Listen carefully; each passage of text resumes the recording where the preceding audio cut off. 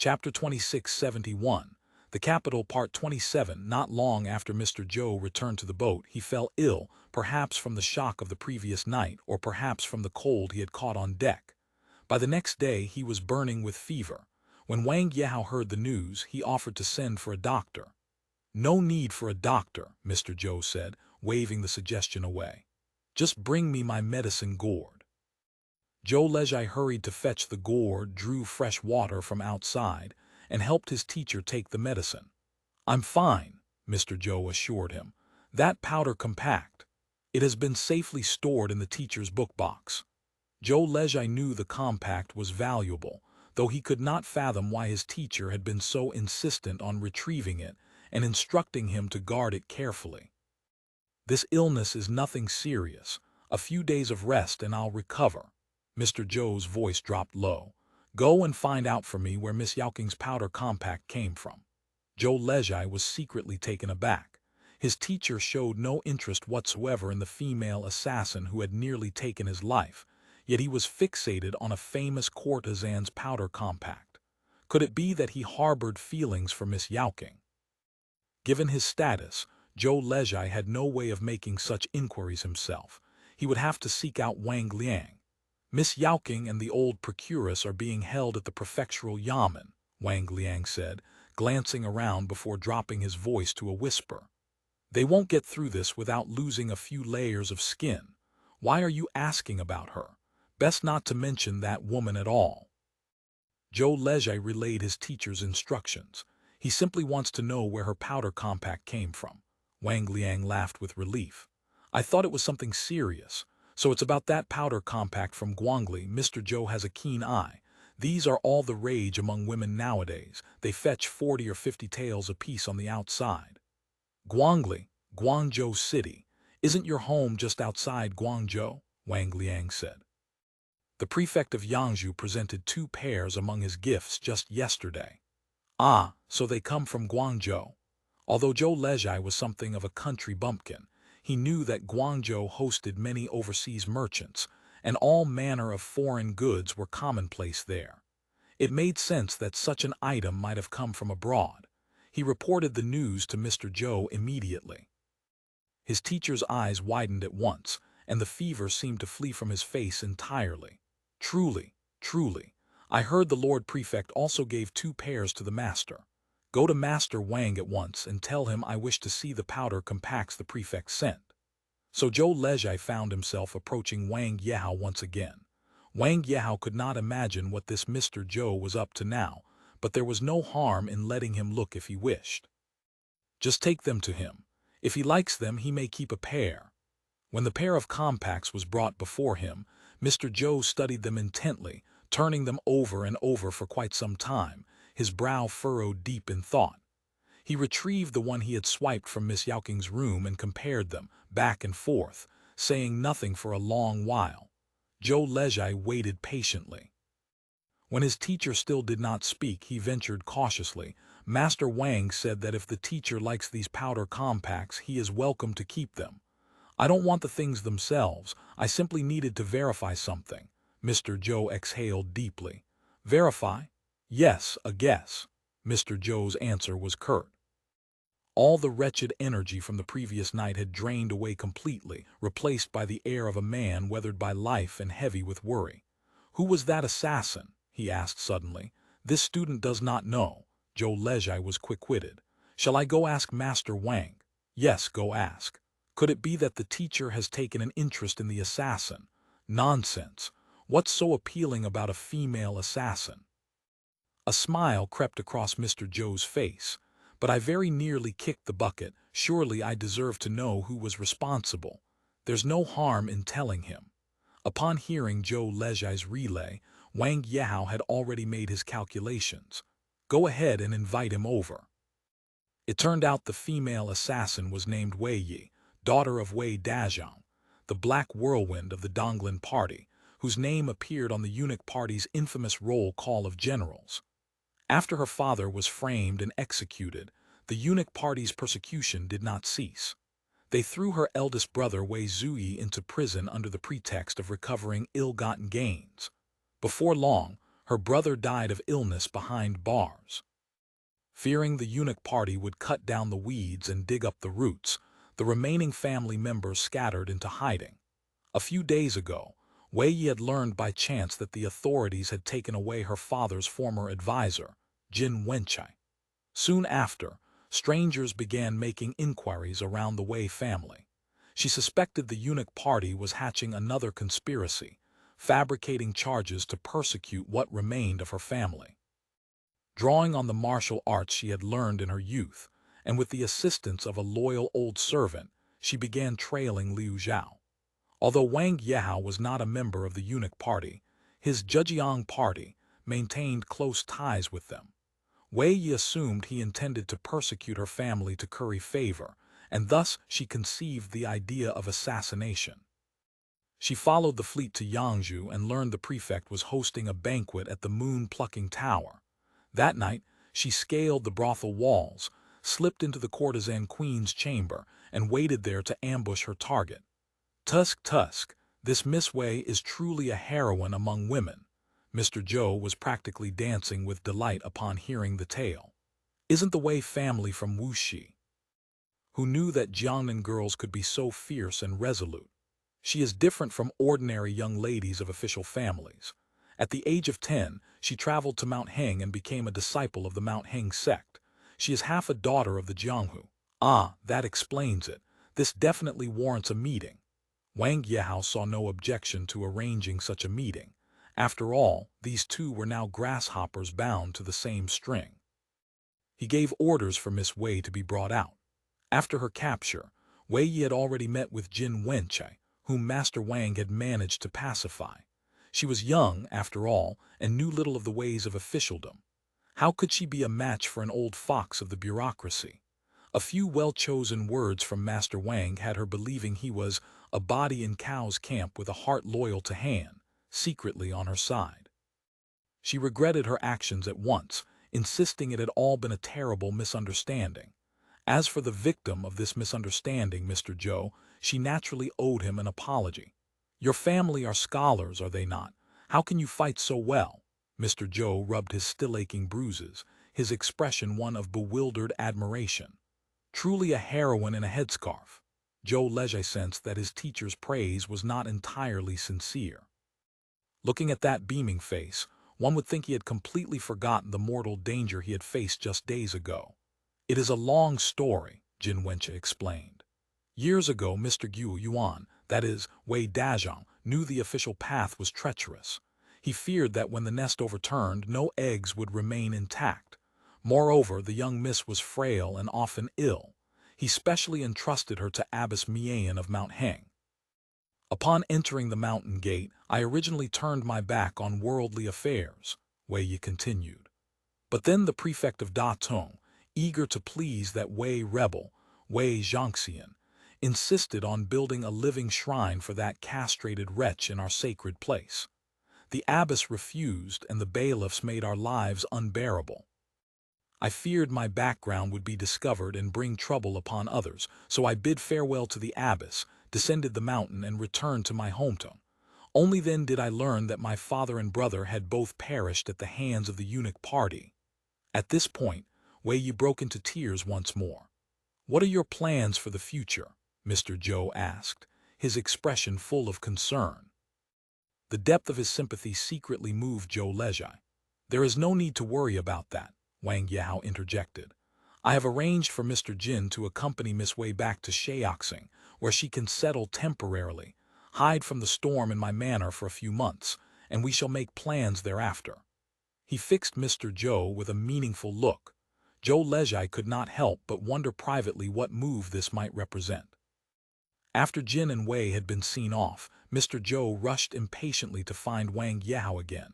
He burst through the door without bothering to salute and declared, "My lord, let us go to Guangzhou. I know the clue to the universe mirror." "Teacher, do not be hasty. I already have a plan for this matter." Wang Yehao spoke without urgency. "I still have official duties to attend to. I took leave to come here, but having been away for so many days, I must return to the capital to report back and cancel my leave. I can no longer travel with the teacher. Guangzhou Prefecture lies 10,000 li from here. If the teacher goes alone, I fear the journey will be fraught with danger and obstacles. I intend to send Liu Zhao and Wang Zhai to accompany you and attend to your daily needs. Presumably, the teacher already knows that although Liu Zhao is called a family servant, he is in fact a Jinyue. With him by your side, your safety will be assured. Zhou Lezhai had long heard his teacher and Wang Liang discuss the universe mirror. Wang Liang, in particular, ground his teeth whenever the subject arose. He had been beaten dozens of strokes on account of that wretched item, and his backside could not touch a stool for days afterward. But as to what purpose this universe mirror actually served, Wang Liang did not know, and his teacher kept his lips firmly sealed, saying only that it was a matter of great importance. Many thanks to the master for making these arrangements. I plan to set off as soon as possible. Very well, I have already notified them. Once everything is properly packed, you may choose a day to depart. Wang Yehao's expression grew somewhat wistful. When I think about it, my meeting with the teacher could be called a strange twist of fate. With your journey to Guangzhou, I do not know when we shall meet again. Not to worry. Once I find the universe mirror, I can reach the capital with a single swoosh. Zhou Lezhai truly could not compliment the traffic speed of this era. Once the wormhole was found, he thought, better to travel back to modern times and simply catch a flight to Beijing. Truly a godlike skill. When the teacher returns, I shall invite all the courtesan queens in the capital to hold a banquet washing the dust of your travels. Good, good, good, it's a deal. Though the teacher had failed twice in his romantic pursuits, his persistence remained unshaken. I have one more matter on which I would like the teacher's advice. Wang Yehao glanced around the room, and Zhou Lezhai and the others withdrew at once. Once they were alone, Wang Yehao leaned in close and asked in a low voice. The teacher consulted the Book of Life and Death before and spoke of Prince Xin ascending the throne. Is this truly so? It is absolutely true. Mr. Zhou spoke with complete confidence, his expression that of a man with everything well in hand. Since the teacher asserts it, I naturally believe it. But we part now by 10,000 li, and the court situation can shift in the blink of an eye. Does the teacher have any silk bag of tricks to impart? Mr. Zhou produced a codebook, consulted it, and said, "It will happen in August, 2 more months. Then eunuch Wei will meet his doom. By December, the great situation will be set, and the eunuch party will be swept away in a single stroke. The matter of seeking the mirror need not be rushed. What your Excellency spoke of before has indeed proven effective, but the stakes are high. Now that we part and act independently, we will need to maintain contact. Letter exchanges require an address. Might the teacher have an elegant title? We can use it to address one another in the future without revealing names." Mr. Zhou thought for a moment and said, "In the future, Master Wang need only call me Hearthstone Immortal." Hearthstone Immortal. Wang Yehao stroked his beard and murmured the name. "Good, but the title Immortal may be too conspicuous. How about Hearthstone Taoist instead?"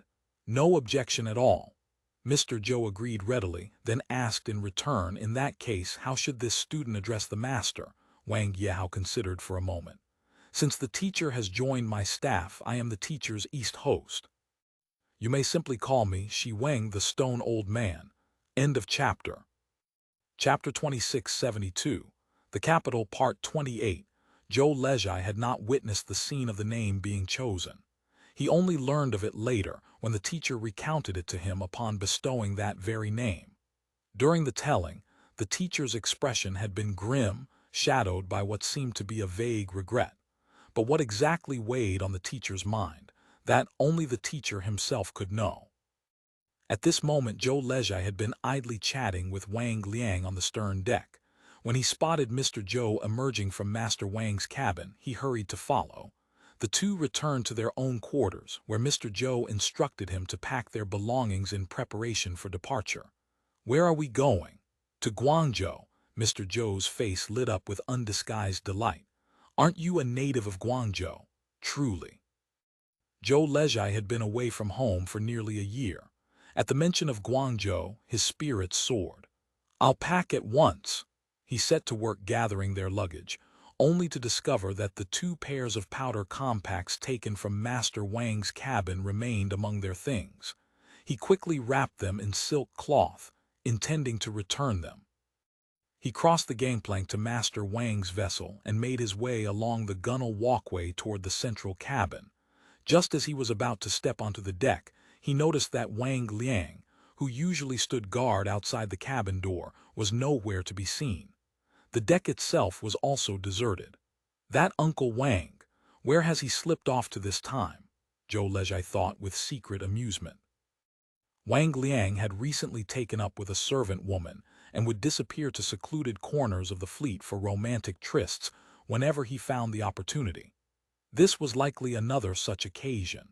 However, with Wang Liang absent, Zhou Lezhai wasn't certain whether he should disturb the master over something as trivial as returning powder compacts. As he stood hesitating, he suddenly heard voices from within the cabin. The speaker was unmistakably Liu Zhao. What other orders does the master have? When you escort Jin and Wei southward, take a detour through Shaoxing and deliver a message to the second master. Tell him, second uncle cannot inherit the title, find a way to make them shut up. You must deliver this message personally. Let no second person hear of it and leave absolutely no written evidence. This subordinate understands. There is another matter you must arrange properly. Master Wang's voice turned cold and ominous. In a few days, I will have people escort Miss Wei and Mr. Jin in separate batches to settle in that new manor in Dingyang. You must assign reliable men to guard and protect them.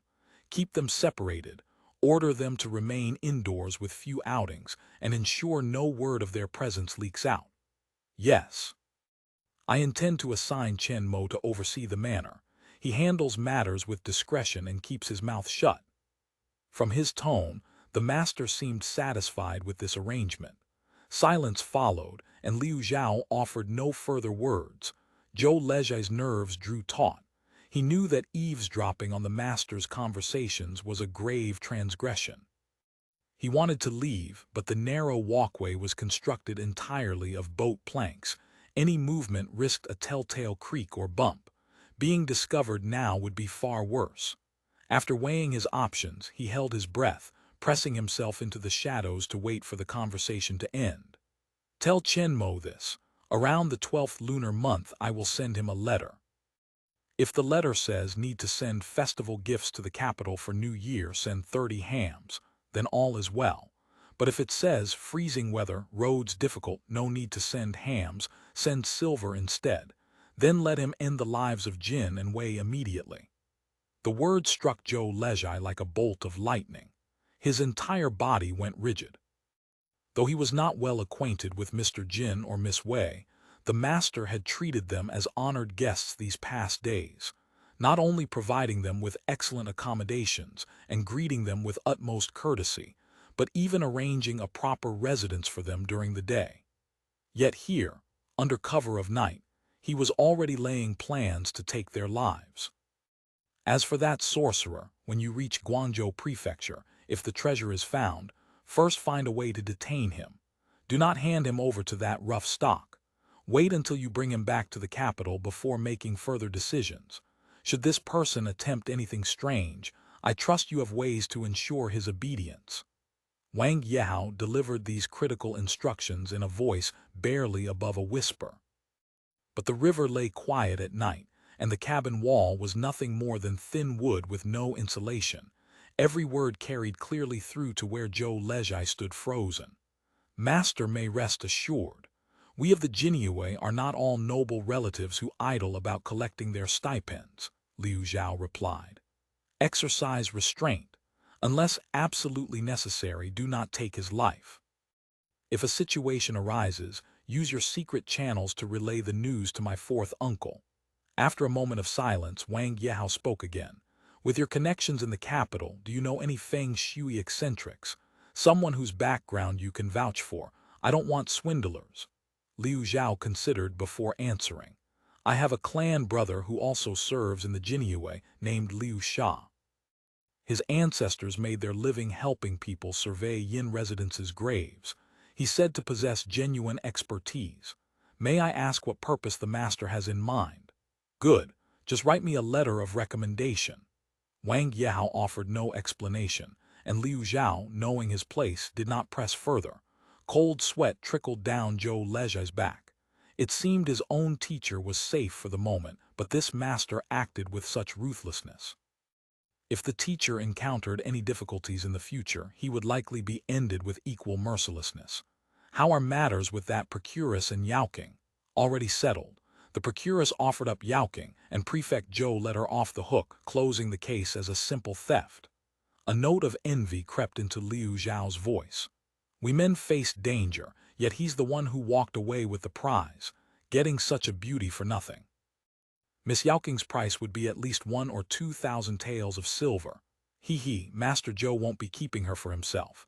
A courtesan queen of that caliber isn't something ordinary men can enjoy. I wonder which distinguished gentleman has such romantic fortune. You scoundrel, what business is it of yours? Master Wang laughed. Stop dreaming about things that don't concern you. Do your job well. If you succeed, your rewards won't be lacking. Yes, many thanks to the master for his patronage. Liu Zhao took his leave and departed. Zhou Lezhai waited a long while more. When he was certain there was no further movement inside the cabin or on the deck, he lowered himself and crawled back to Mr. Zhou's boat on hands and knees. Mr. Zhou knew nothing of any of this and continued packing his belongings in cheerful spirits. There wasn't much to prepare on their end. Mr. Zhou's two maids had already organized everything properly. The teacher had decided against bringing them to Guangzhou this time. Taking female companions on such an extended journey was neither convenient nor safe. Reluctantly, he arranged for the Wang household's southbound party to escort them back to the Dingyang Manor. Still, at the moment of parting, the teacher addressed them with earnest emotion. Xialing Ji, if you get pregnant, I will take responsibility. In the past, seeing the teacher's shameless behavior would have drawn a snicker from Zhou Lezhai, but what he had overheard today weighed heavily upon him. The life he had once believed held a bright future now seemed dim and shrouded in shadow. The following day, Mr. Zhou's party transferred to a smaller vessel heading west, traveling along the Yangtze River. The scenery on both banks was magnificent, but the teacher had no mood to appreciate it, only lamenting that this water route was far too slow. Hearing his complaints, Liu Zhao came forward to explain. Although post horses can cover 200 or 300 li in a day, that requires proficient riding skills, which I fear the teacher lacks. If we traveled by sedan chair, we would need to stop and lodge at inns each night. The water route, however, allows the boatmen to work in shifts, enabling travel both day and night. Moreover, our party is small and the boat rides light. All things considered, this is faster than going by carriage. Faced with this reasoning, the teacher had no choice but to resign himself to sitting at the bow each day, wearing a look of anxious longing as he gazed at the distant horizon. Then one afternoon, he suddenly leaped up from his spot at the bow and called urgently to Zhou Lezhai. Quick, prepare the 4 treasures of the study. Back in the cabin, he bent over the table, sketching and calculating for the better part of the day. Finally, he announced with confidence, "Look at this. I plan to add 2 paddle wheels to the boat. By pedaling with human power, we can accelerate. There are many similar pedal boats in parks. I've done the calculations. The efficiency should be acceptable." Zhou Lezhai listened in bewilderment. He studied the paper covered in diagrams, scratched his head, and asked, "What park is the teacher referring to, and what exactly is a pedal boat?" "This page shows the calculation process. The following pages are 3-view drawings," Mr. Zhou explained patiently. "Views from the front, from above, and from the side. It's been a while since I've drawn these, but the concept should be clear enough. How does it look?" "Quite vivid, wouldn't you say? Perhaps we could find a carpenter when we dock tonight, and I'll explain it to him." Zhou Lezhai thought to himself that this teacher truly produced one wild notion after another. Where would they find a carpenter on this journey? And mounting wheels on the boat owner would never agree to such a thing. But having followed the teacher for some time now, he had grown quite familiar with his temperament. 3-view drawings were not unfamiliar to him either. He examined the sketches carefully, grasped the general idea, and ventured, "Is this paddle wheel similar to a water wheel?" "Exactly. You're quite perceptive." The teacher grew animated with excitement. "If I draw it this way, do you think a carpenter could understand it?" "A carpenter should have no difficulty." Only with this device of the teacher's could we travel 1,000 li in a day. No, 100 li, unlikely. Then what use would installing it serve? Besides, stopping the boat to install it would cost time, and afterward we'd need additional boatmen. At this, Liu Xiao laughed. "If the teacher is anxious, I'll simply offer the boatmen extra wine money and have them row faster." After seeing off the Hearthstone Taoists' party, Wang Yehao did not hurry back to the capital. Instead, he lingered in Yangzhou for several more days, seeking opportunities to cultivate a relationship with Tian Hongyu.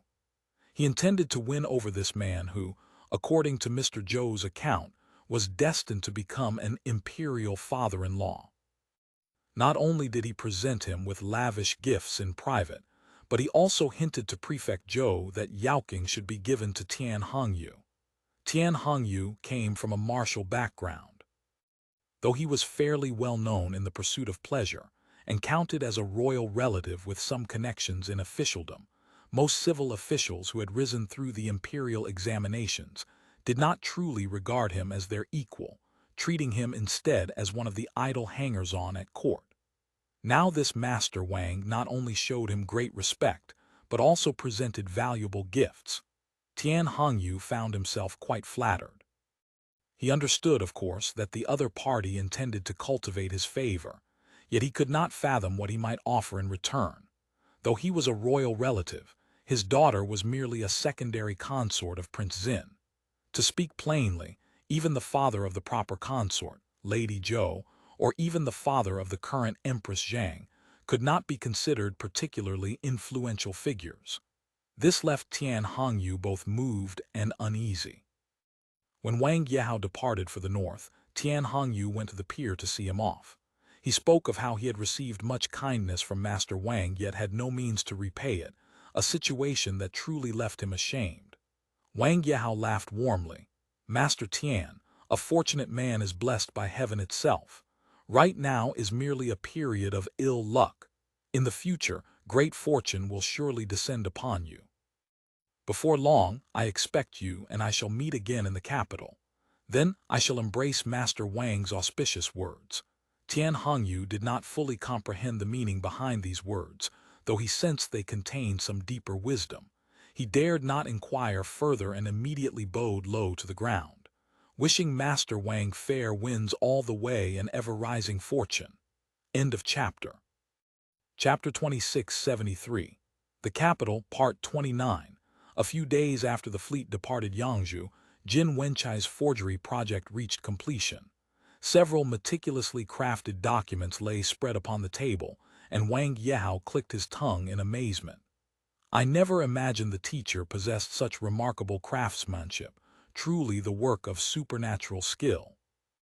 "The master flatters me," Jin Wenchai replied with practiced modesty, though his manner betrayed obvious pride as he displayed his handiwork for Wang Yehao's inspection. "My ancestors plied their trade in scroll mounting and stone inscription rubbings. Before I took up studies for the examinations, I learned a few rudimentary techniques. This paper surface is assembled from layers peeled and mounted from the old letters you provided, master, so the signatures and seals are all genuine. The seams where the pieces join have been disguised as natural fold marks. None but an expert could detect them. As for the handwriting, I employed the method of stone tracing. Every character derives from an authentic source, with only slight modifications to connect the strokes at their beginnings and endings." Wang Yehao listened and praised him warmly. The teacher's talents were truly wasted before now. Fabricating a few documents presents no difficulty. However, according to court statutes, a duke's or marquis's petition for parental care concerns matters of title inheritance. Such documents must exist in triplicate. The copies for father and son go without saying, but one must also be preserved in the official archives.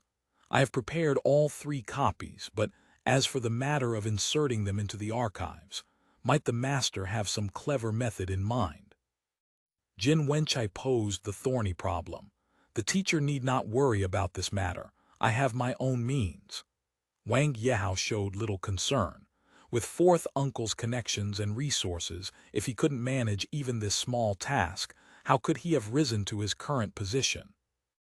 After discussing the title inheritance with Mr. Zhou previously, Wang Yehao had already dispatched Liu Zhao to send a message through the Jinyue's secret courier lines via flying pigeon to communicate with his 4th uncle, Wang Xiantong. Wang Xiantong had agreed quite readily, and his reply had arrived just 2 days ago, hence Wang Yehao's present confidence. A trifling skill, hardly worth mentioning before the master. Jin Wenchai expressed his humility. I have harbored certain doubts of late. I wonder if I might venture to ask. You and I are master and staff, joined as one body. Speak freely, teacher. Since the master grants permission, I shall be direct. I have always heard it said that those who undertake great matters must plan for defeat before planning for victory. What chance of success does the master believe he has in this endeavor? Jin Wenchai's question stirred waves of uncertainty in Wang Yehao's heart. Indeed, if the sorcerer's prophecy proved unreliable, death was certain. Yet recent events had convinced him the gamble was worth taking. After all, should he win this wager, the rewards would be beyond measure. Wang Yehao considered for a moment and decided it was better not to mention the matter of foreknowledge, explaining that would prove far too troublesome. I believe that to bring order from chaos, we must gather men of insight from throughout the court and the Jianghu to uphold righteousness together in common cause. What the master says is most true. Jin Wenchai voiced his agreement. Though I am unworthy, I am willing to devote myself body and soul to assist in this righteous undertaking. Though it be a righteous cause, this matter still demands caution. Wang Yehao chuckled as though some amusing thought had crossed his mind. I have adopted an alias, Stone Old Man Shi Weng. When the teacher acts on my behalf, perhaps you might also conceal your name temporarily, lest word spread abroad and invite trouble. The master speaks wisely. Jin Wenchai agreed at once. Since the master is Stone Old Man, I shall style myself Jinchi Metal Stone. Excellent. Why not call yourself Jinchi Taoist?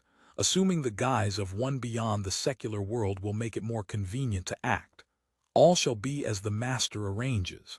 After settling matters with Jin Wenchai, Wang Yehao summoned the butler and instructed him, have the boat travel more slowly. Steadiness is paramount. He had intentionally scheduled their arrival in the capital for early August. This would spare him the trouble of navigating uncertain waters with the eunuch party, while the political situation remained unclear. Should Mr. Zhou's prophecy prove true, and a new sovereign ascend the throne, he could avoid giving anyone leverage against him. If the prophecy failed, he had also made arrangements. The moment Liu Zhao received the coded message, he would silence the Hearthstone Taoist and his disciple, then eliminate Jin, Wei, and the 2 maidservants to remove any future complications. After Jin Wenchai departed, Wang Yehao handed 2 of the documents to Wang Liang and instructed him, take a small boat north immediately. Bring extra boatmen and travel day and night. You must deliver these documents personally into 4th uncle's hands. I shall leave at once. Also, find some way to establish connections with Prince Zin's residence. There are always minor eunuchs mingling about the markets. Make friends among them. He continued, once you have cultivated familiarity, try to establish a line to Consort Tian, claiming we are old acquaintances of her maiden family. Do not stint on silver. All the silver in the residence may be used. There is no upper limit this time. I understand. Hearing of such a lucrative assignment, joy spread visibly across Wang Liang's brow. Speed is essential, Wang Yehao emphasized again, his expression grave.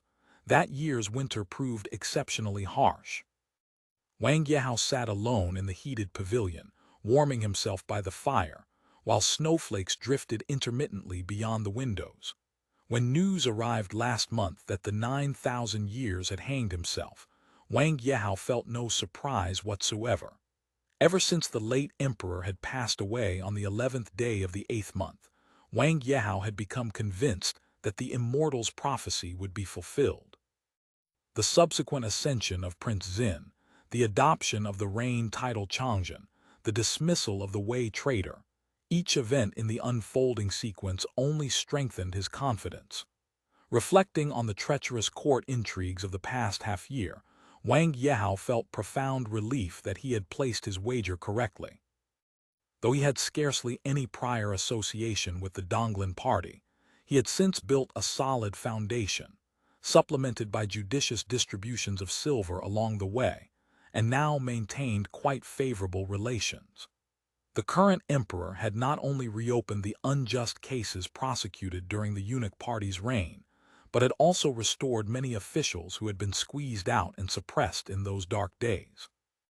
Given the present trajectory, the Donglin faction's ascendancy over the court was already a foregone conclusion. Wang Yehao, who had distinguished himself of late and rescued the daughter of Wei Dazhang, had naturally become a rising star in court circles. Yet he showed no eagerness for promotion, maintaining instead a posture of considerable modesty. This was not genuine humility on Wang Yehao's part, but rather a clear recognition of his circumstances. He was merely a Tong Jinshi by background and affiliated with the Zhejiang party.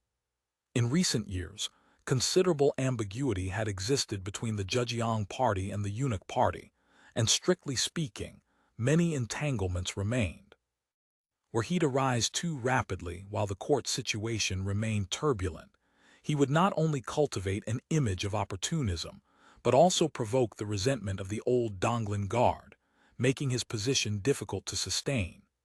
Better to store grain widely and build walls high, winning hearts fully now, than exert his strength when circumstances naturally aligned. Moreover, with the Hearthstone Taoist assistance, perhaps he might even receive the 9 bestowments Ju Zai in time. No, the 9 bestowments was too outlandish. That was the standard prerogative of rebellious ministers and usurpers. He harbored no such thoughts, but to be enfeoffed as a marquis and appointed a minister, with noble titles for his wife and protection for his sons, now that was worth contemplating. Speaking of this immortal, since Wei Zhangxian's suicide, Wang Yehao had privately elevated the man from sorcerer to immortal.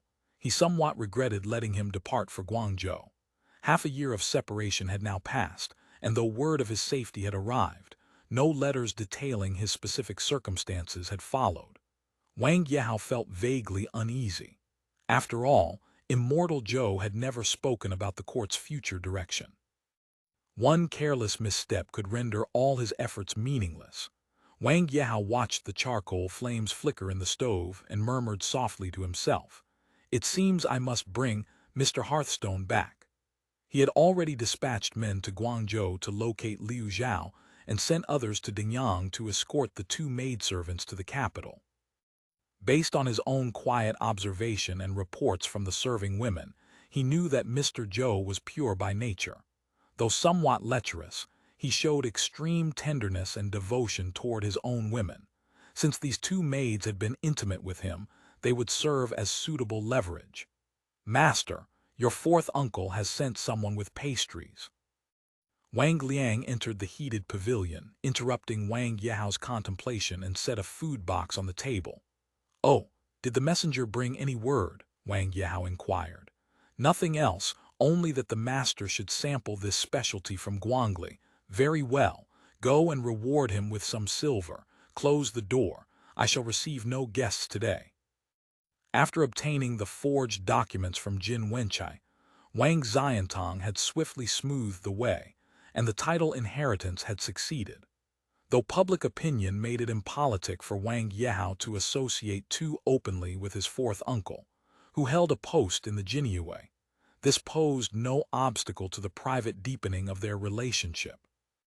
Wang Yehao had informed his 4th uncle that he had sent agents to Guangzhou Prefecture and wished to borrow the Jinyue's communication lines to await a reply. The arrival of this food box clearly signaled news. Wang Yehao opened the box. Inside lay several pieces of Cantonese-style walnut cookies. Though they appeared far from fresh, some had even grown moldy. These treats were obviously not meant for eating. Wang Yehao broke the cookies apart and, as expected, discovered a paper scroll concealed within one of them. Checking the signature, he found this was news dispatched by Liu Zhao in October. It reported that neither he nor his companion had yet located the Australians or the Universe Mirror in Guangzhou Prefecture. They currently had no leads to pursue, and Mr. Zhou remained unwilling to return to the capital. Wang Yehao examined the remaining walnut cookies but found no other information. He read the text on the paper scroll once more with care, then cast it into the stove. The court situation had shifted with dizzying speed these past few months. Were it not for the New Year festivities, Wang Yehao would rarely have found opportunity for such unhurried reflection at home. Official matters could now be entrusted to Jin Wenchai with reasonable confidence, but grasping the broader direction required the immortal's guidance, and clandestine operations required Liu Zhao. With both men absent, his work proceeded less smoothly than he would have liked. Only when Wang Liang knocked at the door as the lamps were being lit to inquire about dinner did Wang Yehao withdraw from his reverie. Prepare a gift. Tomorrow you will accompany me to fourth uncle's residence to pay my respects. Wang Yehao issued his instructions. Have dinner sent here. The following day, Wang Yehao observed the proper etiquette of a junior calling upon a senior and arrived at Wang Xiantong's residence early in the morning. His ventures in Guangdong and Jiangnan had proven abundantly profitable, leaving him quite well off of late. The gift inventory he had prepared today was correspondingly generous. This fourth uncle who served in the Jinyue had now inherited his noble title, and there would be many occasions to seek his counsel in the future. The favor must be rendered in full measure. Ever since the high ancestor, old man Harry Wang Hua, had won the Zhuangyuan title, examination success had grown increasingly rare through the 4 generations of Shu, Zheng, Cheng, Xian in the Wang family. Though Wang Yehao held only a Tong Jinchi degree, this distinction stood unique in the Yi generation, and Wang Xiantong had always looked upon this nephew with particular favor. Combined with the recent assistance in securing his title, Wang Xiantong paid special attention to today's visit and personally welcomed Wang Yehao in the entrance hall. Sending walnut cookies one day and paying a visit the next, obviously there was something to discuss. After exchanging a few pleasantries, Wang Xiantong caught Wang Yehao's meaningful glance, led him to the inner study, and dismissed the attendants. I must trouble fourth uncle with a certain matter. Since this was to be a confidential conversation, Wang Yehao wasted no time with circumlocution. End of chapter. Chapter 2674, The Capital Part 30, There is a matter this nephew wishes to trouble fourth uncle with. Since this was a private discussion, Wang Yehao dispensed with formalities and spoke plainly. Of course. Wang Xiantong grinned broadly. Fourth uncle achieved his heart's desire this time. I owe you a great favor. With fourth uncle's talent and reputation, it was only natural. This nephew merely helped push the boat along with the current. After exchanging a few courtesies, Wang Yehao produced a wax-sealed paper scroll and handed it over. I wish to send a message to Liu Zhao. Would that be convenient for fourth uncle to arrange? What difficulty could there be? Wang Xiantong accepted the scroll. Though we're in the midst of New Year festivities, the Zhenfusi Jinyue office still has men on duty. I'll have someone dispatch it today. Then many thanks to fourth uncle. Wang Yehao cupped his hands in gratitude. May I ask when the message will arrive? Wang Xiantong considered for a moment. The standard postal deadline to Guangzhou Prefecture is 56 days. For urgent documents, 32. The Zhenfusi also maintains carrier pigeon routes, though those can only convey brief messages, nothing formal. And birds may come to harm along the way, so we typically send critical intelligence through multiple channels simultaneously to ensure nothing is lost. Wang Yehao calculated the dates in his head, then nodded. It's not an urgent matter. No need for express delivery. So long as it arrives safely, that will suffice. Ha! With our Zhenfusi handling the matter, my worthy nephew may rest easy. Wang Yehao took a sip of tea and allowed himself to relax. Having a relative serving in the Zhenfusi truly was convenient. He had come to appreciate its benefits more and more of late. Whether gathering intelligence or arranging secret communications, the Zhenfusi proved both swifter and more discreet than official channels. Small wonder the emperors relied on the factory and guard as their most trusted instruments. Setting down his teacup, he continued, speaking of Zhenfusi personnel, Liu Zhao mentioned a brother of his named Liu Sha who also serves there, though he currently has no assignment. He asked me to find his brother some employment. Does fourth uncle know of this person? The name rings a bell. I believe he runs a fortune-telling stall in the South City market. Should have hereditary expertise in geomancy. Oh, Liu Zhao recommended him. Does fourth uncle think he'd be useful? Before, it would have been hard to say, but lately there might be an opportunity. Who knows what bewitching nonsense those Donglin men fed the emperor? He actually banned official surveillance, leaving many of our people without their livelihood. Wang Xiantong grumbled briefly, then added, Liu Sha's group should have been caught up in those cuts as well. If you wish to recruit him now, it shouldn't prove difficult. If my worthy nephew is interested, I'll have him report to your residence tomorrow. Good, Wang Yehao nodded thoughtfully. Speaking of the emperor's cuts to the factory and guard, what plans does fourth uncle have? Wang Xiantong's brow furrowed. This is the sacred will. Naturally, subjects must comply, yet it is a thorny situation. After the Wei rebel took his own life to escape punishment, the eunuch party has been in a constant state of dread. Wei repeatedly instigated major prison cases during his time. He killed many and accumulated countless blood debts. How could the Donglin party possibly spare them? I fear even those who merely served in the factory and guard under orders will be implicated. Fourth uncle need not worry. This nephew will naturally intercede on the Donglin side. However, Tian Jing is beyond saving. Fourth uncle would do well to make contact quietly and report him first, thus avoiding the disaster of collateral damage while establishing merit for restoring order. Wang Xiantong started, then immediately offered his praise. What my worthy nephew says is most reasonable. Seeing that fourth uncle still harbored some hesitation, Wang Yehao pressed on. Fourth uncle, you mustn't waver. Tian Jing attached himself to the Wei rebel and repeatedly instigated major prison cases with brutal methods. Not just the Donglin faction, ministers across the court want him dead. The 5 tigers are marked men. Everyone is eager to beat the drowning dog. For fourth uncle to report him is simply following the prevailing tide. In the past, Wang Yehao would never have spoken with such certainty. But ever since Immortal Zhou's greatest prophecy, the eunuch party's destruction, the 9,000 years suicide, Prince Xin's ascension, had proven true, he trusted the predictions in the codebook without reservation. Whom to impeach, whom to spare, the Hearthstone Taoist had already provided him with a list.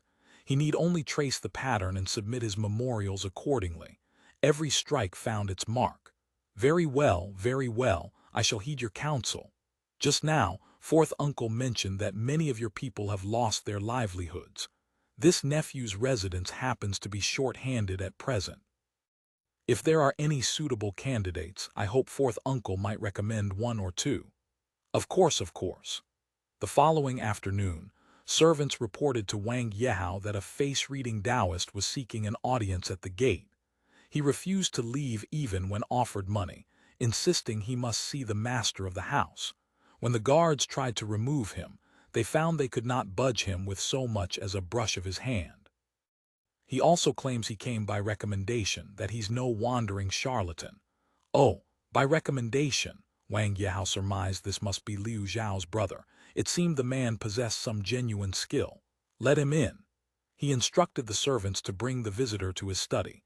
Before long, a Taoist with grizzled beard and hair appeared before him, his face deeply weathered with lines. This poor Taoist, Liu Sha, greets the master. The Taoist flicked his horsetail whisk and bowed with cupped hands. His clothes were indeed filthy, entirely befitting a physiognomist who made his living in the marketplace. Conceal one's true nature was the most basic requirement for a secret operative. Taoist master seeks an audience with me today. May I ask for what purpose? Wang Yehao feigned ignorance, curious to see how the other would respond. The Taoist showed no sign of alarm, merely chuckling as he replied, "Recently, this poor Taoist's fortunes have withered, and my purse has grown shy. Hearing that the master of this house seeks to establish an altar for rituals and prayers to dispel misfortune, I have come to offer my services." Wang Yehao smiled as well, and produced the recommendation note Liu Zhao had written earlier. Does the Taoist master know Liu Zhao? Liu Zhao is indeed my clan brother. By generational ranking, I must call him second brother. The Taoist examined the note and replied, I heard some time ago that he was serving in your household, though I haven't seen him in 2 years. Wang Yehao studied him, feeling a flicker of doubt. Liu Zhao was barely past 30. He had assumed the brother in question would be no older than 40. Yet the man before him looked to be 50 or 60 at least, yet had to address Liu Zhao as second brother. May I ask the Taoist master's age? Since the note had already revealed his identity, the Taoist dropped the pretense. Presumably, the master is already aware. Like Liu Zhao, I too serve in the Zhenfusi. Only I don't handle assignments at the yamen. Instead, I run a stall in the south of the city, using the guise of face reading to conduct surveillance and gather intelligence. In the trade of geomancy, if one looks too young, no one trusts the reading, so I deliberately make myself appear older. In truth, I just turned 30 this year. It would seem your trade is much like officialdom. One must endure and accumulate seniority. Wang Yehao suppressed a laugh at this. Speaking of youthful appearances, which physiognomist in the Jianghu could be more baby-faced than Immortal Joe? Yet when that man rendered a verdict, his words proved divinely accurate, verified without fail. The master jests. Liu Sha waved dismissively and continued, this costume and appearance merely fool simple folk. When it comes to actual geomancy and feng shui, face reading and destiny calculation, one must still rely on true skill. Wang Yehao stroked his beard thoughtfully. Since that is so, this official has a difficult matter and wishes to consult you. Please speak, master. Last year, on my journey back to the capital, I took in 2 new maids. This official wishes to keep only one who is obedient. I would trouble you to select one for me. He immediately ordered servants to bring forth the 2 maids who had previously attended the Hearthstone Taoist. Since parting ways with that man, the 2 had essentially been relegated to the cold palace for the past half-year. Though they received ample daily provisions, few paid them any attention. Being suddenly summoned to the master's study today, with a strange Taoist standing in the room, left both of them visibly anxious. Liu Sha understood the master was testing his abilities and dared not be careless. He scrutinized the 2 maids carefully, then said, Young ladies, may I see your hands? Hearing that the Taoist wished to read their palms, both maids grew bashful. Yet since the head of the household raised no objection, they timidly extended their hands. Liu Sha examined them for some time, then addressed one. Might I ask this young lady's name? The name given by Mr. Zhou on the road. It's Xiaoling, the maid answered in a trembling voice. Mr. Zhou is an advisor in this household, Wang Yehao supplied by way of background.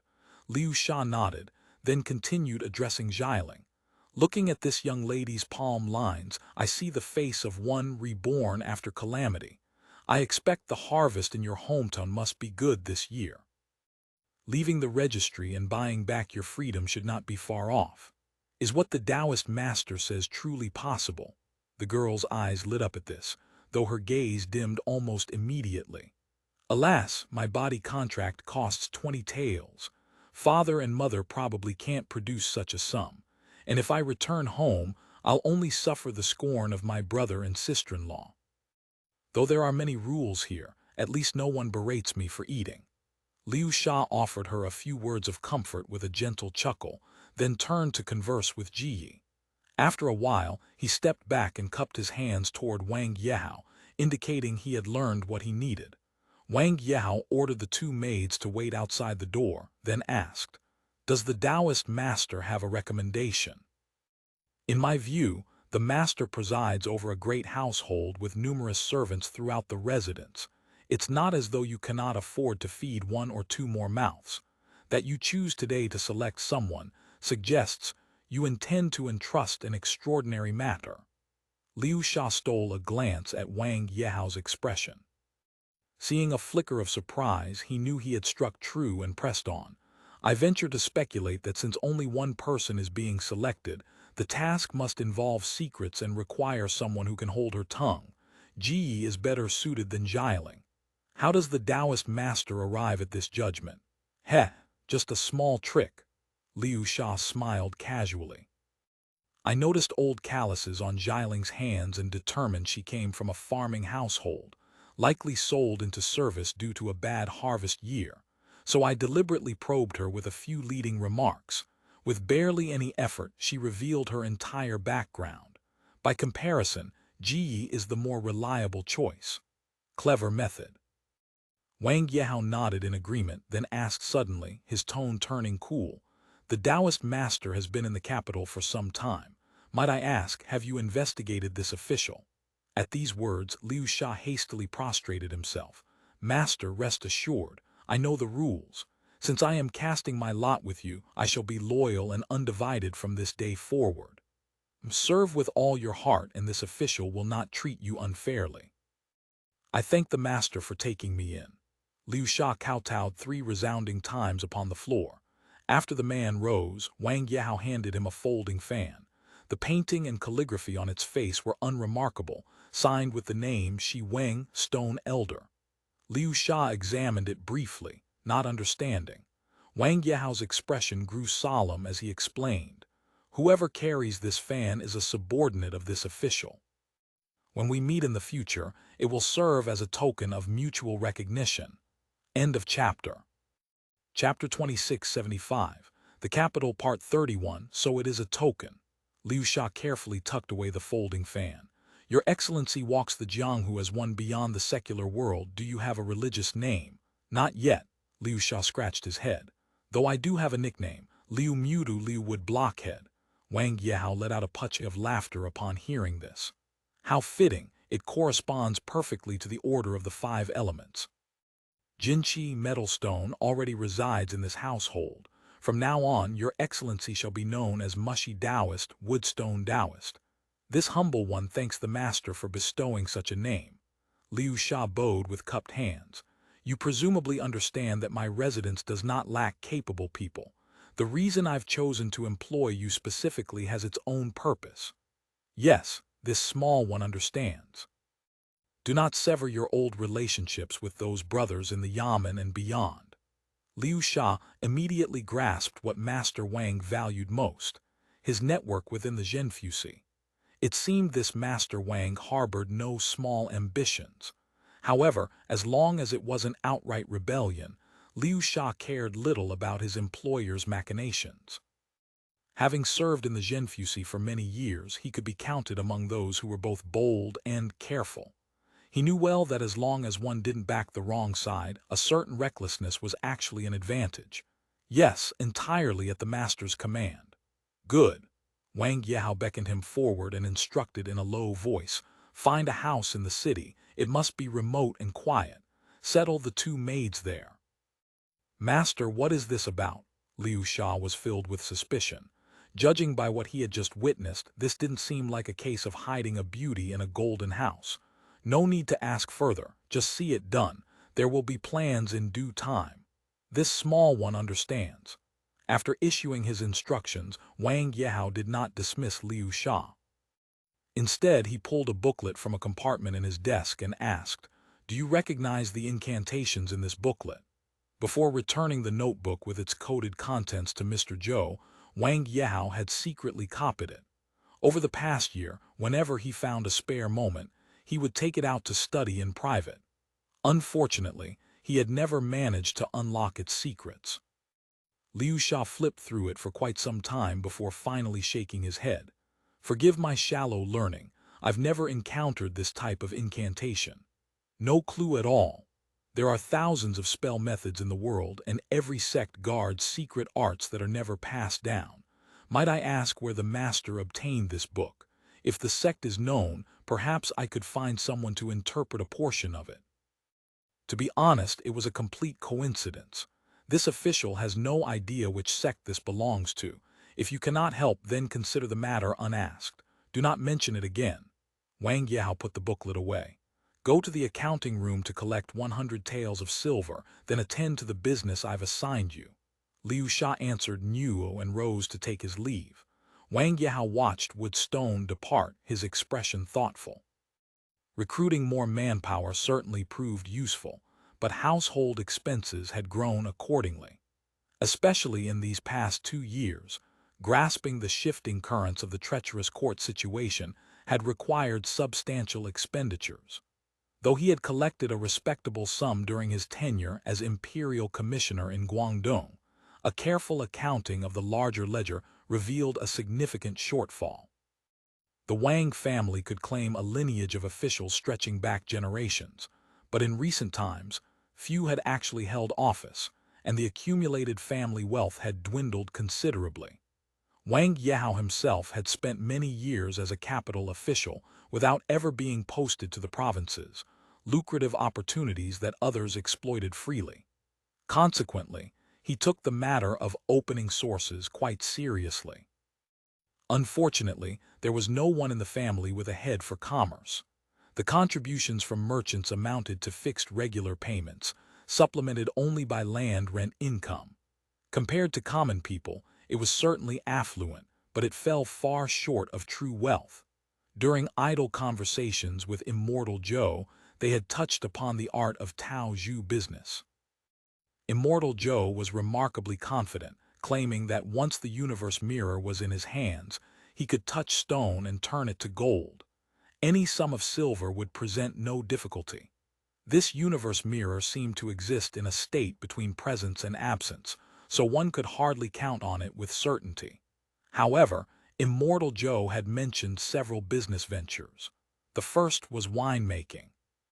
The Shaoxing region was already famous for its wines, and the Wang family even possessed a modest winery, but quality wine required quality water. In Shaoxing, the finest water came from Jianhu Lake. Yet the lake's water was limited, shared among many wineries. The Wang family's operation could never hope to monopolize it. The regions of Shaoxing, Jinhua, and Dengyang were blessed with abundant mountains and a mild climate.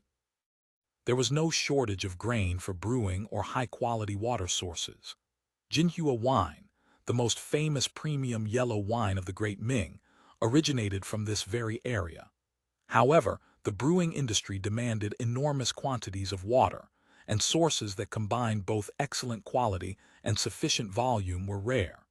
Simply expanding an existing winery's scale or establishing new ones was a troublesome endeavor. The Wang family lacked anyone with the talent to run about securing such resources. Mr. Zhou's perspective differed entirely. Yellow wine had been done to death in the Great Ming. Everyone from emperor to commoner drank it. Speaking of production regions alone, there were many. Shanxi, Shandong, South Zhili, Zhejiang, and more all produced yellow wine. Every niche of taste and grade had been thoroughly occupied. Therefore, his proposal was to make white liquor, also known as fire wine in those days. But white liquor had a sharp, stimulating taste and high alcohol content. The customer base was limited, consisting mostly of lower-class commoners. Soldiers and bottom-tier laborers made up the majority. As a result, it couldn't command premium prices.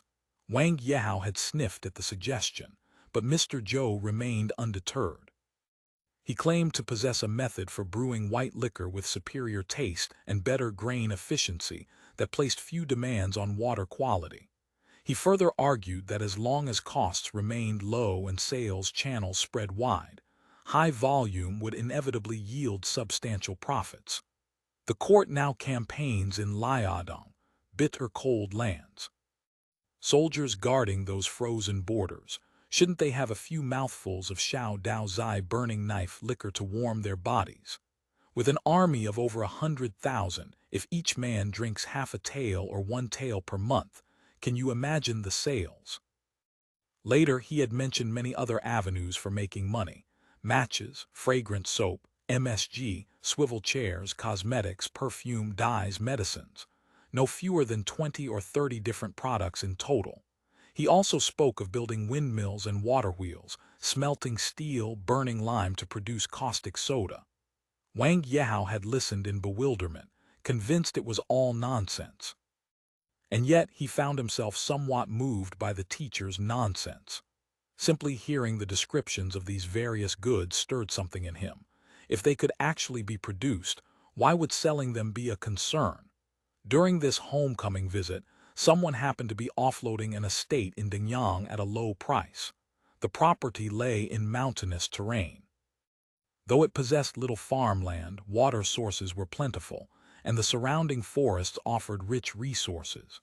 If Mr. Zhou truly possessed the art of Taozhu, this would make an ideal location for operations. After all, once business flourished, competitors would inevitably attempt to steal the secret techniques. Therefore, Wang Yehao swiftly spent the money to acquire it, establishing a secret base. Apart from his most trusted family members, no one else knew he now owned property in Dingyang. Speaking of which, this Mr. Zhou showed remarkable interest in the arts of investigation and clandestine inquiry. According to reports from Zhou Lezhai and Liu Zhao, ever since Mr. Zhou learned that Liu Zhao was a Jinyue investigator, he frequently pressed Liu Zhao for information about the inner workings of the Jinyue and the northern Zhenfusi. To Liu Zhao's astonishment, Mr. Zhou already possessed extensive knowledge of the Guard and the division's anecdotes and history, details that ordinary commoners would never know, and that even low-level personnel like Liu Zhao had never heard. Hearing of the many anecdotes this immortal knew, Wang Yehao became convinced that his claimed origins, going to sea with the Sanbao eunuch and cultivating the Tao after encountering danger, were pure fabrication. If he had truly remained overseas for so many years, how could he know such things? Regarding investigation itself, this immortal Zhou held many unique views. Liu Zhao hadn't elaborated on the specifics, but judging from his expression, he clearly harbored considerable admiration. Unexpectedly, this immortal truly gathered knowledge from countless sources. Setting aside his ability to predict the future, he also understood the miscellaneous arts of 100 crafts, and even knew a thing or two about arresting and espionage, enough to impress even Liu Zhao. This made Master Wang find his origins ever more mysterious. Though immortal Zhou possessed formidable abilities and had brought him many benefits, Master Wang always felt as though thorns pricked at his back. He couldn't say why, but immortal Zhou possessed an indescribable quality about him. This man is certainly no common fish content to remain in a pond, he thought to himself. And yet to say he possessed the aura of a tyrant or the bearing of some formidable hero, that wasn't quite right either. In short, he left Master Wang feeling that control would prove difficult. I must obtain some leverage, he muttered. However, this immortal Zhou was utterly alone in the world, with no family members to manipulate. The only thing he seemed to cherish was the universe mirror, but this universe mirror had yet to be found. No relatives, no fields or houses, no precious calligraphy or paintings. Calculating carefully, this man possessed nothing. Besides his fear of death, there was truly nothing to hold over him. Since Wang Yehao intended to use him, he couldn't very well hold a blade to his throat at all times. Wang Yehao was no Zhu Yuanzhang. He understood that ruling through threats of death only bred passive resistance. It was absolutely impossible to make someone willingly exhaust their wisdom and energy to do excellent work under such conditions. What he could conceive was using feminine wiles to entrap him. Best of all would be if a woman could bear him a son or even a daughter. With his own flesh and blood at stake, he would have no choice but to comply. However, though the two maids, Ji and Jiling, had been with Mr. Zhou for no short time, and though Zhou Lejai's reports confirmed that Mr. Zhou frequently conquered the two maids, sometimes indulging in daytime dalliances when there was nothing better to do, neither woman had shown any signs of pregnancy. By all reason, both maids were in the bloom of youth, and Mr. Zhou appeared to be only in his early 30s by both face and physique. No matter how one examined the situation, his line should not remain without heir. During this period, Master Wang had even secretly hired physicians to examine the two maids and regulate their constitutions. According to the doctors, neither woman suffered any significant problems with kidney yang, kidney yin, qi, or blood. Though some regulating medicine was prescribed, there had not been a hint of good news.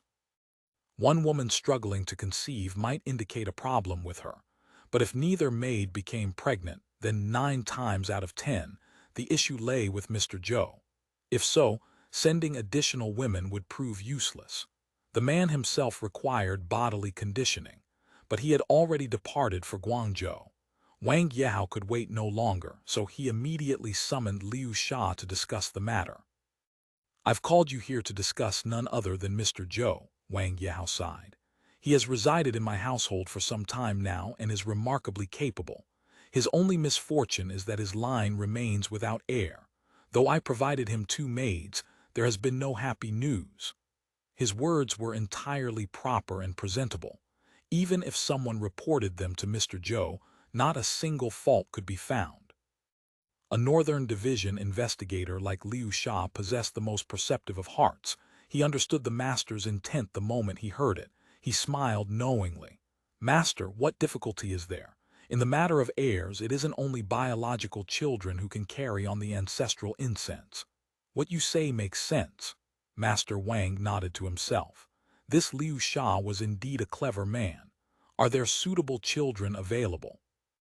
"They must be reliable with no attachments. If the master commands, this small one will see it done," Liu Sha replied. "Should the child be male or female, he is still young. Most likely he will have biological offspring in the future. Since this is to be an adopted child, Ming Ling choose a girl. The master's reasoning is most sound. This matter must be handled with utmost discretion. This small one understands." Liu Sha nodded, comprehending fully. End of chapter. Chapter 2676. The Capital, Part 32. Wang Yehao unfolded the paper slip that Wang Liang had delivered. A secret report from Liu Zhao in Guangzhou. The departure for the return to the capital was set for the 3rd of this month. The heart that had hung suspended for more than 3 months could finally rest. In all his previous planning, what had troubled Wang Yehao most was determining the true extent of the Hearthstone Immortal's powers of foreknowledge. If the man truly possessed the ability to see the future, this entire scheme might already be known to him, and the recruitment would come to nothing. Wang Yehao reflected on the Hearthstone Immortal's patterns of behavior, and something had always struck him as subtly strange. Although the Immortal could invariably predict the direction of court affairs with uncanny accuracy, he seemed to possess no supernatural insight regarding other matters.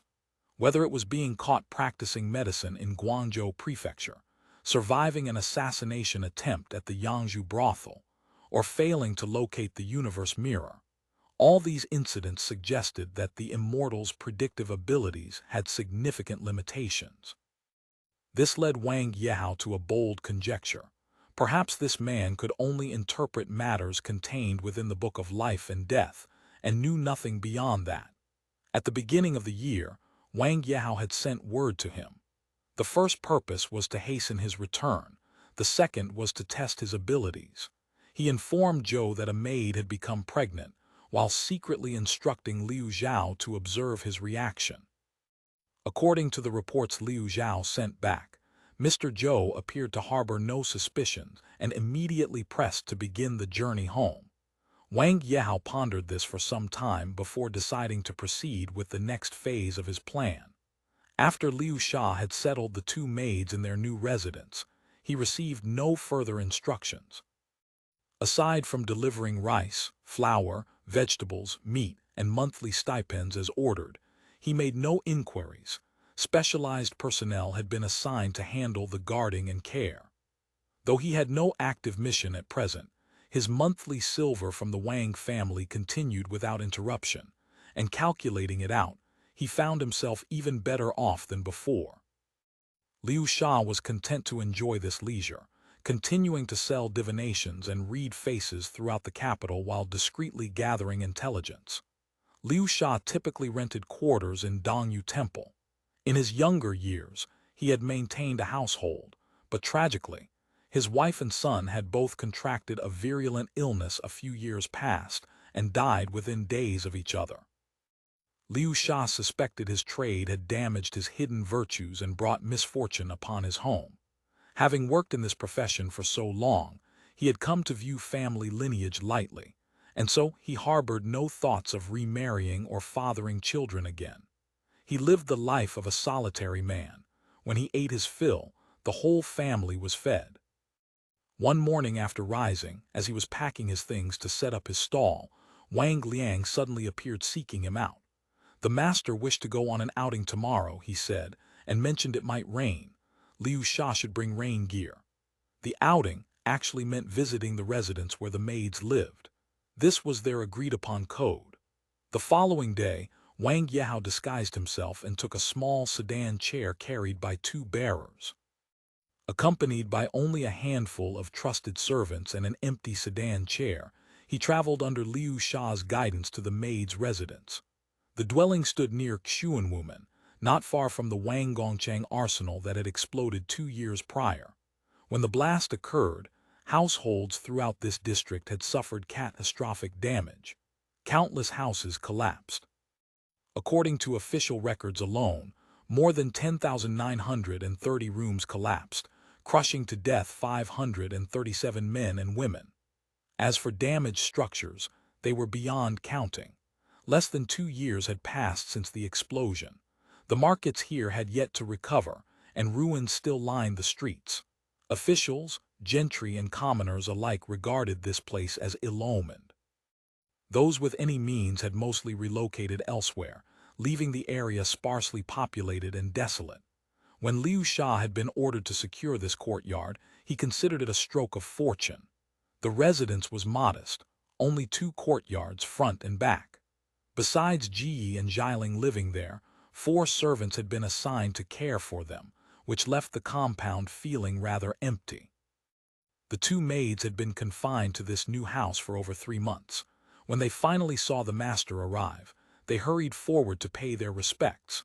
Wang Yehao ordered them to close and bar the main gate first, then attend him in the inner court. After closing and bolting the door, Jiling asked Ji in a small, apprehensive voice, "Sister Ji, Master Wang wouldn't be coming to take us as his own, would he? Do you think we still belong to Mr. Zhou?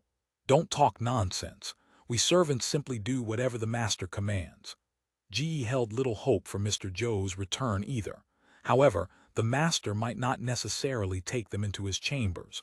More likely, he would simply transfer them as gifts to someone else. "You know Mr. Zhou hasn't sent word for half a year. Surely he's forgotten all about us by now. I noticed how the master consulted fortune-tellers and purchased this house beforehand. Perhaps he truly intends to take us." Jiling grew more animated as she spoke, her small face flushing red. Upon entering the room and seeing the master seated composedly in the center, the 2 hastily bowed. Wang Yehao, his expression tranquil as still water, bade them rise. Then, as though making casual conversation, he asked Ji, "Have you grown accustomed to living here?" Reporting to the master, "This slave has grown accustomed to it," Ji answered with her head bowed. "And you?" Wang Yehao smiled and turned to Jiling. "Reporting to the master, the food and lodging are both satisfactory, only it's rather desolate. One can hardly find a neighbor here. Only Nanny Chen comes by to exchange a few words." "Oh. And who is this Nanny Chen?" Wang Yehao asked with apparent interest. "She's an old widow from the front street. Her daughter has married and she usually lives alone. She comes by occasionally to chat."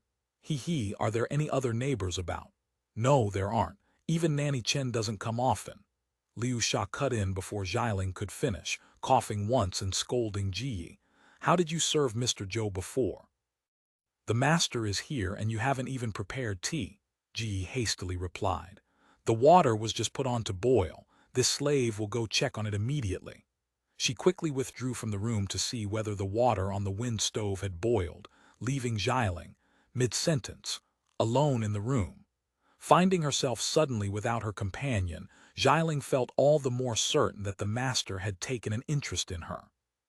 She continued chattering about various market gossip, lifting her head from time to steal glances at Wang Yehao's reaction. Wang Yehao listened patiently to Xialing's prattle for a while, then turned to Liu Sha standing nearby and said, "Does the teacher still remember the matter of selecting candidates we discussed before?" Liu Sha cupped his hands in acknowledgement. "I remember. Handle it now." Hearing this, Liu Sha was momentarily taken aback, then understood. He withdrew a pill from inside his robe and addressed Xialing with an amiable smile.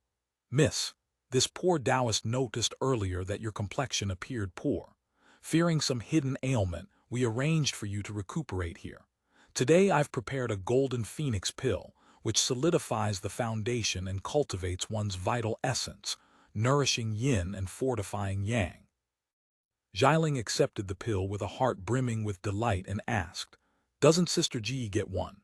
Liu Sha replied with a benevolent expression, "Just take it yourself. She lacks the fortune for such things." Seeing that Wang Yehao also gave a slight nod, Xialing's mind was consumed entirely with thoughts of currying favor. How could she harbor even a shred of doubt? Without waiting for tea, she swallowed the pill in one gulp. Within moments she felt dizzy and short of breath. Before she could utter a single cry, she crumpled to the ground. At that very moment, Ji pushed through the door carrying a tray of prepared tea and snacks. Seeing the scene before her, she froze where she stood, overwhelmed. Liu Sha moved swiftly, crossing the room in 2 strides. He caught Ji and clamped a hand over her mouth and nose. Ji caught only a whiff of some strange fragrance before a sharp blow struck the back of her neck. Her entire body went limp, all strength draining away. "I have already taken one of your Hun souls and one of your Po spirits from you. I advise you not to struggle, lest you suffer needlessly." Liu Sha positioned Ji diagonally on the chair, then issued his warning. "Do not be afraid. This official actually has a proposition of wealth and honor to discuss with you."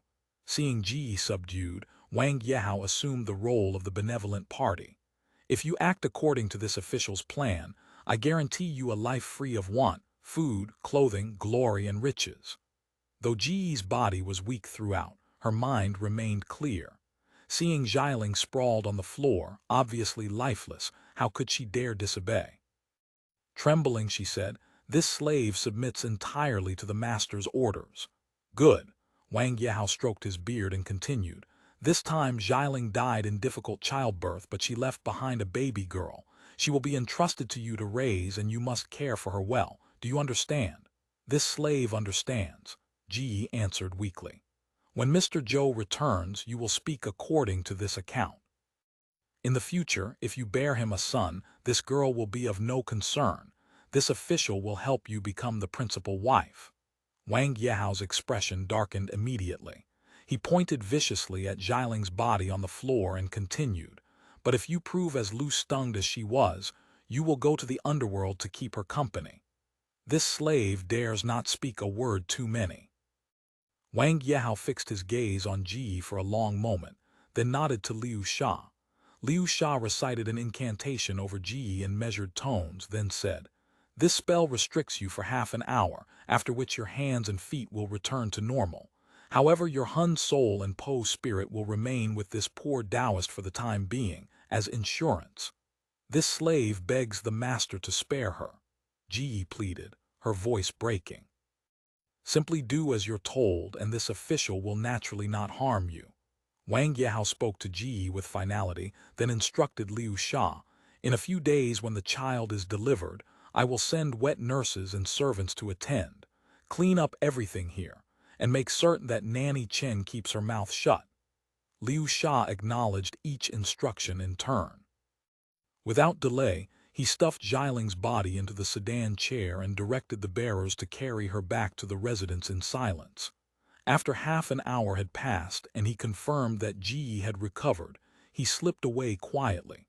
The following day, Liu Sha did not set up his stall. After leaving his quarters, he headed straight south out of the city. Outside Yangdingmen, refugees fleeing the spring famine from all directions had gathered in crowds before the porridge kitchens established by the government and charitable bureaus. Liu Sha wove through the throng with practiced ease. After passing through the mass of people, he crossed a desolate public graveyard until he stopped before a dilapidated small temple. A beggar lounging against the wall in the sun recognized Liu Sha and quickly scrambled to his feet to greet him. "Yo, Liu Mudu, haven't seen you in days. What brings you here today?" "He, what else would bring me? Is Wu Hai in, picking stones inside?" The beggar led Liu Sha through the entrance. Liu Sha bypassed the main hall and made his way to the backyard. A man of about 30 was handling several dazed, delirious young children, occasionally marking symbols on their limbs and faces. Seeing Liu Sha enter, the man didn't pause in his work but merely nodded in greeting, continuing to hum and sing, harvesting from famine years, cutting fortune and longevity. "Wu Hai, any new merchandise?" Liu Sha stepped forward and asked. "All here. What kind are you looking for?" "I need a baby girl, clean. 4 or 5 months old." Liu Sha began examining the children as he spoke, but appeared unable to find a suitable one. "Yo, which master needs to refine a medicine catalyst this time?" Wu Hai rubbed his hands together with a knowing smile. "There happens to be a pair of siblings in the back. Go have a look." End of chapter. Chapter 2677. The Capital, Part 33. Liu Sha followed Wu Hai into the inner room. The space was dim and reeked of something fishy. In the corner, an 8 or 9-year-old boy sat chained, clutching a sleeping infant in his arms and watching the newcomers with wary eyes. "Just collected today. This kid's too stubborn, that's his younger sister he's holding. Refuses to let go no matter what, even bit Zhao San. I haven't had time to deal with him yet, going to starve him for 2 days first." Liu Sha surveyed the various tools for harvesting from the living and breaking limbs scattered haphazardly around the room, then turned to look at the boy across from him, whose eyes were wide with terror. He couldn't help but sigh. Crouching down, he softened his tone and asked, "What is your name?" "Su Yang," the boy answered, trembling. "Do you know what kind of place this is?" The boy nodded, then shook his head. "Not a good place. This is your sister. How old is she?" "Not yet a full month old. Mother is gone." The boy burst into uncontrollable tears as though he had suffered the greatest injustice under heaven.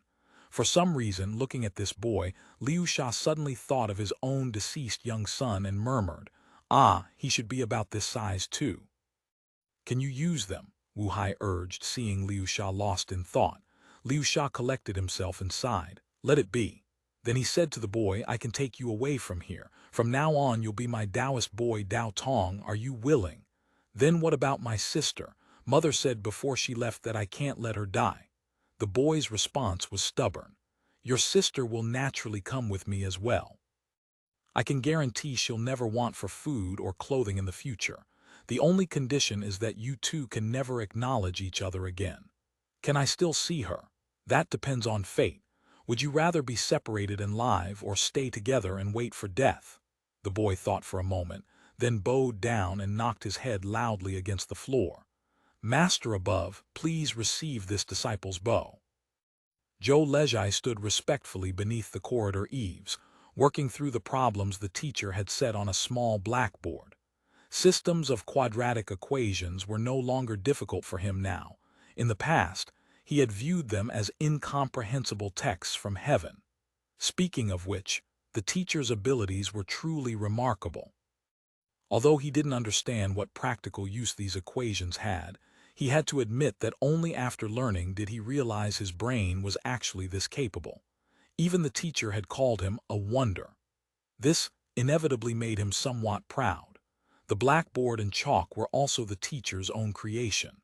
The blackboard itself had been made by a carpenter, but the black lacquer coating it was something the teacher had mixed himself.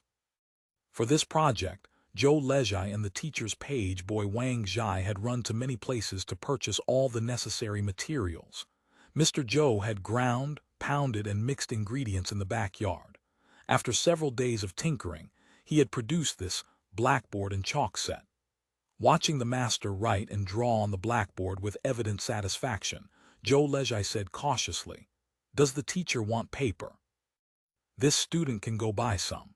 Paper isn't suitable for teaching. Only a blackboard has the proper sense of ritual." These incomprehensible words left Zhou Lezhai utterly confused, but the teacher said countless such things every day. During their time in Guangzhou, he had spouted even more similar nonsense, so Zhou Lezhai didn't take it to heart. During those several months in Guangzhou, Zhou Lezhai had followed the teacher running east and west, back and forth, nearly getting beaten several times. They had relied on Liu Zhao's Jinyue waist badge on multiple occasions to avoid being hauled off to the yamen to face a lawsuit. During that period, he had visited relatives in Hedu village once. Mr. Zhou had even boasted that he could use his face as a pass in the village. As for how this face was used, Zhou Lezhai never saw.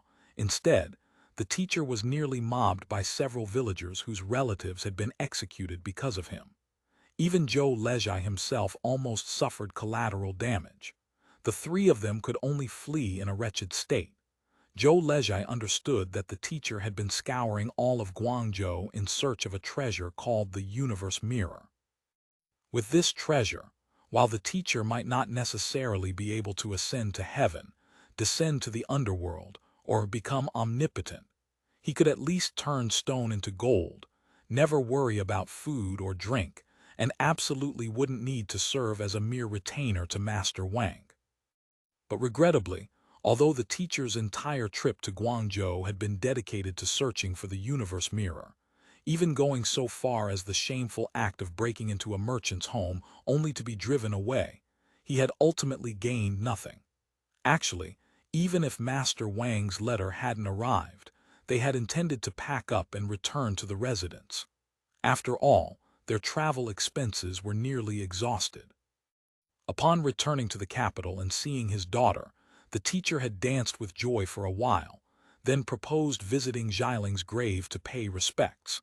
This left Wang Liang, who had come to welcome them, momentarily at a loss for words. He made excuses that he hadn't handled the funeral arrangements and would arrange the grave visit after inquiring further back at the residence. However, the teacher's affection for Xiaoling amounted to only this much. Instead, he showed a particular fondness for his daughter. He immediately named her Zhou Julie Curie and held her high in his arms every day. This astonished the servants. What was so special about a mere girl? Zhou Lezhai was also quite fond of the plump, fair-skinned Zhou Julie. Yet observing coolly from the sidelines, he noticed that whenever Ji, Wang Zhai and others watched the father and daughter enjoying their harmonious moments, intriguing expressions would cross their faces, seemingly sarcastic, seemingly sorrowful, and also containing something like worry. What exactly was the matter with this child? Zhou Lezhai felt there was probably some story behind it all, but he neither dared to ask nor dared to mention anything in front of the teacher. "Teacher, I have solved the problem," Zhou Lezhai said respectfully to the teacher, who was squinting on the bamboo couch beneath the corridor eaves. At that moment, the teacher was watching Get's Zhou Julie in the courtyard, his face full of satisfied fatherly love. "Solve that geometry problem too. Don't use the method from last time, that was taught by me. Try a different approach." Since returning from Guangzhou, Zhou Lezhai had often seen the teacher in this contented state, muttering about obtaining such a courtyard within the second ring, something he found truly unimaginable. Zhou Lezhai didn't know what second ring meant, but to live in such a courtyard, accompanied by a beauty like Ji, with Master Wang sending silver, firewood, and rice punctually each month, the whole household commanding servants and maids. Even he would feel very satisfied. The only drawback was having no son, but the teacher was still young and now a man of means and status. Heirs shouldn't be a difficult matter. He quickly finished proving the geometry problem. Mr. Zhou apparently hadn't expected him to finish so quickly. He sat up and read through the proof process carefully, his eyebrows rising in surprise. Generally speaking, the teacher was quite satisfied with Zhou Lejai's intelligence and learning ability, but at this moment the satisfaction he expressed was obviously a level deeper. "Good," the teacher praised. "You can draw inferences from one example to understand others. Remarkable, you are indeed a rare intellect. It is all thanks to the teacher's cultivation." This wasn't flattery, the teacher truly spared no effort in his education. "With your intelligence you have a great future. In time you can inherit my mantle." The teacher was very serious when saying this. Zhou Lejai couldn't help feeling moved. "Many thanks, master." Yet guilt stirred in his heart. He was an undercover agent. Since returning to the capital, the teacher's daily rhythm had been this leisurely. Besides playing with the baby at home, he went to Wang Yao's residence to conduct consulting business every few days and fought 300 rounds with Ji at night. Speaking of women, the teacher seemed to harbor some regret over losing Xiaoling. His lecherous nature flared up again, and he inquired obliquely several times about where to buy maids. Finally, Liu Zhao mentioned that every year during the spring famine, many refugees gathered outside Yangdingmen. 3 to 5 taels of silver could buy a peasant girl with unbound feet, and among them were plenty of maidens with good potential. The only issue was that the human market had currently dried up, quality merchandise had long since been claimed, while lesser goods had either scattered or died. He would have to wait until next year for a fresh batch. The teacher let the matter rest, saying they would wait until next year. The teacher was obviously not completely satisfied with such a harmonious life. Not long after settling in, the teacher began taking his followers to wander around inside and outside the city every day, holding a map he had drawn himself that no one could understand. Zhou Lejai quietly copied this map and sent it to Master Wang. Looking at the marked major city gates, the imperial city at the center, and place names like the Altar of the Sun and the Altar of Land and Grain, it was clearly a map of the capital. But many circles had been drawn on it, ring after ring. Their meaning was unclear. On this map, some place names were unfamiliar even to the local brothers of the Liu family, and certain locations were marked with crosses, apparently indicating special sites. Mr. Zhou took them to visit all these cross-marked locations, looking around in every direction, asking if anyone had witnessed strange phenomena. Unfortunately, not only did they gain nothing, but they were also reported multiple times for spreading rumors to confuse the public. If not for Liu Zhao's protection, they might have been bound and hauled before the officials long ago. What do these rings mean? Reporting to the master, they seem to be extremely important to Mr. Zhou. Zhou Lejai mentioned the words he had once heard him mutter about the courtyard in the second ring. This humble one also heard him sing some vulgar song. Fifth ring, you have one more ring than the fourth ring." Master Wang and Liu Zhao both found this baffling. Liu Zhao studied the map several times and said, "Master, perhaps these circles are mileage charts. Hearthstone Taoist uses them to mark locations.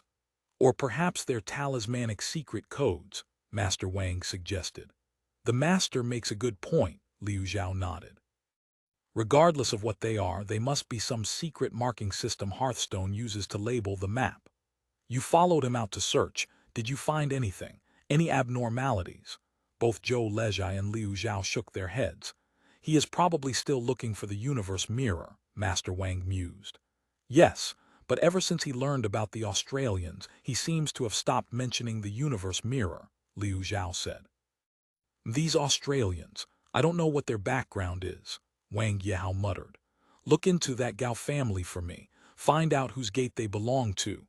9 times out of 10, it's the big eunuchs in the palace, Liu Zhao said.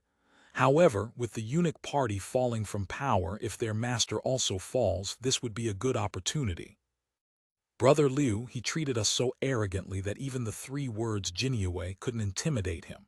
The power behind him is definitely not the eunuch party," Zhou Lejai reminded. Liu Zhao slapped his forehead and laughed. "Look at my confusion. If they were really eunuch party people, they would have retreated long ago. Little brother, you have sharp eyes. but the power behind him being a eunuch in the palace is certain. Let me make inquiries for a few days and we'll surely find out. End of chapter. Chapter 2678. The Capital, Part 34. With the support of a cheat, for more than a year, Wang Yehao had successfully risen to occupy the top chair of the Office of Transmission, ranking among the 9 ministers. The office controlled the submission and sealing of memorials from both inside and outside the capital. Whether transmitting imperial orders, relaying conditions from below, handling official documents from various offices, or processing suggestions from all quarters, everything flowed through here. It was arguably the most well-informed government office in the entire court. Consequently, the seasonal gifts and relationship-building fees from officials everywhere invariably included a share for this place. When the eunuch party held power, the authority of the Office of Transmission had been greatly diminished, with the document office of the Directorate of Ceremonial effectively usurping its position. Since the current emperor ascended the throne, however, the Office of Transmission had restored its former status, and Wang Yehao's standing rose with the tide. Yet a meager gift, delivered to his residence today by Wang Zund, the viceroy of Liangguang, had put Wang Yehao in something of a difficult position.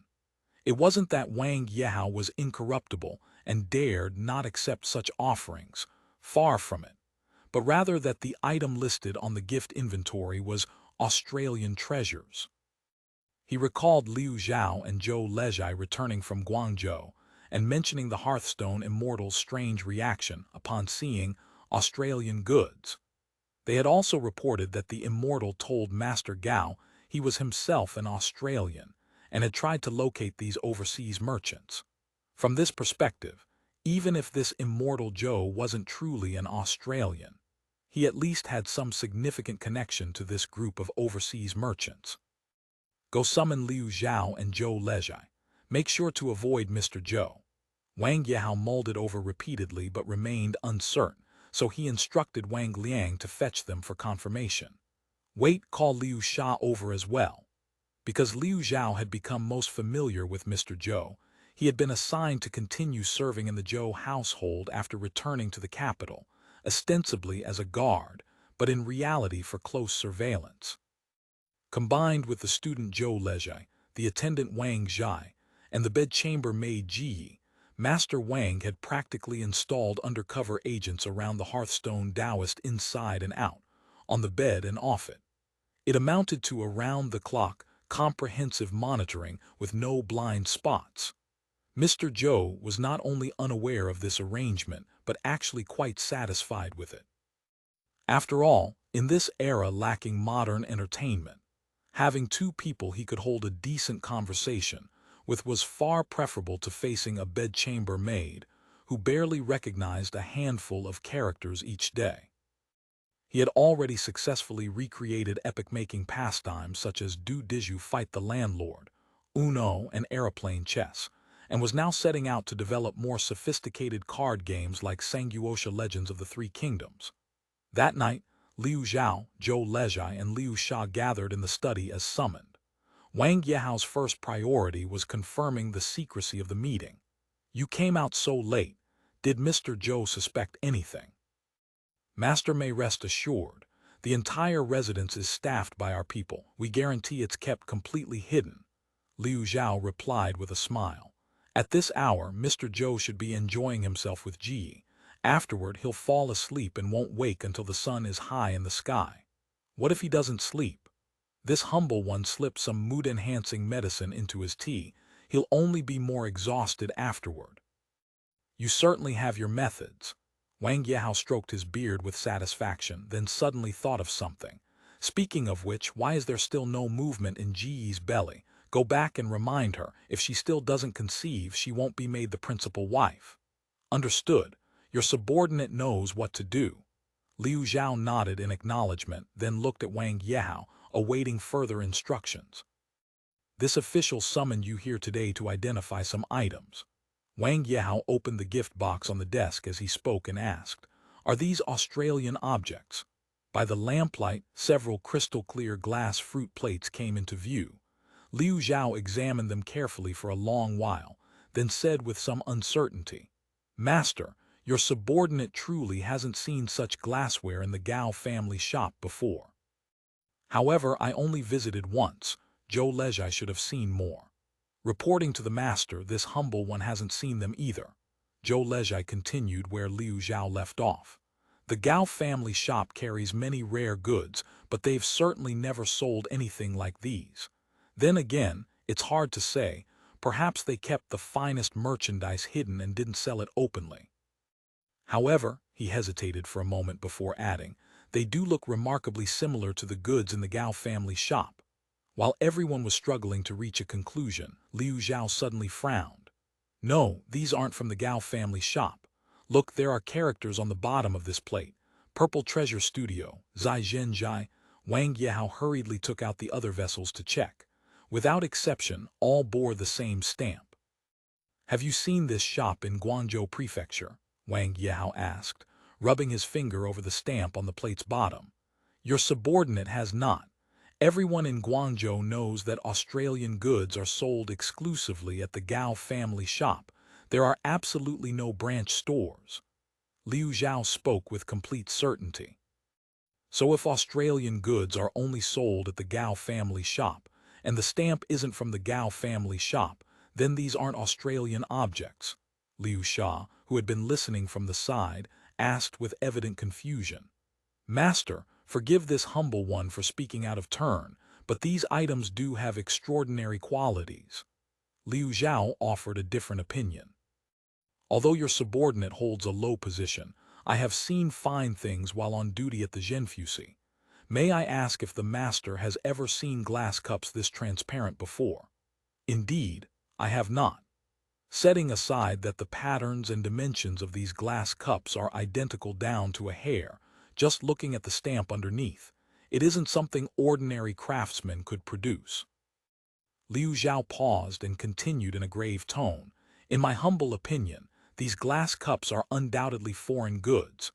Even ordinary foreign glassware isn't like this." Zhou Lezhai had lived in the suburbs of Guangzhou since childhood and had visited the city proper, where he'd seen both barbarians and foreign goods. "So you're suggesting perhaps that Australian sea merchant has returned?" Wang Yehao agreed with Liu Zhao's analysis. Moreover, Wang Zund was merely sending some routine relationship-building gifts. There would be no reason to lie about their origin. "Your subordinate dares not speak rashly. Perhaps we should ask Mr. Zhou, he might have seen them," Liu Zhao suggested tentatively. "No, if he learns of this, he'll definitely want to travel to Guangzhou to search for them again. We cannot let him slip away now." Wang Yehao rejected the idea decisively. "Do not mention today's matter to him. This humble one understands." The two were about to withdraw when Wang Yehao said, "Brother Zhou, please stay a moment." Because Zhou Lezhai counted as the Hearthstone Taoist's disciple, Wang Yehao was quite courteous to him on the surface. "How is your study with Mr. Zhou progressing?" Nearly every time Zhou Lezhai met with Wang Yehao, he would inquire about his studies. It had become a familiar refrain. He quickly replied, "This humble one studies diligently every day. Whatever the teacher instructs, whether I can master it or not, I first commit it to memory and then seek further guidance when the teacher has time." "Never mind what exactly you study," Wang Yehao said. "You've studied for a year now. Do you understand even a fraction of his skills?" "The teacher's knowledge is vast as the ocean. This humble one has only learned superficialities. What he teaches you is mostly arithmetic and useful, but also of no great use. It seems he's unwilling to teach you his true abilities." Wang Yehao sighed. Zhou Lezhai felt a chill run down his neck. The implication behind those words seemed to convey deep dissatisfaction with him. Once deemed useless, what would become of him? He knew the answer even without thinking. He hastily defended himself. "The master doesn't realize. What Mr. Zhou teaches me are all secret studies learned from overseas. Once mastered, one gains the ability to comprehend heaven and earth. Only this secret study has 3 fundamental prerequisites that must be learned first before one can approach the advanced knowledge." "Oh, is that so?" Wang Yehao regarded him with skepticism. What three fundamentals? The first is arithmetic, the second is Jew, and the third is logic. Wang Yehao had no idea what logic meant and remained dubious about Zhou Lejai's claims. Because he didn't understand, he couldn't challenge it, so he could only offer a knowing smirk to convey that everything is under control. Seeing the master's smile, Zhou Lejai grew even more frightened and hurriedly added, "The teacher has also taught me about the administrative successes and failures of past dynasties," and he also said. At this point, he felt it might be inappropriate and shut his mouth. "Also said what?" Wang Yehao pressed. "The successes and failures of this dynasty," Zhou Lejai stammered. "His words are mostly arrogant and contrary. This humble one dares not repeat them." This actually didn't exceed Master Wang's expectations. Given the man's precise predictions about the court situation, it was only natural that he would make incisive comments on court politics. "What did he say?" Wang Yehao softened his tone. "Just speak freely, only you and I are here."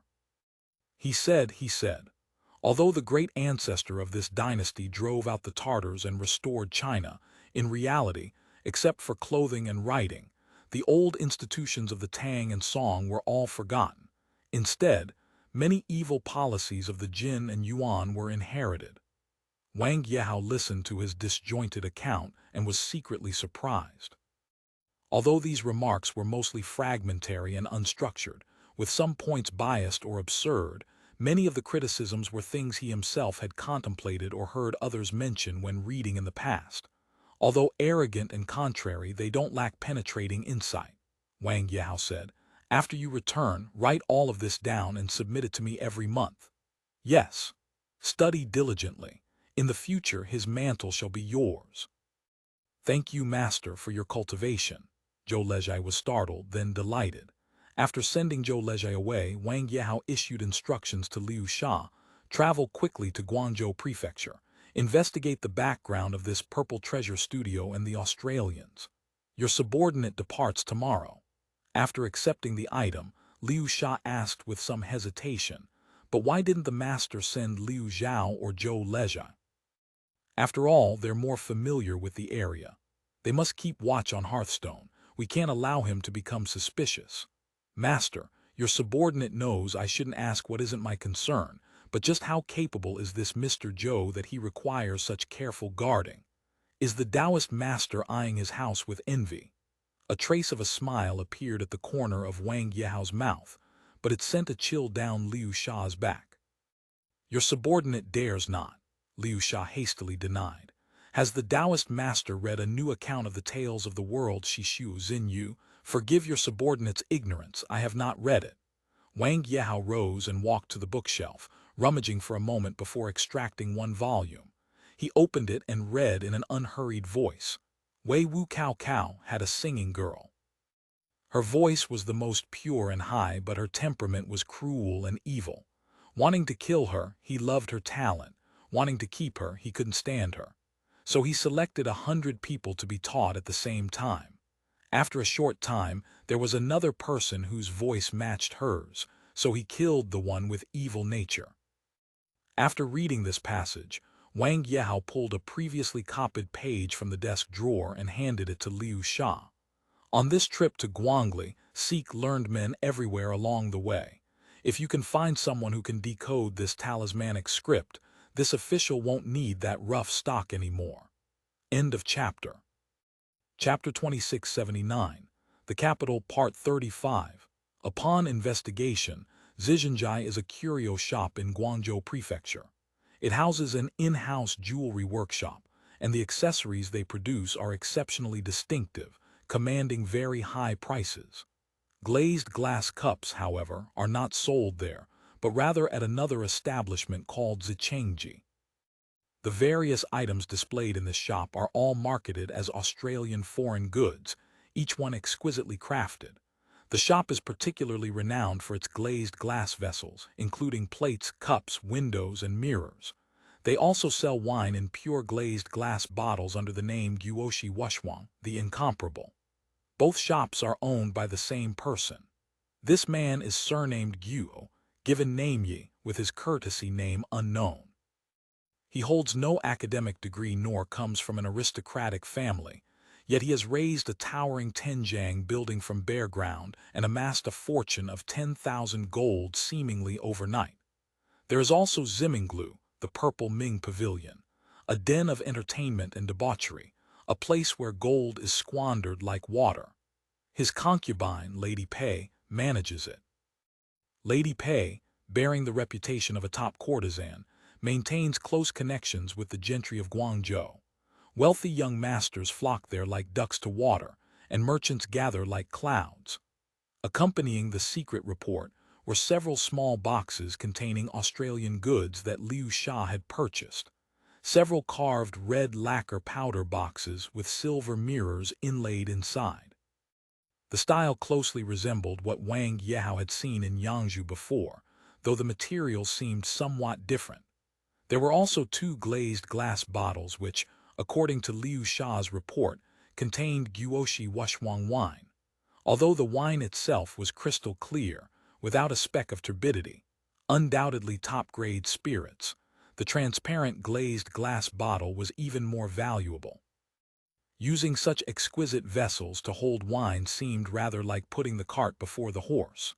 This wine, he realized, was the fire wine that Immortal Joe had once suggested brewing.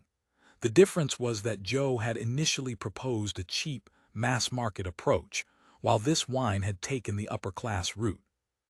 Hearing that a gift box sold for 6 taels of silver, and that even at such a price supply still fell short of demand with frequent stockouts, Wang Yehao couldn't help clicking his tongue in astonishment. What concerned Wang Yehao most was the proprietor Guo mentioned in the letter. A rootless outsider merchant with no foundation whatsoever had somehow managed to earn such a substantial property in the Guangzhou market. This man clearly possessed some considerable background and means. Originally, Wang Yehao had only wanted to trace the whereabouts of the universe mirror. Now that matters were becoming increasingly complicated, he had to proceed with greater caution. He handed the report to Liu Zhao, who stood beside him. "Master, so you're saying the Australian sea merchants really have returned?" "Then the universe mirror?" Liu Zhao asked in surprise after reading it. Wang Yehao raised his hand to cut off Liu Zhao's words. "The authenticity of the universe mirror matter is difficult to ascertain. For now, this cannot be made public. This subordinate understands. It's just that when I previously followed Mr. Zhou to Guangli, we were indeed searching for an object, and observing his words and actions, it did not seem like pretense." Wang Yehao nodded slowly in agreement.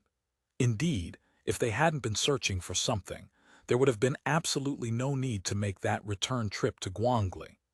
Moreover, while in Guangli, Liu Zhao had deliberately revealed many vulnerabilities according to Wang Yehao's instructions, yet Hearthstone Taoist had shown not the slightest intention of seizing the opportunity to escape. What's more, the immortal had obediently followed Liu Zhao back to the capital afterward. Wang Yehao's previous doubts had been dispelled along the way. "Set aside the universe mirror for now. What do you make of today's secret report?" Liu Zhao considered for a moment before speaking cautiously. "Master, this subordinate has a speculation, though I'm uncertain whether I should voice it." "Speak freely." "When this subordinate previously investigated in Guangli, there was no such person as Guo Yi, and according to Liu Sha, this man seems to have no foundation whatsoever, yet somehow built such a grand enterprise within a single year. Hearing it told, it truly sounds like something from a weird tale or legend. Without supernatural aid, how could he possibly have succeeded? No foundation below does not preclude a backer above. Even the sea merchants of Guangdong and Fujian cannot operate without high officials and nobles working on their behalf at court." Wang Yehao toyed with the wine bottle and cup in the exquisite Guoshi Wushhuang gift box. He had no taste for fire wine, but the bottle and its accompanying set were truly magnificent. 9 chances out of 10, this man walks Gao Ju's path. Otherwise, an outsider like him also selling Australian goods, how would Gao Ju ever tolerate his presence? What the master says is quite true. Looking at the tone of the letter, the relationship between Gao Ju and this proprietor Gu seems rather harmonious, Liu Zhao said. I simply wonder what exactly Gao Ju intends by supporting such a person.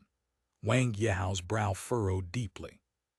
He had already thoroughly investigated Gao Ju's background. The man was indeed connected to a powerful eunuch in the palace.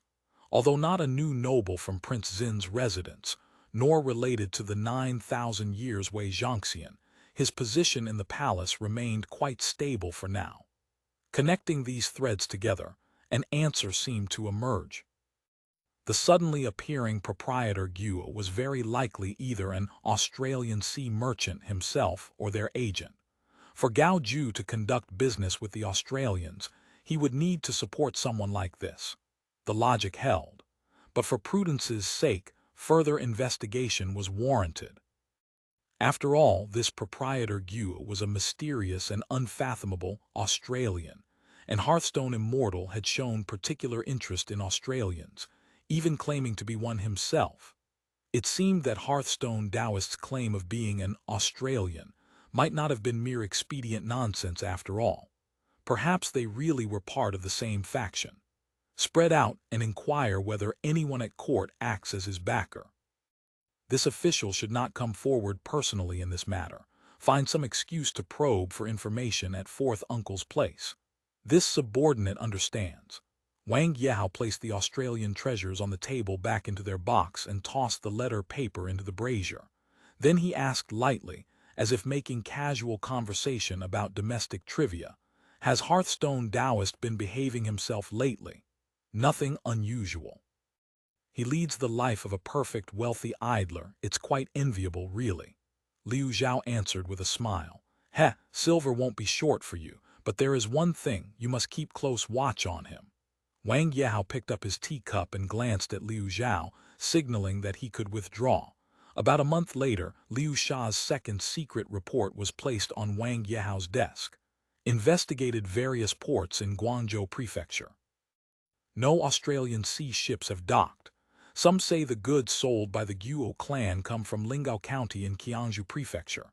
Lingao, Wang Yehao set aside the letter, murmuring the name of this remote place at the edge of the sky and corner of the sea, savoring it on his tongue. Suddenly, a vague impression flashed through his mind. Wang Liang, go quickly and find Mr. Jin. Have him search for any official documents involving Lingao County from the past 2 years. With the eunuch party fallen and his scholarly honor restored, Jin Wenchai had come to feel increasingly that Wang Yehao was a master who kept his word, one worth entrusting his future to. Consequently, Jin Wenchai had been exceptionally diligent in his duties within the residence. Whether managing public and private documents or handling the reception and departure of guests, he performed everything without the slightest lapse. Having served in the residence for more than 2 years, Jin Wenchai had seemingly become a key figure in Master Wang's inner circle, specializing in handling various confidential affairs. These past few days coincided with the New Year holiday rest. With no official documents to process, it was a rare period of leisure, but Master Wang had suddenly requested information on a remote small county, apparently regarding some urgent matter. This left Jin Wenchai somewhat puzzled. Strange as it was, however, the errand still needed to be done. Important incoming and outgoing documents at court were copied and archived in the Office of Transmission. For ease of management, there were also briefs and yellow stickers, summaries attached to documents. For convenience in handling affairs, Wang Yehao kept copied yellow sticker books in his home study. But Lingao County was truly too small and remote. Relevant memorial documents were exceedingly rare. Jin Wenchai and the document managing private advisor searched for half a day before finding a few items. Although there were only briefs, they sufficed to understand the relevant matters. Fearing that Master Wang might want to see the actual memorial documents, Jin Wenchai instructed the document managing advisor to hurry to the Office of Transmission to retrieve the relevant archived materials. He himself took the briefs to find Wang Yehao. "Master, this Lingao County produces nothing of note, and holds no strategic importance. Memorial documents involving this place are exceedingly scarce, Jin Wenchai said. However, in recent years there were indeed a few documents concerning this place. Ordinarily they wouldn't merit attention, but because the matters described border on the fantastical, I retain a slight impression. This student has already asked Mr. Han to fetch the originals from the Office of Transmission. What matters were described? Jin Wenchai took out the brief and replied. Lingao County is located in a remote region. Except for occasional harassment by sea pirates, little is usually heard of it. The first case was an urgent document requesting military suppression of sea bandits. It claimed that more than 500 shorn-haired sea thieves had arrived aboard large iron ships, intending to ravage the countryside. However, the county magistrate led village braves in resistance and defense, keeping the city gates secure. Although the thieves failed to rob and plunder, they did not retreat. Instead, they built stockades and forts, constructed bridges and paved roads, clearly intending to occupy the area permanently. Lingao County, suffering from poverty and financial exhaustion, was unable to drive them away and thus submitted a memorial to the court, hoping for troops to be sent for suppression. Wang Yehao scanned the brief and burst into laughter. Truly ridiculous. Sailing ships is one thing, but large iron ships, and sea thieves repairing bridges and mending roads. By that logic, the Jianzhou slaves should be distributing porridge and delivering grain. This student also felt the matter contained many absurdities, so I tentatively read it as entertainment. However, the second matter has roots and evidence. Oh, tell me more, Wang Yehao said with interest. It was a memorial received around April or May of last year. More than 1,000 sea bandits under old Liu Xiang landed to plunder. This time, however, the Lingao magistrate led his village braves in a proactive attack and won a complete victory, beheading hundreds of sea bandits and seizing countless flags, badges, armor, and weapons. Now that the teacher mentions it, this official also remembers. At the time, the court even discussed merits and bestowed rewards to commend his martial valor. It is precisely this matter. As for other news, this student cannot recall anything further. Wang Yehao thought for a moment and felt something didn't add up. Given the financial resources and population of such a remote small county as Lingao, even if village braves were recruited, they would number no more than 100 at most. For them to counterattack and slaughter more than 1,000 desperate sea bandits is simply an idiot's fantasy. According to the master's meaning, could it be that Lingao County killed civilians to falsely claim military merit? Not so. Wang Yehao shook his head. Qiangzhou Prefecture is, after all, a peaceful region, not a place of turmoil and war. The troops stationed locally are merely banner army soldiers who usually deal with occasional local barbarian disturbances. They probably lack the capability for such deception. Moreover, Lingao County is not controlled by powerful aristocratic families. This kind of thing could not be concealed at all. What the master says is quite true. This student also finds the matter strange. If Lingao's village braves could truly fight 1 against 100, then why worry about sea bandit disasters at all?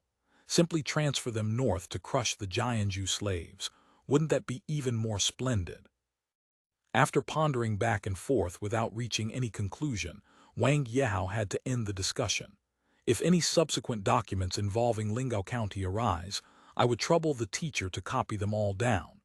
This student respectfully notes it. Jin Wenchai bowed with cupped hands, then asked, "It's just that this Lingao County lies in remote Badlands, 10,000 li away. Why is the master showing such interest?" This matter contains many oddities. This official has no clear answer yet either. The teacher need only act accordingly. This student understands. Jin Wenchai withdrew tactfully. Could there really be a universe mirror? It seems I must still seek him out to get to the bottom of this. Wang Yehao wrestled with the decision for a long time before finally making up his mind. He instructed, Wang Liang prepare a few New Year gifts. Accompany me to Mr. Zhou's residence tomorrow. End of chapter. Chapter 2680. The Capital Part 36. Mr. Zhou was accompanying his daughter in building a snowman in the courtyard. He claimed it was Julie who wanted to build it, but that was merely a cover. Deep down, he was the one who wanted to play in the snow. After all, as a southerner born in Zhejiang and educated in Guangzhou, he had rarely seen such heavy snowfall, let alone the kind of goose feather flurries thick enough to pack into snowmen. When a servant announced that Master Wang had come to pay a New Year call and was already at the gate, he hurried out to welcome him. "Well now, Lord Wang, what brings you here?" he bowed with clasped hands in the traditional greeting while beckoning him inside. "I happened to be passing by and thought I'd pay Mr. Zhou a New Year visit." Wang Yehao stepped through the gate and surveyed the courtyard, noting how everything was arranged in perfect order. There were flowers, ornamental plants, and decorative installations he hadn't noticed on his previous visit. It seemed this Hearthstone immortal had quite refined tastes, which would only make things easier to handle. "This must be Julie. Look at this little one, truly makes one fond of her." Wang Yehao bent down kindly and pinched Julie's cold-reddened cheek. The girl retreated behind Mr. Zhou, regarding the stranger curiously with her large, watchful eyes. "Why so shy around guests? This is Uncle Wang." Mr. Zhou scooped up his daughter and gave her nose an affectionate pinch, then turned to address his visitor. "Don't stand at the doorway, please, come inside." Mr. Zhou handed his daughter to a nursemaid, then led Wang Yehao toward the study in the side courtyard. Mr. Zhou clearly had no interest in poring over ancient texts, so rather than a proper study, it was more accurately described as a game room and laboratory combined. He had knocked through the walls of all three rooms and furnished the space with brand new pieces. The original tables, chairs, and fixtures hadn't suited Mr. Zhou's aesthetic sensibilities or practical needs, so he had commissioned a carpenter to custom build the entire set. The carpenter had proven quite resistant to Mr. Zhou's guidance, which was filled with ideas of decidedly anachronistic significance, and had even gone on strike several times in protest. This experience had also taught Mr. Zhou a profound truth. All those transmigration stories about casually introducing modern designs to lead fashion trends and raking in pots of gold were nothing but damned lies. Lord Wang, whose self-restraint was evidently superior to the carpenter's, offered a diplomatic and conservative assessment of Mr. Zhou's designs. "Mr. Zhou's study furnishings are quite distinctive. Oh, this is the minimalist aesthetic." Mr. Zhou pulled over a chair to demonstrate. "My lord, please observe, this chair is just 4 wooden strips and 2 boards. Simple to assemble, novel in style. And that over there is a lounging cushion." He gestured toward what was essentially a beanbag chair, filled with buckwheat husks. "It may not look like much, but it's remarkably comfortable to sit on. Would my lord care to try?" Wang Yehao eyed the lumpy cotton sacks on the floor with barely concealed distaste. Though he found them rather unacceptable, his words remained unfailingly polite. "He, Mr. Zhou's decorations embody authentic rustic elegance, great skill appearing unpolished, carrying the aesthetic legacy of the Wei and Jin dynasties. Not Wei and Jin style, it's Nordic. Well, let's just say this style is popular where I learned my craft." Mr. Zhou reclined comfortably on one of the lounging cushions. Wang Yehao struggled for some time, unable to figure out how to lower himself onto such a thing with any dignity. Fortunately, Zhou Lezhai was conducting experiments in the study and hastily brought over a proper round-backed armchair. Zhou Lezhai had been working at his experiments in a corner of the study. The apparatus was all cobbled together under his teacher's guidance. Some pieces had been made by carpenters following his teacher's sketches. Others had been hunted down and purchased from various markets and shops according to specifications. Together, they formed a crude but functional set of experimental equipment. Seeing Master Wang and his teacher seated, Zhou Lezhai made to withdraw, but his teacher stopped him. "No need. You are my student. It will do you good to listen." Then he turned to Wang Yehao. "He won't be in the way." "Not at all," Wang Yehao replied with a smile. "Who doesn't keep a few trusted confidants? He is the teacher's inner disciple. This student naturally trusts him.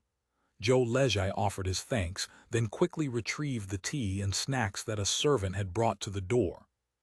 At the start of the new year, the Zhou residents had prepared several Nanyang-style tea refreshments, and per his teacher's instructions, specially brewed yuanbao tea. At the sight of this yuanbao tea, Wang Yehao felt a wave of homesickness wash over him, that familiar longing for water-shield soup and sea bass. It reminded him that this mysterious Hearthstone immortal could ultimately be counted as someone from the same greater homeland. A pity that despite all his probing, he still knew nothing of the man's true identity. Though the help had been considerable, there remained a persistent, prickling unease. He took a shallow sip of tea and placed an olive in his mouth to savor. Since meeting the teacher in Guangli, 3 years have passed in a flash, yet I rarely hear the teacher speak of his earlier training. Zhou Lejai stood behind his teacher and couldn't see his expression, but from the way he began tilting his head and the habitual gesture of touching his eyebrow, he knew his teacher found this topic rather embarrassing. Ah, well, there's a confidentiality agreement. I can't discuss it freely outside. There would be divine punishment. Heavenly secrets are indeed mysterious, Taoist methods subtle and profound. I hadn't expected that even with supernatural powers like the teacher's, one must still observe strict rules and commandments. The training must have been extraordinarily arduous. Wang Yehao sipped his tea, his tone light and teasing. Mr. Zhou seized the opportunity to commiserate. More than arduous, utterly inhuman, endless tedious grinding, no publications. If I hadn't managed to refine the Kainkun mirror, who knows how many more years I'd have languished there. As he spoke, a pained expression crossed his face. Evidently, that period of cultivation was too agonizing to recall. Speaking of which, the teacher's Kainkun mirror still hasn't been found, correct? Have there been any recent clues? Alas, it's proving difficult to locate. I don't even know where those Australians are hiding. Mr. Zhou sighed, the picture of helplessness. Teacher, please examine these. Wang Yehao signaled Liu Zhao to present several items from Zhizhenjai. Mr. Zhou took them and studied them for several moments, his expression shifting. After turning them over repeatedly in his hands, he pressed.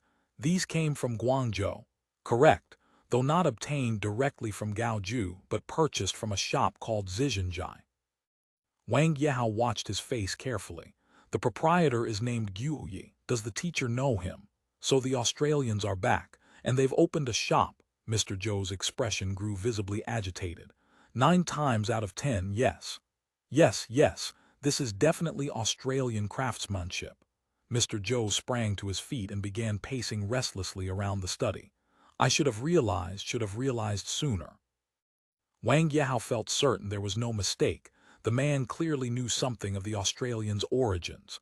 What is this Guyi's background? Does the master know anything? Mr. Zhou stopped abruptly and asked. He claims to be a Guangzhou local and speaks fluent Cantonese. However, Wang Yehao smiled meaningfully, letting the implication hang. Mr. Zhou stood frozen, his mind evidently churning with thoughts. Only after a long pause did he speak. I need to go to Guangzhou and investigate.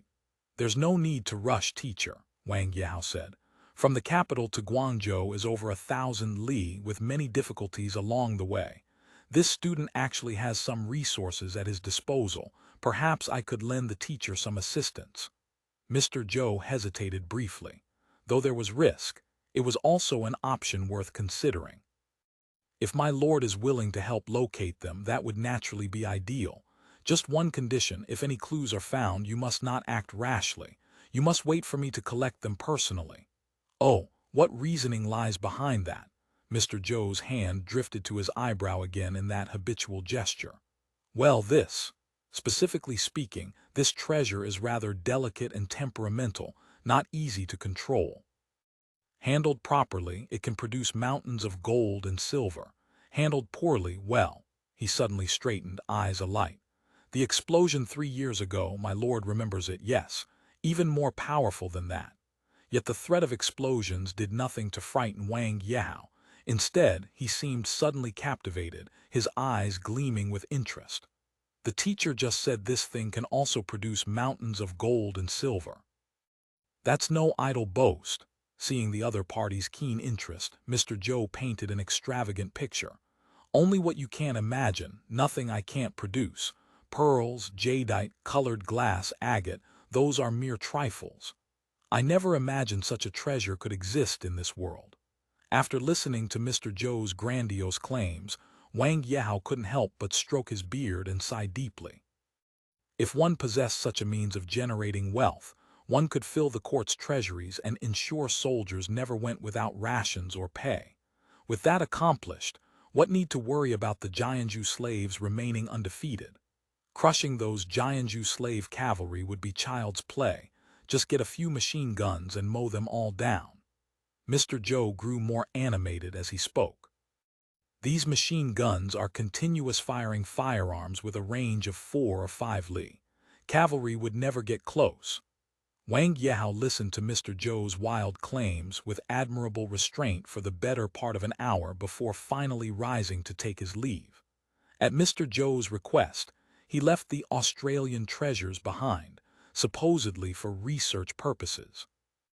Liu Zhao saw the guest off on his master's behalf outside the gate and whispered, "Master, what does my lord make of Mr. Zhou's words today?" Difficult to distinguish truth from fiction. Wang Yehao shook his head. There may be falsehoods and pretexts, but this official believes the Qiankun mirror truly exists. This subordinate feels that if the Qiankun mirror truly possesses such supernatural power, then everything makes sense. Oh. How so? Liu Zhao guided Wang Yehao to one side and spoke in a hushed voice. It's possible the Qiankun mirror really did fall into the Australians' hands. Through some combination of chance and circumstance, they grasped certain methods of operating it, which is how they've been able to produce these glass treasures. Wang Yehao's eyes lit up as the entire matter suddenly clicked into place. The reports claim that a mere few dozen Lingao village militia could slay hundreds of sea bandits was simply preposterous. Moreover, Lingao County was a poor and remote backwater with almost nothing worth plundering.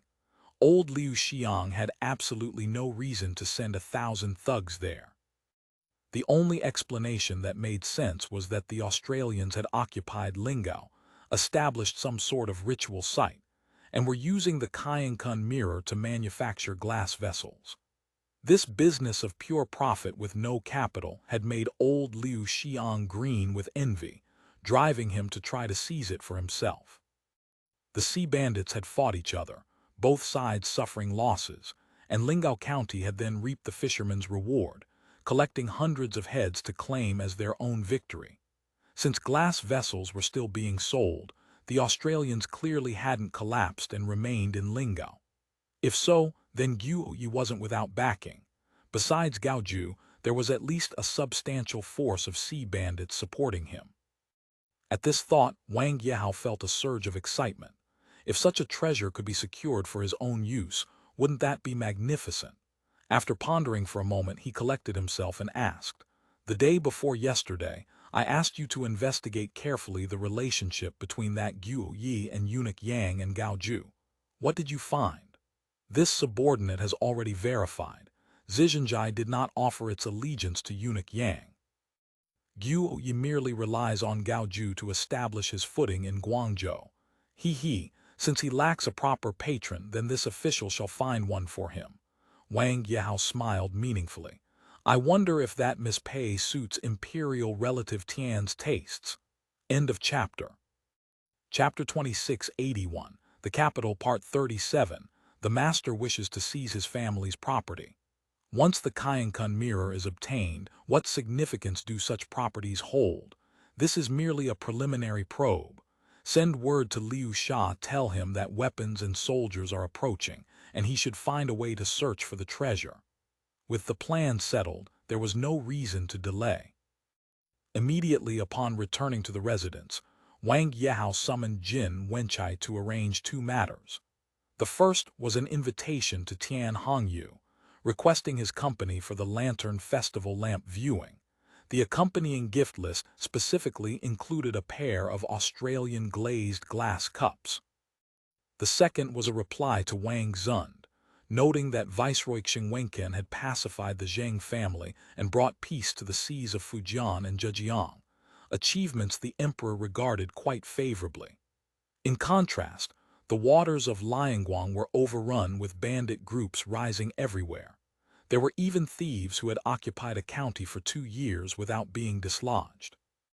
If Lord Wang continued to show no accomplishments, the court discussions would likely turn unfavorable toward him.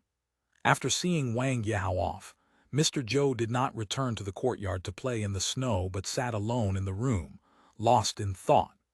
Observing his teacher's distant expression, Zhou Lezhai approached and whispered, "Teacher, should these precious vessels be put away and given to Ji for safekeeping?"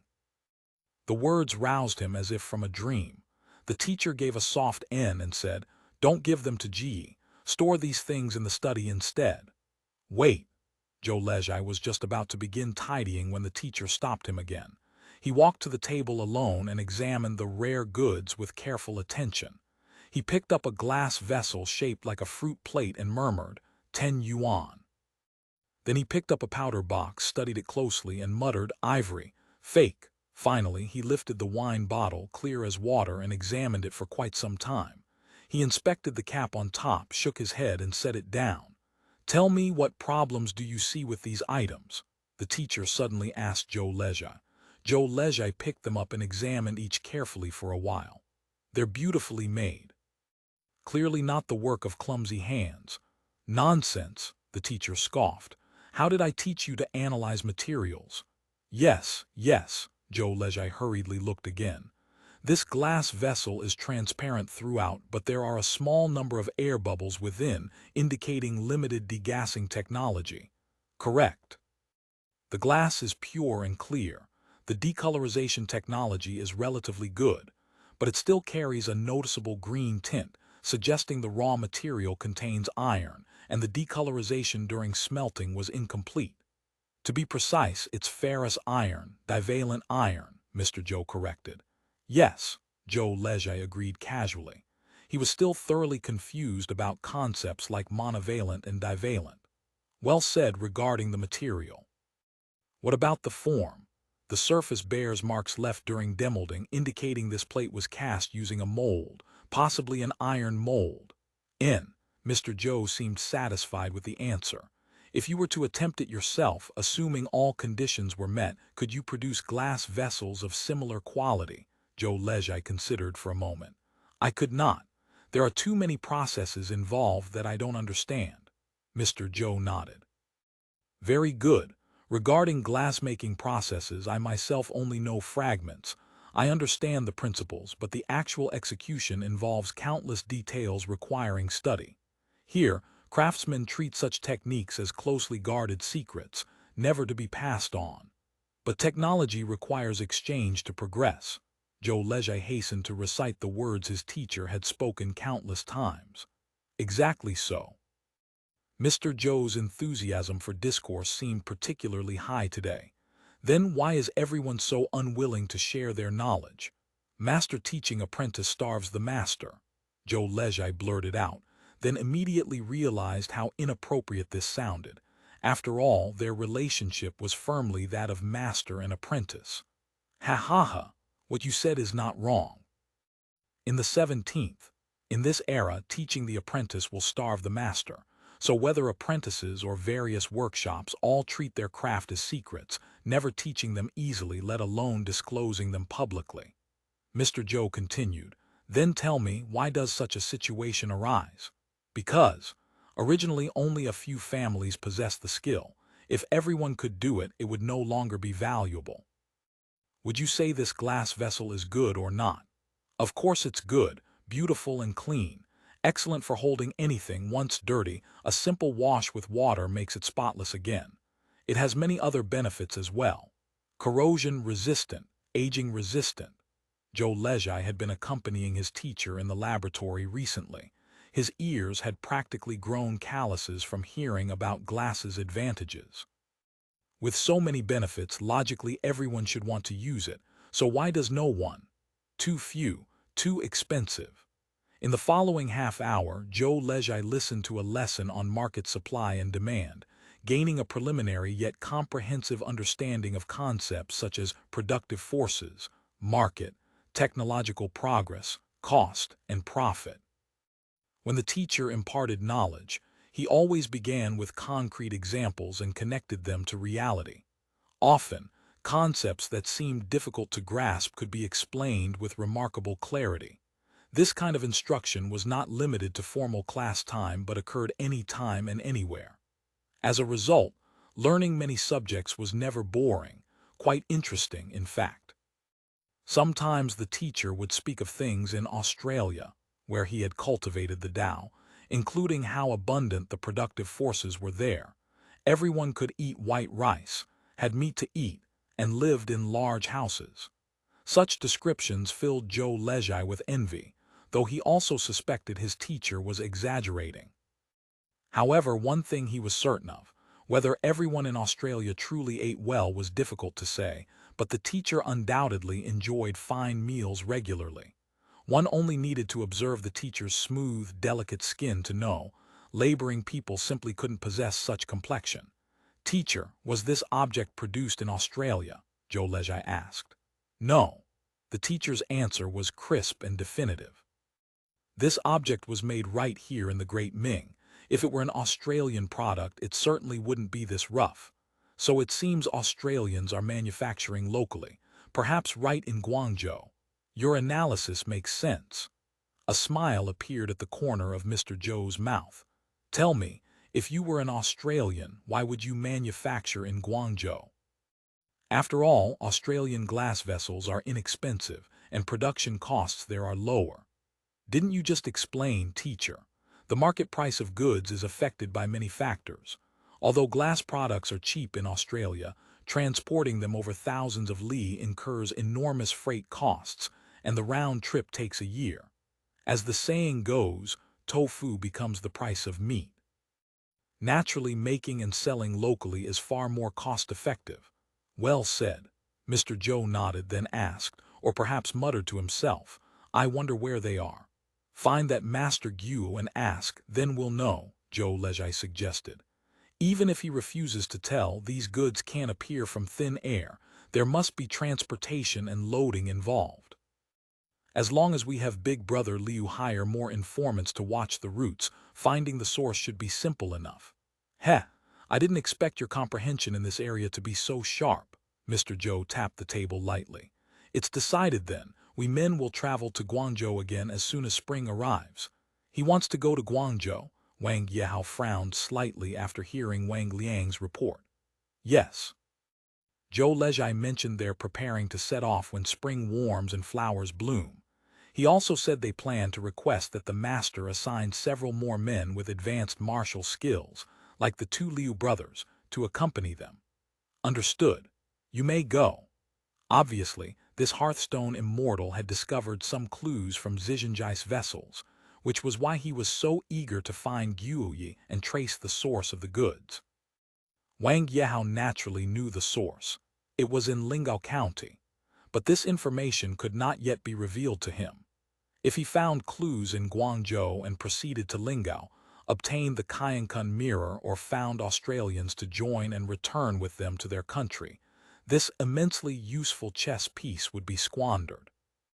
Only by controlling the channels of information could he effectively manipulate the Hearthstone immortal and extract even greater value from him. Moreover, Wang Zund had already submitted a memorial to the court, preparing to suppress the Shornhair bandits in Lingao.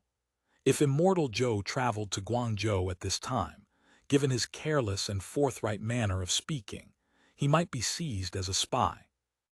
If he actually found his way to Lingao and failed to leave in time, he might perish amid the chaos of battle. That would be a tremendous loss. Something must be done to obstruct him, but what method to use? Wang Yehao pondered deeply. Direct persuasion was certainly out of the question. Forcible prohibition would damage their relationship. The ideal approach would be something that appeared inevitable. He quietly summoned Liu Zhao and asked if he had any ideas. After all, these Jinyue investigators excelled at manipulating human hearts. "This is not difficult," Liu Zhao replied almost without thinking. "I have a method." "What method?" The simplest approach merely requires someone close to the Hearthstone Immortal to carry it out. I'm uncertain whether they can be trusted. Speak freely.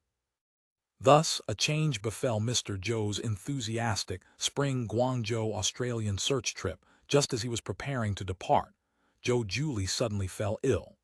The illness struck with frightening speed. The day before, Zhou Julie had been toddling about everywhere, babbling happily with her rattled drum, her cheeks plump with baby fat. The very next day she was bedridden, her entire being groggy, seeming to sleep yet not truly asleep. Seeing his infant daughter lapse into such lethargy, Immortal Joe grew frantic with worry, spinning in circles and personally keeping vigil at her bedside. As for symptoms, they were truly peculiar. First, no fever. Second, no cough. Aside from her drowsy stupor, there were no other signs of illness. Though the Hearthstone Immortal had built his reputation on the title of Divine Doctor, and still occasionally treated patients with reportedly good results, he was utterly helpless before his daughter's ailment. He could only pace the room in anxious circles. The teacher's temper grew increasingly volatile. He scolded Zhou Lezhai, scolded Ji, scolded the maids, scolded Liu Zhao. In short, everyone in the Zhou residence received a tongue-lashing. Under Master Wang's attentive care, several renowned local physicians were summoned. Yet they offered differing diagnoses regarding the illness, and the prescriptions they wrote each had their own particular emphases. The teacher initially forbade using any of them, but he could not bear to watch Zhou Julie refuse both food and water while her complexion grew dimmer by the day. Eventually, he had no choice but to order them tried. Quite a few decoctions were administered. At last, Zhou Julie's condition gradually improved. Because her body remained weak and physicians were called repeatedly for recuperation, the ordeal dragged on until June. Summer was unsuitable for long-distance travel, so the teacher postponed his plan to visit Guangzhou until autumn. End of chapter. Chapter 2682. The Capital, Part 38. Master Wang showed considerable concern for Zhou Julie's illness. This concern extended beyond merely summoning physicians and procuring medicines. He went further, suggesting to Immortal Zhou that having only one child, and a daughter at that, placed him in a precarious position regarding heirs. Since Ji had served him for over 2 years without becoming pregnant, perhaps he should consult a doctor, and while he was at it, take a few more concubines. Immortal Zhou's face darkened at the suggestion of having his body examined, clearly displeased that anyone would question his virility. Yet he proved quite receptive to the idea of expanding his household. Thus, a few days later, Master Wang sent over a small sedan chair carrying a girl named Yorong. A name meaning has capacity. Although Yorong had been purchased from Yangzhou, she was through and through a Shandong lass. Knowing that Hearthstone Immortal preferred tall, sturdy women with unbound feet, Master Wang had specifically dispatched agents to Yangzhou to select from the lowest grade of thin horses among the various broker houses. These so-called lowest-grade thin horses were maids specially cultivated for kitchen work, sewing, and washing. They too were trained from childhood, with considerable standards for appearance and conversation, but because they had to perform rough labor, their feet were left unbound and their bodies developed stronger. Yorong was exceptional even among these. Upon learning that her parents were still alive, Master Wang immediately brought them to the capital as well, thus driving another nail into Hearthstone Immortal's bed without the slightest difficulty. However, Yorong's arrival stirred up a small tempest in Hearthstone Immortal's household. Xialing and Ji had sold themselves together years ago and later came to the Zhou family together. They shared not only the bond of entering service in the same batch, but also hailed from similar modest families in the same hometown. They conversed easily, and their sisterly affection remained stable. This newcomer Yorong was different. Not only was she beautiful, but she was also literate. Having learned since childhood the arts of navigating men and domestic politics in the pleasure quarters, she deployed various subtle stratagems, and steadily claimed the master bedroom within a few months. How could Ji swallow such an affront? Though she was also a concubine, adhering to the principle that seniority of entry conferred rank, and being Zhou Julie's foster mother besides, she inevitably made things difficult for Yorong. Yorong, as the newcomer, could only bide her time.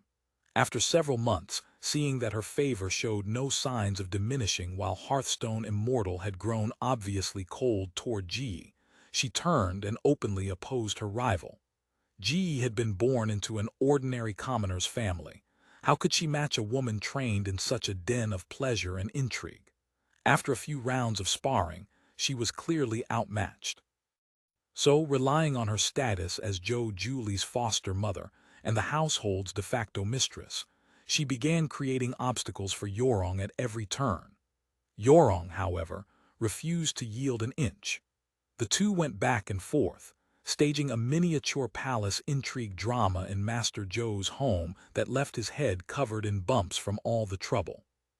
To escape the irreconcilable conflicts within his inner quarters, he could only spend his days and nights with Zhou Lejia in the study, even sleeping there. Thus, rumors that Master Zhou was fond of the southern wind, that is, of men, spread once again. Of course, this was not the first time such whispers had circulated.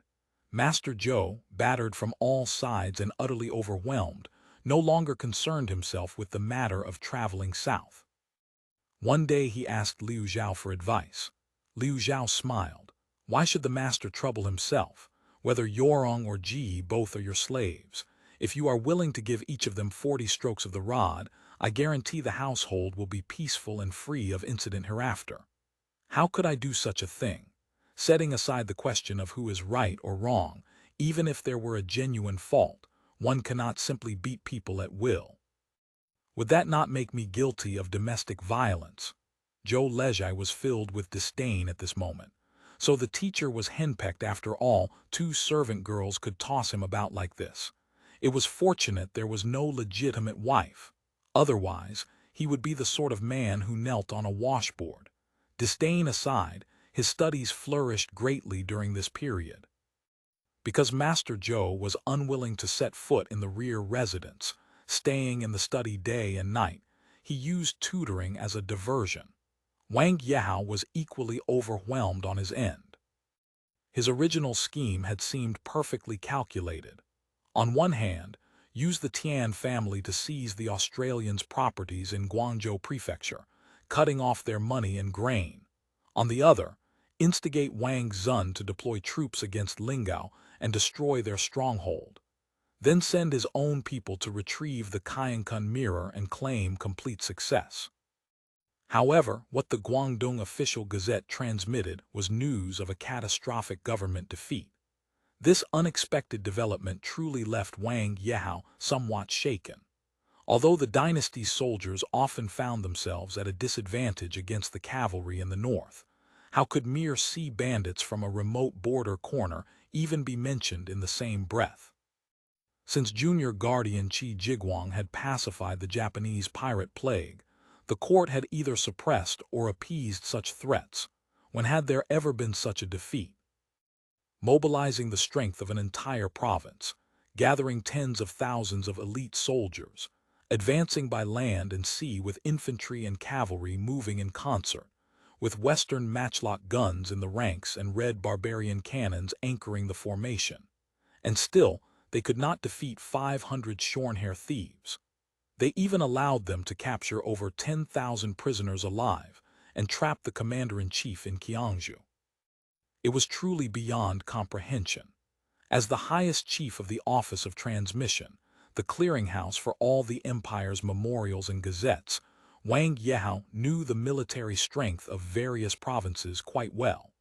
He understood that these tens of thousands of troops represented nearly the entire military capital of Guangdong.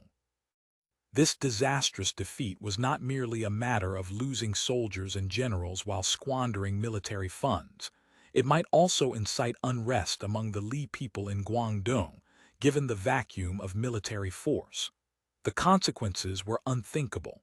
Wang Zun was in peril. He closed the memorial and set it on the table.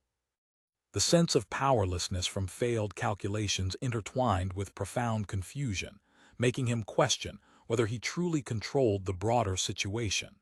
Since the court troops had been defeated at Lingao, those Australian shorn-hair thieves would inevitably strengthen their defenses. Any hope of obtaining the Kaiyankun mirror undetected had now become impossible.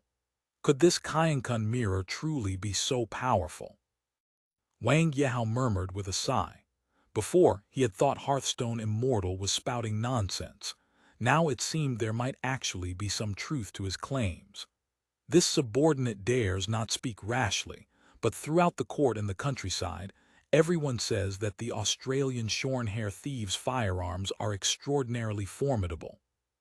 Jin Wenchai hesitated repeatedly before venturing. Master, for such a momentous matter, I fear it cannot be hidden from Master Zhou's side, can it? By now, whether in the court halls or the marketplace, news about the Australian shorn-hair thieves was growing ever more abundant. Rather than letting him discover the truth on his own, it would be better to actively shape the news before presenting it to him. Wang Yehao gathered his thoughts and instructed, "This matter requires foolproof preparation. Let me consider how to phrase it. As for Master Zhou, find a way to keep him occupied and unable to leave. Also, send word to Liu Sha. Tell him if there are any who know the inner workings of the shorn-hair thieves, he should not be stingy with silver." "Yes, master." Jin Wenchai did not leave immediately but lowered his voice. "Master, there is one more matter that requires advanced planning." "What matter?" Master Kunzi failed in his bandit suppression this time, losing both army and territory. I fear it will be difficult to explain to the court. He is advanced in years, and I hear his health is poor as well. Word came from Liu Sha a few days ago that he is already bedridden. I fear the day he fails to rise may be near. What are you trying to say? Wang Yehao grasped his meaning. Master Kunzi leaving his post is probably only a matter of time. There are rumors at court that the master might be appointed to oversee Liangguang. Wang Yehao had heard this rumor as well. He was still deliberating. If he maneuvered skillfully, there was more than an 80% chance of success. Although the Commissioner of Transmission was one of the 9 ministers, becoming a regional viceroy or governor was among the highest aspirations of any official, probably second only to entering the Grand Secretariat and becoming a chancellor. If the imperial will is truly so inclined, what does the teacher think? The master advancing further from the top of a 100-foot pole to take up a frontier post is naturally a cause for congratulation. It is only that Liangguang is largely not a favorable posting. Wang Yehao nodded slightly, signaling him to continue. In the land of Liangguang today, the shorn-hair thieves rise in the south, Yao and Dong tribes press from the west, and red barbarians patrol the east. With threats on 3 sides, it cannot remain peaceful for long. The shorn-hair thieves have already become a major scourge. If the government fails to suppress them, it will inevitably suffer their retaliation. I fear it will not be long before they launch an invasion. Confucius said, "Enter not a dangerous state, dwell not in a chaotic state." In this humble student's opinion, the position in Liangguang makes it easy to bear blame but difficult to earn merit. It is truly an unfortunate assignment. The master rose through the regular Jinshi examination, but did not enter the Hanlin Academy. According to convention, I fear it would be difficult to enter the cabinet. If you could take up a post in a favorable region, accumulating prestige and seniority, eventually controlling a ministry would not be a poor path forward. Although Liangguang cannot be accepted, Jiangnan and Zhejiang have potential. Possessing every advantage of geography and popular support, if properly managed, it should not be difficult to secure. The teacher's analysis cuts to the heart of the matter and illuminates much for me. However, does the teacher not know of the rule of avoidance? Wang Yehao heard this and smiled helplessly. I cannot go to Zhejiang, and as for Nanjali, I fear my influence is insufficient. Jin Wenchai was taken aback. He was only a Ziyukai after all, and his knowledge of court regulations was limited. So you are saying that Liangguang must be accepted? There are no fewer than 30 viceroys and governors throughout the realm. Nowadays, those who can govern effortlessly without lifting a finger, there is probably not a single one, Wang Yao sighed. Although Lianguang presents many concerns, on the whole it can still be considered relatively stable, so long as we can deal with the shorn-hair thieves. Thinking it over carefully, was there a more suitable candidate to handle the shorn-hair thieves than himself? He held a genuine shorn-hair thief in his grasp.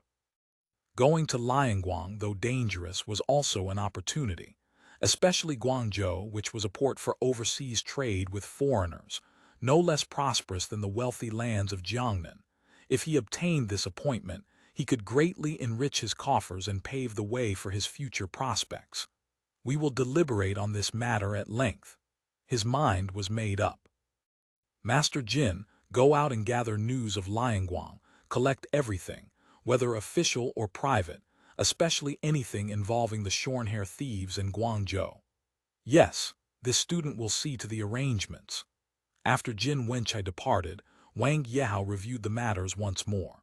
Pondering his own countermeasures, he considered that such talk at court indicated that both the emperor and the cabinet harbored this intention. However, taking over at this moment was absolutely not advantageous. The current situation in Guangdong was chaotic. Not only were tens of thousands of troops trapped in Qiangzhou unable to return, but the shorn-hair thieves might also come to raid. At that point, such a colossal mess would have to be cleaned up by himself. The slightest carelessness would mean losing everything. He summoned Liu Xiao and asked, "Is there new intelligence from Liu Sha's end?" Liu Sha reported yesterday that Viceroy Wang has already gone to Zheyaking to recuperate, Liu Xiao said. I hear his health is very poor. In addition, he lowered his voice to barely a whisper, the shorn-hair thieves have already landed at the Pearl River estuary and are pressing upon the outskirts of Guangzhou City. All 4 gates of Guangzhou have been sealed and martial law is in effect. What? This news startled him greatly. What about the forts, the navy? All destroyed by the shorn-hair thieves, Liu Xiao said, handing over the report. The firearms on the shorn-hair thieves' gunships are devastating. In less than half a day's time, they fought their way into the Pearl River estuary. End of chapter. Chapter 2683, The Capital, Part 39. Is the news reliable? He still could scarcely believe it. Entirely reliable. The Tangbao from Guangdong will arrive within a few days. The official text may contain some embellishments, but the fact that shorn-hair thieves have breached the Pearl River and now threaten the city walls, that is something no one would dare conceal. The intelligence he possessed was first-hand material sent directly from Guangzhou by Liu Sha, far more reliable than any gazette. Whatever the specific details might be, the shorn-hair thieves' invasion was now an ironclad certainty. With matters having progressed this far, he could only consult with Hearthstone Immortal and discover how his heavenly book recorded these events. He was about to instruct Wang Liang to invite the Hearthstone Taoist when a thought gave him pause. The situation in Guangzhou remained unclear, and this was not simply a matter of asking the man to predict future developments. It was also an opportunity to probe his background. At present, neither the Gazette nor the memorial subjects had reached the capital, and news of the shorn-hair thieves' invasion had not yet spread. To inform him now would reveal that he maintained private agents in Guangzhou, secretly gathering intelligence. Better to wait. Thus another 5 or 6 days passed. Only after the Guangdong Gazette arrived in the capital did Wang Liang receive orders to invite Mr. Zhou. To avoid prying eyes and wagging tongues, every face-to-face consultation with Hearthstone Immortal followed one of 2 patterns. Either he was carried quietly into the Wang residence in a small sedan chair under cover of night, or Master Wang himself paid a visit in plain clothes. Recently, however, Master Wang had seldom come to consult. When Wang Liang arrived with the invitation, Zhou Lezhai noticed that his teacher's expression was one of considerable surprise, tinged with a trace of displeasure. The reason for this displeasure was not difficult to discern. The teacher had recently succeeded in quelling certain domestic conflicts and had intended to engage in some plowing that very evening. Visiting the Wang household meant the consultation would last until at least the third watch. The capital's streets were dangerous at night, so he would need to stay at the Wang residence, departing only at the fifth watch. If the teacher wished to plow, he would have to wait until darkness fell again. Zhou Lezhai was young and understood perfectly well that sense of urgency when blood rushes to a man's brain. Observing his teacher's obvious displeasure, he felt both sympathy and amusement. HMPH, serves you right for being a well-fed man who cannot understand the hunger of the starving. Since Master Wang had issued the invitation, there was absolutely no refusing. Although Mr. Zhou relied on his ability to foresee the future, he also understood that sympathetic patrons were not easily found. In this capital, the distance between immortal and demon was but a single step. Without delay, 2 sedan chairs carried the Zhou master and apprentice into the Wang residence. Wang Liang did not disclose the specific reason for the summons. Mr. Zhou assumed it was merely another routine consultation, but the moment he stepped into the study, he sensed something was amiss. The desk was covered with boxes of various sizes, and the room was inexplicably piled with several iron pipes. While he was still puzzling over this, Wang Yehao came forward to greet him. "Mr. Zhou, something terrible has happened." "Oh, what has occurred?" "There is news of the Australians." Wang Yehao gestured toward the assorted objects on the table and floor. "Please examine these, teacher. These are Australian artifacts that this official commissioned people to find."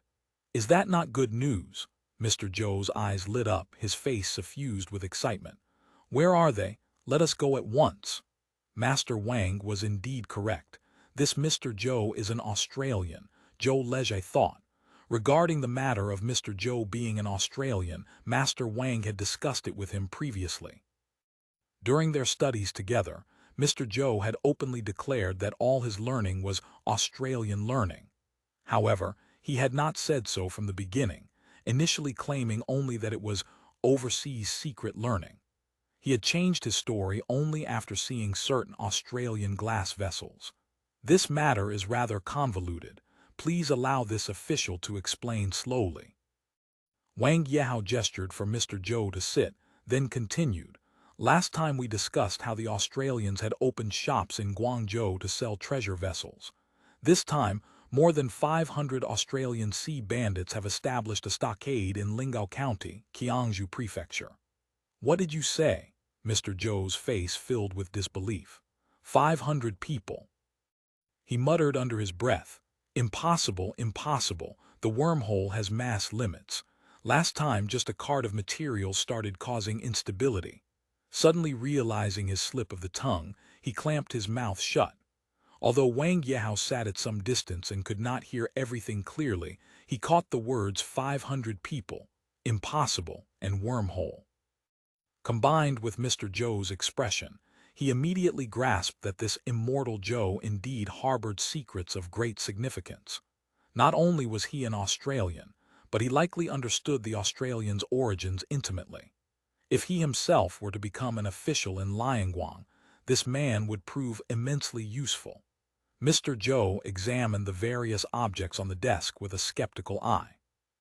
These tattered scraps had been gathered by villagers living near the Australian camp after the Australians departed. Worthless refuse, really, collected purely out of curiosity. Following Master Wang's instructions, Liu Sha had specially gathered these items and dispatched them to the capital by fast horse. To anyone else, this was mere garbage. True, there were some broken glass vessels among the pieces, but broken glass held little value beyond use in window panes.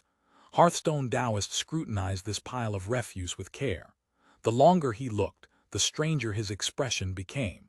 Now surprised, now disdainful, now confused. In short, he displayed a richness of expressions that Zhou Lezhai had never before witnessed. "Are these also Australian objects?" Mr. Zhou pointed at a heap of copper and iron piping and castings lying on the floor. Proprietor Guo also constructed a pleasure house in Guangzhou Prefecture called Purple Ming Pavilion Ziminglu, where it is said that magic can be used to harness the power of water and fire. These are the implements of that ritual altar. In the teacher's estimation, did all of these come from the Kainkun mirror? Mr. Zhou's expression grew grave as he repeatedly examined the pile of metal debris. It would appear so. Did those 500 Australians spend their time just tinkering with such things? Hardly seems worth the effort. Indeed, glazed glass vessels constitute the majority of their trade. I hear they have recently begun selling granulated sugar and paper as well, nothing of particular note. You said just now that they are entrenched in some place called Gao, Lingao County, Qiangzhou Prefecture. That would be on Hainan Island. Does this county possess any notable characteristics? Lingao County lies in a remote location, produces nothing of significance, and has a sparse population. It is truly an obscure place. They neglect proper business in Guangzhou to take themselves off to such impoverished and isolated soil. For what purpose? Please examine these, teacher. Here are the relevant memorial subjects and gazettes. I had my private advisor copy them together. Wang Yehao pushed the booklets across the table. According to the report from Lingao County at the time, the Australian sea thieves arrived aboard great iron ships. Wait a moment. Before Wang Yehao could finish, Mr. Zhou sensed something was wrong. How can there be great iron ships as well? Ah, please do not blame me, teacher. Although this matter strains credulity, numerous memorials corroborate it. It should not be mere rumor. According to the reports, this vessel stands more than 10 zhang high, stretches over half a li in length, is completely black throughout, and possesses neither oars nor sails. Mr. Zhou listened to Wang Yehao's description, his mouth falling progressively wider open. The astonishment in his heart seemed to have reached its peak. Holy crap! They even brought the mobile base over. Their ambitions are enormous. Master, I believe we must find these Australians as quickly as possible. Any delay is inadvisable. That course of action is probably unwise. Wang Yehao's finger tapped against the booklet. The Australians used the devastating power of their firearms to occupy Lingao and now scheme to seize all of Qiangzhou. Viceroy Wang marshaled the strength of the entire province to suppress them, yet could accomplish nothing. His army collapsed entirely, and now the Australians have arrived at the walls of Guangzhou City. Mr. Zhou could no longer maintain his composure. He snatched up the copy and began reading intently. Zhou Lezhai knew that, although his teacher claimed to possess great learning, his actual skill in reading classical texts was quite poor. Most likely he could not comprehend these memorial subjects. He immediately offered, "Teacher, allow me to read it for you." And so Zhou Lezhai read aloud while explaining in vernacular speech, finally enabling Mr. Zhou to understand what the official documents meant. A man named Wen, claiming to be a remnant of the Song dynasty, had brought more than 500 men ashore at Lingao, seized territory to develop infrastructure, and traded materials on the side. The government could not tolerate this and dispatched troops to suppress the bandits, only to find themselves chased in every direction by those 500 men. Now those same 500 stood beneath the walls of Guangzhou. After hearing all this, Mr. Zhou could no longer concern himself with demeanor or etiquette. He paced 7 or 8 circuits back and forth across the study, then suddenly addressed Wang Yehao. "My lord, the Kainkun mirror is definitely in the hands of that man named Wen. Since the government forces failed to suppress the bandits, is there any intention at court to offer amnesty? I am willing to go and persuade them. This matter is currently under discussion at court. No conclusion has yet been reached." However, Viceroy Wang previously attempted to recruit them, but the Australian sea bandits showed no inclination to submit. If I were to speak with them, perhaps they would be willing. After all, that Kainkun mirror is mine. Mr. Zhou was unwilling to abandon the idea. This official believes such a course is absolutely impermissible. "Why not?" Mr. Zhou asked, his face full of confusion. "Teacher, you are not thinking clearly." Wang Yehao stamped his foot and struck his wrist. assuming an expression of profound distress. "Have you forgotten Emperors Huizong and Qinzong?" Mr. Zhou looked utterly bewildered. "Those two captured emperors of the Song dynasty. What have they to do with this?" Wang Yao heaved a long sigh and spoke with patient deliberation. "In former times, Emperors Huizong and Qinzong were held captive by barbarian enemies. Emperor Gaozong not only delayed any rescue, but also issued 12 gold medals recalling Yue Wumu to the capital for punishment. What was the purpose of these actions? All for the sake of power and position. Now there exists this bandit named Wen who, bearing the merit of being the first to act, occupies the position of chieftain. He falsely claims descent from the former Song, refuses to submit to the great Ming's enlightened rule, and clearly harbors intentions of carving out his own domain. That the Kainkun mirror is the teacher's possession may be true, but how would such a sea thief ever acknowledge it?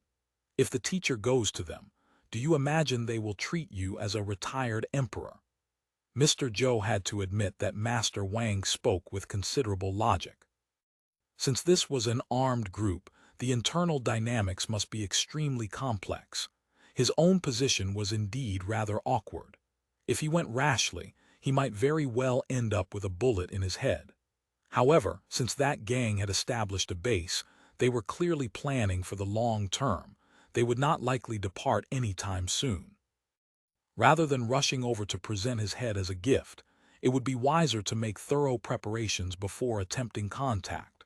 Wang Yao observed the other man's shifting gaze, his lips parting as if to speak before stopping. He knew his rhetoric had taken effect and pressed his advantage. "This Kainkun mirror is so extraordinary. Does the teacher possess any method to overcome it?" "That is not easily managed. This Kainkun mirror is quite formidable to deal with." Having expressed the difficulty, Mr. Zhou's eyes suddenly brightened. "Ah, but wait, is not my lord assuming the position of Viceroy of Lianguang next year? At that time, we could devise a means to contact the Australians, could we not?" What did the teacher just say? This time it was Wang Yao's turn to be startled. Although certain parties at court had discussed this matter, he had firmly blocked all such talk within his own household. Hearthstone Immortal, into whose ears outside words did not enter, could not possibly have learned of it. For him to speak with such certainty meant it must be recorded in the heavenly book. End of chapter. Chapter 2684. The Capital, Part 40, yet of the Shornhair Thieves' invasion, their occupation of Lingao, their defeat of the government army, their siege of Guangzhou. He knew nothing. How could he call himself an Australian if he was ignorant of such momentous events? Truly strange indeed. Master Wang's thoughts had barely formed when he heard the man speak again. "Ah, that Viceroy Wang won't survive more than a few months, and then the Lord should take over." Mr. Zhou produced a cipher book to verify his claim. "Yes, correct, assuming office next year." The teacher did mention something of this before, but such a matter carries enormous implications. I shall need considerable time to plan. Wang Yao struggled to digest the information and chose instead to change the subject. "Yorong has been attending you these past days. I trust she meets with the teacher's approval." "Quite satisfactory, quite satisfactory." Mr. Zhou nodded repeatedly, a lecherous smile spreading across his face. "The finest thin horses fail to please you, yet a kitchen maid you savor like candy." Master Wang felt secret disdain. Still, this worked in his favor, at least it saved him money. "Might I inquire whether there have been omens of dreaming of bears?" "Dreaming of bears," Zhou Lejai hastened to whisper. "Master Wang is asking whether there are signs of pregnancy." "Ah, ah." Mr. Zhou shook his head, his face clouded with loneliness and helplessness. "No." "Perhaps you might invite a physician to examine." Mr. Zhou's expression immediately soured. Clearly, he took great offense at anyone questioning his abilities in that particular area. Master Wang was an old fox of officialdom, and reading faces was his specialty. Observing this reaction, he understood at once. So this Hearthstone Immortal, though lecherous, has difficulty producing heirs. It seemed he would need to continue relying on Zhou Julie's old methods to keep the man in check. Just last month I obtained a supreme Korean ginseng. I shall have Wang Liang deliver it tomorrow. Perhaps it may prove beneficial. Many thanks, many thanks. Let us hope it has some effect. To steer the conversation elsewhere, Master Wang brought up the construction project at the Dingyang farm. After purchasing the Dingyang farm, Master Wang had consulted Hearthstone Immortal about potential construction projects. Mr. Zhou had initially shown little interest in the matter, but his attitude changed abruptly upon seeing the farm panoramic map of Dingyang. Not long ago, he had proposed utilizing the abundant mountain springs to construct a water mill. Now he raised the subject again. Trip hammer houses have existed since ancient times, and they're excellent for hulling rice. However, this farm has limited acreage. How much paddy could there possibly be? Wang Yehao remained skeptical. Given the farm's modest holdings, spending money to build a water-powered trip hammer house made less sense than simply hulling rice by hand. As for processing grain for customers, Dingyang was mostly mountainous terrain with few scattered fields and meager paddy yields. It hardly seemed worth transporting grain specifically for processing. Beyond paddy, a water-powered trip hammer house can grind many things, Mr. Zhou replied with quiet confidence. Incense, for example.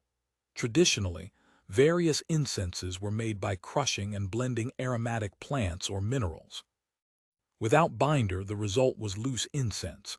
With binder added, one produced stick or rod incense. Technically speaking, there was nothing mysterious about the process. Such products are everywhere in Dingyang and command poor prices, Wang Yehao said. Besides, Zhejiang province lacks precious spices. Fine aromatics all come from the southern seas or the western oceans. Transporting them specifically to Dingyang for incense production would leave no profit margin. Locally in Dingyang, the only plants that might qualify as spices were camphor wood and cypress wood. Cheap stick incense made from these had long since flooded the market. For the Wang family to enter this trade would yield only modest returns at best. I am aware of this. After all, I too hail from the Lord's hometown, Mr. Zhou said, appearing supremely confident. Dingyang may lack other spices, but surely there is always Qinghao. Qinghao grows everywhere, but it's used for smoking away mosquitoes and insects in summer.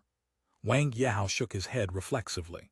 Some do use it as mosquito incense, but it produces too much smoke. The herb was indeed effective at repelling mosquitoes and insects, but the current method involved Qinghao sticks, bundles of dried Qinghao rolled with local paper into crude incense sticks, then ignited to drive away pests. The thick, billowing smoke did repel the mosquitoes, but people could scarcely tolerate it either. When lit indoors, doors and windows had to remain open for ventilation. That is because the incense-making method is flawed. With this, Hearthstone Immortal produced a folded paper from within his robes. Have the farm prepare it according to my formula and process. The smoke will be greatly reduced. Wang Yehao remained unimpressed. Glancing at the listed raw materials, he found nothing precious. All could be purchased cheaply in Dingyang. If this Hearthstone Immortal wished to dabble in some novelty, so be it. What the mountains lacked least were waterfalls, and constructing a trip hammer house wouldn't cost much. Very well, I shall instruct my people to build one. Ah, wait, I also possess a secret method for the trip hammer house itself, unknown in the Central Plains. If time permits, I should like to visit the farm personally to oversee construction. A flicker of suspicion passed through Master Wang's eyes as though questioning the man's true motives. Zhou Lejai worried silently, but then the teacher continued. I have saved some silver myself. If funds for the reconstruction prove insufficient, I can contribute money for shares. Zhou Lejai laughed inwardly. The teacher truly lacked any ability to read the situation. Was this a matter of money? Unexpectedly, Master Wang nodded. It is good that the teacher has such enthusiasm.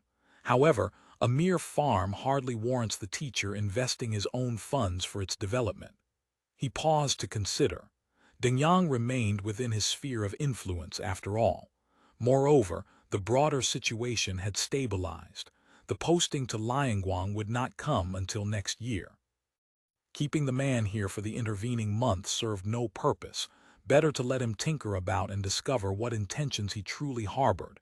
He spoke decisively. Very well then. In a few days I shall send men to escort the teacher to Dingyang. Excellent, excellent. Mr. Zhou's face lit up with undisguised delight. Dingyang is a fine place. The hour grows late. Teacher, please rest the night here in this study. After seeing Master Wang off, Zhou Lezhai helped his master make the bed and pour water, attending him as he washed. But unexpectedly, Hearthstone Immortal showed no intention of sleeping. He sat upon the bed, eyes burning with intensity, his expression complex. Zhou Lezhai worried silently. What scheme does the teacher have in mind? The teacher had never mentioned anything to him about going to Dingyang, yet Zhou Lezhai knew the master despised the local climate. The weather here differed entirely from the south, when dry wind and sand filled the air, when raining, fetid mud covered the ground. The master was not alone in his discomfort. Even Zhou Lezhai had found it difficult to adjust.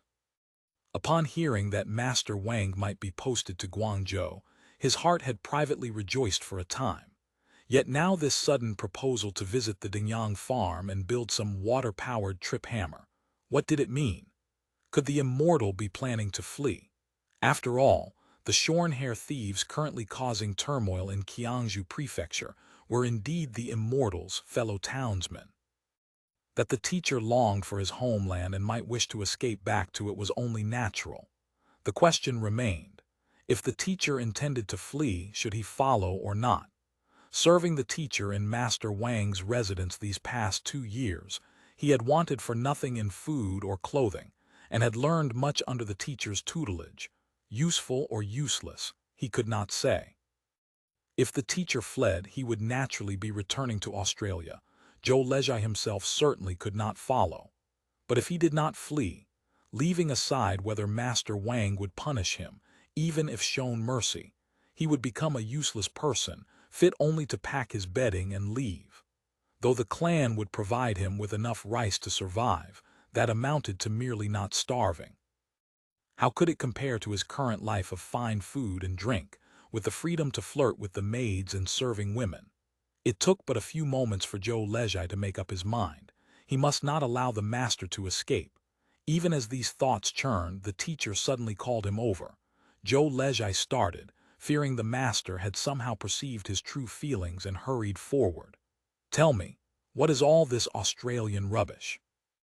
Zhou Lezhai had examined these objects earlier. Apart from a few shattered glass fragments he could guess had once been some sort of glass vessels, the various pieces of debris remained incomprehensible to him.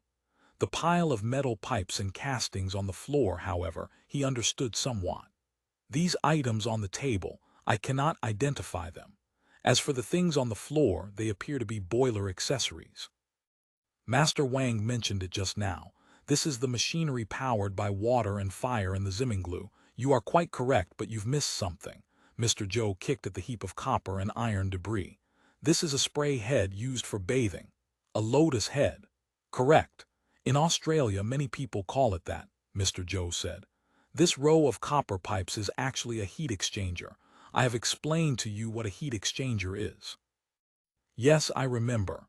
And this? It is a valve used on water pipes. You haven't forgotten, Mr. Zhou sighed as he spoke. A pity. This set of equipment was crafted quite exquisitely, but someone smashed it. Still, they are truly remarkable to have manufactured so many things. Zhou Lezhai dared not interrupt, merely watching from the side as the teacher rummaged through the rubbish on the table with keen interest, muttering to himself all the while, "Damn it, isn't this a bandage? They even collected medical waste. Good heavens, they made safety helmets too. Why not wear steel helmets when fighting? Sulfonamide." Mr. Zhou cried out suddenly, clutching a small tube in his hand. The tube appeared to have been fashioned from fine bamboo, coated with a layer of raw lacquer on the outside. The seal was wax already broken. Small black characters were inscribed on the bamboo surface. Whatever it was, the object seemed to deliver an enormous shock to the teacher. They can actually produce sulfonamide. The teacher's brow furrowed deeply. Unthinkable. Truly unthinkable. During his lectures on medicine, the teacher had explained that sulfonamide was a most basic antibiotic used to treat minor infections. Teacher, surely this medicine cannot compare to what you carry in your gourd. Correct. The difference is vast, the teacher replied. Yet for some reason, a bitter smile appeared on his face. However, a journey of 1,000 miles begins with a single step. That they have achieved even this much is incredible. As he spoke, his expression shifted to one of excitement. Remarkable, truly remarkable. With that, he picked up another piece of rubbish to examine. The identification and lecture on Australian refuse continued until Hearthstone Taoist himself grew drowsy and began to yawn. Only then did it conclude. Zhou Lezhai had long since become unbearably sleepy. By the time he finished attending the teacher to bed, it was past the third watch. He was so exhausted that his very bones felt limp. The teacher's habit of conducting lessons at any hour in any place was truly difficult to endure. He had just reached the outer room of the study, intending to make do for the night on the footrest, when Wang Liang suddenly pushed open the door and entered. "The master has instructions," Wang Liang said, his voice suppressed to barely a whisper. "When you travel to Dingyang in a few days, you must watch Hearthstone Taoist closely." End of chapter. Chapter 2685. The Capital, Part 41. Gu Chengxuan stood before the Ziminglu on Huifu Street, staring at its emptied shell, already stripped bare by looters. The sight filled him with despair. His family was shattered, his future destroyed beyond repair. An inexplicable grief and rage surged through him, a nameless fury with no outlet. He snatched up a broken brick from the roadside and hurled it against the door, now sealed with official strips, roaring through clenched teeth. "Shameless shorn-hair thieves! I curse you all to die wretched deaths! Why such distress, young master?" Gu Chengxuan hadn't expected anyone to be lurking in this desolate side street. The sudden voice so startled him that he nearly dropped to his knees, thinking the shorn-hair thieves had tracked him down. But when he focused his eyes, he discovered the speaker was a wandering Taoist with graying beard and hair. The man sat upright by the roadside, holding a banner that proclaimed iron mouth, honest fortunes, with a young Taoist boy standing dutifully behind him, altogether the picture of an otherworldly expert. "Who might your excellency be?" Seeing that the stranger bore no resemblance to a shorn-hair thief, Gu Chengxuan mustered his courage to ask. "Face reading and character interpretation, eliminating disasters and resolving difficulties." The Taoist smiled faintly, flicking his horsetail whisk toward the banner. "This poor Taoist wanders the 4 seas and happened to pass through your precious land. Our meeting today is fate. Why not let me cast a reading for you? I have no money." Gu Chengxuan clutched his cloth robe tighter, ensuring the life-saving silver hidden against his chest remained secure. Not a single penny required. The Taoist maintained that inscrutable smile. "Forgive this poor Taoist for speaking presumptuously, but young master, I suspect your fate has been sabotaged by treacherous villains, and thus you've fallen into such straits. Am I correct?" Having his raw wound so precisely probed, Gu Chengxuan's curiosity was piqued. He approached skeptically and asked, "What wisdom does the Taoist master have to offer?"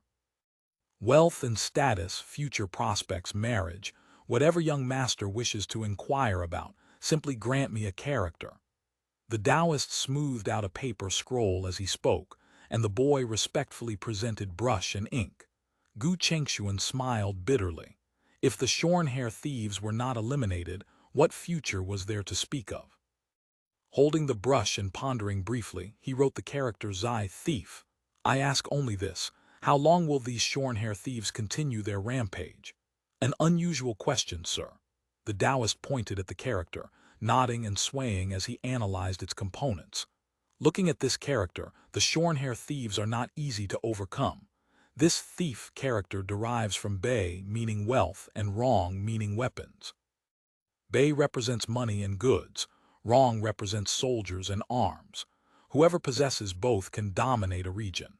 In this campaign, the imperial court firstly failed to cut off their money and grain, and secondly failed to blunt their military edge. It seems these shorn-hair thieves are likely to occupy Qiangzhou for quite some time. Can it be that our great Ming has no way to deal with these bandits? Gu Chengxuan sighed, his expression desolate, and pressed further. Can the Taoist master read my future as well? Let me see your hand, sir. Gu Chengxuan extended his hand, only to have it seized firmly by the Taoist. Startled, he tried to pull free, but the grip was like iron pincers, impossible to break. Not daring to cause a scene, he could only plead in a low voice. Taoist master, why must you do this? If you want money, I still have a few mace of silver I can give you. Ow, ow, if you don't let go, I'll shout for help. But the Taoist only tightened his hold, smiling as he spoke. Does Sir harbor enmity with those shorn-hair thieves? You might as well tell me. This poor Taoist can analyze the situation for you. The remark struck so close to the truth that Gu Chengxuan shuddered involuntarily. However, having narrowly escaped death multiple times, he was no stranger to danger. How could he easily reveal his background? Even in his panic, he forced a laugh and deflected. Why would the Taoist master say such a thing? Observing Sir's brushwork, those characters like iron hooks and golden strokes, speaks of no less than 10 years of disciplined study. Yet looking at Sir's cloth robe, though the material is top grade and new, it bears many stains and tears. These past days must have been quite wretched indeed. And just now, Sir hurled a brick at that shorn-hair thief's former establishment. The connection is not difficult to deduce. The Taoist paused deliberately, waiting until curiosity was sufficiently whetted before lowering his voice to a pointed whisper. Is Sir aware that quite a few defeated soldiers have been fleeing from Qiangzhou lately? The Governor-General's Yamen still has reward notices posted at its entrance. Anyone who escaped privately and refuses to return to camp is treated as a spy. Cold sweat broke out across Gu Chengxuan's entire body. He stammered, what do you want? Ha ha ha, don't panic, sir. This poor Taoist cares nothing for a few taels of reward silver. The Taoist abruptly dropped his smile, his eyes turning sharp and piercing. I simply ask, did you flee in defeat from the front? What if I did? What if I didn't? Gu Chengxuan's face went pale. He was no ordinary soldier but a private advisor on the military roster. Now that the sea-crossing army had been completely annihilated and he had fled back alone, if he failed to report to the Governor-General's Yamen for investigation and was subsequently caught, the consequences would be dire. If he had been a Guangzhou local or a veteran in the official army, things might have been different. But he was a genuine outsider and newcomer, no background, no patron, and his household registration came from what they now called the bandit's nest. If he actually went to report himself, wouldn't he make the perfect spy? There was no telling which official might decide to borrow his head for convenience. Thinking this through, his soul nearly fled his body. The shorn-hair thieves were detestable, certainly, but the insidious nature of the official lords made him tremble even more. During these months on the campaign, he had witnessed it all firsthand. With trembling voice, he said, Taoist master, good fellow, please let this lowly one go. Whatever I know, I will tell you everything without reservation. In that case, this poor Taoist has one matter that remains unclear. I hope Sir will answer truthfully. The Taoist pointed south and asked, how exactly was regional commander he defeated this time? Gu Chengxuan's wrist throbbed with pain, and he dared not hold back, spilling everything like beans from a jar. The shorn-hair thieves' muskets are devastating. The cavalry couldn't even get close. Several charges were beaten back. Their cannons are even more terrifying. One blast destroys everything for tens of li. Regional commander, he's red barbarian cannons were simply no match. As the Taoist listened to this account, his face grew increasingly grim. Only after extracting every detail did he release his grip. Gu Chengxuan felt as though he'd been granted amnesty. Seizing the opportunity, he bolted away. Before the Taoist could react, he had already vanished from sight. When he finally ran out of breath, Gu Chengxuan ducked into a secluded alley, stopped, and hastily stripped off his cloth robe. He smeared his face with mud and disguised himself as a beggar. He dared not remain in the city any longer. He had to get outside the walls and find an uninhabited place to hide. Liu Sha watched him flee without concern, then whispered a few instructions to the Taoist boy. This man had managed to escape the chaos of battle in Qiangzhou, no simple feat. In his speech, he had revealed not only deep hatred for the shorn-hair thieves but also intimate familiarity with their military situation. He was exactly the kind of talent the master sought to employ. His running away now hardly mattered. In this city of Guangzhou, as long as one found the right door, there was no person who couldn't be tracked down. And finding such a door was no difficulty at all for those who came from the northern division. October in the south still carried the lingering heat of summer. Even after the third drum of dusk had sounded, the air remained oppressively hot. Liu Sha had maintained his stall all day and was just preparing to pack up and return to the inn when a voice suddenly reached his ear. "Liu Mudu, well, it really is you." Liu Sha turned to see a lean, tall man waving at him from the street corner. "You are Huang Leiliu. How did I run into you here?" This Huang Leiliu had also once served as an operative monitoring officials in the capital.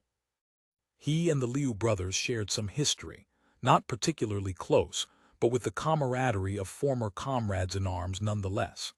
Having not seen each other for years and now reuniting in a foreign land, both were in high spirits. They clasped hands and sought out a wine shop to catch up.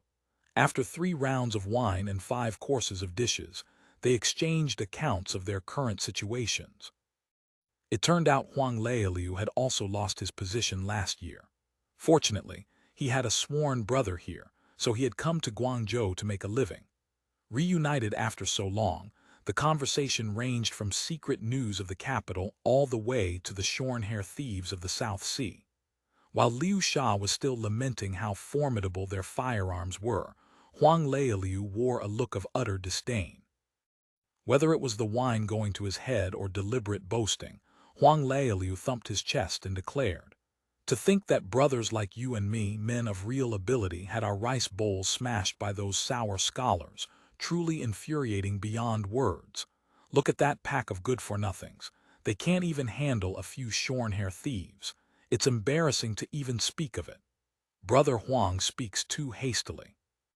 Those shorn-hair thieves' firearms are devastating. It said even red barbarian cannons are useless against them. Heh heh, Brother Liu has been frightened witless by those incompetent exaggerations. As I see it, those shorn-hair thief firearms are nothing special at all." Here Huang Leiliu deliberately leaned closer, lowering his voice to a conspiratorial whisper. "Brother, I have seen the real things." "What real things?" Huang Leiliu's face was full of pride. "Since we're true brothers, I don't fear telling you. The shorn-hair thieves may be fierce, but when they fall alone, they're just men like anyone else. These shorn-hair thief firearms, I have 1 execution to my name." "Is this true? Would I lie? Right now I'm looking for buyers for those few muskets." Huang Leiliu laughed. Liu Sha was overjoyed, thinking this was truly a case of wearing out iron shoes, searching everywhere, only to find it without any effort at all. He had searched bitterly for months, and here was ready-made business falling into his lap. How could he let such an opportunity slip away? Brother Huang certainly has impressive means. Might I have a look at these shorn-hair thief weapons? Well, about that. Huang Leiliu rubbed his hands and scratched his head, appearing somewhat embarrassed. "The goods are in my possession, but this isn't ordinary merchandise. If word gets out or catches the wrong attention, it might jinx my luck." Liu Sha caught the hint in his words and quickly produced an ingot of silver from his robe, letting it flash in the light. "Brother, why seek other buyers? As long as the goods are genuine, the price is negotiable." "Such generous handwriting, Brother Liu." Huang Leiliu stared at the silver with glowing eyes, the wine sobering from him by 3/10. "Brother Liu, have you found yourself a path to fortune? I won't hide it from you. Ever since losing my position at the town soothing division, I've joined a master who knows how to recognize talent. This new master holds high rank and wields great influence, and he's generous by nature. But he has a particular fondness for these shorn-hair thief objects. Never mind your few muskets. Even if you had a cannon, we'd take it." "Excellent, Excellent. Then I shall rely on Brother Liu's patronage in the future. Huang Leiliu was reaching for the silver when Liu Sha withdrew it. One doesn't burn incense until one sees the true Buddha. That's the rule of the Jianghu. So saying, he tossed out a string of copper coins instead. Keep this as travel money for now. Once the matter is concluded, there will be separate thanks. Huang Leiliu laughed sheepishly. Understood. Rest assured, I won't delay things. Silver is secondary, but if there's ever an opportunity to serve on the job, I hope Big Brother will look after Little Brother. That can be arranged. Huang Leiliu tucked the copper coins into his robe, then suddenly frowned and said, I won't hide it from Brother Liu. These muskets are outside the city. A few days ago it would have been convenient, but right now the shorn-hair thieves are causing havoc at the Pearl River estuary, so the city gate inspections have become much stricter. All goods being transported are interrogated. The muskets will have to be handed over outside the city. End of chapter. Chapter 2686, The Capital, Part 42. What's so difficult about that? Brother, I have my own ways of smuggling private contraband. The two chatted merrily until the wine shop closed for the night, then parted ways. Early the next morning, Liu Sha retrieved a token he had begged from Wu Hai, which he kept hidden at the bottom of his luggage. He left through Zhenhai Gate and headed straight for the Mao family inn. Zhou Lezhai accompanied the master all the way south to Jiangnan, arriving at Dingyang. The journey had been remarkably comfortable. To cultivate a relationship with Hearthstone Immortal, Master Wang had not only rented a large official boat for him, but had also purchased the status of student of the Imperial College, Jiansheng, in the capital for Zhou Lezhai. Jiansheng were originally disciples of the Son of Heaven, who could be directly appointed to official positions, making their status quite noble in the early Ming Dynasty. Later, however, the system grew lax. Under the civil service examination system, opportunities for Jiansheng became increasingly limited. Eventually, one could simply purchase admission into the college, and gradually they became the subject of many jokes throughout society. Even so, a Jiansheng still held a status approaching that of a provincial graduate, jurin. With such standing, one was no longer a mere commoner. For Hearthstone Immortal, this counted as no small gift. Zhou Lezhai knew that with the teacher's identity as a so-called Taoist or divine physician, local officials could detain and cane him at will.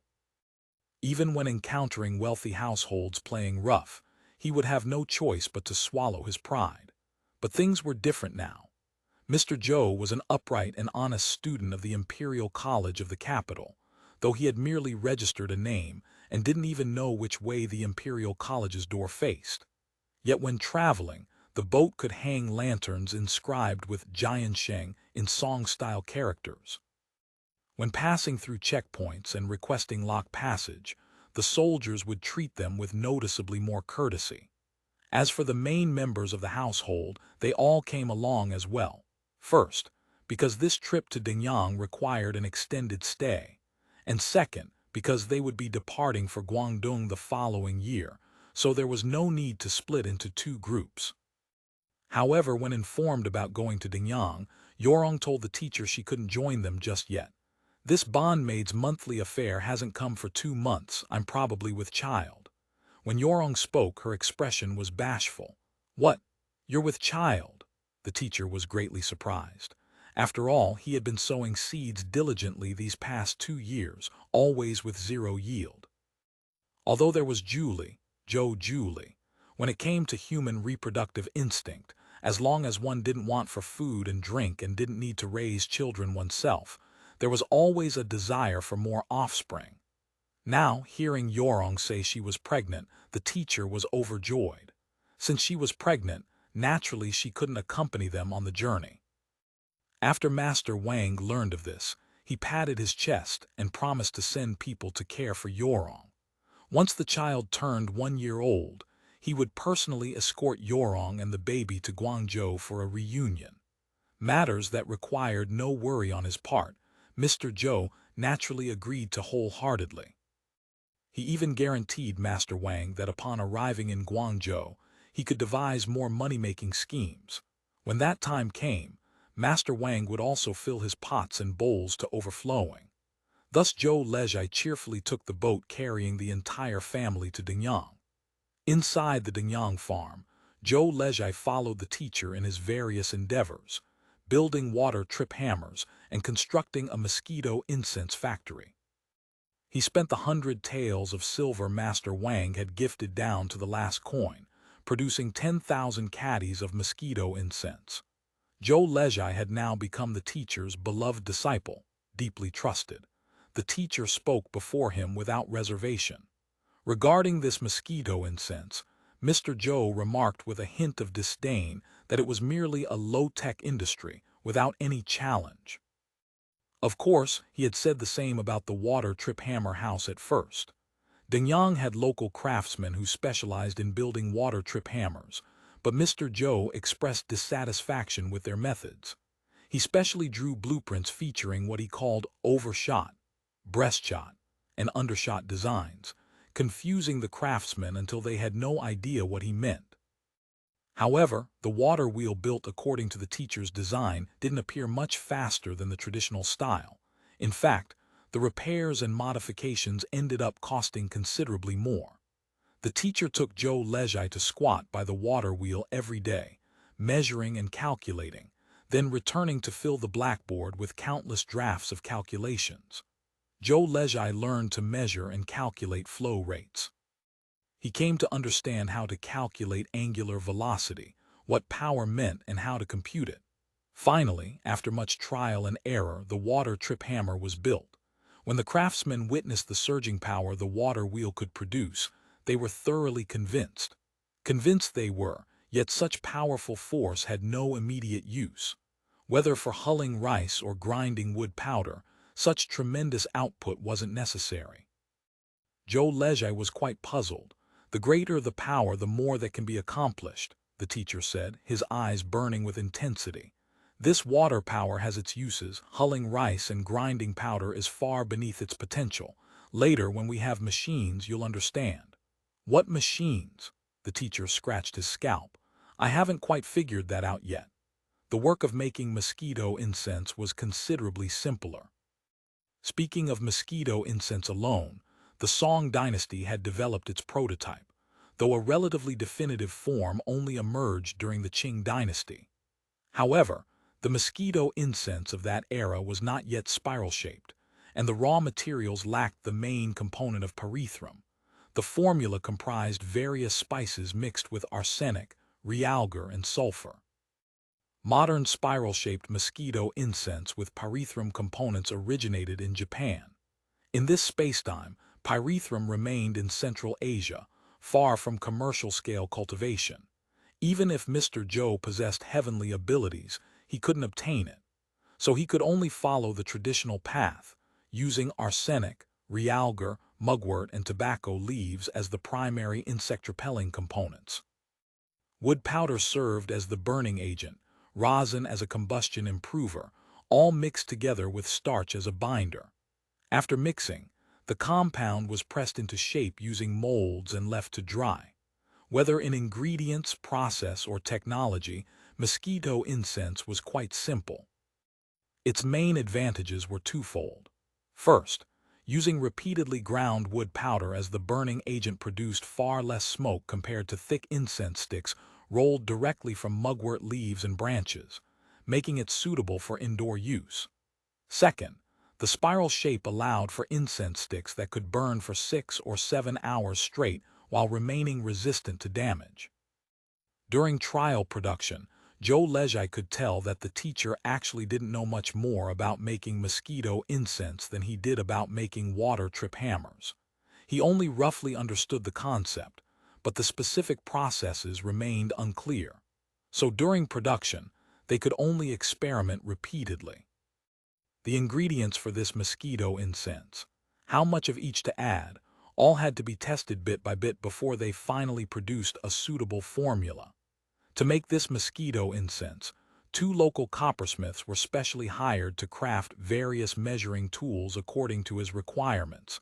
The smallest spoon could scoop up only a few grains of rice. mixing spoon by tiny spoon, testing bit by bit. During this period, they conducted several thousand trials before finally perfecting the mosquito incense. Throughout this process, Mr. Zhou tirelessly taught Zhou Lezhai the principles and procedures of experimentation, explaining the function each raw material played. Zhou Lezhai felt he had benefited greatly, yet he still posed a question to the teacher that had long puzzled him. "Teacher, you possess such profound learning. Why do you devote yourself so thoroughly to the work of craftsmen?" A trace of bitter smile appeared on Mr. Zhou's face.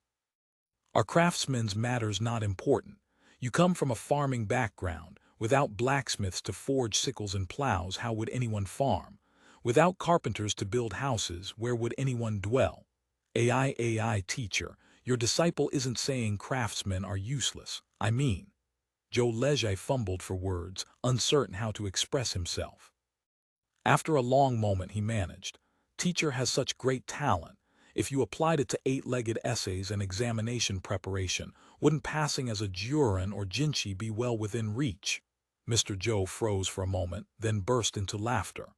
"Come now, tell me, why does everyone believe that reading books and preparing for examinations, testing for scholarly merit is the best path? Need you ask?" When it came to this, Zhou Lezhai understood perfectly. The clan leader was especially obsessed with scholarly merit. At every clan gathering, he would repeatedly instruct the children to study hard and pass the examinations to bring glory to their ancestors. Then he would cite how a certain clan had someone become an official, and now they had purchased so many clan fields, while another clan, lacking anyone with merit, was bullied in every matter and could only suffer in silence. Speaking to his excitement, he would truly weep with voice and tears. Becoming an official brings money and power. When someone in the clan becomes an official, even the county magistrate treats you with more courtesy. The runners dare not come to cause trouble. The teacher listened to his lengthy explanation with a smile, then said, "In the end, it means becoming an official has benefits. In books there are houses of gold, in books there are faces like jade." Right, exactly so," Zhou Lezhai nodded repeatedly. "Even if one doesn't become an official, passing as a ziyukai still makes you somebody in the countryside. At the very least, one needn't worry about food and drink. Becoming an official has benefits, this I won't dispute, but where do these benefits come from? The imperial court's salary." Even as Zhou Lezhai said this, he knew it wasn't so simple because the clan leader also frequently cursed magistrates for scooping money and taking black money. "Put it this way, whether salary or other sources, all of it is the common people's blood and sweat," Mr. Zhou said. "If officials were truly serving the world and its people, that would be one thing, but in reality..." What reality was, Zhou Lezhai knew well enough. "So this great Ming's officialdom I am unwilling to enter." When the teacher spoke these words, his expression grew complex, "and I disdain to do so. To save the world, one must enter the world. Teacher has such profound learning, wouldn't it be a pity not to become an official?" Mr. Zhou paused, then laughed heartily. "Well said. But entering the world doesn't necessarily require becoming an official. Engaging in industry can also save the nation and its people. Teacher spoke before of industry rejuvenates the nation, but without an official position, how can such massive enterprises be protected?" Zhou Lezhai pressed. "Whether engaging in commerce or opening workshops, any property of significant size required protection from those with official connections to operate successfully. Everyone needed to find a backer or background. In my view, backers and backgrounds are never as reliable as depending on oneself. Master Wang favors you greatly now, teacher. You might as well seize the opportunity to obtain an official position. Being an official yourself would make everything easier." These words came from the depths of Zhou Lezhai's heart. Although he was Master Wang's informant, he sincerely hoped Mr. Zhou would achieve fame and success. With Mr. Zhou, he was a student. Without Mr. Zhou, he was merely one of Master Wang's slaves, which weighed more heavily. Zhou Lezhai understood perfectly. The teacher sighed softly. "What you say is correct. Speaking in terms of expediency, this would indeed be a good approach, but this great Ming's officialdom is darker than a dye vat. For someone like me to plunge in, I fear it would be a dead end. End of chapter. Chapter 2687. The Capital, Part 43. Zhou Lezhai agreed wholeheartedly with this assessment, for up until now, the teacher had essentially been dancing in the palm of Master Wang's hand. Master Wang knew his every move, even the words he whispered to his two concubines the previous night, and how they spent their intimate hours. If Master Wang wished to know something, he could find out. The teacher might be a man of great learning, but when it came to the art of officialdom, he possessed not even 1/100th of Master Wang's skill. Even Zhou Lezhai himself was probably several times more capable in such matters. Yet the teacher was no mere bookworm who knew only his texts. When it came to understanding human nature and worldly wisdom, he could be remarkably shrewd. Viewed in this light, the teacher was simply aloof and proud, unwilling to wade into the mire and filth of politics. This thought deepened Zhou Lezhai's admiration by several degrees. Suddenly remembering something, he asked, "Is the teacher not an Australian? Have you never thought of returning to Australia?" "I cannot go back." At the mention of this, Hearthstone Immortal gazed up at the sky and released a long sigh. But aren't they right there in Lingao? There was a probing quality to these words, for this was precisely what Master Wang had instructed him to determine. Would this Hearthstone Immortal defect to the shorn-hair thieves in Lingao? Lingao is indeed Australian territory. In a sense, they are my fellow countrymen, but the situation remains unclear and I dare not go rashly. The teacher sighed again. So it seemed the teacher's notion of defecting to Lingao had not changed, though his attitude remained hesitant. "Once Master Wang assumes his post in Guangzhou, we can travel there as well. At that time, you can reassess the situation." Zhou Lezhai offered this counsel, his words half sincere and half calculated. In truth, he naturally did not wish for the teacher to defect to the Australians and vanish forever. Yet if he openly discouraged him, the teacher would likely grow suspicious. And if the teacher became guarded against him, these supreme teachings would become inaccessible. Though the Wang household servants mocked Mr. Zhou's learning as wild fox Zen, heretical knowledge, mere miscellaneous studies of no practical use, Zhou Lezhai understood that the teacher's learning simply lacked a proper outlet for application. That seems to be the only option. Fortunately, Guangzhou is not far from Hainan Island. Ah, and there is also Zhizhenjai. I wonder if that fellow surnamed Gu will return. To a city flowing with gold like Guangzhou, how could he not return? If his wares cannot be sold to wealthy households, could he possibly sell them to the mud-footed peasants of Qiangzhou Prefecture? Hearthstone Immortal paused, then laughed. Quite right, you speak truly. These Australians have produced so many goods, there must be a market for them. Their days in Dingyang were not many, but they were the happiest Zhou Lezhai had ever lived. Each day he either followed the teacher through the mountains, studying geography, rivers, plants, and minerals, or he busied himself at the farm, knocking and tinkering on various projects. Every day brought new knowledge, opening up world after world of discovery. Before the teacher's vast ocean of knowledge, Zhou Lezhai recognized his own profound ignorance. And not merely his own, everyone he had ever encountered, including Master Wang who had passed the Imperial Jinshi examination, was equally limited. For the first time, Zhou Lezhai experienced the pure joy of learning.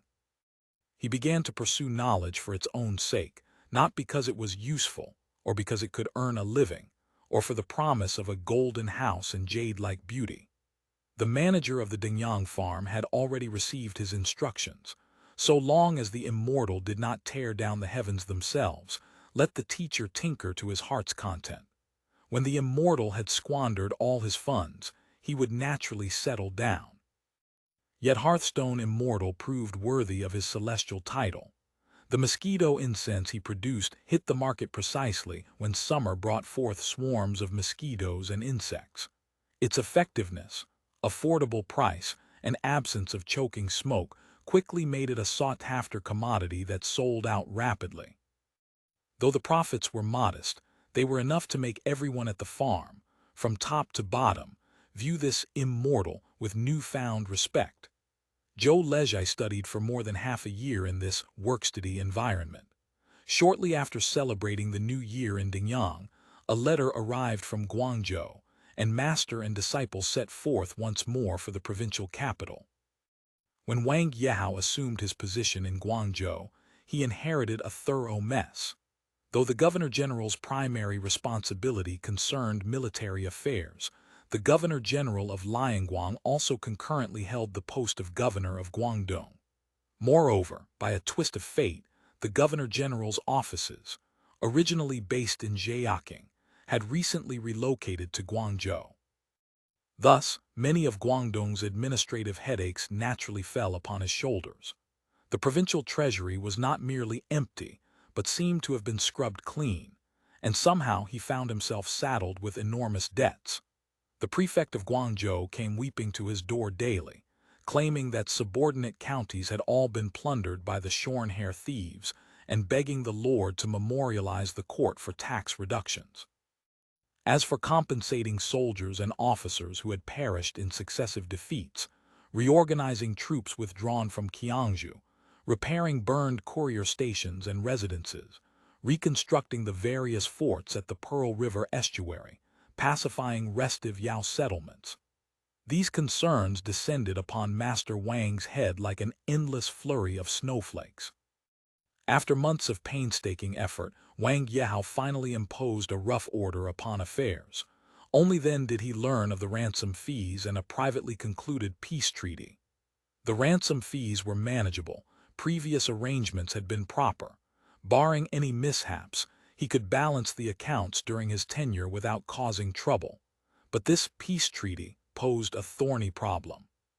He summoned Jin Wenchai to study the treaty and identify its hidden dangers. "Master, though this treaty is a curse, it need not burden you," Jin Wenchai said after reviewing the document. "This treaty was not signed under your authority. The master naturally knows nothing of it. That much I understand, but the conditions within. Simply pretend ignorance, master." Plainly speaking, these conditions all pertain to Guangzhou Prefecture's affairs. The master need only turn a blind eye. So long as you do not provoke the shorn-hair thieves, they presumably will not come seeking trouble either. Jin Wenchai continued, "As for the various great lords within Guangzhou City, whose hands are clean, with Viceroy Wang serving as a cautionary example, who would still wish to antagonize the shorn-hair thieves?" Wang Yehao agreed profoundly. Before arriving in Guangzhou, he had already gathered substantial intelligence. After his arrival, the rehabilitation efforts brought him into contact with many of the parties involved. The shorn-hair thieves were vastly different from ordinary sea bandits, certainly not benevolent types, yet he had also come to understand that they valued their word above all else. So long as he did not court disaster and acted in accordance with the treaty, he would likely avoid provoking them. But the shorn-hair thieves had become a major hidden threat to the imperial court. Of this, he understood better than most. Summon Hearthstone Immortal, quickly. As an Australian, Hearthstone Immortal presumably possessed considerable inside knowledge of the shorn-hair thieves. Given that they must have planted countless eyes and ears throughout Guangzhou City, and that officials and clerks across the various yamens who enjoyed their benefits were likewise innumerable, such a conspicuous figure could not be stationed within the city itself. After much deliberation, Wang Yehao arranged for Hearthstone Immortal to reside at the Governor-General's office in Zhejiang. The compound was spacious enough for him to tinker however he pleased. Since the mosquito incense venture proved successful, Wang Yehao's estimation of Hearthstone Immortal had risen another level. Everyone appreciated earning money. If the Immortal could serve as his advisor in Zhejiang while producing a second profitable invention like the mosquito incense, would that not be splendid? He had already instructed the Dingyang farm manager to increase production and rush shipments to Guangzhou before the following spring. The climate here was hotter, and mosquitoes appeared very early. Zhejiang had once been the seat of the Governor-General's office. Subordinate officials and numerous troops remained stationed there, making defense and supervision quite convenient. The city lay deep in the interior, removed from Guangzhou's sphere of influence, yet the West River waterway connected them readily. Stationing this special staff team there gave Wang Yao great peace of mind. Apart from Jin Wenchai and a few trusted advisors brought from the capital, none of Wang Yao's counselors knew that such a colleague existed in Jiaqing. Just this gun. Mr. Zhou examined the shorn-hair thief divine artifact placed on the desk, disappointment plainly visible on his face. What does the teacher make of this object? Wang Yao detected the dismissive tone in Zhou Lejai's voice and felt a secret surprise. About what I expected. It appears incapable of continuous fire. You must reload after each shot. Though somewhat disappointed, Mr. Zhou remained intrigued by the weapon before him. By the teacher's assessment, there exist firearms superior to this. Wang Yao's eyes gleamed. Naturally, in the Kaiyankun mirror, formidable weapons abound. This would hardly qualify as entry-level. Mr. Zhou handled the gun carefully for a while, then asked, "Tell me, where was this weapon obtained?" Liu Sha glanced aside, and upon seeing Wang Yao's slight nod, recounted the circumstances. "It is quite a coincidence, in truth. Your humble servant had a familiar brother in the capital named Huang Leialiu. When the court abolished the guards and depots, he lost his livelihood and drifted to Guangzhou, where he joined a boat crew for some water-touching work. This bird gun was obtained through the boat owner's fence." Liu Sha's torrent of underworld slang made Mr. Zhou frown repeatedly. "Speak plainly. A group of good fellows set an ambush and robbed a shorn-hair thief vessel. This bird gun was seized from their hands. Is that true? What manner of good fellows are fierce enough for such a feat?" Mr. Zhou was astounded. "Speaking of which, the court previously dispatched tens of thousands of troops. How is it they proved less formidable than mountain bandits?" "Ah, one fears regional commander, he underestimated his enemy. However, shorn-hair thief firearms are indeed formidable. It is said that during the camp raid this bird gun claimed quite a few good fellows' lives." Zhou Lejai considered for a moment, concluding it was necessary to obtain first-hand accounts from those directly involved. "Master Liu, where is this Huang Leialiu? I wish to question him personally." "Your humble servant has stationed Brother Huang in Guangzhou to keep watch," Liu Sha answered. "If the sir has inquiries, your humble servant will send word immediately. Have him come here. I wish to learn the detailed circumstances." Mr. Zhou paused, then gave voice to a question that had long troubled him. "Also, is it true that these Australians burn, kill, plunder, and commit every conceivable evil? Could there be any doubt? The shorn-hair thieves rely on their sharp firearms to perpetrate every manner of unconscionable deed. Wherever their blades reach, they care not whether you are gentry, young master, or the old and weak, women and children. Whoever disobeys faces village slaughter and clan extermination. Several villages outside Guangzhou City were completely annihilated. Your humble servant barely escaped with his life. How can this be? Even the elderly, the infirm, women and children are not spared." Mr. Zhou still struggled to believe it. "That gang of shorn-hair thieves possesses a sadistic nature. Each time they sweep into a village, they seek out an open field to erect a high platform as an execution ground, hanging people until dead and leaving the corpses to dry in the wind, forbidding burial. They even have a pretty name for it, hanging lamps." Liu Sha embellished his retelling of how the shorn-hair thieves raided villages one after another, besieged cities, set fires, and extorted ransoms.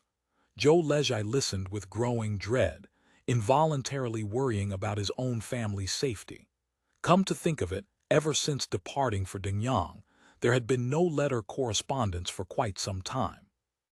This realization set his heart ablaze with anxiety, and he felt the urgent desire to request leave and return home to check on them. End of chapter. Chapter 2688.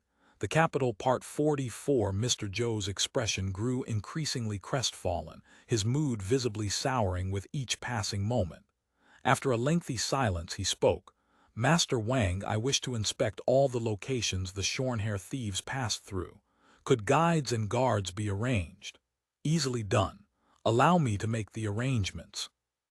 Wang Yehao observed the man's mercurial expressions, shifting from surprise to disbelief, then to fear, revulsion, and finally disappointment. Liu Sha's words had clearly struck their mark. These accounts, after all, were not fabricated from thin air. Wang Yehao had long since recognized that beneath Hearthstone Immortal's cynical exterior, his careless speech, his slight avarice and lechery, lay the heart of a genuinely kind soul. One need only observe his treatment of bondmaids to understand. Ordinary men, regardless of station, rarely showed such consideration even to their formerly wedded wives, let alone servants. In essence, Hearthstone Immortal was a soft-hearted, kind, useless good person. To ensure his unwavering loyalty and prevent him from defecting to his Australian accomplices, only sowing discord would suffice. The shorn-hair thieves' rampage of arson and plunder outside Guangzhou's walls had inadvertently played into Wang Yehao's hands. The shorn-hair thieves have now proclaimed a dynastic title and established their own era, Wang Yehao remarked. This complicates matters considerably. Sea bandits and roving brigands were common enough. The court could suppress or appease them as circumstances warranted. But proclaiming a dynastic title and establishing an era signified ambitions to stand as equals against the court itself. Even the northwestern rebels, for all their fearsome power, merely styled themselves as various kings or generals while still employing the great Ming's era name, claiming no dynasty of their own. Mr. Zhou grasped this principle immediately. They've founded a state. What do they call it? The shorn-hair thieves claimed descent from the Song, flying the banner of Australian Song. At times they also style themselves the Great Song Australian Provisional Court. Externally, they call their forces the Fubo Army. Mr. Zhou, whose countenance had been dark with displeasure, suddenly struggled to suppress a laugh as though he found something tremendously amusing. And the era name. They call it Common Era. Common Era. Hearthstone Taoist slammed his palm against the table and rose to his feet. Slavish worship of foreign customs. What? The others stared in bewilderment. Hearthstone Immortal then explained that this so-called Common Era was the calendar employed by the Red Hairs and Franks, prevalent throughout the Western nations. I see. Wang Yehao grew more perplexed than before. What connection did these Australians have with Westerners? If mishandled, they might well be colluding with foreign powers, a matter demanding the utmost caution. Strange indeed, Jin Wenchai murmured. When raising troops to carve out territory, falsely invoking a former dynasty's legacy is commonplace, but prefixing the dynastic title is unheard of. Does this not openly declare illegitimacy? As for Great Song Australian Provisional Court, that barely qualifies as a proper title at all. In this humble one's view, there must be a deeper mystery here. Liu Sha's divinatory instincts stirred to life. Our national dynasty stands on fire virtue, and the former Song likewise claimed fire virtue. To attack fire with fire, how could such an endeavor succeed? Therefore, the shorn-hair thieves appended the character, Ao, containing the water radical, seeking to invoke water virtue instead. I hear they favor black and blue in their attire. Presumably this consideration plays a part as well. Indeed, their external proclamations predominantly use Fubo Army. Beyond invoking Ma Yuan's ancient precedent, this too likely serves to claim water virtue. Wang Yehao offered no judgment of his own, instead asking, "What is Mr. Zhou's opinion?" Mr. Zhou's face was blank with incomprehension. Even Zhou Lezhai could tell his teacher knew nothing of such matters. Yet unwilling to betray his ignorance, he nodded with affected profundity. Yes, Master Liu speaks with great insight. That was the former Song truly fire virtue. I had thought it would virtue. Has the teacher never heard the phrase, the inflamed Song rose, receiving Zhou's abdication? Liu Sha's face showed undisguised astonishment. Mr. Zhou genuinely could not recall the source, but seeing everyone's expression suggesting he alone was ignorant, he dared not press further, offering only an embarrassed laugh. By proclaiming a dynastic title and establishing their own era, these shorn-hair thieves have revealed their treasonous hearts. Wang Yehao sighed heavily. Yet Guangdong has suffered such devastation, countless lives ruined, mountains and rivers shattered. For the present we lack the strength to suppress them again. Jin Wenche, who understood his master's mind best, added, "For now we can only bide our time, waiting for the shorn-hair thieves to fall into internal disorder. The difficulty lies in our scant knowledge of their inner workings." Liu Sha smiled. "What challenge is there in that? This humble one knows just the person, a native of Lingao who fled back after regional commander He's campaign. He knows the shorn-hair thieves' circumstances intimately." "Such a person exists." Wang Yehao was genuinely surprised. "Where is he now?" "He returned but dares not show his face. Currently he scrapes by in a daoku. This humble one has set men to watch him. If master wishes to make inquiries, he can be brought here at any time. Fetch him and see that he's settled comfortably. Don't frighten the man," Wang Yehao instructed. What he needed most at present was someone who truly understood the enemy's situation. After Gu Chengxuan slipped from Liu Sha's grasp, he steeled himself and sought out a daoku, paying respects to the dagu and thereby joining the local beggars' gang.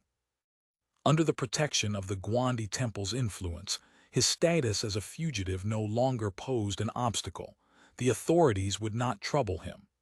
Being of scholar origin and literate, the dagu kept him at the daoku to handle clerical matters. His days passed in relative comfort, and gradually his vigilance relaxed. Thus it came as a shock when, one day on the street, he was bundled into a sack and thrust into a sedan chair in pitch darkness, carried who knew how far. Terror gripped him. He feared the shorn-hair thieves had sent men for revenge. When the sack was finally untied and he emerged blinking, he found himself in a grand hall. Standing before him was that fortune-telling Taoist. Gu Chengxuan's heart seized with panic. This Taoist had once held him and refused to let go, and now had specifically arranged his abduction. What designs did the man harbor? Might I inquire as to Sir's honorable surname and given name? Another man's voice drifted over, unhurried and measured. Only then did Gu Chengxuan notice several other figures seated throughout the hall. Judging by their appearance, some young, some middle-aged, all dressed in the manner of gentry or scholars, he could not discern their backgrounds. But the speaker was older, his bearing and manner distinctly elevated, clearly an official, and a high-ranking one at that. Gu Chengxuan's mind worked quickly. These were no common robbers. He had nothing left to steal, and was hardly a handsome youth worth abducting. As long as they were not shorn-hair thieves, anyone could be reasoned with. Composing himself, he cupped his hands. "This student is Gu Chengxuan, might I ask, sirs? Since you style yourself student, you must be a scholar. Why then do you consort with beggars in a daoku?" The question struck at Gu Chengxuan's deepest wound. He could not help but heave a long sigh. "I shall not conceal the truth from sir. This student was once a licentiate who had passed the examinations, with modest property to his family's name. Alas, calamity befell us, and I was reduced to this." "Oh, since that is so, tell us your story." Gu Chengxuan grew increasingly certain that this old man before him was no ordinary figure. He had already concluded the man must be a high official, and bore no resemblance to a shorn-hair thief. Thus he recounted everything from beginning to end. How the shorn-hair thieves had landed at Lingao, how Gu family village was attacked, how he and his father escaped as the only survivors to Guangzhou, how they later split up to pursue their separate efforts, how he had attached himself to regional commander He's command to scheme against the thieves, and finally, how he fled back after the defeat at Lingao. "You say Gu family village. The entire village was massacred." Before the old man could respond, a young advisor-like figure beside him interrupted with an expression of shocked concern. Gu Chengxuan studied him carefully. He did not recognize this person and could not fathom why he showed such particular interest in Gu family village. Men and women, old and young, not one was spared. This student's uncle, several aunts, all were either killed or took their own lives. The clan's elders and children alike were slaughtered, Even the maids and servants were shown no mercy. Pity my Gu family village, 400 to 500 souls, every last one cut down. Only our father and son, along with 2 servants, escaped. Memories flooded back. Once he had been Grand Master Gu, the man who commanded wind and rain, who bullied men and dominated women throughout Lingao County. Now he was reduced to a beggar in a daoku. The flight, the contempt, the insults, the injuries he had suffered since, all the accumulated bitterness surged within him, and he burst into loud weeping. The advisor who had questioned him wore a face full of compassion, sinking into his seat as though struck senseless. The old man, however, remained calm and composed. Since your father also escaped, along with 2 servants, where are they all now? My father took 1 servant with him. They were last in Danju, making contact with righteous men, and preparing to support the heavenly army when it arrives. The other servant originally accompanied me to Lingao. His current whereabouts are unknown. The old man clearly did not know where Danju was. Another middle-aged advisor at his side whispered a few words of explanation, and he nodded. Gu Chengshuan sensed approval in the other party's demeanor. The fire in his heart, long guttered to cold ashes, flickered to life once more. So you bear a vendetta against the shorn-hair thieves. An irreconcilable one. We cannot live under the same sky. By now Gu Chengshuan was entirely convinced the other party was an enemy of the shorn-hair thieves. His words grew increasingly resolute. The court's campaign against the shorn-hair thieves has failed. Their power grows monstrous. How should this be handled? Gu Chengshuan paused, struck by the question. These words carried the unmistakable tone of a government policy inquiry. This old man was no ordinary figure. After a moment's thought, he replied, "Endure and await opportunity, watching for internal chaos among the shorn-hair thieves." Wang Yehao was secretly impressed. Endure and await opportunity was common enough counsel. Given Guangdong's current state, endurance was unavoidable regardless of preference. So-called waiting for opportunity typically served as mere rhetoric for playing the submissive grandson, but the latter clause revealed genuine substance. Why does Sir believe the shorn-hair thieves will descend into internal chaos? Master may not be aware, these shorn-hair thieves differ from ordinary bandits. Gu Chengshuan proceeded to explain that the shorn-hair thieves were all senators, though Wen and Ma were styled as bandit chiefs. In terms of actual rank, they were merely members among senators. Among the shorn-hair thieves, there have long been those dissatisfied with Wen and Ma's monopoly on power. When they first landed, they numbered 1,000 strong. Later, due to disputes over the distribution of women, they fell to killing one another, which is how their numbers dwindled to a mere few hundred senators. I see. Wang Yehao stroked his beard thoughtfully. It seemed this notion of watching for internal chaos was not empty rhetoric after all. At this realization, he found himself valuing Gu Chengshuan somewhat more highly. Until now, no one had been able to provide such detailed and accurate intelligence. By comparison, this Hearthstone immortal seemed to know nothing of such matters.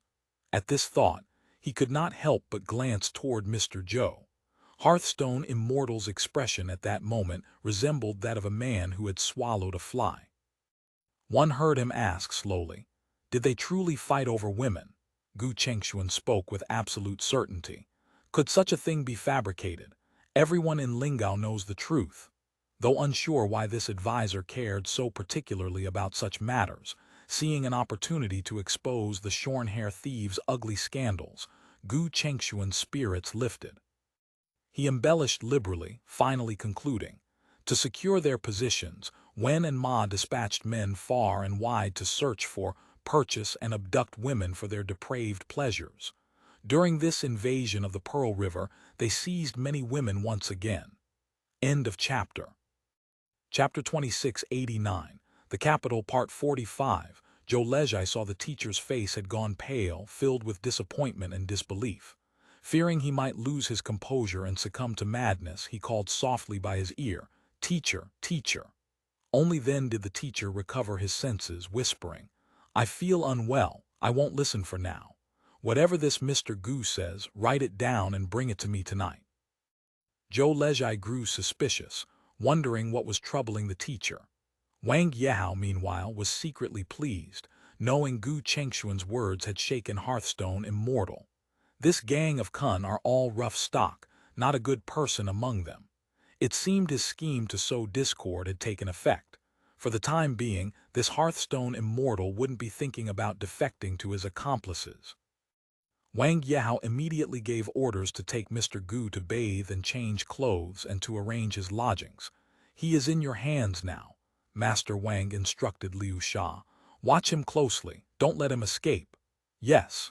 There is another matter. He said his father and 2 servants are still out there somewhere. You must find a way to locate and retrieve them. This lowly one has connections with the men at Guandi Temple. I can entrust them with the task. As long as they're anywhere on Guangzhou's ground, they can be found. You must be careful in this matter. Before coming to Guangzhou, I estimated there must be many Kun spies in the city. Probably the 3 judicial offices and the Governor-General's Yamen have their planted informants as well. That's why I plan to stay permanently in Zheyaking. You will remain in Guangzhou, specifically responsible for investigating Kun activities, but you must act in secret. Go recruit some of your former brothers. I will give them a share of money and grain from the governor's standard. This lowly one understands. Many thanks for the Lord's grace. Mr. Jin, Wang Yehao turned to Jin Wenchai. Speak with that Gu Chengshuan daily. Record everything he knows about the Kun situation, including this Qiangzhou campaign. That night, Zhou Lezhai attended to the teacher before he retired, then slept in the outer room himself. Waking during the night, he vaguely heard tossing and turning from the inner room. Rising early the next morning, he saw the teacher's face was dark and his eyelids swollen. Teacher, did you not sleep well last night? Let me help you wash first, have some dim sum, and then you can take a nap. No need, I cannot sleep. The teacher's expression was cold and stern. Where is that Mr. Gu now? Master Wang has already settled him properly. I heard he knows much about Australian matters. The master wants him to write everything out from beginning to end. Hearing this, the teacher nodded and asked, Where is Master Wang? I heard he is going to the 5 Rams Courier Station construction site in the southern city today. 5 Rams Station. It's where we disembarked when we arrived in Guangzhou, that huge expanse of ruins. That is 5 Rams Station. Yes. I heard Big Brother Liu say that when the Australians besieged Guangzhou, they fired rockets and burned 5 Rams Station to the ground. After the master took office, he began rebuilding it. Rockets. Good heavens, Mr. Zhou made a strange sound. Unthinkable, unthinkable, Katyusha. What Sha? Zhou Lezhai didn't understand and asked. Nothing, Mr. Zhou, who had been listless, suddenly found new energy. Quickly bring breakfast. After eating, we shall also go to 5 Rams Station for a look. Zhou Lezhai didn't understand why the teacher had suddenly become interested in 5 Rams Station. When they had arrived at the Li family's wharf, it had been nightfall. They had only seen a vast expanse of pitch-black ruins, nothing remarkable. After eating breakfast, Zhou Lezhai, Liu Zhao, and their group accompanied Hearthstone Taoist along Chengshuan Street, heading all the way south until they reached Guangzhou's southern city. From a distance, they could see the city gate tower had also been burned, leaving only a few carbonized wooden structures standing upright. Not far from the city gate lay a massive area of fire-blackened ruins. Many shacks had already been erected among the wreckage, with refugees living inside. Between broken walls and crumbling ramparts, low and dirty sheds had been built in haphazard disorder, and several patches of vegetable plots had even been cleared. Such a scene no longer had much emotional impact on Hearthstone Immortal, but the sight of such extensive ruins even before leaving the city surprised him greatly. This is 5 Rams Station. Isn't it supposed to be outside the city?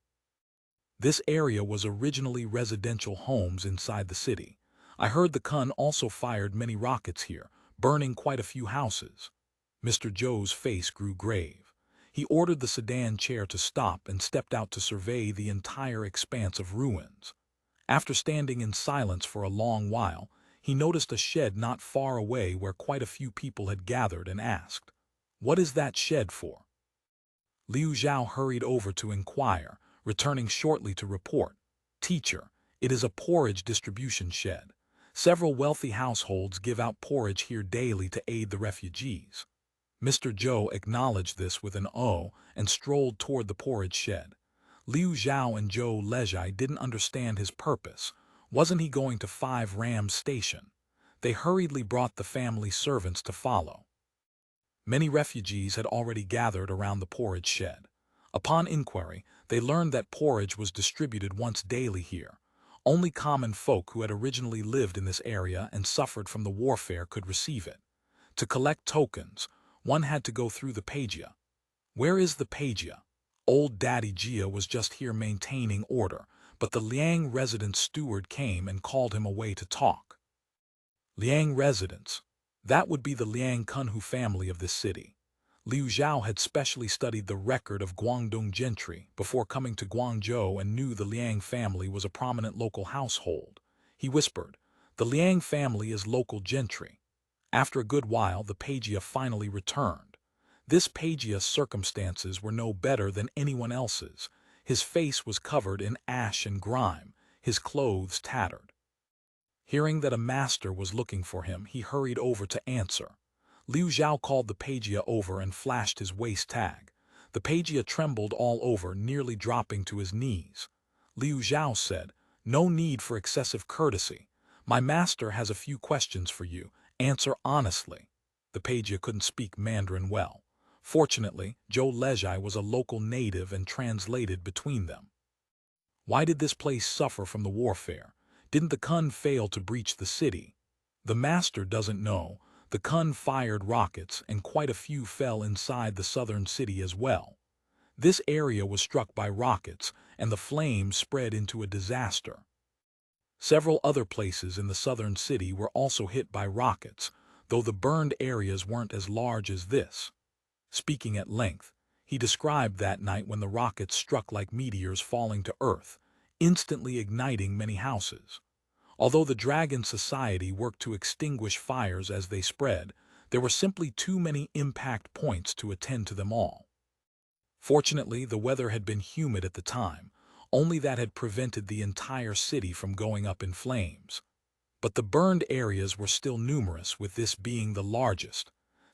In one night more than 500 people were burned to death. Who knows what was packed inside those Kun rockets? Whatever it touched, it burned. People were reduced to charcoal. AI, too miserable. The Pagia spoke with lingering fear in his voice.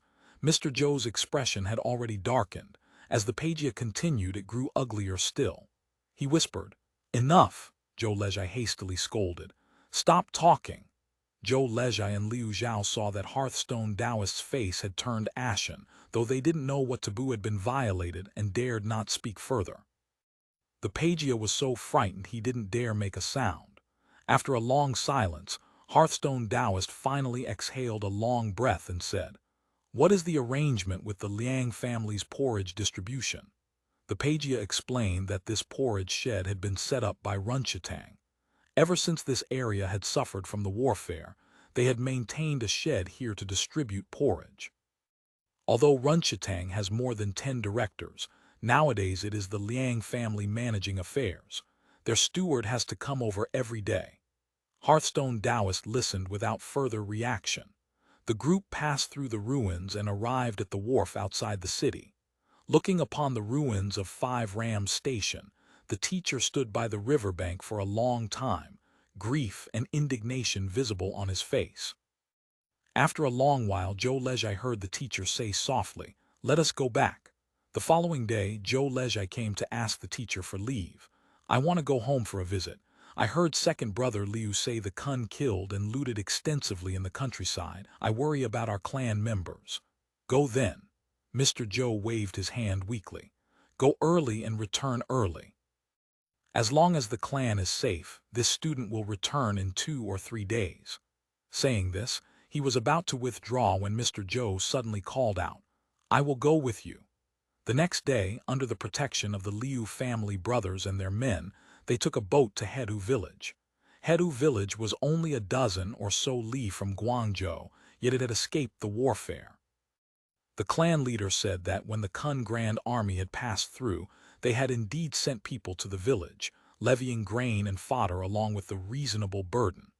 When soldiers march through, being able to avoid robbery and burning is already our ancestors' blessing. The clan leader said, "Did they do any other wicked things?" They left after levying the grain and fodder. They didn't actually do any other wicked things. The clan leader said, on the contrary, it was the local troublemakers who seized the opportunity to rise up and loot quite a bit. Later they were all suppressed by the Kun. Hearing this, Mr. Zhou's expression improved somewhat. He asked again, "What about the nearby villages? I heard that some villages organized militias to resist because they refused to pay the burden. All of them were massacred. Terrible, ah." The clan leader spoke with lingering fear and also a hint of relief. "Massacred? Is that really true?" The teacher's eyebrows shot up. This small person also only heard others say it. The clan leader, seeing his fierce expression, spoke shrinkingly. "Which villages? Tell us," Mr. Zhou pressed. The clan leader had originally been reluctant to speak until Liu Sha said, "Since the master is asking you, it won't implicate you anyway, just speak." Only then did he shrinkingly name several villages. "Teacher, do you wish to go see for yourself?" Liu Sha asked. "Go, let's go." After resting one night in Hedu village, the group continued their journey the next day, traveling all the way to Sanshan. After staying locally for half a day, they sailed along the route the Kun fleet had taken during their invasion, visiting villages along the way. As the journey progressed, the teacher's expression grew increasingly grim. Burned houses, fresh graves of the dead, the weeping of bereaved families. Each sight, each scene hammered upon his heart. In Zhou Lejai's view, the Kun could be considered benevolent and righteous. Whether killing or looting, they had exercised considerable restraint. As long as one surrendered promptly and paid the required money and grain, they essentially committed no crimes against the common people. Except for those who managed affairs, they did not implicate innocent commoners. The talk of massacres was really somewhat exaggerated. The teacher obviously did not see it this way. It was clear that his anger was building continuously. On this day, they cruised to Sanliang in Dongyuan. Following their usual practice, they sought out local elders to interview about the events when the Kun had passed through. After hearing of Qixia's deeds, everyone sighed in turn, saying she was truly a remarkable woman of deep feeling and righteousness. The group visited the graves of Qixia, Luo Tianqiu, and the others to pour wine and offer sacrifices. Returning to their boat that night, Zhou Lejai heard the teacher muttering to himself, "Beasts," followed by grinding teeth and saying, "Scum." End of chapter. Chapter 2690, The Capital, Part 46. Did he really say that? "Yes, your humble servant heard it clearly and distinctly," Zhou Lejai replied. Wang Yehao nodded with satisfaction. It seemed he wouldn't need to expend much effort after all. The Kun's own evil deeds had already made this Hearthstone Taoist despise them. With such sentiments, there was no fear of him running back to them. The Lingao bandit situation, written by Gu Chengshuan, also contained quite a bit of damning material. He could show that to him as well. For now, there was no rush to employ the strategy of Ming's songstress, keeping him through pleasure and comfort. Besides predicting the future, this Hearthstone immortal could bring him many other benefits, and had already offered quite a few ideas on rehabilitation. Some bordered on empty talk, but the angles were novel and could inspire new lines of thought. This was a capable man. He must be brought into his service. Zhou Lejai didn't harbor so many calculations. He simply felt that since returning from the countryside, the teacher had become greatly different from before, silent and reticent. Every day, besides giving him lessons, the teacher no longer frolicked with Ji at night, but instead shut himself away to write books. Manuscripts piled up continuously. Originally, Zhou Lejai was responsible for copying and organizing them, but the teacher felt this would take up too much of Zhou Lejai's lesson time, so he had Liu Zhao find 5 book copyists instead. Book copyists were craftsmen from printing workshops who specialized in transcribing paper patterns. Not only was their copying neat and fast, but most were also illiterate, a rather rare combination.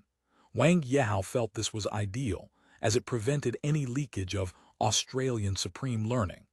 He even gave special instructions to make an extra set of copies. Zhou Lejie's task was to proofread whether the copying contained errors. Honestly speaking, he felt that even if the copyists were literate, it would be of no use, because the things the teacher wrote without his explanations were mostly unintelligible. The copied documents were sent to Wang Yehao's study. He had originally thought they would be spell texts, but unexpectedly they were all Chinese characters. Aside from the fact that the font was mostly in vulgar simplified forms and the language approached the vernacular, there was nothing particularly special about them. It was just that most of what he wrote belonged to the frustrating category of recognizing every character when holding it up to read, yet having no idea what any of it meant when strung together. This was somewhat awkward. Some he presumably recognized as mathematics and Jew, the investigation of things. Some he couldn't fathom at all, such as outline of principles of political economy. Another piece, 17th century world geography and nations, might serve as reading material for hunting novelty and leisure, but had no real meaning. After all, who cared how many countries these red-haired Europa barbarians had or how many kings ruled them? Principles of mechanics was covered with diagrams of various kinds of machines. These are the supreme learning that Hearthstone Taoists spoke of. He was somewhat skeptical and specially summoned Zhou Lejie. Yes, the teacher said exactly so. What kind of supreme learning is this? Master Wang slandered secretly in his belly, but such words couldn't be spoken openly. Instead he asked, did he ever write books regarding spells and secret methods? The answer naturally disappointed him. Master Wang stared fixedly at Zhou Lejie, sensing that this youth had changed somewhat, seemingly not as loyal as before. Not that he could cause any trouble. Although Zhou Lejie was an orphan, his clan remained in Guangdong. Exterminating the family would be merely a matter of raising a hand. Presumably the young man understood this as well. Moreover, this lad had already grown close to the Hearthstone Immortal. Rashly replacing him would only arouse the Immortal's displeasure. So Wang Yehao spoke a few warm words, instructing him to help the teacher write books well. After sending Zhou Lejie away, Wang Yehao gazed expressionlessly at the candle flame. Only after a long while did he speak to Liu Sha. The heavenly book spell texts, are there any leads? Your humble servant has inquired in many ways, no one recognizes them. Act carefully, you must not let word leak out. Master may rest assured your subordinate has his own methods, it's just. Liu Sha paused, appearing as though he wanted to speak but was holding back. Speak directly, no need for concern. Master, your subordinate is bold to say.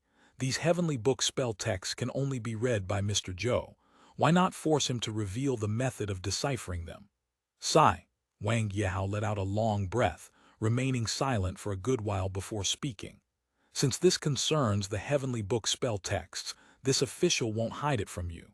This matter is enormous. Having heard it, keep it in your heart. You absolutely cannot speak of it to others. Your subordinate will remember respectfully.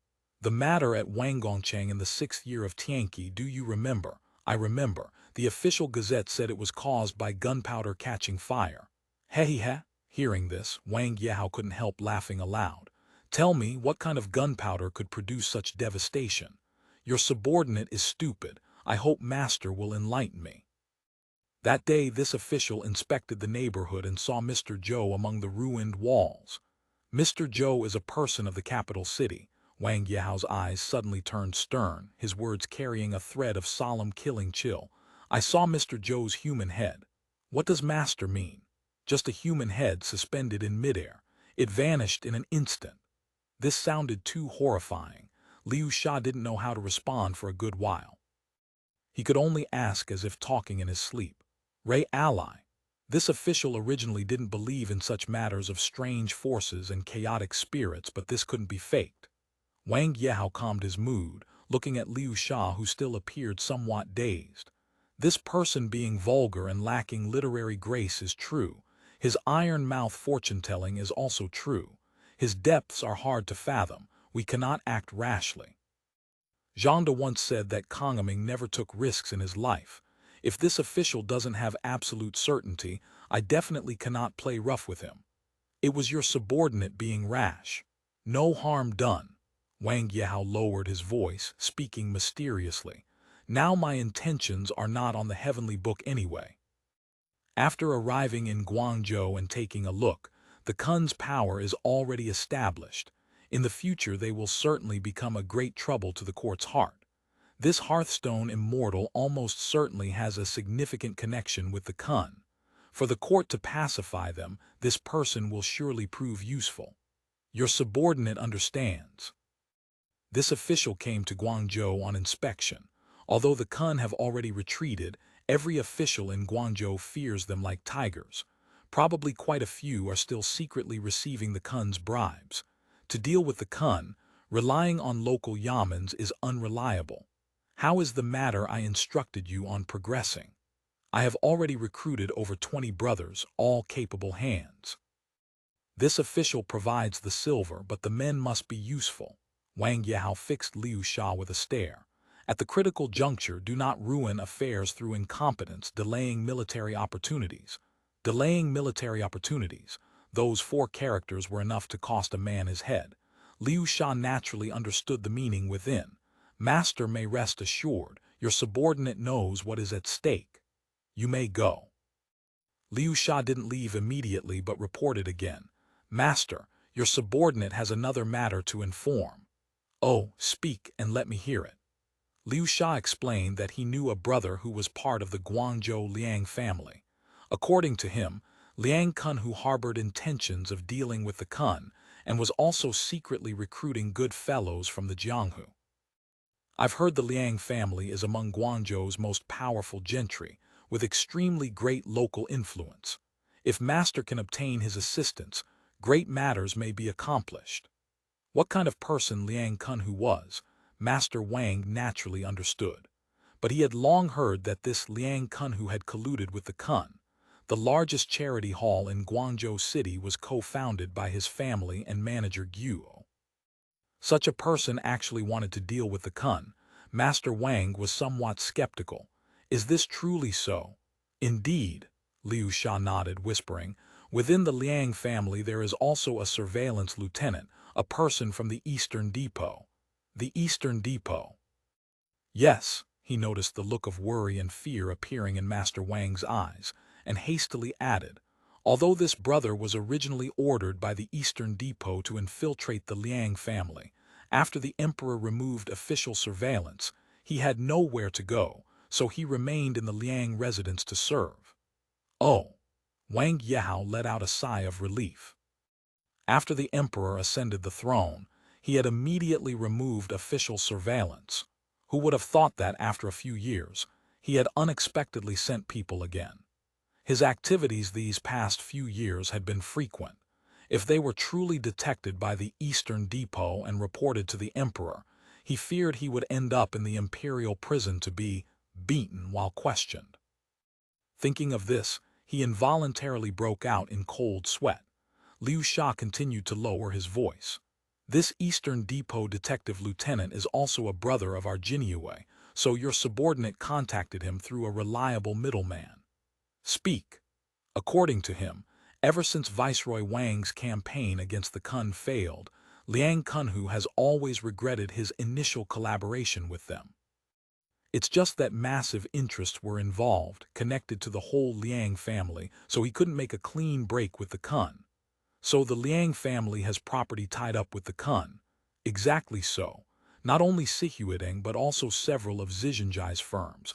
I've heard the Liang family has shares in all of them. So that's how it is. Wang Yehao thought to himself that the Kun had a local reputation for turning stone into gold. For the Liang family to have shares, the richness of the annual returns went without saying. No wonder they couldn't make up their minds. But Liang Kun, who feels the Kun have become Guangdong's disease, and sooner or later will also become a grave concern for the court, so he has been secretly collecting intelligence on the thief's situation, preparing in advance. Wang Yehao understood Liu Sha's meaning. This person could be cooperated with. The Liang family was a famous local power clan in Guangzhou Prefecture. Their influence was deeply rooted and intertwined. If he could obtain their assistance, dealing with the Kun would achieve twice the result with half the effort. It seems I should meet him once. Fortunately, for a high regional official taking office, visiting local gentry was an expected formality. He summoned Jin Wenchai to arrange the connection. Sure enough, within a few days, the Liang family sent an invitation card, inviting Wang Yehao to a banquet. At the banquet, Wang Yehao mentioned how the Kun were harming Guangdong, and asked if Liang Kunhu had any countermeasures. Speaking of the Kun, this student can also be counted as one of their benefactors. Liang Kunhu spoke of past events with a bitter smile. At that time, I shouldn't have been confused by them. I pitied their difficulty making a living overseas, so I sent them a greeting card and co-founded Sihuadeng with them to take in refugees. How could I have imagined I was raising a tiger that would cause such trouble? Mending the pen after sheep are lost, it is still not too late. Liang Kunhu and Wang Yehao hit it off instantly. Liang Kunhu wanted to make amends for his faults of those years. His attitude was especially enthusiastic. He revealed that he had secretly set up a library at home, specifically for collecting the Kun's various books, court gazettes, and sundry information. He had also organized some scholars to form a Yuyuan society, specifically responsible for studying them. If Lord Wang was interested, they could share resources. There is such a thing. Are the people reliable? Whether reliable or not, this student dares not say, but they are all people obsessed with owl learning. Liang Kunhu laughed. Of course, this student wouldn't tell them that studying owl learning is for dealing with the Kun. There are scholars obsessed with owl learning. This surprised Wang Yehao somewhat. Indeed, when it comes to practical craft techniques, owl learning does have its superior points. Liang Kunhu sighed. If it could be used by the court, that would be a fortunate thing.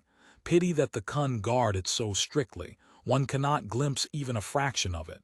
End of chapter. Chapter 2691. The Capital, Part 47. According to Zhou Lejai's reasoning, given the existence of such a confidant as Liang Kunhu, Master Wang would likely introduce the teacher to the Yuyuan society. However, he had guessed completely wrong. The teacher remained unaware of the Yuyuan society's existence from beginning to end. Unexpectedly, the one sent to exchange knowledge with the Yuyuan society was none other than Zhou Lejai himself. You will go to the Yuyuan society to share what you know. You may discuss anything with two exceptions, Wang Yehao instructed. First, nothing about Hearthstone Immortal. Second, nothing about the Heavenly Book. What about the books the teacher has written? If someone asks for guidance, should I? That presents no problem. Regarding owl learning, you may speak freely and without reservation. Yes, this lowly one understands. From now on, when addressing me, there is no need to call yourself this lowly one. Simply refer to yourself as student. Henceforth, you shall be counted among the gentlemen advisors in my service. Zhou Lejai was overjoyed.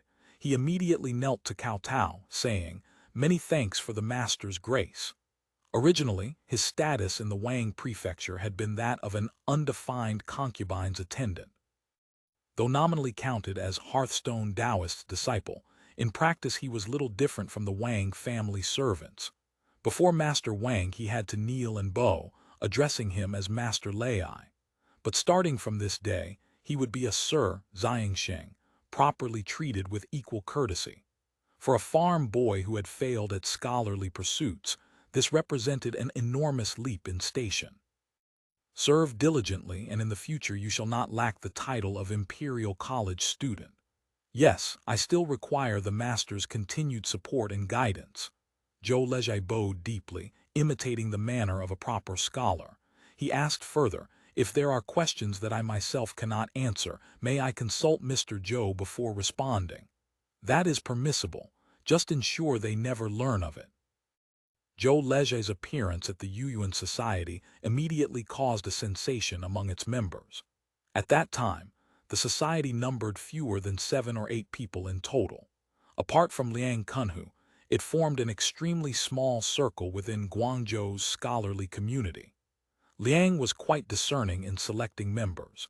He would not accept someone into the society merely because they harbored a passing interest in the Kun and their artifacts. After all, these objects were novel and fascinating. Almost everyone found them intriguing. Only those who possessed genuine insight and knowledge regarding the Kun and their artifacts could gain entry.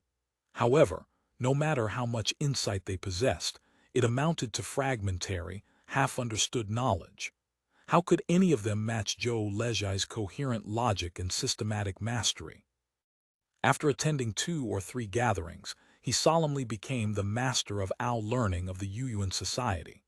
Liang Kunhu then invited him to come to Guangzhou twice monthly to deliver lectures, transmitting the Tao and imparting specialized knowledge. As for the teacher's writings, they did not create too great a sensation.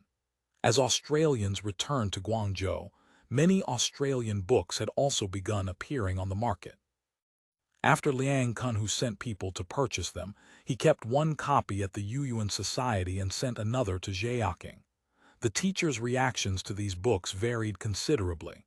Most he appreciated quite well, even adopting them as textbooks for his teaching. But certain books he dismissed with disdain. For example, The Legend of the Condor Heroes. This particular book had not been sent by Liang Kunhu.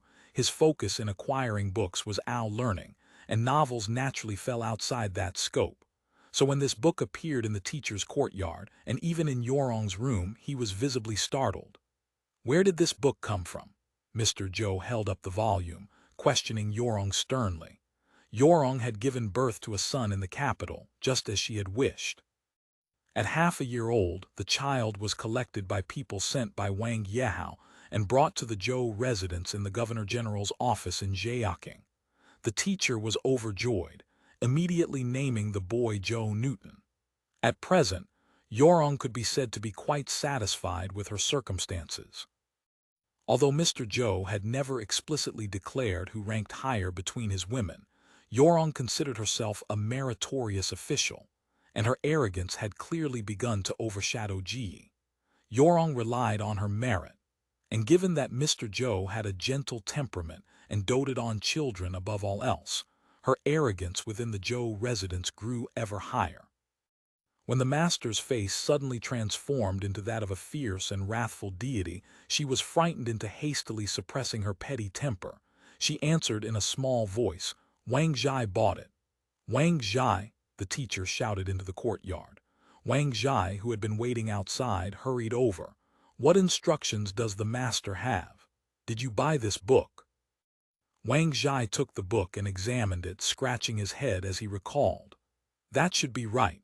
No one else reads books in our residence. It was all at Miss Yorong's request. She asked me to buy some novels and songbooks for her entertainment." Compared to Ji, who could barely recognize a few characters, Yorong's cultural level was indeed much higher. Not only was she proficient in various forms of poetry and verse, but playing instruments and singing were also among her distinctive skills.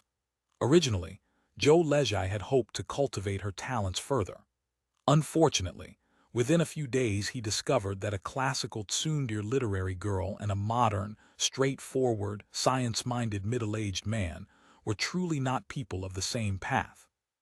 Separated by a generation gap of nearly 400 years, exchanging feelings proved far less simple than exchanging bodily fluids. For her part, Yorong had also experienced the universal thought process from initial joy to eventual disillusionment. When she first learned that the man taking her as a concubine was an advisor in the governor's yamen, she had been genuinely happy for a time. However, upon meeting him in person, she discovered that he was unexpectedly a man without scholarly refinement or artistic accomplishment. Not only was he unversed in poetry and prose, ignorant of CI lyrics and songs, but sometimes he could not even understand the official notes passed to him by Master Wang. Though his scholarly arts were unrefined, at least Master Wang looked after him, so he could be counted as faring well enough. The only pity was that honors like Lady of Mandate would never fall upon her. Where did you buy it? The teacher continued to press Wang Zhai. The Ziyuan bookshop in Guangzhou, a newly opened bookstore with quite a large storefront, very impressive. This is probably also Manager Gu's enterprise, is it not? Yes. The Australian books originally sold by Zizhenjai have all been moved there now. They have also added many new titles. Besides this novel, there are also many picture books. Lian Huanhua Linked Pictures Comics. That might be the name. Few words and many pictures, convenient to read, and cheap. Many people buy them. You bought some as well? Yes. Wang Zhai did not understand why the master was suddenly so agitated over this matter. I bought a few volumes. Bring them for me to see. Holding the Lian Huanhua in hand gave him a familiar feeling. They turned out to be several volumes of the biography of Yue Fei. Is the complete set 15 volumes? Yes. Wang Zhai looked at the master with some surprise. I could not afford the full set, so I bought a few first. I will buy more once my monthly wages are issued. You may go. The teacher waved Wang Zhai away. Zhou Lezhai did not understand why the teacher was so alarmed and agitated. This Australian novel was hardly a rare object. The teacher might be unaware, but Zhou Lezhai, who frequently traveled to Guangzhou, knew the situation with perfect clarity. Teacher, this is the latest batch of Australian books sent from the Liang residence. Just place them on the table, the teacher said impatiently, picking up the Legend of the Condor Heroes again. They have even reprinted this book. They must have nothing better to do. Turning a page, the teacher's gaze fell upon the cover. They have even changed the author. Shameless. I wonder what old man Cha would think if he saw this. Zhou Lezhai asked cautiously. This author. The author is not this person. The teacher tossed the book aside carelessly. I suppose there are also the Return of the Condor Heroes and the Heaven Sword and Dragon Saber. I have not seen those. Was this book also obtained by that Liang Kunhu? Yes. According to Master Liang, the Australians have now opened bookstores in Guangzhou. Their strides grow ever bolder. Mr. Zhou began another of his cryptic, seemingly disconnected monologues. Cultural infiltration, tusk.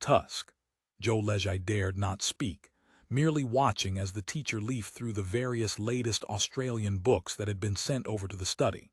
Whenever books involving the classics, history, philosophy, or literary collections appeared, he set them aside directly and tossed them away.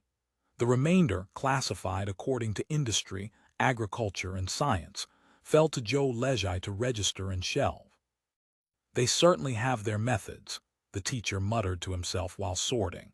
Their moral character may be base and inferior, but their foresight reaches tall and far. The book collection grew ever larger.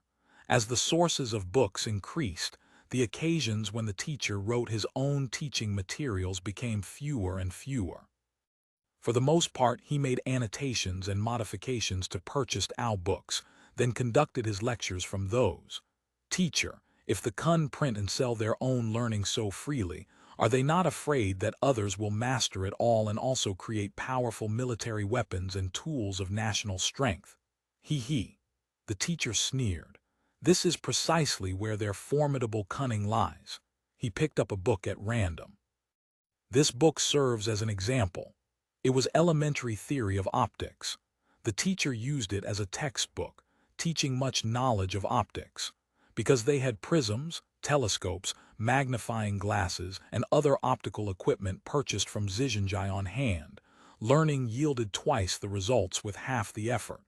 Many optical principles could be explained with great ease. This book discusses optical principles throughout and teaches the structure of many optical devices. But possessing only this book, could you actually manufacture these telescopes and magnifying glasses? It would be difficult. Correct. Merely knowing principles and structure, even while possessing the actual objects, one still cannot produce them. Although we know how to smelt glass, we do not know how to make colorless transparent glass, nor how to grind and shape concave and convex lenses of varying degrees. All of this requires the support of an entire system. Do you understand now? Zhou Lezhai grew thoughtful. Speaking thus, manufacturing each component requires its own book. This is precisely where their scheming lies. Does everyone not recognize that Australian learning is formidable and useful? They let you learn, but even after learning you cannot apply it. Yet when the day comes that they too arrive in Guangzhou, those people who have studied Australian learning, they will be able to use it then. Zhou Lezhai felt an involuntary shiver run through him. Teacher, do you mean that in the future the Kun still intend to attack Guangdong? I fear they even wish to water their horses at the Yangtze River and contend for dominion over all under heaven. This terrible future made Zhou Lezhai shudder despite the warmth.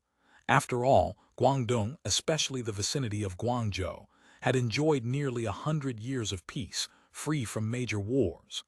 Is there a method to thwart the Kun's ambition? The teacher regarded him for a moment, then suddenly laughed.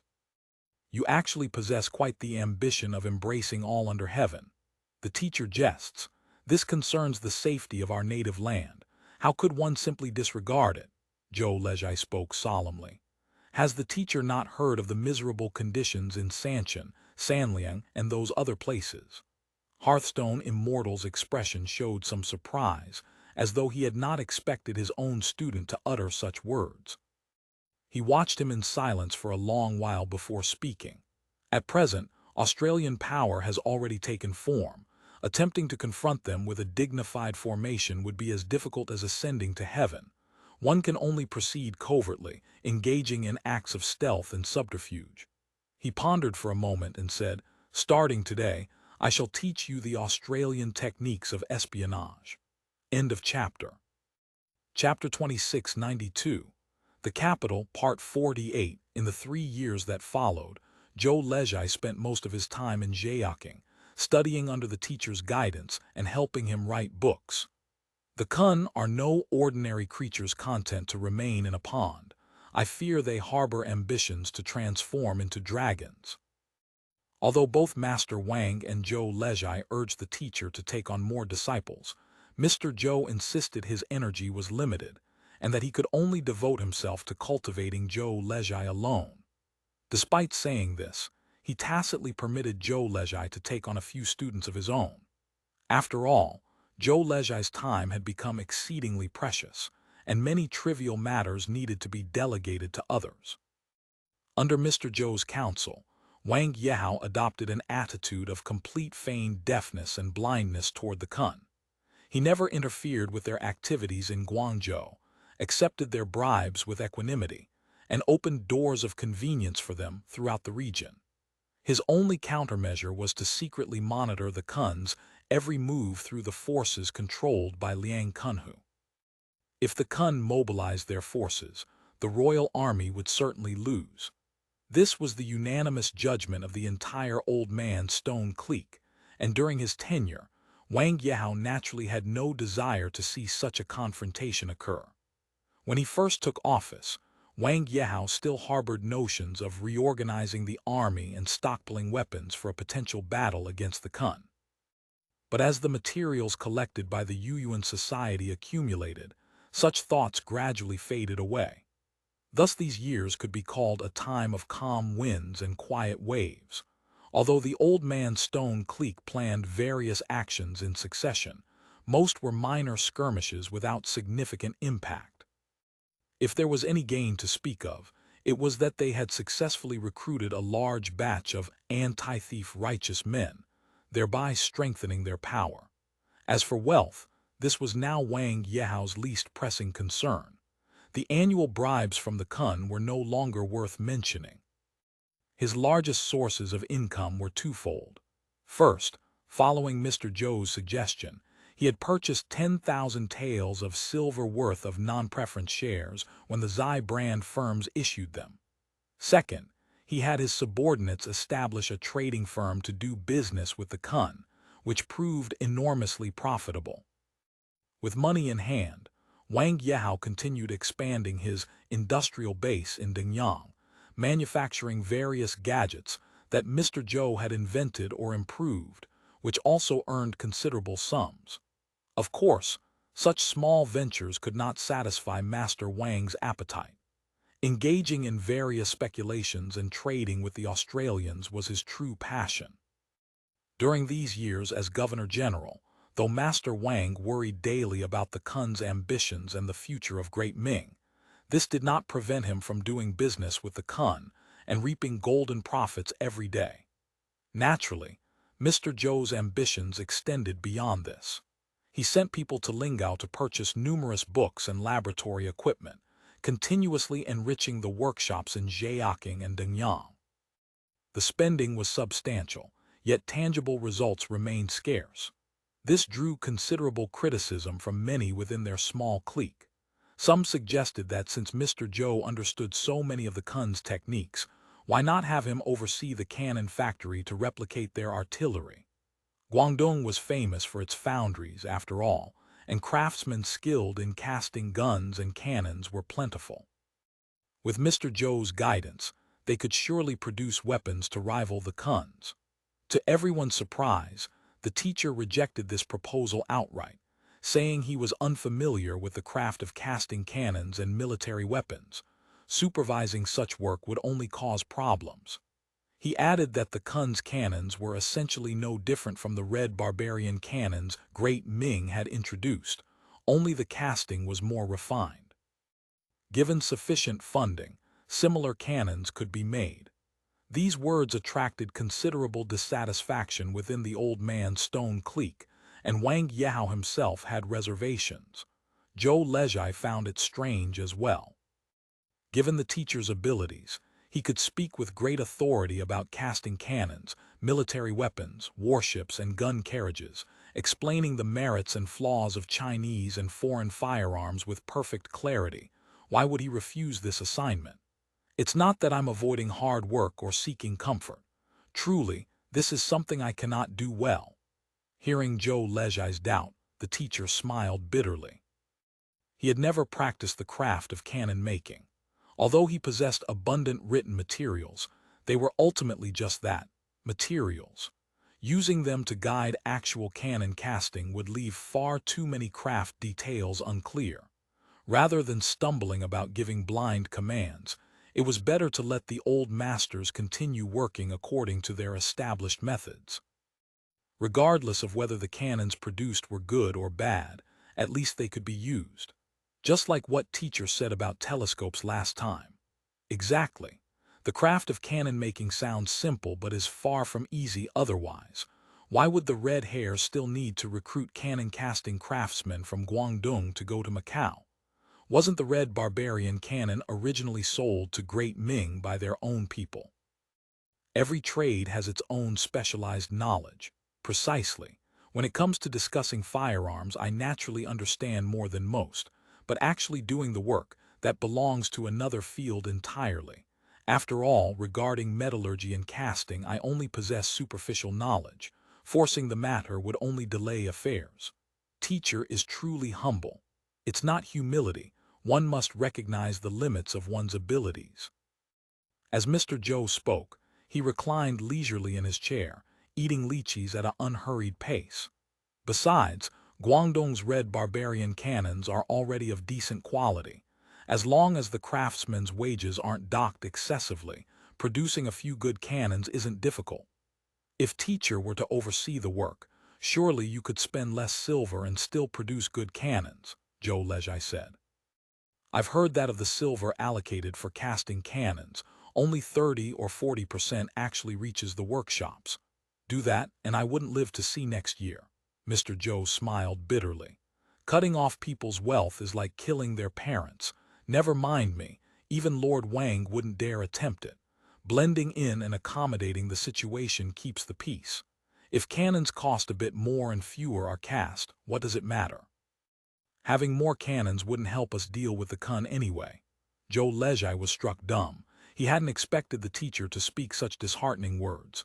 He couldn't help but reply, if that's the case, why is teacher still bothering with all this?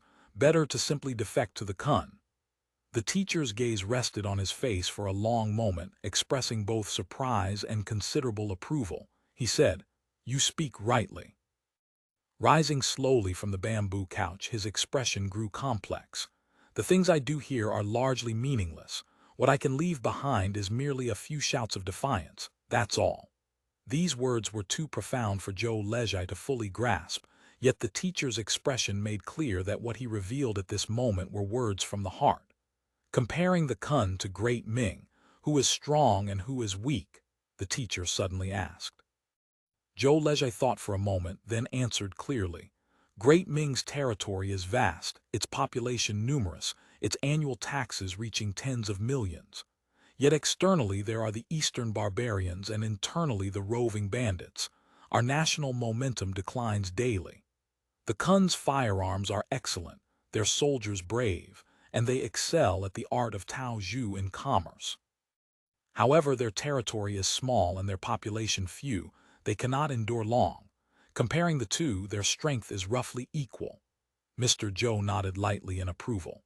Your words might have held true in the early Wanli years, but in the present day, they are far too optimistic. In my view, if the Kun have the will to contend for supremacy in the Central Plains, Great Ming will face 10,000 difficulties in resisting them. But the Kun only occupy a mere Qiangzhou prefecture. The eastern barbarians, who are now the court's greatest threat, were also once just the wild Jurchens of Jianzhou. Narhasai was initially nothing more than a personal guard under Li Qingliang's command. A stifled expression crossed Mr. Zhou's face, as if he wished to speak but could not. What if I were to say that perhaps the eastern barbarians could enter and master the Central Plains? Surely that's impossible. Zhou Lezhai found it hard to believe. These words seemed even more absurd than the notion of the Kun contending for the Central Plains. Nothing is impossible. Mr. Zhou lifted his teacup with casual ease and took a sip to moisten his throat, then frowned. Why does this tea always have such a strange taste? He continued. Great Ming's situation is now precarious as eggs stacked high. Beset internally by roving bandits and natural disasters, pressured externally by the eastern barbarians. And the Kun, like a wounded man unable to retreat and recuperate properly, forced instead to bind his wounds and fight again, against multiple opponents at that. No matter how strong such a man might be, sooner or later he will be worn down to death. Zhou Lezhai recalled everything he had witnessed and heard in recent years, and felt his hair stand on end in horror. If Great Ming perishes, those who remain, whether eastern barbarians or roving bandits, none can resist the Kun. The Senate will eventually unify all under heaven. Mr. Zhou sighed with emotion. Originally, changing dynasties isn't necessarily a bad thing. As long as the world finds peace, it's always good for the common people. It's just. At this point, he fell silent for a long while. If the Kun obtain the country too easily, they will inevitably look down upon the heroes of the world. What we do now is to let them know. Heaven and earth have plenty of capable scholars and extraordinary men, heroes and good fellows. Even if they win, we cannot let them win too easily. Zhou Lezhai still didn't quite understand. He asked, if that's the case, aren't we doing useless things? Indeed, the teacher nodded. Have you read the Chu Shi Bio? I've read both the front and rear pieces. Zhuge Liang's northern expeditions were merely doing what was humanly possible to see if he could accord with heaven's mandate. We are the same today. Mr. Zhou rarely spoke so many heartfelt words as he did today. Although Zhou Lezhai couldn't fully comprehend everything, he understood the meaning of knowing it cannot be done, yet doing it anyway. Master Wang is still scheming, hoping to grant amnesty to the Kun. Amnesty? Mr. Zhou let out a laugh. The Kun came to Great Ming with designs on supreme power. Even if they accept amnesty temporarily, sooner or later they will rebel. But no matter, if amnesty can be granted, we might at least drag out our feeble existence a while longer. The matter of amnesty seemed to progress with great fanfare for a time. During this period, Wang Yehao frequently met with various figures connected to the Kun. Among them, one named Li Loyu was summoned for meetings especially often. Zhou Lezhai heard that this man was deeply connected with the Kun. When the Kun had once besieged Guangzhou, it was ultimately his intercession that redeemed the city and lifted the siege. Many said that not only did he make great profits trading with the Kun, he had also established a trade depot in Lingao and was constantly seeking to have the Kun teach him the art of firearms. The teacher was quite interested when Zhou Lezhai told him about this matter. But his identity was confidential. Apart from people within the old man's stone clique, outsiders knew nothing of his existence.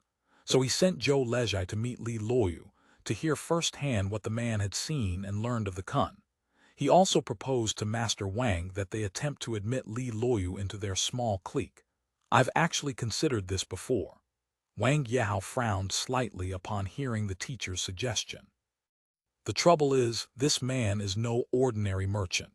His connections at court are deeply rooted and intertwined, and the powerful figures behind him are not idle men. To bring him in, I fear I would need to be senior grand secretary to manage it. End of chapter.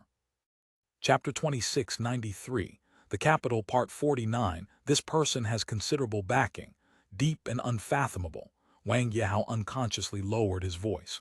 Not to mention anyone else, even with the slave chieftain himself, he can exchange words. To think such a person exists, Mr. Zhou was greatly surprised.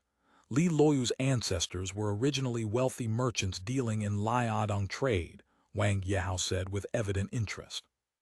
With the Mongol tribes beyond the pass and the old slave of Jianzhu, they've maintained generational friendships. So their business in Mongolia and Liaodong has never been interrupted. Nowadays he's even making eyes at the Kun. It's said the Kun purchase vast quantities of cattle and sheep hides from him every year. Within the court he also has powerful backers. Several grand secretaries past and present, along with eunuchs inside the palace, all maintain connections with him. Ordinarily, no one dares touch him. If we could obtain his assistance, wouldn't the matter of opposing the thieves proceed more smoothly?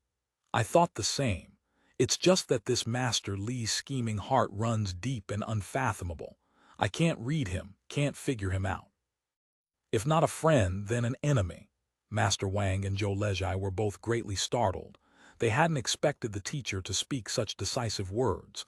Looking at his expression, this was clearly no jest. Teacher, please be cautious in your speech. If this Master Li truly becomes our enemy, I fear the Kun will be like tigers given wings. Wang Yao said, he is currently wavering and undecided. Though unwilling to openly oppose the thieves, he can still be counted as loyal and devoted to the court. Returning to his own courtyard, Mr. Zhou had no patience for teasing Curie and Newton, instead plunging headlong into his study, busying himself with unknown matters. Zhou Lezhai had been ordered to meet Li Luoyu and gained much from the conversation. Upon returning to the teacher's side, he reported the process from beginning to end. What do you feel is this person's true attitude toward the Kun? As teacher suggested, it's conflicted. Conflicted? Haha, well said, Mr. Zhou laughed. Though I haven't seen him myself, hearing others speak of this person's deeds, I can roughly guess his mindset. Indeed.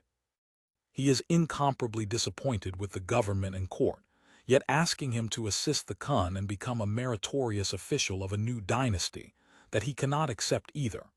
Zhou Lezhai recalled the entire meeting process. If there's any true conviction in him, it's his unwillingness to see barbarians like the Kun and the eastern captives enter and master Huazia. Barbarians. The Kun are also barbarians. Mr. Zhou seemed startled for a moment, then laughed loudly. Correct, correct, they are indeed barbarians. Zhou Lezhai didn't understand what exactly the teacher found so amusing. These Kun came from overseas. Even if they called themselves descendants of the Great Song, they had entered barbarian lands and transformed from Xia. If not barbarians, what were they? So then, as long as a Huazia hero becomes emperor, regardless of who, he doesn't care. He wouldn't dare speak such words openly, but I believe his true heart is probably just so. Of course he wouldn't dare say it. The teacher nodded slightly. He differs from the Liang family. Despite the Liang family earning money from the Australians, inwardly they remained irreconcilable with the Kun. If matters truly reached a critical moment, destroying their family fortune to relieve national disaster wasn't beyond them. The Li family was different. Regarding the matter of making guns and cannons, does he still have intention to pursue it? This Li Loyu cares most about improving firearms. The court originally commissioned Guangdong to cast cannons, but the labor payment was too meager. Moreover, he feels the cannons currently being cast are too poor in quality, better to acquire the Kun's cannon-making techniques. Damn, what logic is that? Mr. Zhou cursed then asked. What else did he say about the Kun? He said the Kun treat common people like their own children and their yamen keeps its word. Anyway, he spoke many flattering words. Nonsense, Mr. Zhou sniffed disdainfully. Killing so many people in Guangdong, casually hanging people from street lamps, yet treating common people like children. Please calm your anger, teacher. Master Li also said the Kun lack great righteousness, blindly using petty favors to tempt ignorant common people. Matters like shaving heads and changing dress, contrary to ethics and proper conduct, such things they've done countless times. Hearing this, Mr. Zhou grew surprisingly calm. He paced several circles around the room before speaking. When you next visit him, tell him you possess a Kun gunnery pamphlet. Though it primarily discusses gunnery techniques, it also contains some cannon-making methods. If he's interested, you may gift it to him. Yes, this student understands. Zhou Lezhai knew this small pamphlet was likely written by the teacher himself. Speaking of which, the teacher was truly a man of all talents. He understood everything, knew everything. He will certainly be interested. Reel him in slowly. I have a few more books here. Wait until the timing is ripe before giving them to him. This student understands. You may go. The teacher paused. Did you finish reading the books I assigned you? I've finished them all. Bring your reading notes tonight. I will review them. The teacher maintained a tight grip on Zhou Lezhai's studies. Not only did he frequently give him books to read, but he also required written notes based on his insights, then lectured the following day based on both the book's content and the notes. Though the study regimen was demanding, Zhou Lezhai found great satisfaction in it. After eating dinner that evening, he took his notes to the teacher's courtyard. Unexpectedly, before even stepping through the courtyard gate, he heard a burst of clamor from the main room. Mixed within was the teacher's furious shouting. This was strange indeed. Zhou Lezhai had followed the teacher for many years and rarely saw him lose his temper. Scolding maids and servants was even rarer. How had it come to this, cursing at people? He hurried inside and saw a servant woman clutching Zhou Curie as she fled from the main room in a panic. The little girl still had tears in her eyes, sobbing in the servant woman's arms. Looking further, Yorong stood beneath the West Wing's corridor wearing a smug expression, a servant woman holding Zhou Newton at her side. Wang Zhai stood under the main room's corridor. Seeing Zhou Lezhai arrive, he hurriedly approached and whispered, "You've come at just the right time. Quickly go in and calm things." "What happened inside?" "It's Miss Ji," Wang Zhai trailed off. "The master values you most. Please go and reason with him." "HMPH, I fear this sort of rebellious matter cannot be reasoned away," Yorong remarked in a strange, needling tone from beneath the corridor. "Better to quickly fetch the family law and beat the truth out of her," Zhou Lezhai frowned. Honestly speaking, he held no particular impression of the teacher's two concubines. Toward the teacher's women, he was consistently cautious.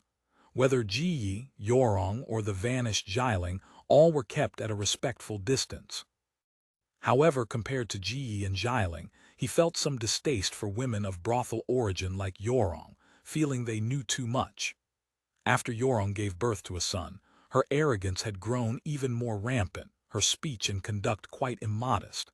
He pretended not to hear Yorong's words, saying only to Wang Zhai, "Close the courtyard gate and post guards. Don't alarm anyone else in the general's office." "Should we immediately send someone to report to the master?" "Not yet. Wait until the matter subsides before deciding." Zhou Lezhai felt this was likely the master's family ugliness. Better not to spread it abroad. Approaching the main room's corridor, he found the partition doors thrown wide open. On the square brick floor lay the shattered remains of teapots and cups. Ji Yi knelt prostrate on the ground, weeping blindly. The teacher's face had flushed crimson, so furious his speech came out incoherent. You, You dare to dose me? Speak. Who ordered you to do this? With a crash, another flower vase shattered on the ground. Zhou Lejai's scalp went numb. Dosing. This was terrible. He had intended to speak up and calm things, but now he dared not even open his mouth. Ji kowtowed against the floor like a chicken pecking at scattered grain. Master, please examine this clearly. What this bondmaid gave was tonic medicine. Master, is this bondmaid's very sky? How would this bondmaid dare deceive heaven? This bondmaid is wronged. Wronged. If it's merely tonic medicine, why couldn't you tell me directly? Sneaking it into my tea, no wonder the taste has been off these past few days. What is your true motive? The teacher's expression had grown distorted as he roared, Someone, summon Liu Sha, isn't he from the town soothing division? Beat and question her for me. Master, spare my life. Seeing that Ji's forehead was already swollen and the skin broken, and that no one around dared make a sound, Zhou Lejai steeled himself to speak. Teacher. Mr. Zhou glanced at him once, and Zhou Lejai instantly understood what it meant to kill with one's eyes. He had never seen the teacher this furious, but for the sake of the teacher's dignity and family harmony, he forced himself to continue. Teacher, please do not be so furious. Didn't you teach me in the past never to make decisions when emotionally impulsive? You also said, no investigation, no right to speak. Even if Miss Ji has committed some fault, the matter must first be clarified before dealing with it. I saw it with my own eyes. What else is there to discuss? Though the teacher's voice remained loud, his imposing momentum had begun to subside. Zhou Lejai sensed hope and hurriedly pressed on. Though seeing is believing, Miss Ji has served teacher for many years and shares an emotional bond with you. Teacher and she also have Curie together. What motive could she possibly have to harm you? Hasn't teacher always taught me that everything must follow logic and examine motive, that we must investigate and study before acting? These words seemed to move the teacher. Zhou Lejai quickly signaled Wang Zhai at the door with his eyes. Wang Zhai understood at once and immediately nudged the servant woman holding Curie. The servant woman grasped the meaning instantly. She rushed into the room carrying Curie, knelt and cried out, Master, Master, Miss Ji may have 1,000 faults and 10,000 wrongs, but we beg you for Curie's sake, spare her. Curie, already frightened pale, now wailed even louder. A look of helplessness crossed the teacher's face. He let out a rough breath and said, Fine, since you put it that way, we shall investigate first. The servants, seeing the master relent, hurried forward. Some swept the floor and tidied the room. Others quickly helped Ji away, still others prepared fresh tea.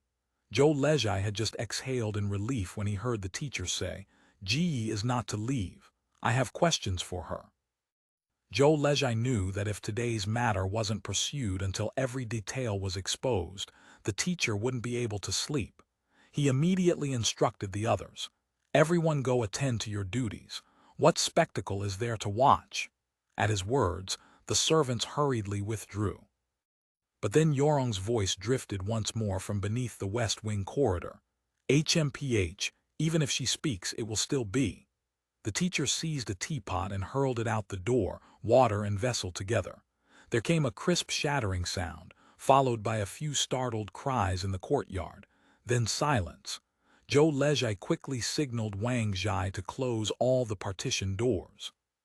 Turning back, he offered further counsel. Teacher, please don't torment yourself with anger. Even if Miss Ji bears some fault, it won't be too late to deal with her after we've asked everything clearly. End of chapter. Chapter 2694, The Capital, Part 50. What exactly is this medicine? Tell Leiazi clearly, the teacher roared in exasperation. It is medicine I begged from Mr. Wu, Ji said hesitantly. Mr. Wu, who is Mr. Wu? The teacher racked his brain but couldn't place the name. Zhou Lejai, however, knew precisely who Mr. Wu was, a person of unusual abilities under Liu Sha's command, one who specialized in alchemy and witchcraft. His face went pale with fright. This man is half human, half demon. How could you possibly dare to provoke him?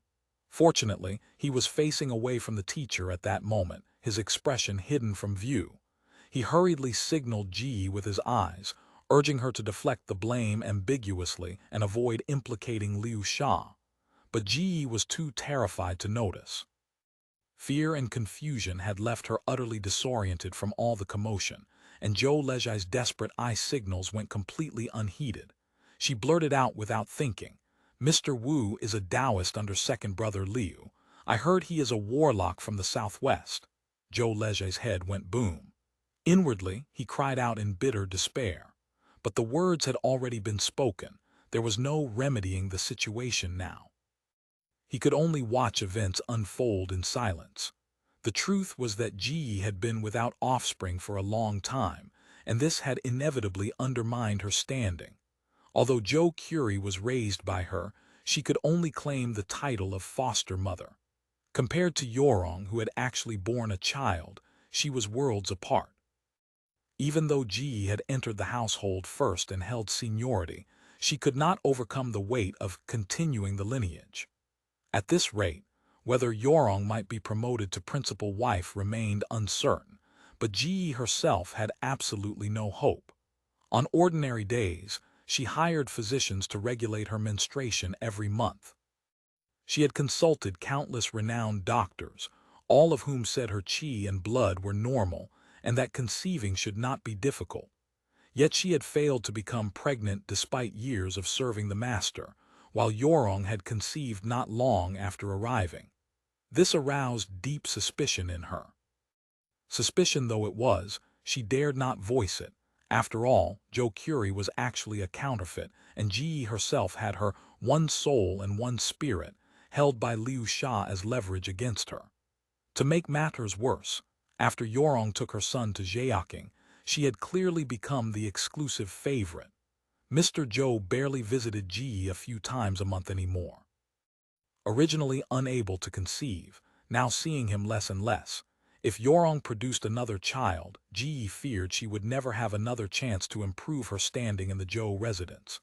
In her desperation, she took a dangerous gamble.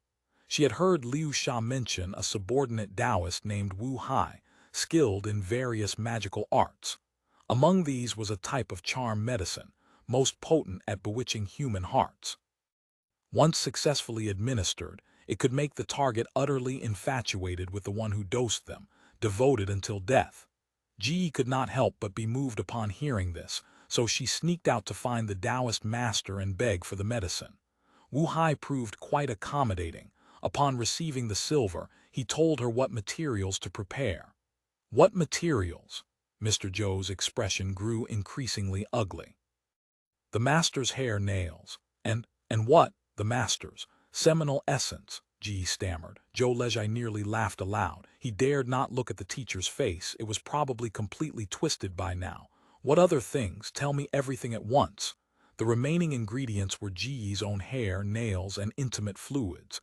Once again, Zhou Lejai sensed the teacher's breathing growing heavy behind him. What else? No, nothing more, Ji insisted. The other medicinal materials were all compounded by Taoist Wu. This bondmaid does not know. You didn't know, yet you dared put it in my tea? The teacher slammed the table, interrogating her sternly. Speak, how many times have you dosed me? 3. No, this was the first time. Still not being honest, Mr. Zhou slammed the table again. Bring the family law. Zhou Lejai responded reflexively. In truth, he had no idea where the Zhou family's disciplinary implements were kept, so instead he said to Ji, Miss Ji, I suggest you speak honestly. Don't let yourself suffer needlessly. Answer carefully.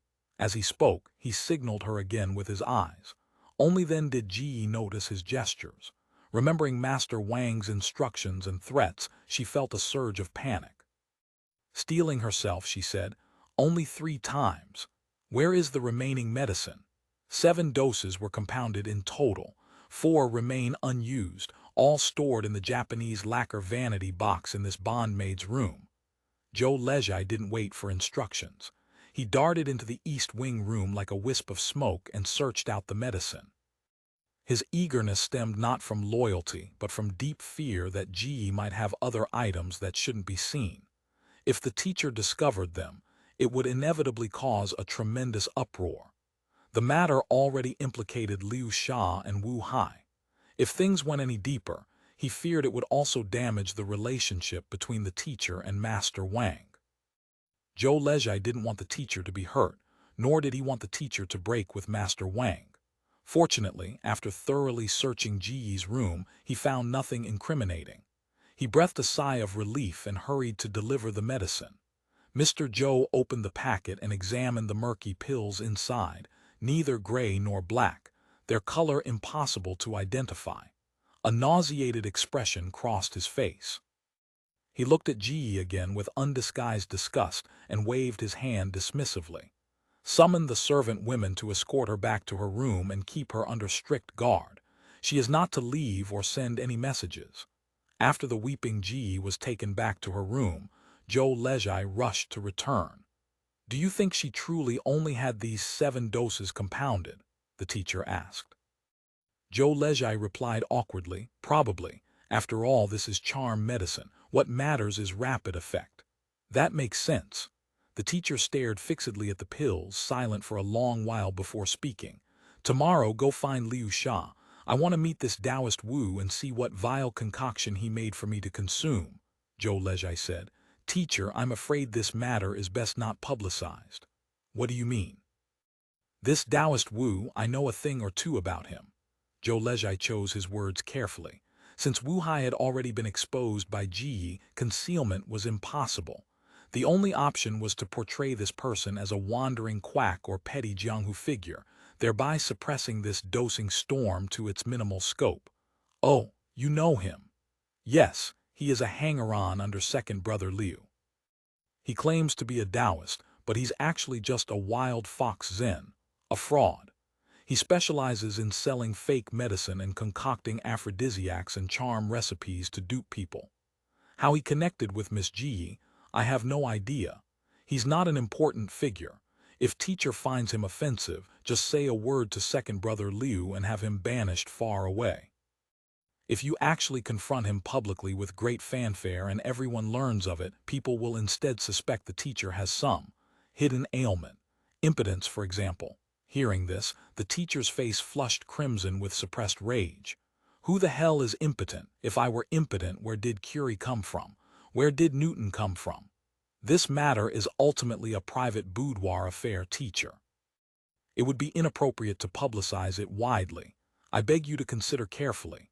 Zhou Lezhai had by now grasped how to handle the teacher. His words grew more confident. "Then, I can't just let this go. Who knows what this medicine powder is made of?" Hearing the teacher's tone soften, Zhou Lezhai knew his fury had subsided. He quickly said, "Identifying the composition isn't difficult. Tomorrow I'll take it out and have an old pharmacy worker examine it.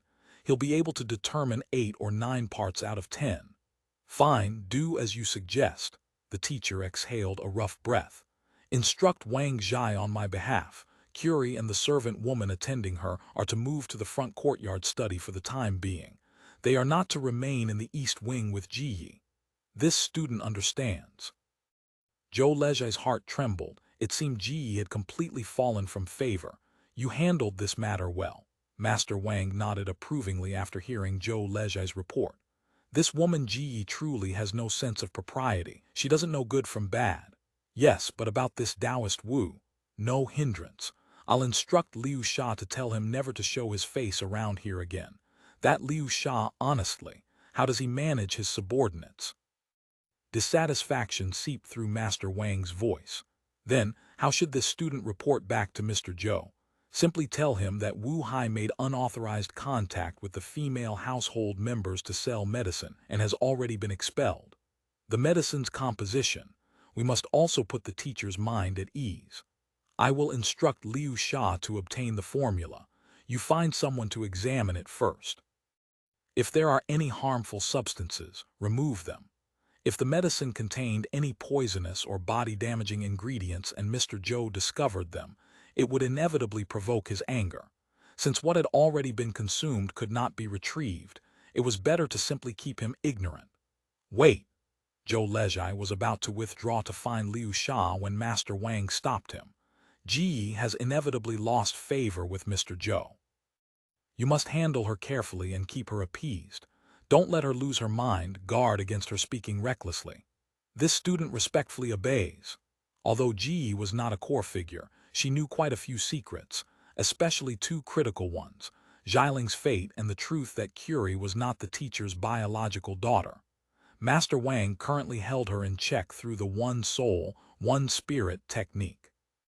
But if this Ji, having lost all hope after falling from favor, decided she wanted to end her life, one Ji dying was of little consequence, but if she revealed all these secrets, the cooperation between Master Wang and the teacher would also come to an end. I will instruct Wang Zhai that all servants in Mr. Zhou's residence are to follow your scheduling from today onward. Do not disappoint me. This student dares not. As for how to deal with Ji, I still need to think it over. Master Wang closed his eyes. After a long pause, he asked, "What do you think? How about sending another woman to him?" "I fear that would not be appropriate." "Oh, why not? Doesn't everyone say Mr. Zhou is quite lustful?" "Lustful indeed, but he is also a sentimental man. As long as he has shared one night of pleasure with someone, he develops feelings of pity and affection, rarely treating them harshly. Once there are too many women, he cannot manage them all. I fear the residence would become even more chaotic." "Haha, I didn't realize you understood your master so well." "None knows the master like his disciple, as they say," Wang Yehao laughed. This Ji, this student's humble opinion, the teacher still has feelings for Ji. Moreover, there is the daughter Curie to consider. Even if not for the monk's face, one must consider the Buddha's. As long as this medicine's composition contains no heart-piercing or gut-rotting poison or fierce drugs, he won't bear a grudge against Ji for long. So you believe Ji can still be favored? Even if she is not favored, it doesn't matter. She has a daughter by her side, and that secures her position in the Zhou family, as long as she doesn't court death by causing trouble again. So that's why you opposed arranging another woman for Mr. Zhou's bedchamber. Wang Yehao's eyes suddenly fixed upon him with a penetrating stare, as if trying to discern some hidden truth from his expression.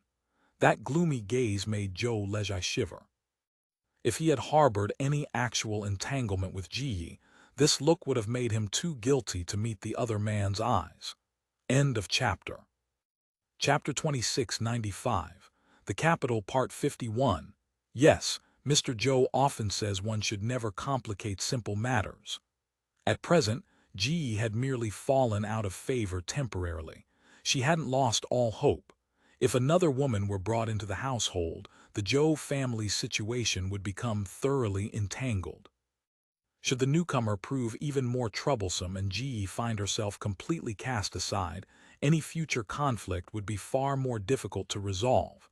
Wang Yehao studied his face for a long moment before speaking. "Well said. You've grown considerably these days. All thanks to Master's guidance. I understand. You may go." Neither he nor Wang Yehao could have anticipated that such a domestic affair would eventually brew into a momentous transformation. This boudoir farce finally subsided under Zhou Lezhai's vigorous mediation.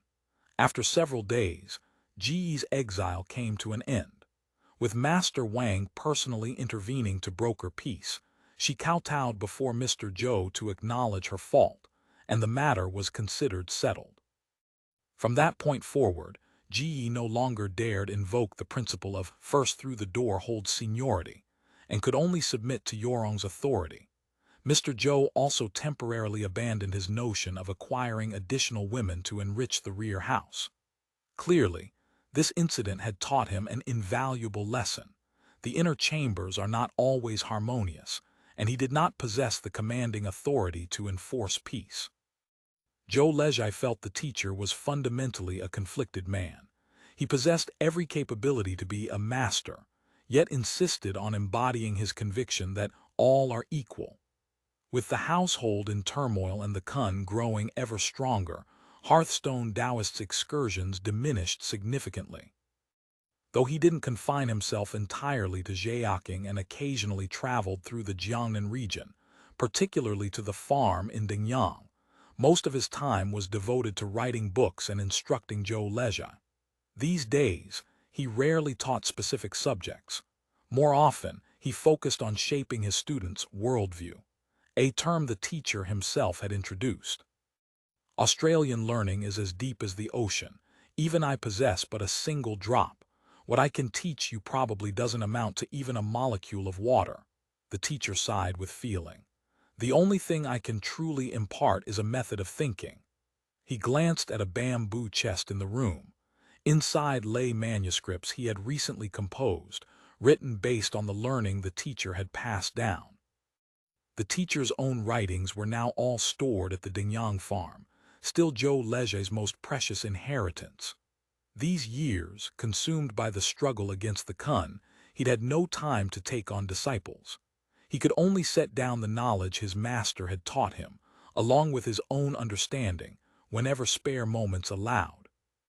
Each time he reflected on the teacher's various stratagems, how could he not recognize that his own contest against the Kun was merely a mantis trying to stop a chariot?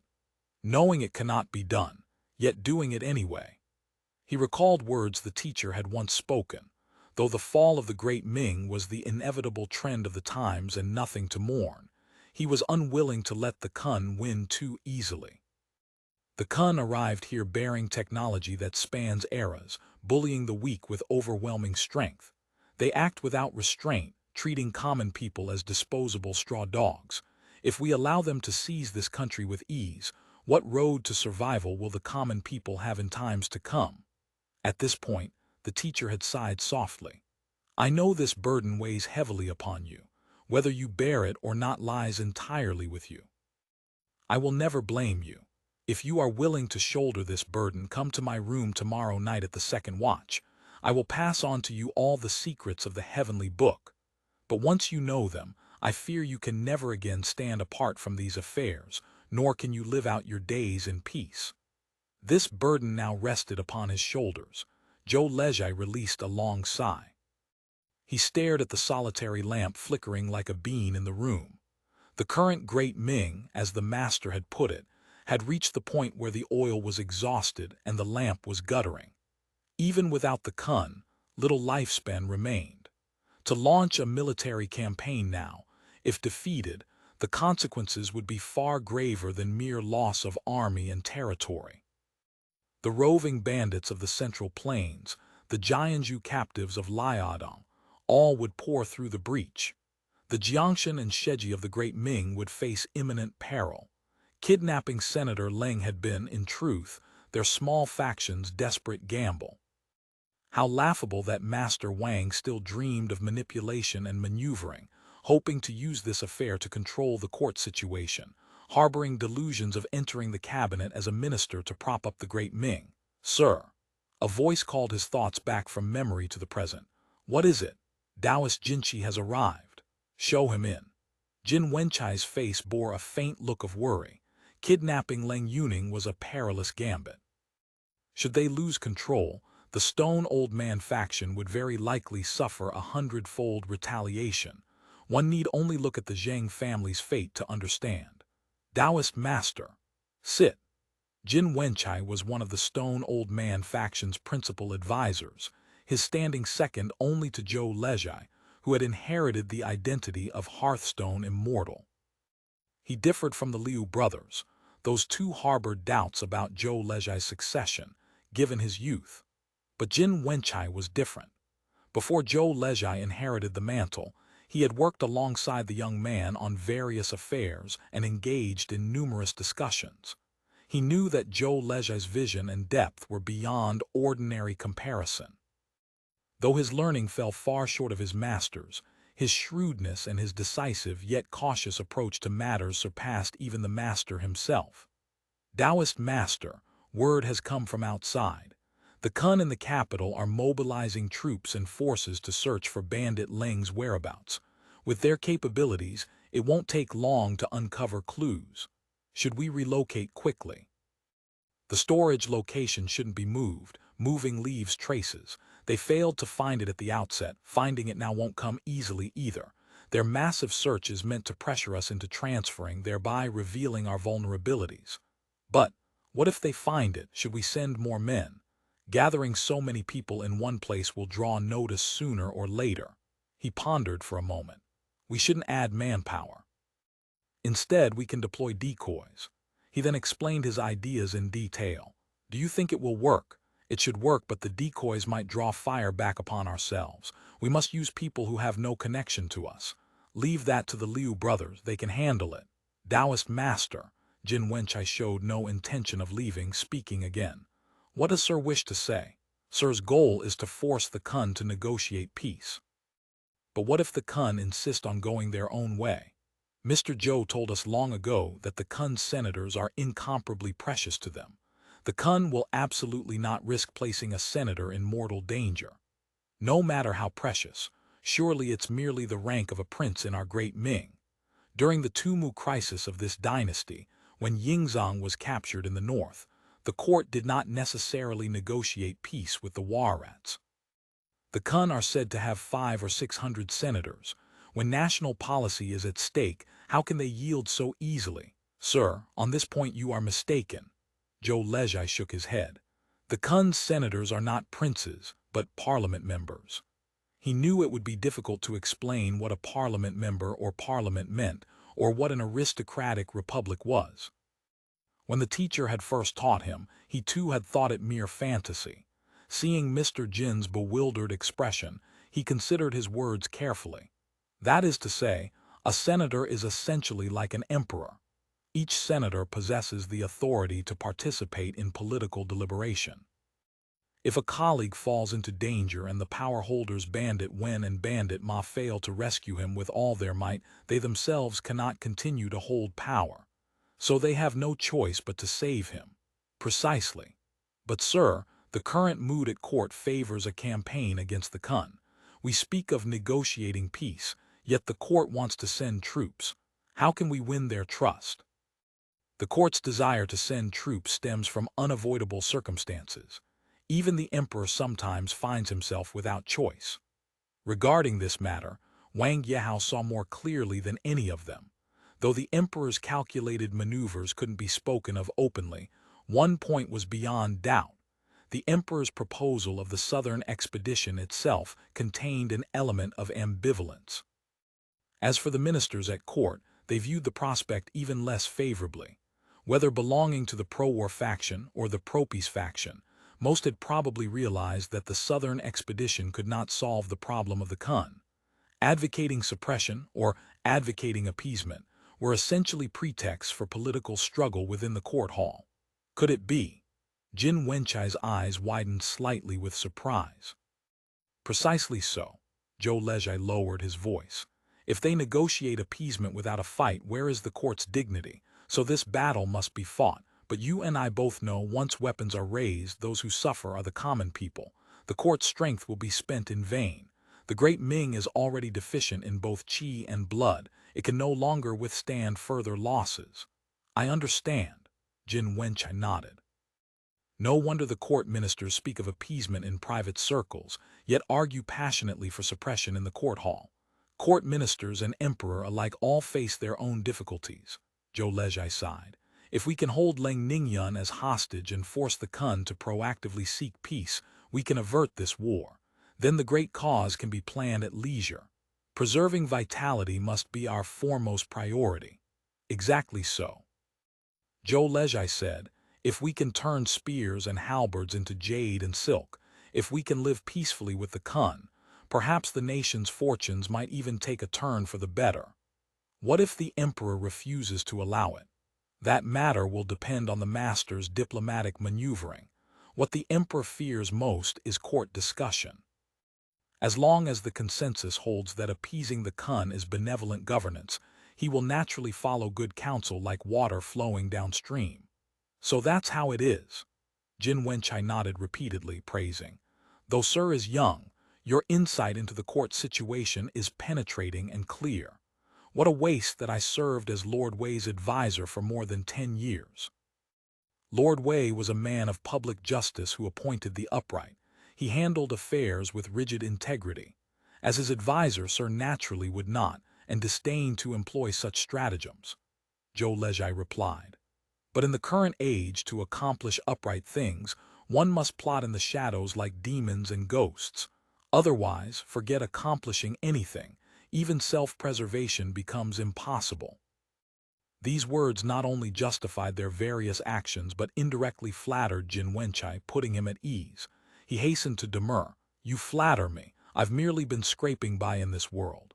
How fares Miss Wei's situation?" She sent word that the Hangshan sect lost many disciples in the Lingao campaign. It's difficult for them to send reinforcements now. If pressed, they can only spare 3 or 4 people. What about the other sects? They've also agreed to send people, but the situation is similar to Hangshan sect. 2 or 3, perhaps 4 at most.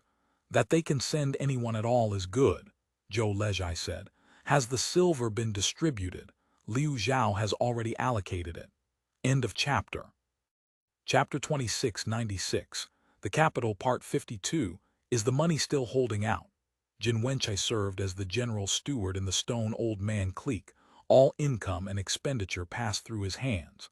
For now, yes. But lately we've been spending silver like water.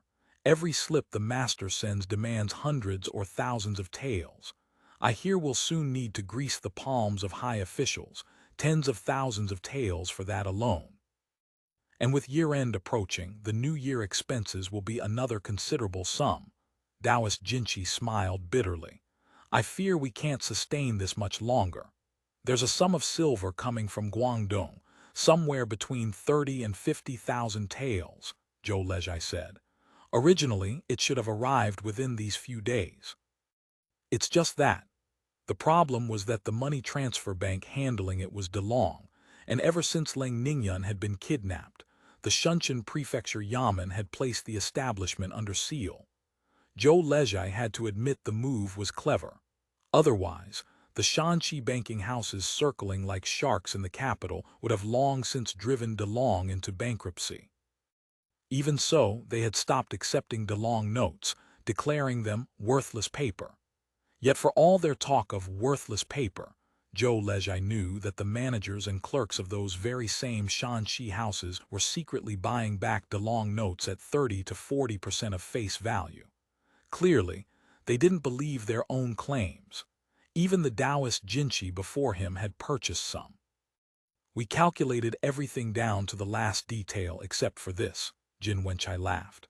No matter, a few days' delay won't harm us. The dividends from Shanghai Merchants Bureau should arrive soon, another 20,000 or more. We just need to weather the current situation. Zhou Lezhai spoke as though he had everything well in hand, though in truth he felt deeply uncertain. He recalled his teacher's words. Whether waging war, conducting business, or handling affairs, everything comes down to one thing: money. Money is a fine thing, he muttered to himself, just terribly hard to earn.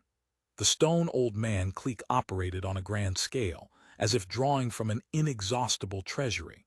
In reality, the many operations they had planned over the past few years had all been money-losing ventures. The greatest loss was the multi-heroes' assault on Lingao, a complete disaster that cost them dearly in both resources and lives. More than 100 righteous men from various Wulin sects and schools had perished. The condolence payments alone exceeded 15,000 taels, and combined with earlier expenses, the total surpassed 20,000 taels of silver. The silver was a small matter compared to the debts of gratitude they now owed to those various sects. Fortunately, with war and chaos spreading everywhere in recent years, many sects had been forced to seek refuge under officials just to survive, and thus dared not press their claims too firmly. After Jin Wenchai departed, Zhou Lezhai reviewed the current situation once more. The capital was shrouded in strange currents and treacherous clouds. Ever since the emperor had proposed the southern expedition, various political forces had launched a fresh round of maneuvering around that very topic. The court officials who had previously enriched themselves quietly, those who had obtained considerable benefits from dealings with the Kun, were now especially active. Most notable was the Dengzhuleizhu governor Sun Yuanhua. Once thought to be politically finished, he had unexpectedly risen from the ashes. In recent years, relying on the weapons the Kun had sold him, he had trained a new army that won several small victories on the Liaodong battlefield. Not only had his office been restored, but he had also received repeated commendations from the court, solemnly becoming a major regional minister. His mentor, Su Guangqi, had fallen gravely ill while supervising field reclamation and troop training in Tianjin, hovering on the brink of death. Word had it that he obtained immortal pills and miraculous medicine that extended his life. Though he had since retired to his hometown, he continued to gather Catholic gentry for clandestine activities, colluding with the Kun. While Zhou Lezhai was deep in thought, Liu Zhao arrived. "What's happened?" Zhou Lezhai asked, startled. It was already late at night. Liu Zhao's sudden visit could only mean urgent news. "I've heard from brothers in the northern town soothing division that the emperor has learned of you and sent people to inquire about your whereabouts," Liu Zhao whispered. Of the Liu brothers, the one who had assumed the identity of Taoist Mushi, Liu Sha, was responsible for external contacts with various troops and forces. He continuously monitored the Kun's movements and occasionally created obstacles for them. Liu Zhao, meanwhile, remained at Zhou Lezhai's side, handling various contacts and intelligence. In the capital, whatever the Jinyue's northern town soothing division could discover, Liu Zhao could learn as well. "Oh, is there anything unusual? They reported back that you are residing at Ziyahua Temple to see doctors, no irregularities detected. For the time being, there's no cause for concern. Still, your honor should exercise greater caution." "I understand. Any other urgent news?" "The emperor has also ordered inquiries into Qian Taichung's affairs." "Interesting, most interesting. It seems this Mr. Qian's money wasn't spent in vain." "There is one more matter. The emperor has taken notice of DeLong Money Shop and ordered the town soothing division to investigate whether DeLong has any collusion with palace eunuchs." As he spoke these words, his voice dropped to barely a whisper. Late night at the Helian Cheng compound, Little Eight's figure flashed through the doorway as he entered the hall. "Chief Escort, the merchant Qin Erlang requests an audience." Li Rufeng rubbed his temples, frowning with impatience. "At this hour," Mrs. Liao spoke from beside him, "a visit this deep into the night must mean something urgent." Li Rufeng paused. After a moment he said in a low voice, "Show him in." Qin Erlang appeared to be around 30 years old, medium build, rough features, wearing blue traveling clothes and black leather boots, covered head to toe in road dust. One glance told you he was a man long accustomed to the hardships of travel. Qin Erlang took the lower seat. He first looked toward Li Rufeng in the seat of honor, then glanced at Mrs. Liao, somewhat awkwardly pinching the corner of his clothes. Mrs. Liao sat across from Qin Erlang, produced a pencil, opened a notebook, and waited quietly for him to speak. Li Rufeng spoke first. "Please, sir, have some tea." Qin Erlang lifted the teacup and brought it to his lips, but immediately set it down again. This humble one first went to the Leng residence, and only then learned that the Leng establishment has encountered serious trouble. "Mr. Wu is currently staying at the DeLong shop, so I wasn't able to see him. Master Leng's concubine, Hexiang, came out to meet with me briefly. When she heard what I had to say, she told me this matter wasn't suitable to bring before Mr. Wu, only fitting to report directly to the bureau chief. She sent someone to guide me here. I apologize for disturbing you so late at night. Please forgive the intrusion." Li Rufeng waved his large hand. "For matters this urgent, report them the moment you arrive. Day or night makes no difference. Mr. Qin, your willingness to come and share this information marks you as a true friend. Please, tell us everything in detail." Qin Erlang shifted his chair slightly toward Li Rufeng and began. "That day, I was escorting goods on my return journey and had just reached the outskirts of the capital." As Li Rufeng listened to Qin Erlang's account, he scraped his chin whiskers with his fingers. Based on the clothing description, he was certain the report was genuine. The clothing Qin Erlang described matched exactly what Leng Ningyun had been wearing when he departed. That the kidnappers hadn't changed Master Leng's clothes wasn't truly an oversight. They simply wouldn't have expected anyone to risk opening the cart door to check. Ink-tinted glasses, eye patches, a pressed-on false mustache, ear caps, all of these were meant to isolate Leng Ningyun's senses and confuse his judgment of time, distance, and road conditions. preventing him from reconstructing route information later. The kidnappers had taken precautions after the hostages' eventual return. Analyzing this detail, it suggested the kidnappers had no intention of silencing their captive. From this, Li Rufeng could deduce that Leng Ningyun was safe for the time being, a conclusion that brought him some measure of relief. Master Leng possessed an extremely rare pair of oval-framed in-crystal glasses that made him look rather like a blind toad when worn. They were said to be originally crafted in Great Song and brought by Master Leng when he fled Song territory. These glasses bore the nickname Ray-Ban, though who this craftsman named Ray-Ban might have been, no one knew. These glasses were unique in all of Beijing. Master Leng treasured them dearly and rarely wore them. They had become something of a personal anti-counterfeiting mark for Senator Leng. That he happened to be wearing them that day confirmed beyond doubt that the person in the cart was Leng Ningyun himself. When Li Rufeng saw that Qin Erlang had finished speaking with nothing more to add, he turned his eyes toward Mrs. Liao. She lightly patted her notebook and nodded to indicate the record was complete. Li Rufeng rose and walked slowly toward Qin Erlang, his massive shadow falling across the merchant's face. Qin Erlang hurried to stand. Li Rufeng extended both hands, grasped Qin Erlang's hands and shook them gently, his face full of sincerity. True feelings are revealed in times of hardship. DeLong and Helian Cheng will remember this kindness. When the dust settles, we shall drink together until we're thoroughly drunk. Qin Erlang's figure disappeared from view. Li Rufeng stood at the empty hall doorway, facing the heavy darkness, lingering there for a moment before calling out, "Bring 2 more lamps." Before long, several large candles were lit in the hall, illuminating one corner brightly. Li Rufeng and Mrs. Liao stood before a table upon which lay a simple map of Beijing. Mrs. Liao lifted a candlestick with her left hand while her right index finger traced lightly across the map. After a moment she frowned. This route leads toward Zhangjiakou. Zhangjiakou lies close to the 3 passes of Zhaijing, Feihu, and Jiang. To the west, it borders the Yanbei region of northern Shanxi. To the north, it connects with the Mongol Tatars, and it also has access to the northwest border markets. If the kidnappers take Master Leng far away to the frontier, the grasslands are vast beyond measure. Searching for someone there would be like sifting sand in the wilderness, utterly hopeless. Li Rufeng bent down to study the map, shaking his head. Not necessarily. If they're heading to the grasslands, the journey is long, the passes and barriers numerous, and communication extremely difficult.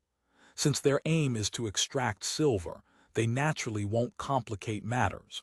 Routes can change, and a person who walked one direction can turn back. Beijing, Tianjin, Jizhen, all are possible destinations. Tianjin probably isn't likely anymore.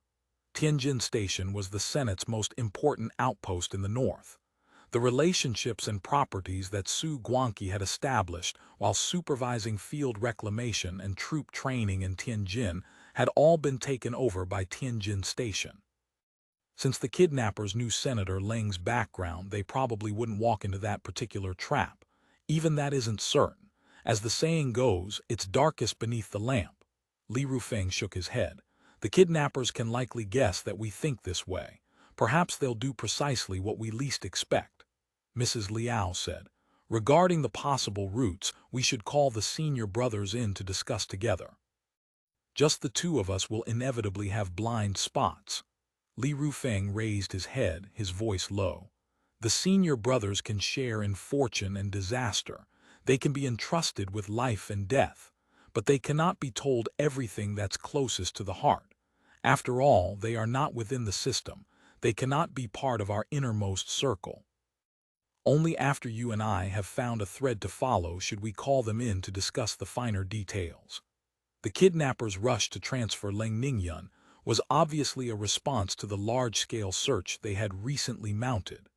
The kidnappers sensed that the capital had become unsafe and wanted to hide their captive elsewhere.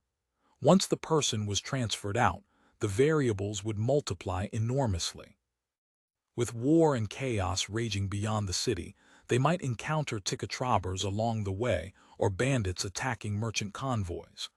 Those hiding the captive might have conflicts with the kidnappers themselves.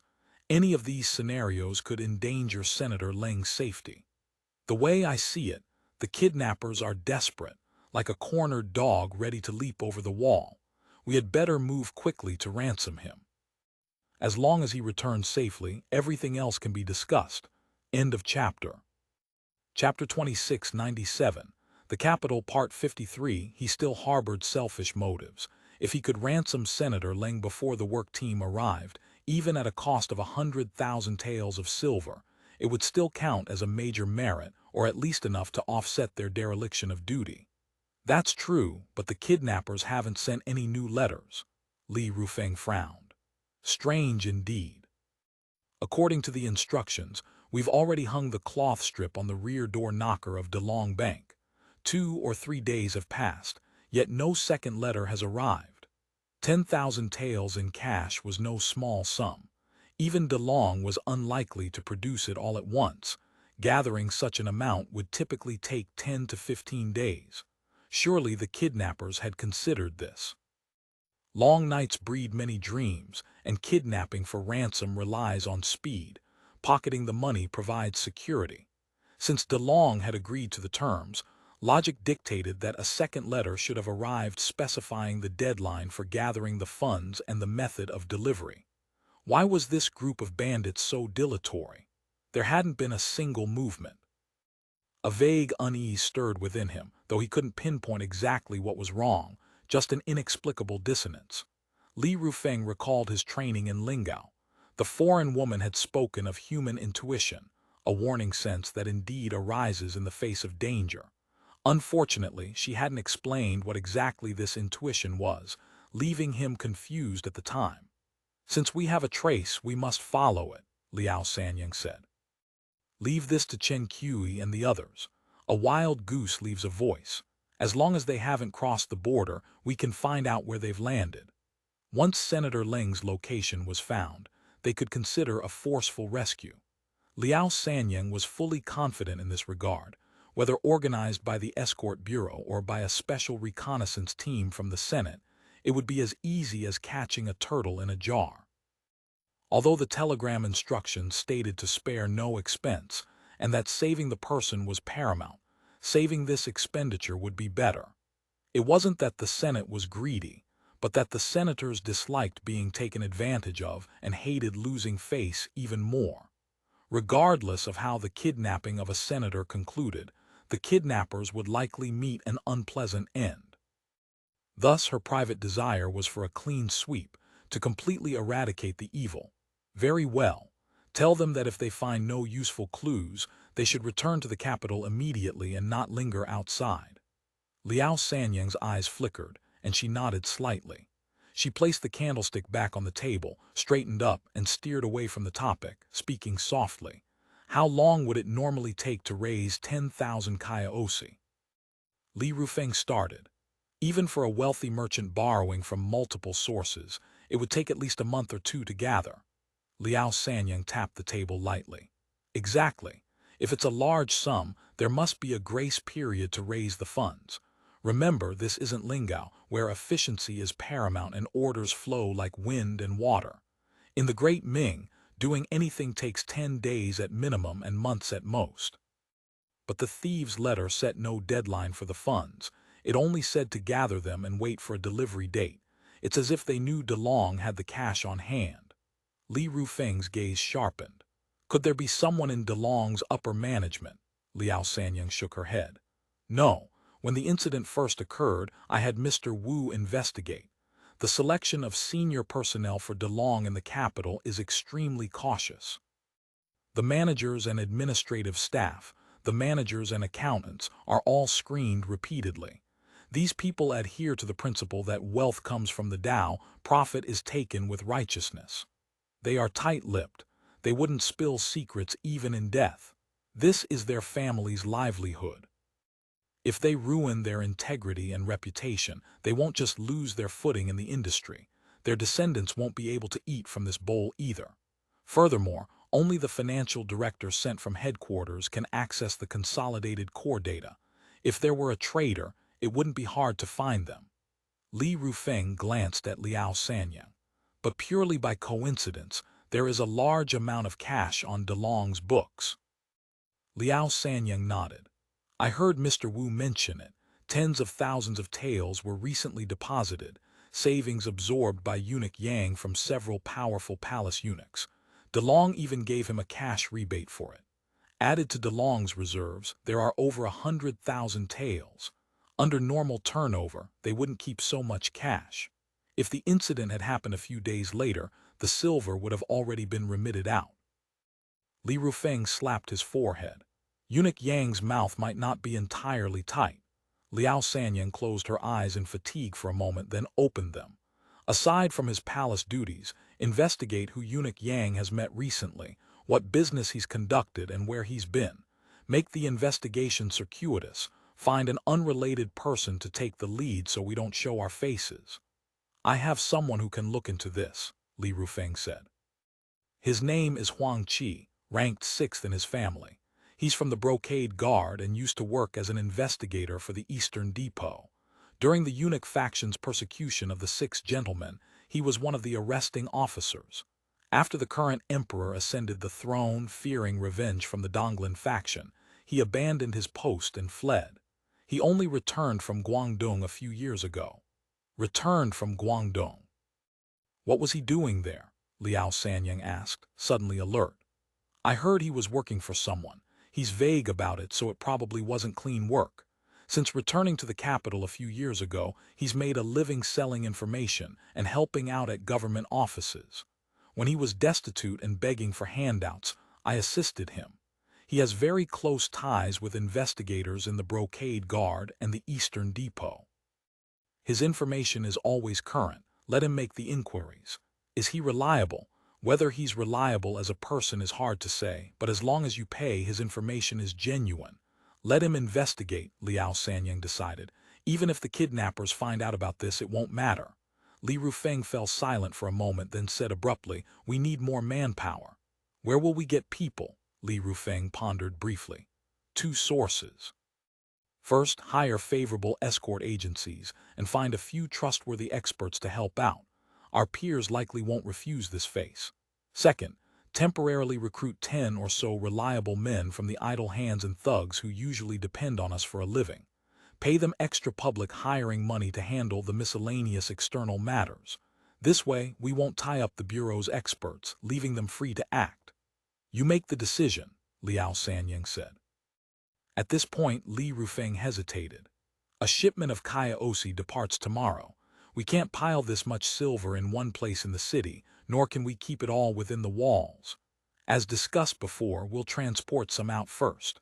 Otherwise, if we need money and can't leave the city, or if we're stuck with it on hand in a rush, we'll delay matters and ruin the major undertaking.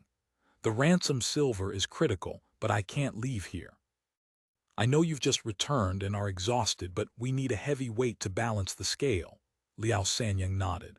Say no more, I'll go. Seeing her agreement, Li Rufeng let out a sigh of relief. He stuck a small wooden-handled pushpin into the map, tapping the spot with his finger.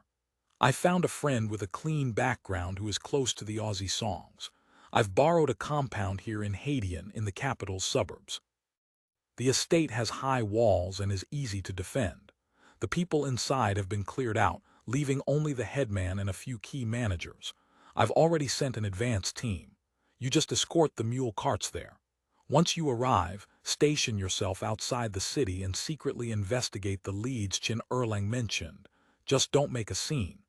The moment there's movement on my end, I'll send a messenger to tip you off. If nothing happens during this time and we can drag it out until the work team arrives, that would be best. If the situation becomes critical, I'll meet you there. Liao Sanyang nodded silently. The city was not only full of spies but also teemed with various factions, creating too many constraints and inconveniences for action. Li Rufeng continued. DeLong and the Escort Bureau are currently the center of attention. 800 eyes are watching us, seeing us as a piece of fatty meat. Their eyes are red enough to spew fire. They want nothing more than to create chaos and profit from it. A single demand letter drew people to our door to swindle money, let alone mule carts. Tomorrow, I'll send 3 mule carts to cover each other. Your movements attract attention, and many people know you, so you will accompany the empty carts to divert everyone's gaze. Once outside the city, you'll link up with the silver carts. Pausing briefly, Li Rufeng added, I've already disassembled and smuggled out 4 Nanyang carbines. They're at the estate under your command. Shortly, I will transfer the remaining 6 as well, just in case. These tools have no place to be used inside the city. Liao Sanyang didn't decline, answering crisply, good. She added, empty carts alone might not be enough to deceive people. I will arrange that properly, Li Rufeng replied. Who will you take with you? Liao Sanyang lowered her head in thought. Aside from those preparing to track the trail, I want the squad capable of deploying the Mandarin Duck Formation. For escort masters, I want Zhao Liangjian and Liu Chang. Old Feng and Little Bazzi are also good. Give them all to me. They're yours, Li Rufeng said without hesitation. After speaking, he thought for a moment, walked to the wooden partition at the rear of the hall and retrieved a blue cloth bundle from behind it. He returned to Liao Sanyang and slowly unfolded the bundle on the tea table. As the cloth corner lifted, 2 single-action revolvers with a dark, gleaming finish were revealed. The twin guns lay crossed over a bullet belt, silent and cold, adding a chill to the autumn night. The candle wick popped with a snap. The smooth gun barrels reflected the flame, flashing a streak of orange light that flickered in their eyes. Kiwei had been penetrated by multiple departments, military intelligence, political security, the police, and its equity had been diluted. Internally, it was full of chaos and dissonance from the alternation of old and new systems and powers. Yet it also presented many previously non-existent upward channels, providing opportunities for some to enter the system. Li Rufeng had a rough beard but a meticulous mind. He had a keen sense for opportunity and knew clearly what he wanted. Coming to the capital was frontline experience, a prerequisite task for step-by-step advancement. Upon transfer back, there would be a promotion of 1 rank, allowing direct participation in the internal selection of various security and intelligence departments. It was dangerous but a shortcut. Fighting for a future was never easy. Li Rufeng looked at the pistols, then slowly moved his gaze to Liao Sanyang's face. He couldn't understand the woman before him, nor did he know what she wanted. In her world there were no men, no children, no wealth or power. Her eyes were forever veiled. He gazed at her for a moment and whispered, "Be careful." Chapter 2698. The Capital, Part 54. Leng Ningyun existed in perpetual twilight within the room, unable to distinguish sun from moon, having lost all sense of time. The shutters outside the windows had been fully lowered, and an additional layer of black cloth hung on the inside. A lamp burned constantly, its steady flame his only marker of the passing hours, though even that proved useless for tracking time. When exhaustion overtook him, he would extinguish the oil lamp to sleep. Upon waking, he always found it lit again, the wick trimmed low. 3 meals arrived each day, delivered by someone through a doorway veiled with double curtains, inside and out. No light penetrated from beyond, and he could see nothing of the world outside. Apart from this isolation, his kidnappers treated him remarkably well. The 3 daily meals were refined and delicious, and the room was stocked with Australian books published by the Wanbai bookshop. Fresh clothes arrived daily, and 2 maids attended him personally, serving tea, pouring water, helping him wash and dress. They played chess or cards with him, sang songs or played the chin. If he showed any restless urges, they were available to serve in bed as well.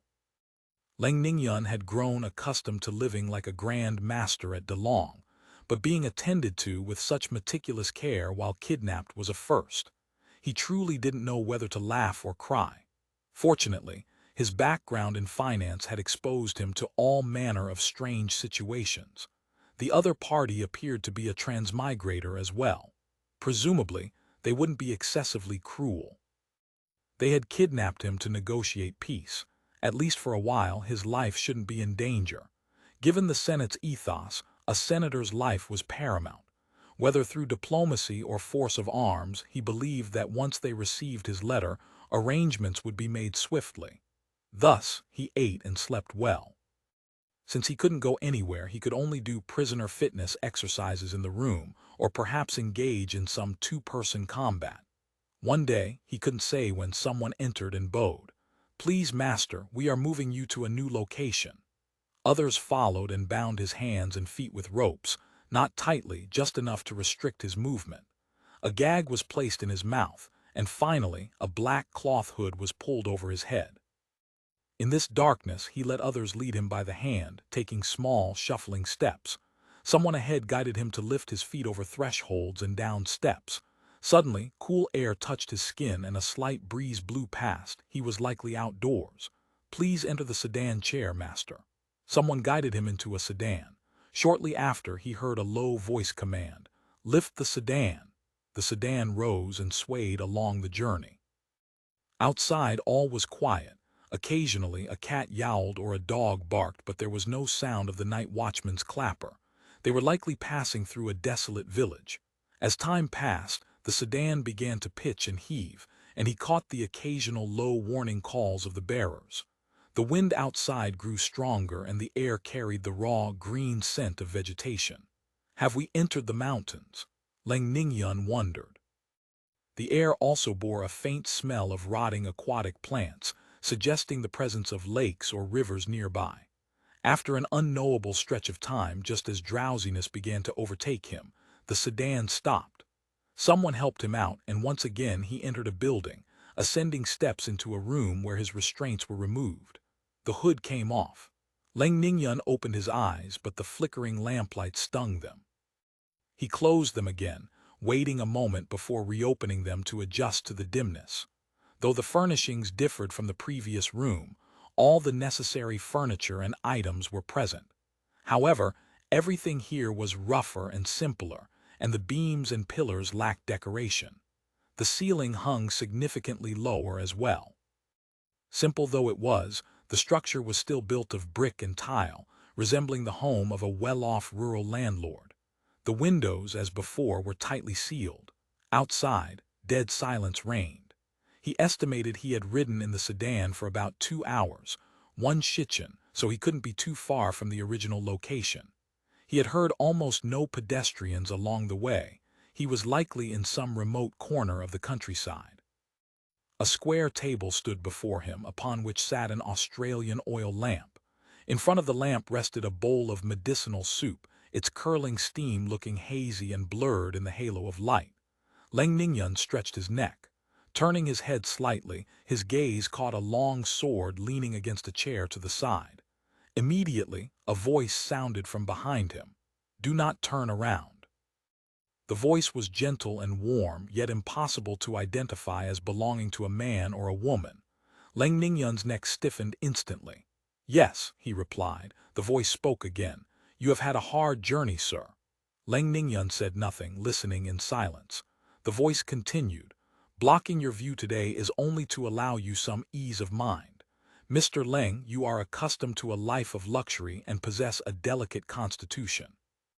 Now that you find yourself in adversity, I fear anxiety might seize your heart and the hardships of travel might prove unbearable. You are a man of consequence, Mr. Leng. You must not die. Before you is a soup to calm the spirit, dispel internal heat, and replenish qi. Please drink it." Lang Ningyun obediently picked up the bowl from the table and took a sip. The bitterness made him frown. The voice went on. "Mr. Leng, in a moment your 2 maids will come to attend you, washing your feet, seeing to the chamber pot, bringing tea and food.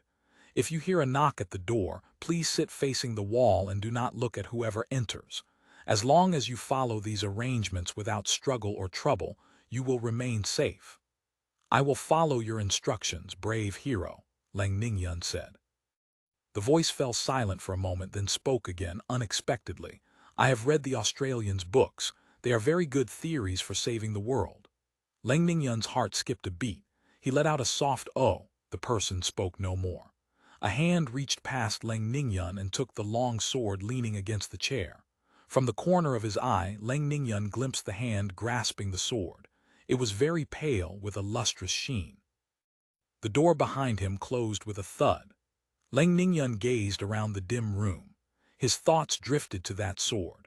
Since the Song dynasty, the long sword had lost its utility as a weapon of war, supplanted by the Dao, and had gradually withdrawn from the battlefield to become a decorative plaything for literati or a ritual implement for nobles and generals to display status.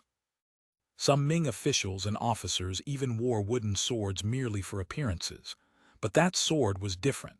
It was very long, with a scabbard of red sharkskin over wood. The hilt was hand and a half in length, allowing for either a single or double-handed grip. The guard was carved with scrolling flowers, and the pommel had a hole threaded with a dark red wrist-retention cord. The wrapping on the hilt bore a faint crimson hue, the color of blood-soaked leather, proclaiming it a sword meant for killing. Lang Ningyun sat in blank contemplation.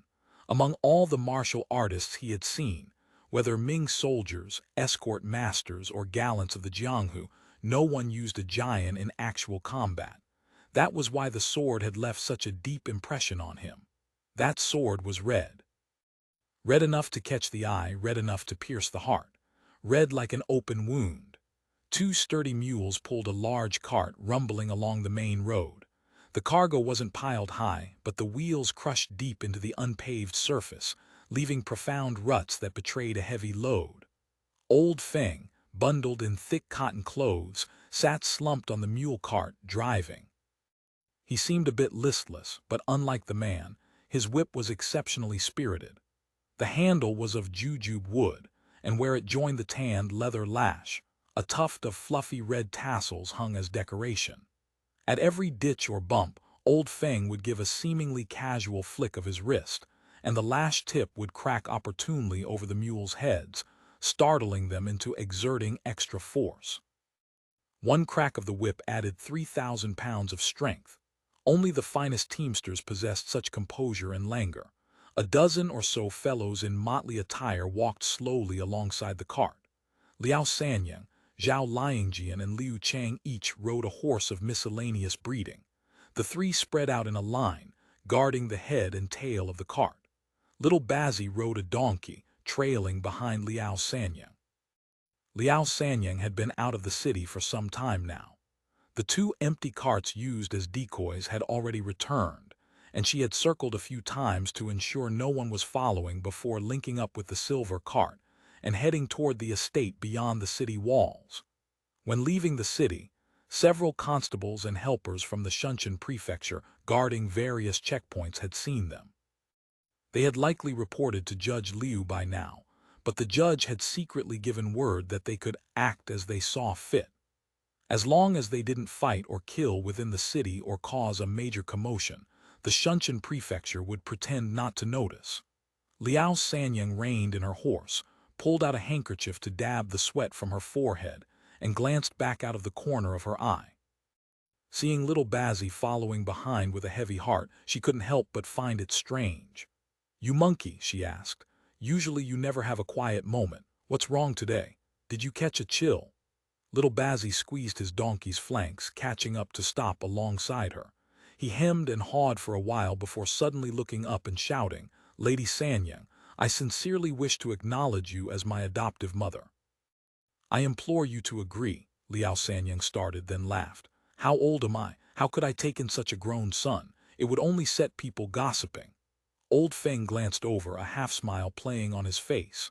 Little Bazzi hesitated for a moment, then suddenly rolled off his donkey. On the dirt ground, he banged his head 3 times in loud kowtows, shouting, "Since entering the bureau, I have been indebted to Lady Sanyang's care and patronage. My gratitude runs deep. My family is poor and my life cheap. I have nothing with which to repay you. I can only offer this rascal body. Whenever there is fighting or killing, I will be my adoptive mother's vanguard, charging through forests of swords and spears. I will die without regret. Please, Lady Sanyang, grant my wish." Liao Sanyang pulled lightly on the reins. The horse beneath her tilted its head, gave a loud snort, and stood still, its front hooves pawing the ground restlessly. Little Bazzi peered at Liao Sanyang from the corner of his eye. Against the light, he could only make out a dark silhouette, unable to read her expression. The figure on horseback remained silent for a long time. Little Bazzy's heart sank. Things were going poorly, and his wish today might not be fulfilled. Drops of sweat the size of beans rolled down little Bazzy's cheeks into the dust. A trace of regret crept through him. He shouldn't have been so hasty. Although Liao Sanyang was heroic, she was still a woman, and her skin likely wasn't as thick as a man's. He should have asked someone else to mediate calmly first. It would have been easier to speak openly once both sides had been sounded out. Acting so recklessly today was akin to forcing Liao Sanyang into a corner. If she rejected him, there would be no room to salvage matters. Suddenly, a raspy laugh sounded by his ear. "You mischievous monkey," Liao Sanyang said. "I'll take you in. But my eyes are sharp, my hand is hard, and I have many rules. I don't tolerate sand in my eyes, and I don't forgive mistakes. Can you endure a beating?" Little Bazzy was overjoyed. He scrambled to his feet. "Thank you, adoptive mother, for granting my wish. My skin is rough and my flesh is thick. I can take scolding and I can take beatings." "Get up," Liao Sanyang said. "Although you are my adopted son, you must still send a formal card and hold a banquet when we return, to be properly counted as having entered my Liao family's door." End of chapter. Chapter 2699, The Capital, Part 55. Old Feng laughed. "Little bastard, you've got guts. You'll be someone of consequence one day." Little Bazzy clumsily remounted his donkey and rode slowly alongside Liao Sanyang. Through their conversation, the two grew much closer. "Although your son lacks talent," Little Bazzy said, "I hope to make some progress so I won't bring shame upon my adoptive mother. In the future, I will need your patient guidance." Liao Sanyang smiled. "I noticed long ago at the bureau that you're observant and capable. I had already intended to take you under my wing. Even if you hadn't asked, I would have trained you into someone talented. We martial artists don't stand on empty formalities. We judge only by strength and courage." Since ancient times, martial arts have encompassed horsemanship, archery, spear and saber, and weightlifting, the so-called horse, step, bow, blade, and stone. The foundation is building strength. Without strength, all martial arts are useless. If an opponent thrusts a spear at you and you can't parry it, you'll simply be stabbed to death. She paused to regard him. "Let me test you. Do you know about that military examination from a few years ago?" Little Bazzy tilted his head in thought. "Are you speaking of the palace examination for the military's Yungyuan?" Liao Sanyang nodded approvingly. "You actually know of it." "I was younger then," Little Bazzy said, "but I vaguely remember when the results of the metropolitan military examination were posted that year. Only 2 candidates could wield the 100-jin heavy halberd, yet one was rejected and only one accepted. Critics all called it unfair, and the matter caused quite a stir in the capital." Liao Sanyang nodded. "That was the 4th year of Changzhen. The rejected candidate was named Su Yankee and the other was Wang Leipin. Later, at the palace examination, Wang Leipin became the Zhuangyuan. That Su Yankee was unlucky and didn't achieve the triple first, but if he hadn't been able to wield the 100-jin blade that day and display his prowess, who would have stood up to argue on his behalf? Not getting first place is fine too, saves your rear from being poked." Old Feng laughed. "Poked, poked, rear." Little Bazzy was dumbfounded. In the Ming military examinations, there existed an inexplicable and vulgar tradition. After the military's Yungyuan was named and paraded through the streets draped in red, the clerks and officials would swarm up, shouting, "Poke the Zhuangyuan's rear." The Zhuangyuan would have to flee in disarray, only being released once he reached the gates of the Ministry of Rights. Hearing Old Feng's explanation, everyone laughed. Little Bazzy said indignantly, "What kind of custom is that? Setting aside how crude it is, it's an extreme insult to martial artists." Liao Sanyang laughed. "You always mix in these irrelevant trifles. I'm discussing serious matters here." She sighed softly, a touch of emotion crossing her face. After a moment, she continued, "My Liao family has its own methods for throwing, catching, and lifting stone locks, supplemented by massage and kneading, along with external application of ointments. This is the systematic training and recovery method passed down from the great Song. I have practiced it since childhood. It is the best way to increase strength without causing injury. Once we've finished our business here, I will pass it on to you. Little Bazzy said hastily, "Thank you, adoptive mother." After traveling for a while, little Bazzy asked again, "Adoptive mother, what school of martial arts do we belong to?" "My skills are family heirlooms," Liao Sanyang replied. "Martial arts in this age rarely circulate. Each family guards their secrets jealously. Therefore, aside from military martial arts, most techniques are passed down within families from father to son or between brothers. Even the Shaolin Temple, starting from Master Fuyu in the Yuan Dynasty, established a generation lineage system based on secular clan laws, passing down the mantle from master to disciple through the generations, much like blood inheritance. She paused, then added, "Although my family uses the saber, specifically the single saber, my own saber technique was not inherited from my family but from the lineage of Lady Hua." Little Bazzy asked, "Which hero is this Lady Hua?" "Lady Hua was of the Shizhu Pacification Commission," Liao Sanyang replied. In the 33rd year of Jiajing, when Japanese pirates invaded the coast, the Jiajing emperor conscripted Lady Hua from Tianzhu and Guangxi to command the native troops and wolf soldiers of various prefectures against the pirates. Lady Hua, at 60 years of age, led the army herself, bringing her sons and grandsons, traveling 10,000 li to quell the disaster. Before battle, she swore, "On this expedition, I vow not to live under the same sky as these pirates." In February, she arrived in Suzhou and was assigned by Governor-General Zhang Jing to serve under General Yu Deu. Afterward, she fought continuous battles with the Japanese pirates at Jinshan and Songjiang. The wolf soldiers were brave and fierce, beheading over 100 enemies. The pirates' morale shattered, and they retreated to Zhelin. In April, Yan Song's adopted son Zhao Wenhua pressured Zhang Jing to send Lady Hua to attack Zhelin. When she reached Keijing, she was ambushed. The pirates encircled her several times over.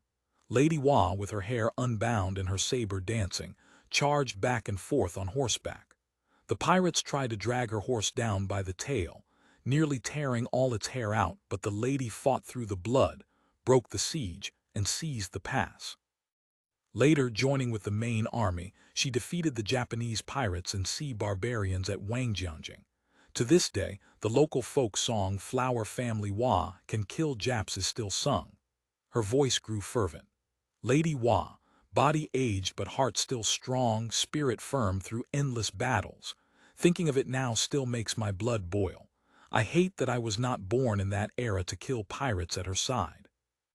As she spoke, Liao Sanyang involuntarily clenched her right hand into a fist and struck her left palm. She paused, then continued. 10 years ago, I accompanied my father to Guangzhou. One day, I spotted an old Li tribesman selling furs in the market. My father noticed that his bearing was dignified and extraordinary. Upon conversing with him, we learned that his female ancestor had been a captain under Lady Hua who had learned Lady Hua's double saber techniques. I admired Lady Hua's loyalty and courage and wished to emulate her, so I begged my father to part with a sum of money to let me apprentice under him and learn this double saber method. She grew wistful. "I've heard that Xiang Yuanqi, the young hero of Tiandu, received Lady Hua's true transmission. If I had the fortune to learn from him, it would be a wonderful thing, but counting the years, he should have passed away long ago. Even if he were alive, his age would be extreme. I fear it impossible." She shook her head with regret. Little Bazzy said no more but committed the lineage to memory. After a moment he asked, "Lady Sanyang, have you seen officials of the Great Song? What do these Aussie Song officials look like?" Liao Sanyang considered the question. "As the women's representative for the escort industry, I attended the Women's Representative Congress and met Officer Du of the Women's Federation. This Women's Federation is a government office specifically managing women's affairs." Hearing this, Little Bazzy said, "Oh, so it's the Great Song's Jia Fengxi." Liao Sanyang giggled. "Not at all. The Jia Fengxi manages actors and entertainers. The Great Song does have various literary and art troupes, but those are managed by culture and education. The Women's Federation commands all women under heaven. Whether you are a chaste martyr or a brothel whore, you fall under her jurisdiction." Her expression became amused. "Officer Du is a female official, but her conduct is quite erratic. Whether they are the prime ministers and vice ministers at the center, or the ministers and vice ministers of the 6 ministries, they all flee when they see her coming. Even Minister Wen and Director Ma get headaches over her. Everyone calls her the Queen. She is an awkward figure in the political hall." Little Bazzi clicked his tongue. "Mother, a woman with such official authority, what tremendous prestige." "It's not exactly official authority," Liao Sanyang said. "Those senators seem almost like they've been cowed by a tiger. After the women's meeting that day, I saw Director Zhao of the General Office conversing with several senators. When they spotted Officer Du approaching, Director Zhao's face instantly changed color. He shouted, 'The heroine holds court,' and everyone scattered at once." She looked puzzled. "But I observed that Officer Du appeared frail, not like someone who practices martial arts. I cannot fathom what formidable boxing technique she employs. Still, she treated me well and introduced me at audiences several times." Little Bazzi asked curiously, "What is this general office?" "It's like the inner court service and attendant squads in the Forbidden City," Liao Sanyang explained. "But the Aussie song has a figurehead monarch and no great inner palace, so this general office has become the bureau that serves the senators." Little Bazzi looked confused. "Then what would that be comparable to?" Liao Sanyang was growing impatient with the continuous questions and replied offhandedly, "It's the 24 Yamen." Little Bazzi's face lit with understanding. "Oh, so it's the Directorate of Ceremonial. This Director Zhao must be a grand eunuch of the palace, perhaps the Director of Ceremonial." Liao Sanyang hurriedly corrected him. "No, no, no. He's more akin to the head of the Aussie Song's clan court. Oh, and the personal bodyguards of the senators are also deployed by the general office. If you have real skill and can be selected for that duty in the future, it would be like green smoke rising from your ancestral grave." Little Bazzi sighed wistfully. "If only I knew where my ancestral grave was." Old Feng said, "What does an ancestral grave matter? Death is like a lamp going out, why cling to a dirt mound? You are young now and have apprenticed under Liao Sanyang. The great song's national power grows stronger by the day. Your future is boundless." Liao Sanyang tilted her head in thought. "At first, when I attended the great song celebrations, I expected to see the robes and caps of the imperial song again and witness the majesty of the imperial insignia. But when they emerged, I saw only simple ceremonial guards. All the senators had short hair and short tunics with buttons down the front. Even those who kept their hair wore it loose. There were no purple robes or golden fish pouches, no long-legged soft caps. Their shirts were so short they couldn't cover their bellies, dressed like short-term hired laborers. Yet each tried his best to project an air of solemnity and dignity. The common people watching all laughed in secret." She smirked. "To use a new phrase, they felt good about themselves. How one sees oneself and how others see one is always different. Truly, ugliness knows not itself." Furthermore, the great song senators are all fair-skinned and flabby. At a glance, they all resemble eunuchs. Recalling the appearances of the various senators, Liao Sanyang found it increasingly amusing and couldn't help covering her mouth to stifle her giggles. Little Bazzi looked puzzled, unable to imagine such an appearance. After all, Manager Leng looked no different from the local merchant masters in both appearance and temperament, only appearing far more capable than they did. Old Feng took a puff of his pipe and said leisurely, "Lady Sanyang, you should watch your tongue when speaking to a child. Don't let him learn to be loose-tongued. It will cause big trouble in the future." Liao Sanyang said hastily, "We are only joking a bit here in this remote place. In the future, if you follow me back to Lingao, you must not forget your place and spout such nonsense." Little Bazzi nodded and asked, "Do we address the senators as Grand Master?" "No," Liao Sanyang said. "In the great song they are called Chief Shuzheng. Head, Shu means superior, superior means noble. Senior, Zhang means prior, prior means respected. Being both respected and noble, they are the chiefs." Little Bazzi committed this to memory. Your son understands. In the future when I arrive in Lingao, I will never confuse the order of rank. Liao Sanyang's voice grew warm. In the future I will take you brothers to Lingao myself. See the sky there, see the land there, see the Wenlin River banks blooming like brocade, see the lights of Eastgate Market stretching for 10 li. See this dazzling world. See this magnificent landscape. After speaking, Liao Sanyang gave a clear, ringing laugh, spurred her horse into a light gallop and caught up with the main group. Little Bazzi hurriedly urged his mule to follow closely behind. In the waist-high dry grass beside the road, a clump of blades was pushed aside. Through the gap, a pair of eyes silently watched the mule cart depart. After a moment the grass rustled shut, leaving behind only a deathly silence. End of chapter. Chapter 2700. The Capital, Part 56.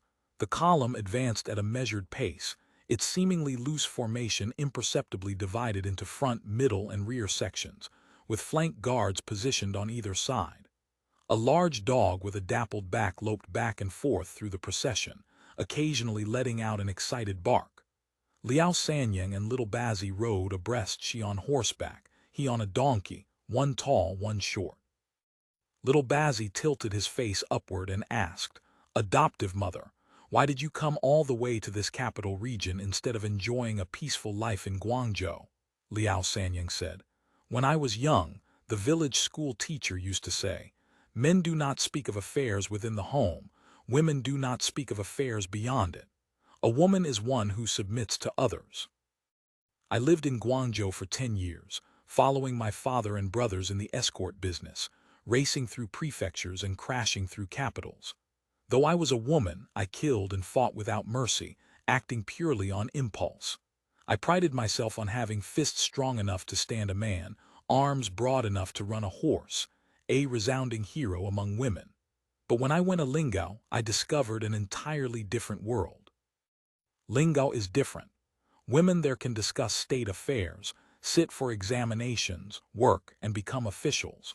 Not empty titles either, but officials with real duties and assignments. Female officials bustle about serving in various ministries and yamens, exhausting their abilities in service to the public. I never imagined women could live that way. Looking back on my past, I realized I had merely been indulging in private brawls to flaunt my own strength. Truthfully, what is there to be proud of in cutting down a few more bandits? How does that benefit the people?" Liao Sanyang paused, then continued. "I traveled everywhere as an escort, journeying from the great Ming to Guangdong. I was an anomaly among women and saw more than most. In these turbulent times, no one suffers greater misery and anguish than women. In the past, when I traveled with the Great Song Army, I witnessed among the Ming troops how each soldier would lead 3 to 5 women by ropes. A unit of a few hundred men would drag along and hold captive 1,000 women, forcing them into rape day and night, then killing them for food when provisions ran out. The scenes I witnessed, being in the midst of it, it was like falling into a freezing hell, horrific, terrifying." Liao Sanyang said, "Since last year, I've gradually felt my body losing the agility of my youth. I reckon I have perhaps 6 or 7 more years of fighting left in me. While I can still wield a saber, I volunteered to come to Beijing. I didn't need to come to this capital, but I came because I want to exert what strength I have, to accomplish something meaningful, to add a handful of soil to the great Ming's grave, so that the sickness of this world can heal faster and women can escape their endless suffering sooner. Only under the rule of the Great Song can this wish be fulfilled." Liao Sanyang continued, "Chief Du said women's liberation consists of only 3 things. First, marriage. Second, culture. Third, independence. If these 3 things are done well, women will be liberated. The women of the great Ming need husbands to support them, relying on others their entire lives, obeying the father at home, the husband after marriage, the son after the husband's death, and the in-laws if there are no close kin. The Confucian word chastity imprisons all women under heaven, denying them happiness, freedom, and autonomy. But in the great song, the father need not be the guide of the son, nor the husband the guide of the wife. Women must have their own independent lives. Half the population are women.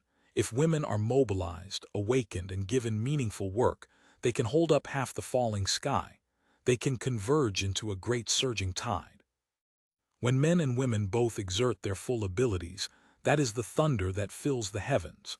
Chief Du wears her hair short and dons light makeup or none at all, improper in appearance, some might say. The male chiefs don't care for her, but she believes in herself, and there is light in her eyes. Before I entered the capital, I met with her. She patted my shoulder and said that if I returned to Guangdong, I should work at the Women's Federation. She said the great curtain of Confucianism has oppressed women for 1,000 years, and now she intends to tear open this dark sky for the women of the world.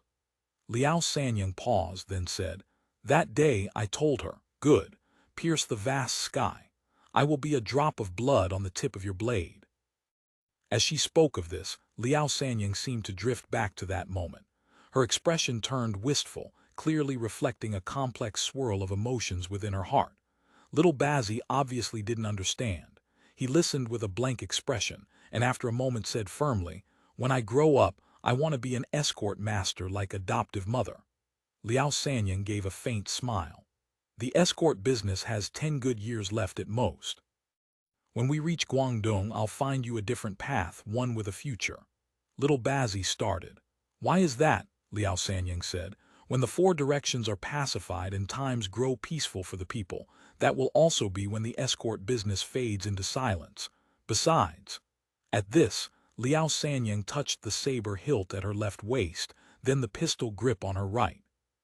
She said, somewhat forlornly, "The age of the saber is passing." 2 sharp barks pulled their attention back to the present. Liao Sanyang gently drew back the reins. The 3-point line formed by hand, rein, and horse's head broke, and the horse's head tilted to the side. She sniffed the air, her gaze sweeping vigilantly across the surroundings before settling on the guard dog scouting ahead of the column. Escort bureaus always kept dogs. For pathfinding, for keeping watch at night, for camping in dangerous places.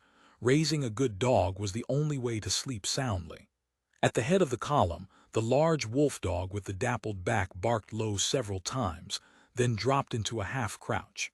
Its nose pointed toward the grass ahead, and a growl rumbled deep in its throat. Liao Sanyang pursed her lips at Little Bazzi. The boy immediately vaulted off his donkey and jogged briskly to the front of the column.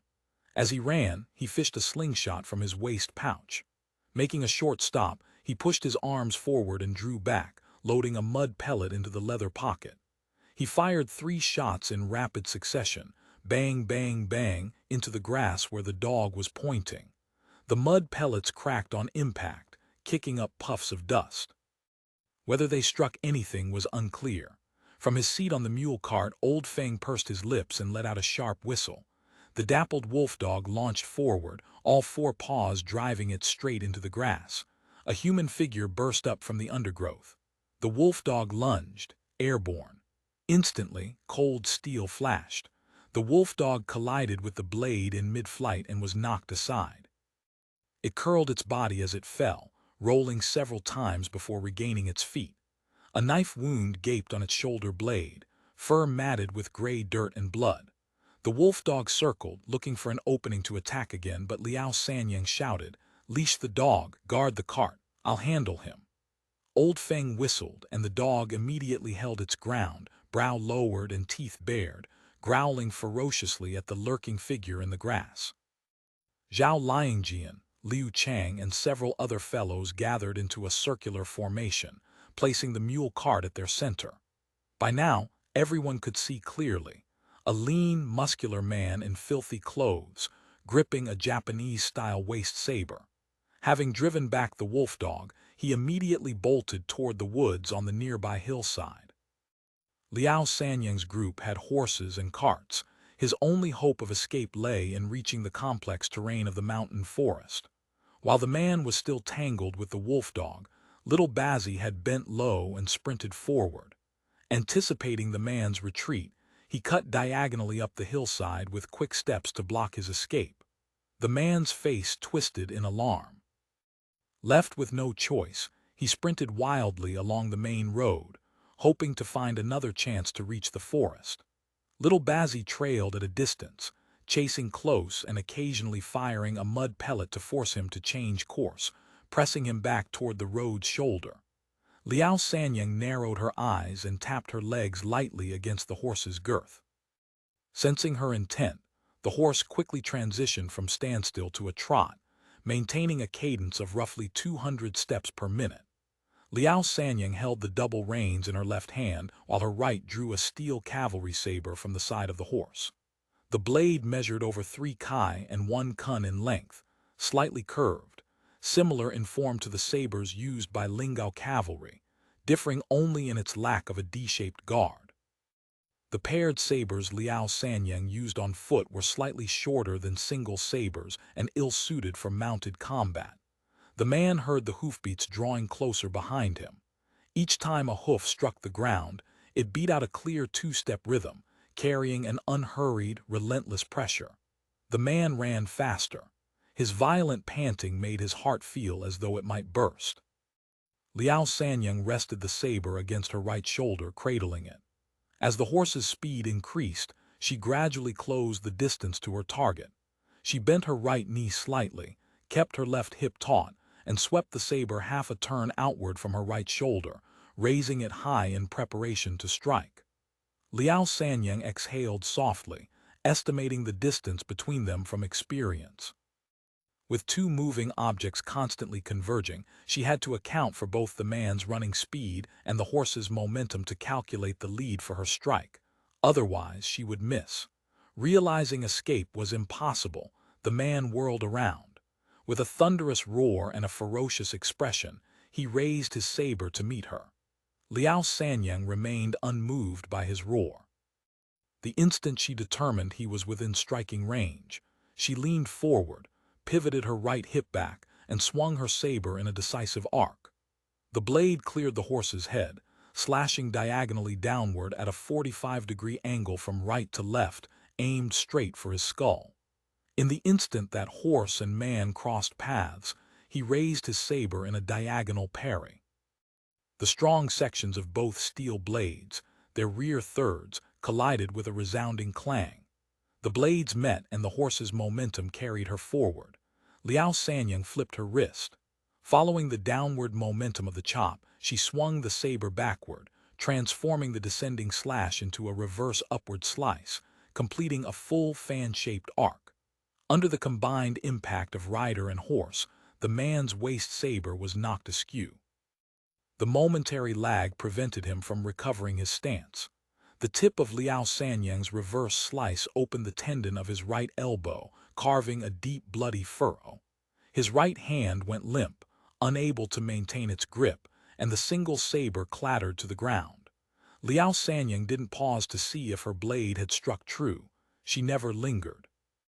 Disengaging after a single strike, she spurred her horse out of his attack range, riding a distance away before wheeling the horse around. By then, Little Bazzy had caught up from behind. He flung away his slingshot and drew an elbow-length carving knife from his waist. Racing up to the man, he kicked the fallen saber aside, then held his steel knife horizontally.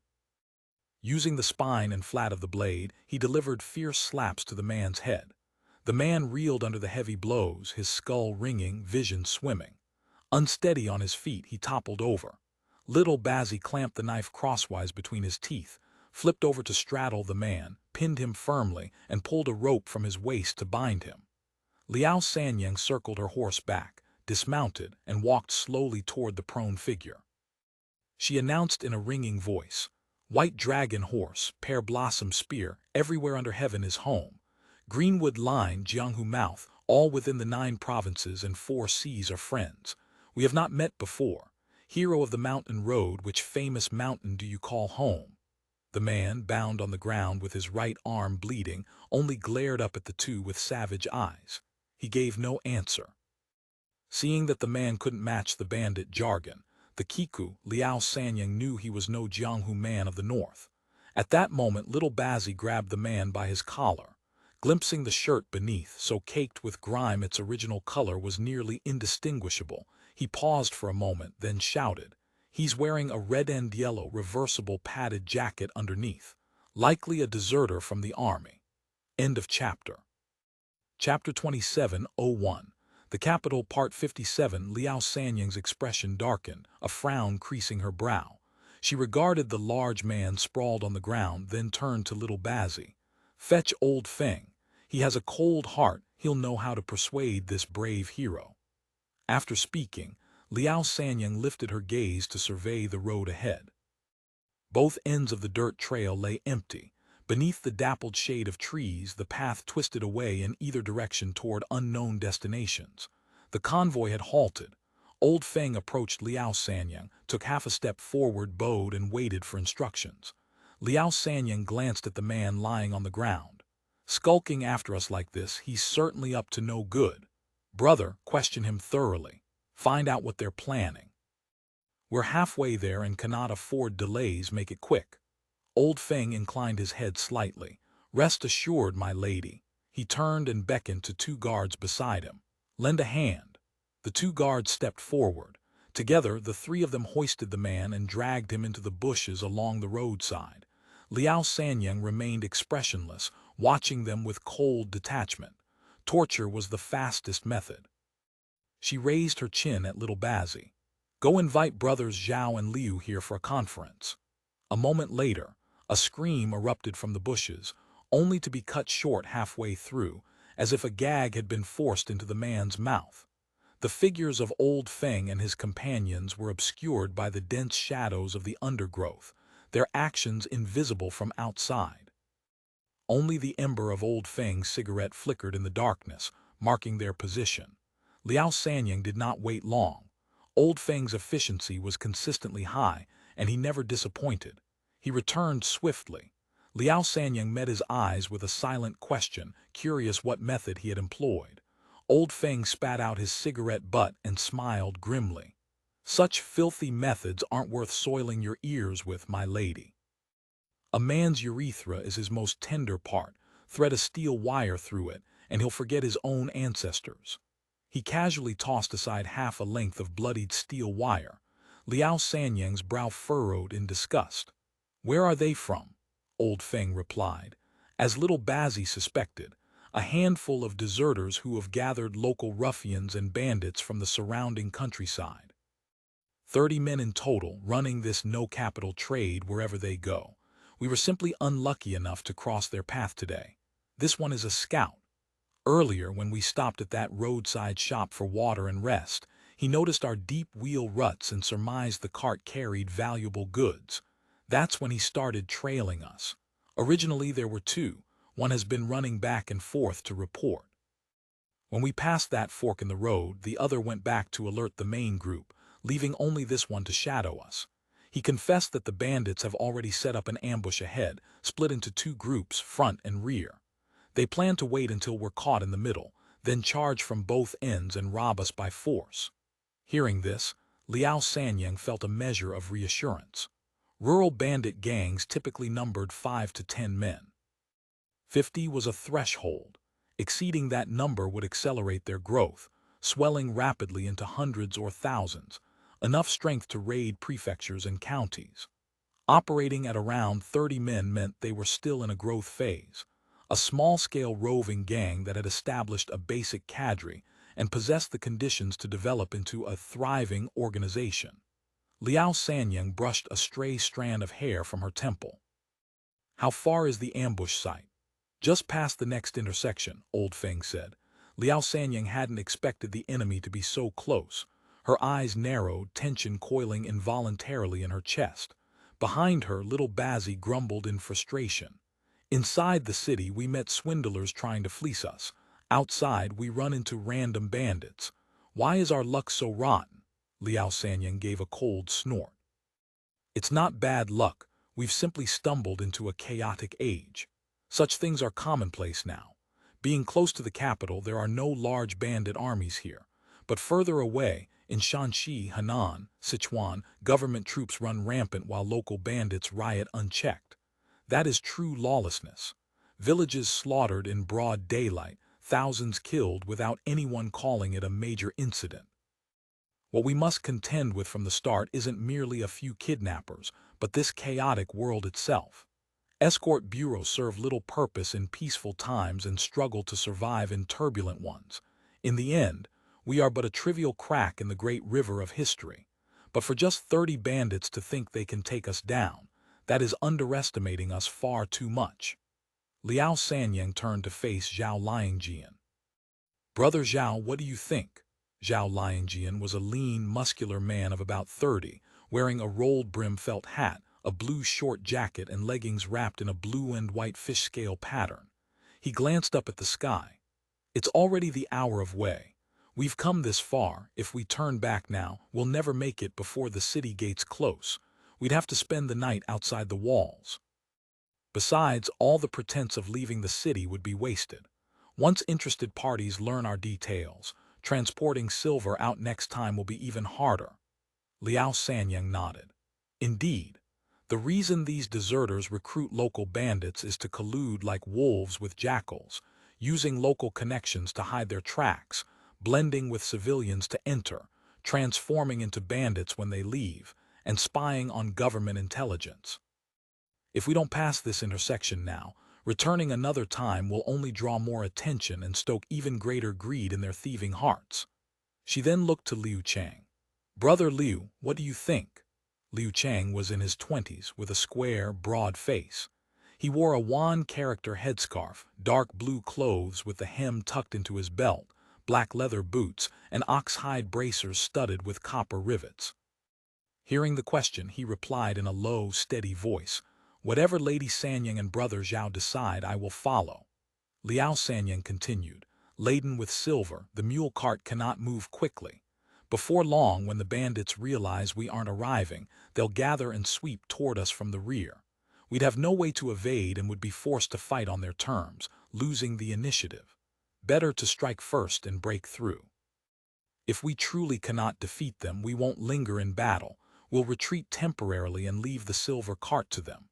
They're few in number. This cartload of silver cannot be carried away on shoulders or by hand, so it will become a burden that ties their hands.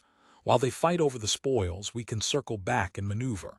Just don't carelessly lose any men. Death ends everything. Zhao Liangjian nodded. We've covered most of the journey. Once we break through this pass, it's 20 li to the estate. 15 against 30 we can fight. Little Bazzi spoke up from the side. How do these bandits dare to be so brazen, robbing in broad daylight? Liu Chang shook his head. Within the jurisdictions of various prefectures and counties, boundaries are clearly drawn. When bandit cases occur along borders, officials push responsibility onto each other since they answer to no common authority. Blame is impossible to assign, so they follow bad precedents and drift along. The government cannot control the thieves, which is why so many bandits gather and run together. The ones who suffer are always the common folk. As for the bandits themselves, they believe in seeking wealth through danger. They kill people like cutting grass and have hearts of iron. They are the most savage and lawless, impossible to judge by ordinary standards. Robbing a mule cart is nothing to them. It wouldn't be strange for them to murder officials and burn down yamens. Is there anything such men wouldn't do? Liao Sanyang addressed Old Feng. Go question that man again in detail. Check if his statements are consistent. Most importantly, the numbers must be correct. Before long, Old Feng returned and reported that there were no discrepancies. Liao Sanyang surveyed the group. The thieves are ambushing from front and rear. One group of 18 or 19 blocks the road ahead. Another group of 10 flanks from behind. We will split our forces. Brother Zhao and Brother Liu escort the cart and proceed as if nothing is amiss. When you reach the ambush site, Brother Zhao, halt and call out the dart code. The thieves won't understand the black slang, so shout it plainly. If the thieves emerge, you and Brother Liu will use the cart as cover, forming up with the fellows to fight them. If they don't come out, hold your position. Little Bazzi and I will circle from the side and strike the smaller group from behind, playing the Oriole stalking the mantis. As long as we break one route, the other group won't be able to stay hidden and will panic into retreat. At that moment, you strike from the flank. Once the thieves fall back, do not pursue, press on immediately. Zhao and Liu stared at her, stunned. Zhao Liangjian spoke first. The two of you are going to fight 10 men. Liao Sanyang lifted the hem of her coat and patted the short gun at her waist. I have a repeating pistol. Its flash and thunder steal souls under its fire. I have no fear the thieves won't lose their nerve. Zhao Liangjian and Liu Chang opened their mouths to object, but Liao Sanyang waved them off. No more discussion, it's settled. The woods are deep and dense. Too many people would be difficult to deploy and become a liability. 2 of us are enough. Seeing Liao Sanyang so resolute and knowing her formidable skill, Zhao and Liu ceased arguing. They nodded and went to prepare. Liao Sanyang called Old Feng over, retrieved another revolver from the bundle on her horse and pressed it into his hand.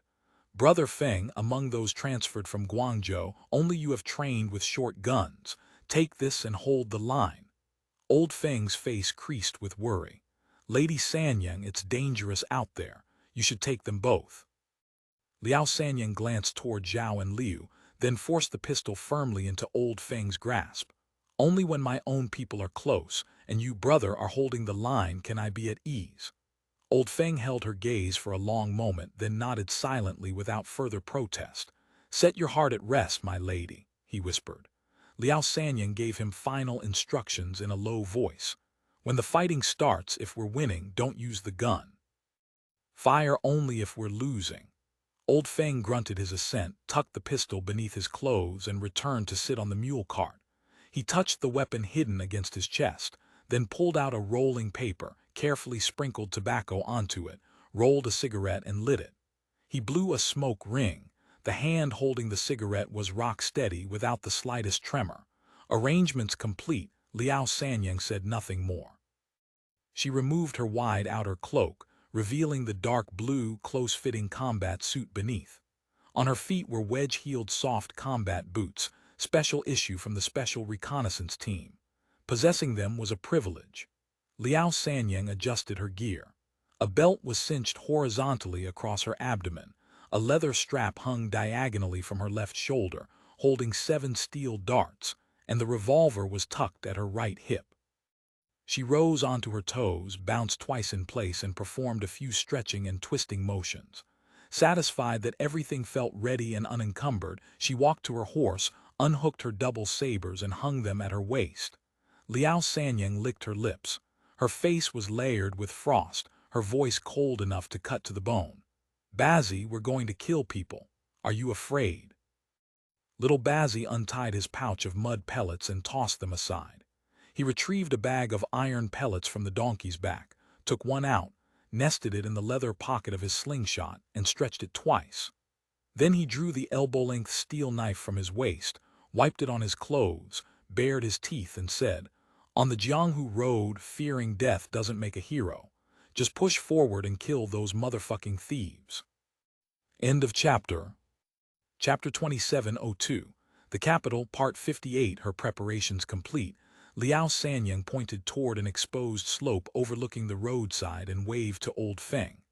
"Uncle Feng, bring that bandit up the slope. He'll be our eyes." She climbed up first, concealing herself behind a large boulder surrounded by tall grass. Old Feng and one of the guards hauled the big man up the slope. Once behind the rock, Old Feng seized the man's throat and pinned him to the ground, his voice low and vicious. "If you know what's good for you, knave, you'll point out exactly where your partners are hiding. I'll spare your life if you do. But know this, my master has divine water eyes that see everything clearly. Don't even think about playing tricks. If you dare spout nonsense, I have methods aplenty, and I'll use them on you one by one. You'll learn that I am the 5 sacred one of this age, the living king of hell." The big man clutched his blood-soaked crotch, his whole body trembling with pain. Old Feng's terrorizing had long since scattered his soul. He didn't dare cry out. With a wretched expression, he lay beside the rock alongside Liao Sanyang and Old Feng, pushing aside the grass to peer through the branches and leaves. The man pointed toward a section of the road ahead near a bend. "There's a fork in the road there, so my partner kept going back and forth to report. Before I left, I heard him say our leader would set an ambush along that stretch to rob the masters. but I don't know exactly which section they're hiding in. I've told you the truth. I wouldn't dare deceive the masters." Liao Sanyang lay beside him, listening intently. "Where did you come from?" she asked. "Same direction as the masters, just a step ahead. We don't usually operate in this particular area. This time we were foolish. We shouldn't have provoked the masters." Liao Sanyang nodded. "Do you normally take the main road or the smaller paths? Is this road busy?" "It varies. Dozens of men carrying swords and spears traveling together is too conspicuous. But if we split up, it's hard to coordinate and regroup. We often miss our timing and botch the job. When the road is empty, we take the main way. When there are many people about, we avoid it and stick to the smaller paths. If we encounter just a few travelers, we rob them. This isn't a trade route. Sometimes we don't see a single traveler for days." Liao Sanyang nodded, fully understanding the situation. For Ming deserters and bandits with little organizational awareness or concept of time, their near non-existent discipline meant that once dispersed, regrouping in a timely manner proved extremely difficult, and some might never return at all. She asked a few more questions, jotting notes with a pencil stub in her pocket notebook. Seeing the man had nothing more to offer, she nodded to Old Feng to take him back down. After the others withdrew, Liao Sanyang shaded her eyes with one hand and carefully studied the forested area where the enemy lay in ambush. A plan was already taking shape in her mind. The trees flanking this stretch of road grew unevenly, good for concealment but treacherous for travel. To maintain any decent speed, the bandits would stick to the official road as much as possible and avoid the wild terrain. If she approached along the main road, the enemy would remain hidden while she walked in plain sight. Advancing rashly would likely expose her. With the enemy waiting in darkness, it would be no different from throwing a lamb to a tiger. Liao Sanyang planned to enter the forest at the road's bend, using the vegetation for cover as she circled around to engage the enemy from the flank and rear, unseen. For years, the Peking station had been conducting surveys both inside and outside the capital, drawing maps. Though not extremely detailed, they had rough maps of most areas in and around the city. Important landmarks, hills, roads, villages, temples, rivers, and large grave mounds were clearly marked. This brought tremendous convenience to their wilderness tracking operations. Having settled on her starting position and route, Liao Sanyang sketched a few strokes on the map to fix them in her memory. She descended from the high slope and found Liu Chang and Zhao Liangjian. "Brother Zhao, wait the time it takes to smoke a cigarette after I leave, then set off. Escort the cart slowly. When you reach the middle of the road, stop the cart and horses and shout loudly as a feint, just as we discussed." Zhao Liangjian nodded in agreement and urged, "If Lady Sanyang feels uncertain or can't locate the bandits, retreat. Don't take unnecessary risks." Liao Sanyang laughed. "Naturally, I'm no green novice. In the Jianghu arts, a good fighter isn't ashamed to run. As long as the green hills remain, I'd never do something foolish like standing my ground out of stubborn pride." Liu Chang spoke little, merely cupping his fists. "Be careful." With the plan set, Liao Sanyang led little Bazzi down the road. The two followed it to the bend. This section hadn't been maintained for a long time. The surface was potholed and the tracks upon it chaotic, wheel ruts, hoof prints and footprints all jumbled together. Liao Sanyang walked slowly along the shoulder, her gaze constantly shifting between the ground and the road ahead. Suddenly, she paused and crouched down. Little Bazzi, trailing a few steps behind, saw her stop and immediately dropped low as well, gripping his slingshot while scanning the surroundings with wary vigilance. The tracks on the road were intricate, many incomplete, but a patch of messy impressions in the middle of the road immediately caught Liao Sanyang's attention. The marks blended into a chaotic mess, with only scattered lines faintly discernible. Liao Sanyang leaned closer and identified a relatively complete semi-arc amid the confusion. She measured it with her hand and determined it was half a footprint from an 8-stitch hemp shoe. Though only half an arc remained, it was remarkably clear. The wind and sand in the north were fierce. Given time, footprints would blur or become buried beneath grit.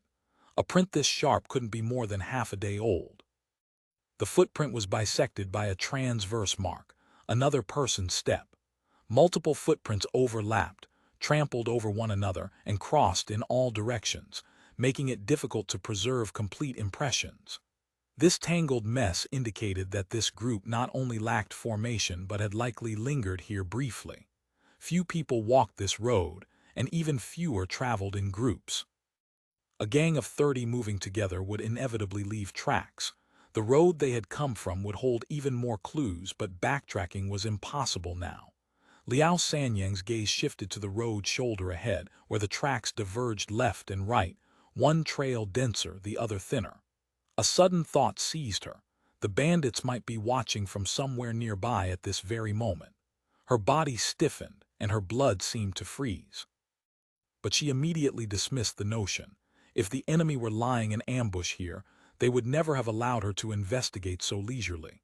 She was only frightening herself.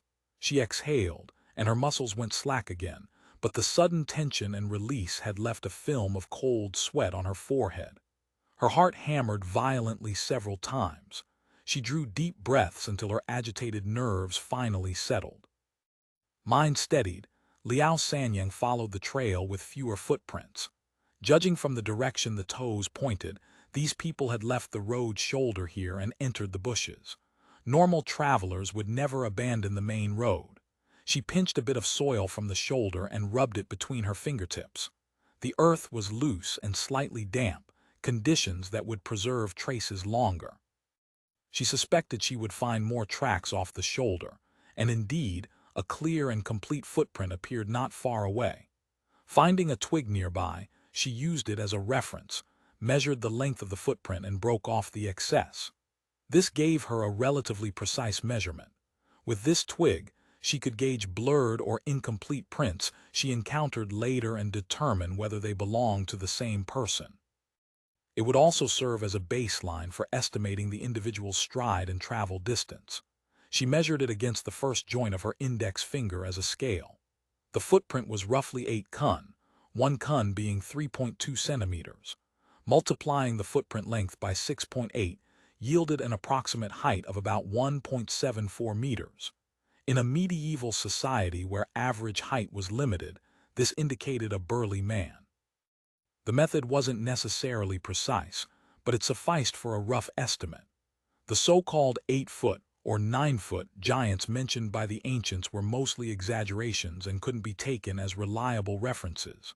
From the footprint, the person walked with feet splayed outward, a duck-footed gait. The force on the forefoot and heel was balanced and steady, the landing and lifting crisp, indicating powerful legs. The stride width at its widest exceeded 2 kai, a large stride suggesting a robust young man. Walking further, the vegetation thickened and more traces appeared along the way. Trampled grass, stems snapped during passage, small stones kicked aside, and additional footprints from different individuals. Further on, dead branches had been hacked away to clear a path. The cuts were fresh. It hadn't been long. Liao Sanyang frowned. There was no order to their movement. These people operated far too crudely.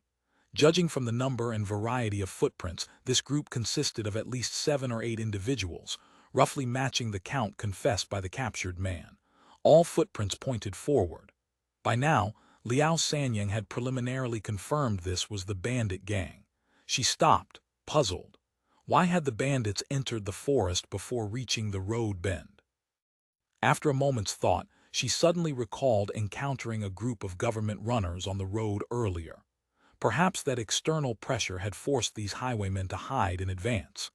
Liao Sanyang shook her head, dismissing the unnecessary concern. She didn't need to know the reason.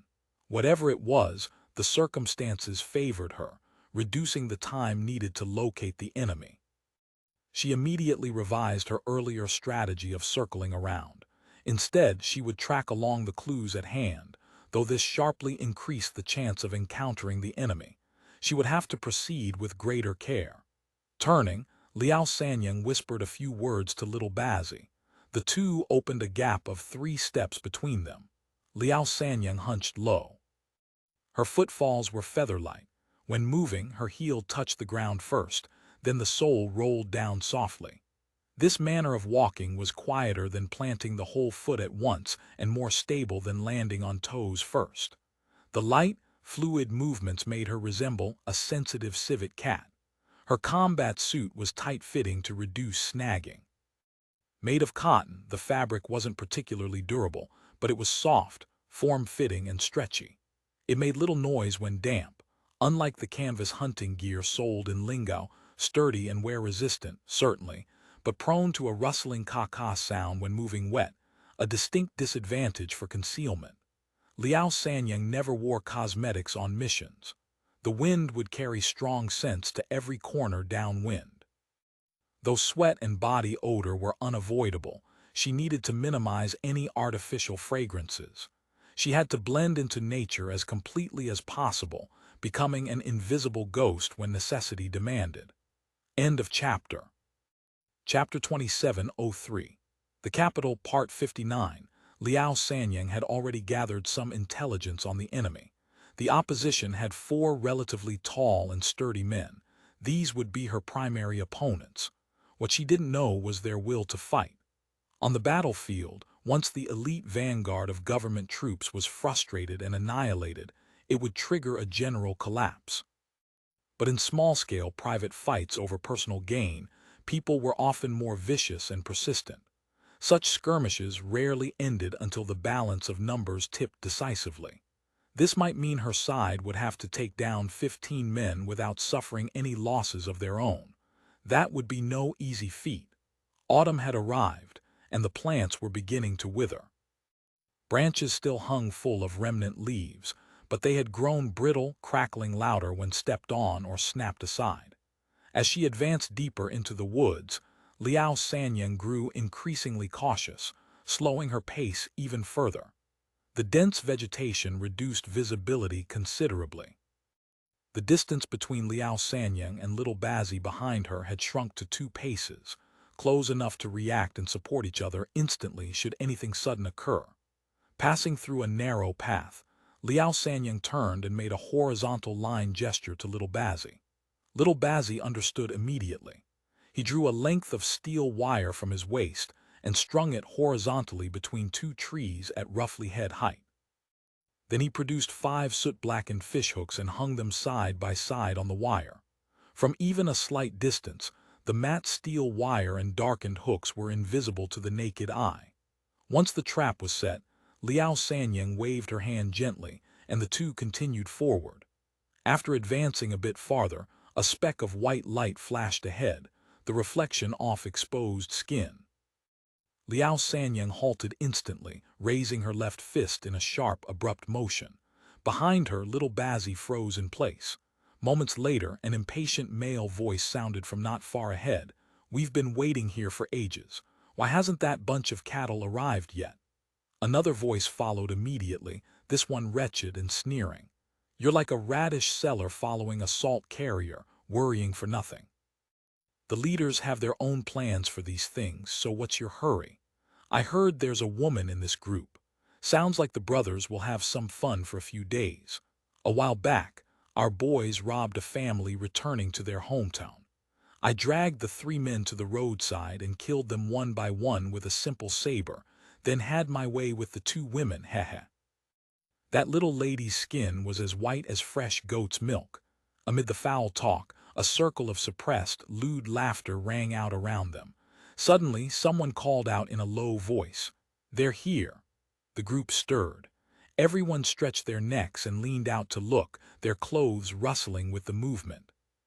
Through the trees, the crowd saw that indeed, at the bend of the road, a dozen men were escorting a mule cart that creaked slowly toward them. Behind them, Liao Sanyang's expression was grim.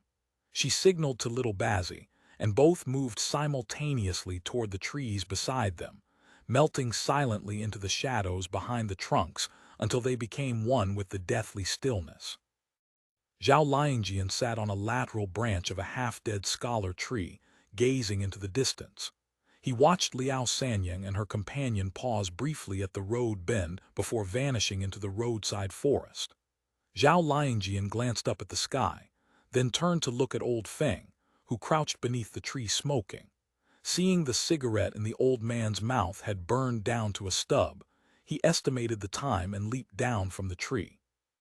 Old Feng caught Zhao Liangjian's descent from the corner of his eye and immediately snuffed out the cigarette butt against the tree trunk.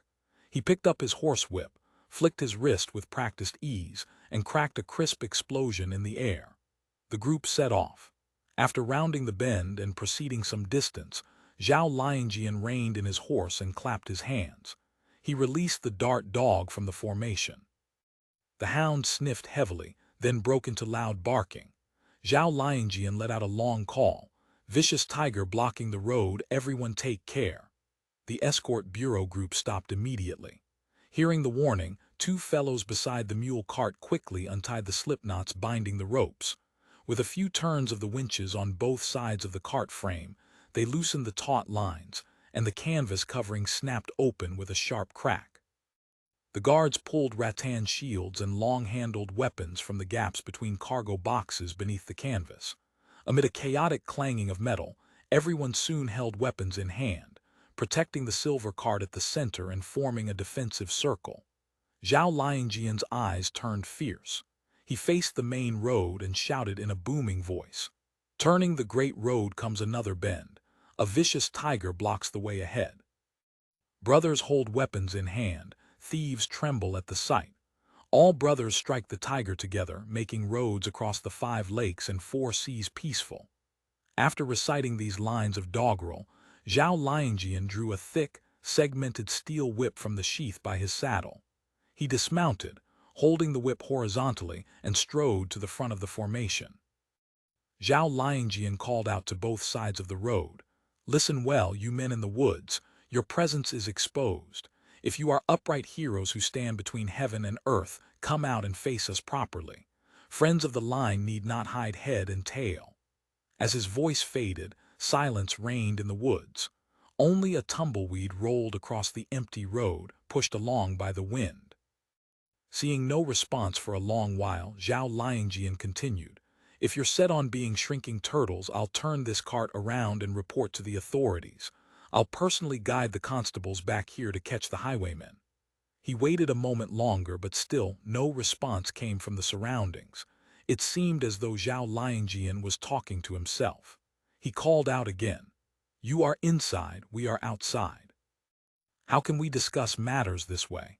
Such sneaky, wretched behavior is not the conduct of heroes. Don't force us to loose arrows to pinpoint your location. When you can no longer hide and are dragged out into the open, you'll lose face before all. If word spreads, the world will look down on you." He finished by waving the steel whip above his head. Behind him, seeing the signal, Liu Chang leaped onto the roof of the mule cart in a single bound. He drew his 8-strength cavalry bow and released a whistling arrow that sang through the air.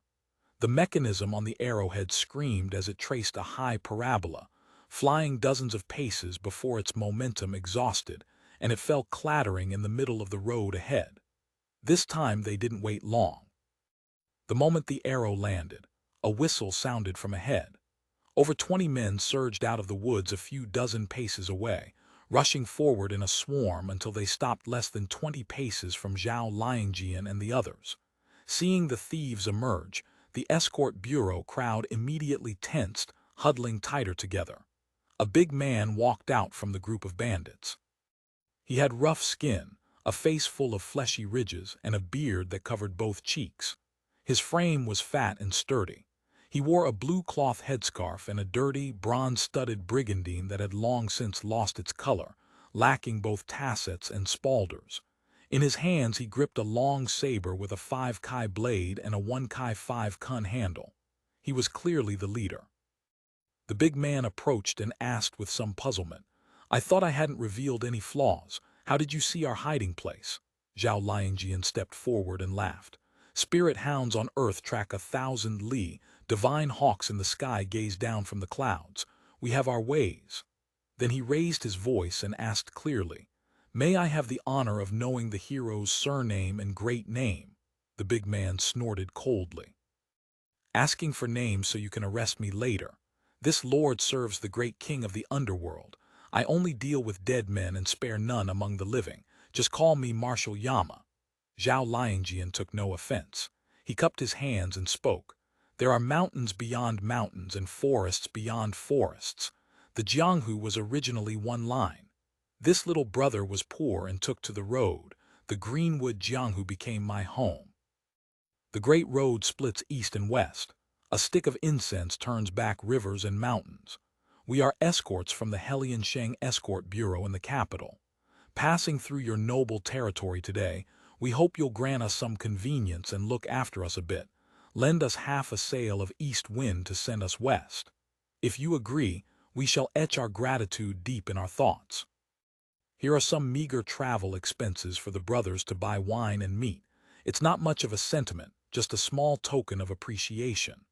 After speaking, Zhao Liangjian waved his hand. A guard handed over a silver packet of 30 taels. Zhao Liangjian took it and tossed it near Marshal Yama's feet. Marshal Yama glanced sideways at the bundle, the corners of his mouth curling in contempt. Who is family with you? This lord is no drifter in the Jianghu. Your bullshit rules don't govern me. This lord doesn't know any Heliansheng, nor do I understand your city slang and hidden words. Grandpa here doesn't cultivate good karma. My deeds are only ever forceful and vicious. If there are men, I kill them. If there are women, I take them. If there is wealth, I seize it. Life is short. One should seek comfort and pleasure. If you fellows are sensible, leave the cart and horses and I'll let you go. Otherwise, the ditch by this road will be your grave, and this day next year will be your death anniversary. The two exchanged a few more words. Zhao Liangjian's brow gradually furrowed. This Marshal Yama's attitude was stiff and tyrannical. His words revealed him as someone who cared nothing for life or death. With just a few sentences, he had choked off all conversation, leaving almost no room for maneuvering. Zhao Liangjian shook his head and sighed softly. Hero, leave some room to turn around. Everything can be discussed. Surviving in chaotic times is already hard enough. Why fight to the death? Marshal Yama grinned. Room, my ass. Do you take this lord for a clueless fool? Since you're willing to throw down this much silver to buy passage, there must be 1,000 times this wealth on that cart. Enough idle talk. If you won't hand it over, I'll make you bleed right now and finish you all off together. Zhao Liangjian sneered.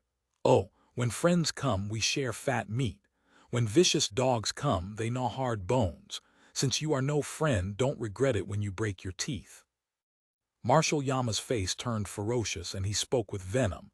This lord has copper teeth and iron jaws. I'll chew you up even if your bones are forged of iron. Marshal Yama waved his hand. Behind him, the bandits brandished their swords and spears in a chaotic din, shouting in unison as they prepared to charge. Zhao Liangjian's face was grim. He shouted, "Form ranks." The guards immediately shifted formation. The circular array transformed into a wild goose wing line. The two sides faced each other across the road. The escort bureau men gripped their weapons tightly, shoulders touching shoulders, relying on one another to protect both front and flanks. Atop the mule cart, Liu Chang knocked an arrow and drew the cavalry bow halfway. He widened his tiger eyes and shouted, "Life and death together." The guards responded hoarsely, straining with all their might. "Iron and blood we share." The guards thrust their weapons forward, took a synchronized step, stamped their feet heavily, and roared as one, "Kill thieves!" Their slogan was sharp, their movements uniform.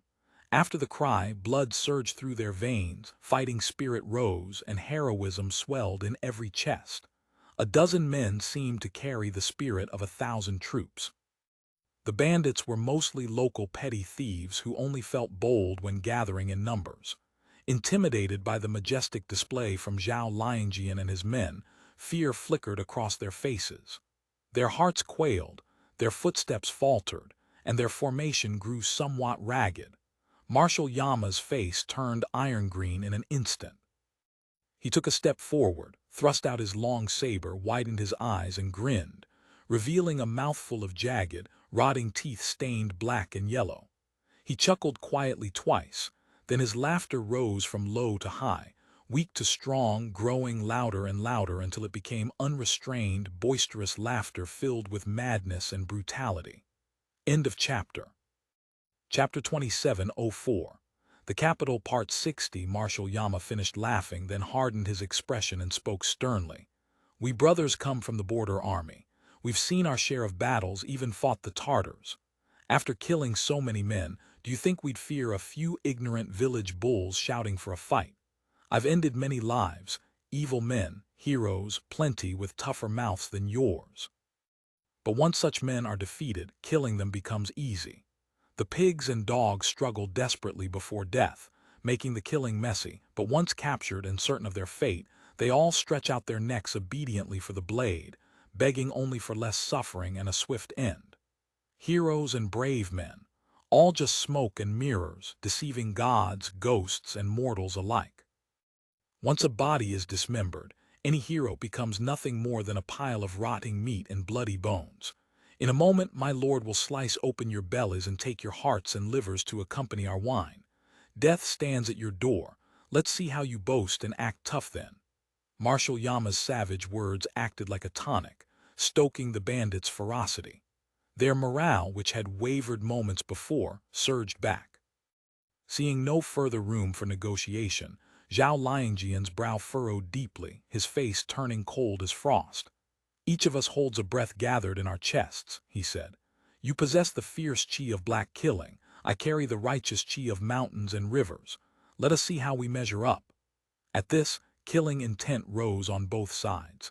The opposing lines crept forward, drawing ever closer, on the verge of dissolving into a chaotic melee. Suddenly Zhao Liangjian shouted, "Hold your hands!"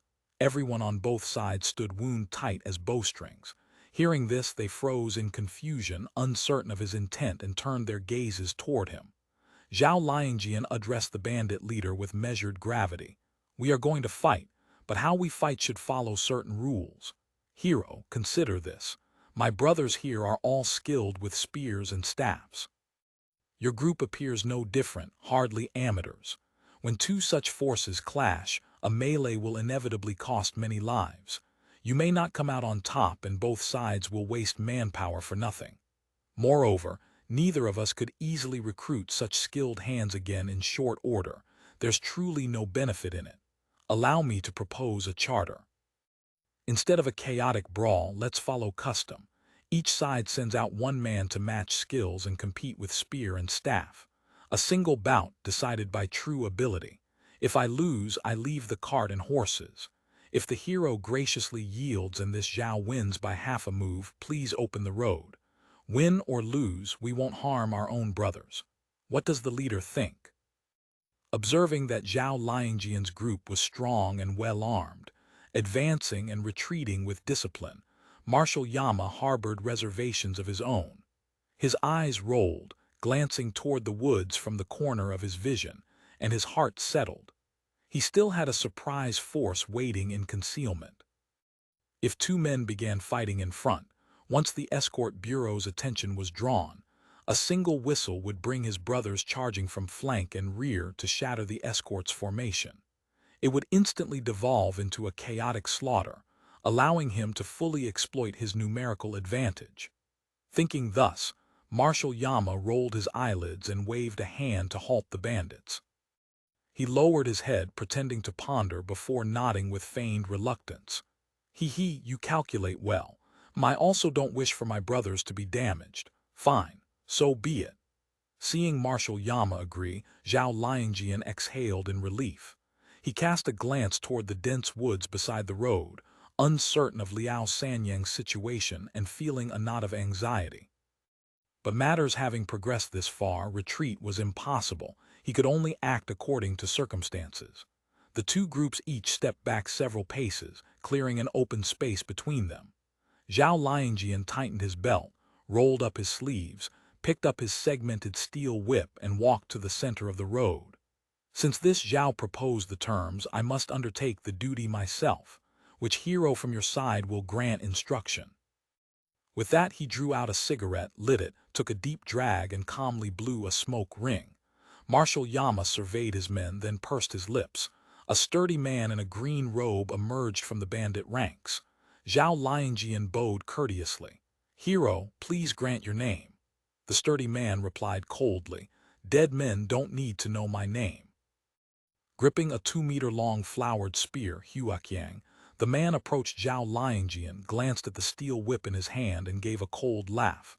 Advancing against a spear with a whip, you're dead for certain. Zhao Liangjian held the cigarette at a slant in his mouth, shook the whip in his right hand, and laughed. Not necessarily. You aren't wielding an 18-zhang great spear. If I step forward, I can hit you too. The sturdy man chuckled coldly. Everyone under heaven boasts they can defeat long with short, but in real combat, the moment they see a spear, they all flee without fail. A steel whip is heavy and slow to swing, suited mostly for breaking armor. My spear needs only one parry and one thrust, and you're finished. Fighting alone with that weapon is just courting death. I don't know how you've survived this long. Zhao Liangjian laughed. Talk is useless.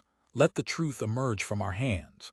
The sturdy man spoke fiercely. Good, I'll send you on your way down the Yellow Springs Road. Words exhausted, the two focused entirely, assumed their stances, and began circling the cleared ground. The sturdy man settled into a horse stance, Mabu, the rear end of the spear shaft pressed close against his abdomen and waist. With a twist of both hands, he shook out a spear flower, his posture fierce and spirited, drawing a round of cheers from the bandits. Noting that the man held the spear without exposing the tail end in his rear hand, Zhao Liangjian knew his opponent possessed genuine skill. When holding a staff, the rear hand should expose 3 cun of the end. When holding a spear, the entire palm must wrap around the root of the shaft. In thrusting with a long spear, a straight, flat thrust amounts to nothing more than a poke. If it meets resistance, the spear tip relies solely on impact force and struggles to penetrate. By wrapping the palm around the spear tail, the rear hand can spiral and push the shaft during a thrust, imparting a drilling, spiral force to the weapon, power enough to pierce armor. Recognizing a formidable opponent, Zhao Liangjian's expression grew grave. He gripped the whip handle with his right hand, pointing the steel whip diagonally outward. He didn't advance, only circling beyond the spear's reach. The two interwove their steps, circling twice.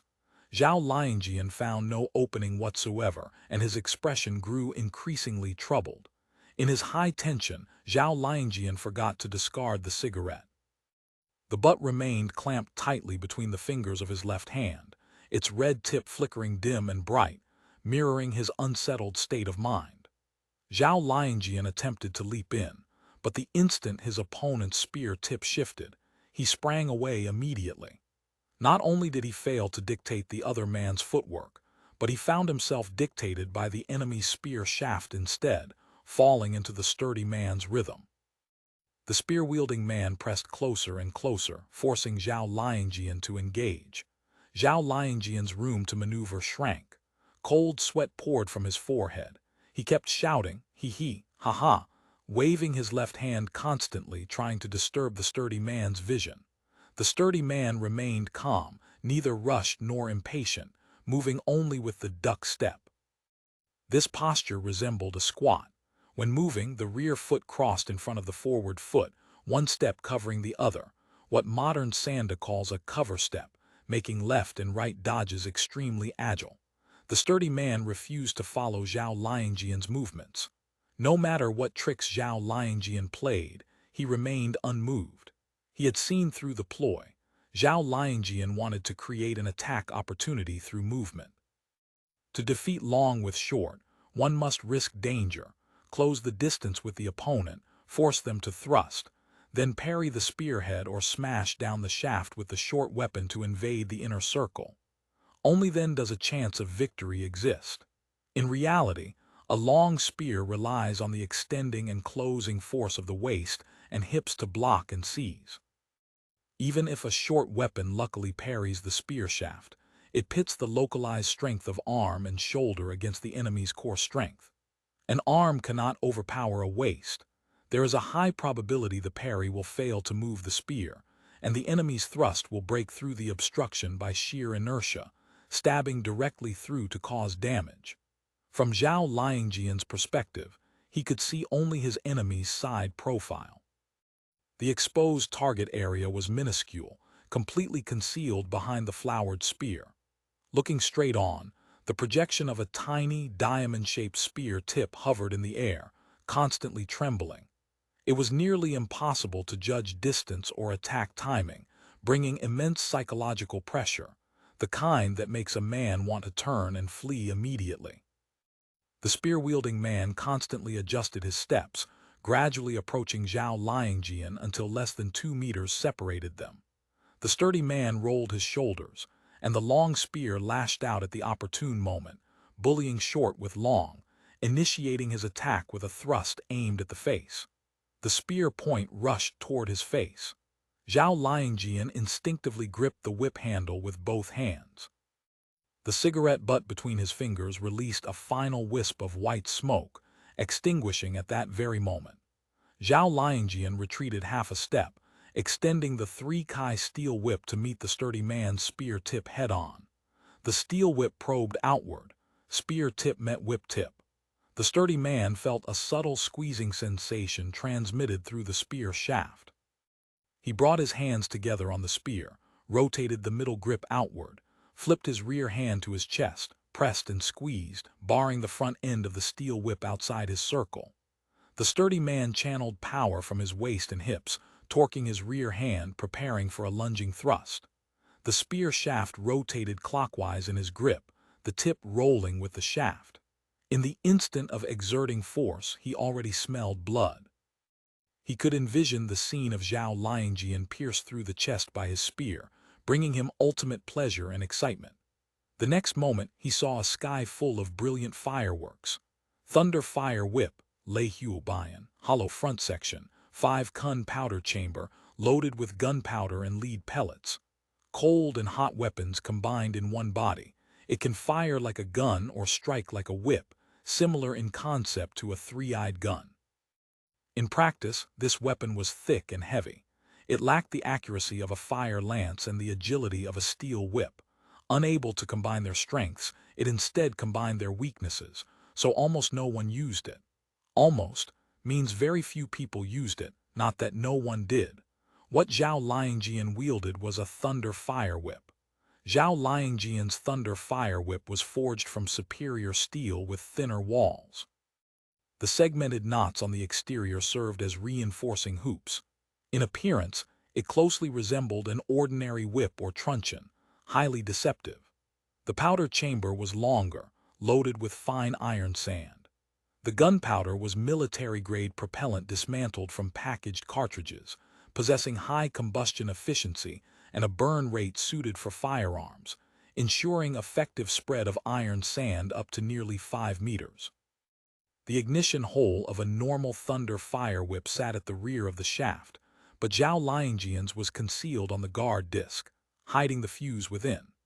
Zhao Liangjian had waved his arm and shouted loudly to divert everyone's gaze, transforming himself into a master magician. He had pulled the cotton plug from the whip's muzzle, switched hands to light the fuse with the burning match cord, and snuffed out the cigarette butt. Deceiving everyone present, they believed the light in his hand was still the cigarette, but in truth, what burned now was the fuse. Zhao Liangjian had counted silently to 4. Only when that extremely short fuse burned through did he step forward to engage the enemy. The powder in the chamber ignited, smoke venting through the touch hole, releasing that telltale wisp of white. Using a steel whip to bait the enemy was extremely dangerous. Agile footwork was required to create a stalemate. Only with precise timing could he fire and hit when needed. A cone of red, fragmented sparks, wrapped in billowing smoke, erupted from the whip's muzzle. A handful of iron sand plastered the sturdy man's face completely. End of chapter. Chapter 27:05. The Capital, Part 61. Hot iron sand sprayed into the big man's eyes, nose, and mouth.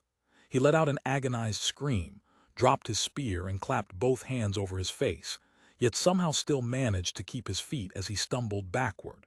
Seizing the advantage, Zhao Liangjian bounded forward in pursuit. He swung his steel whip with all his strength, driving it straight into the man's face.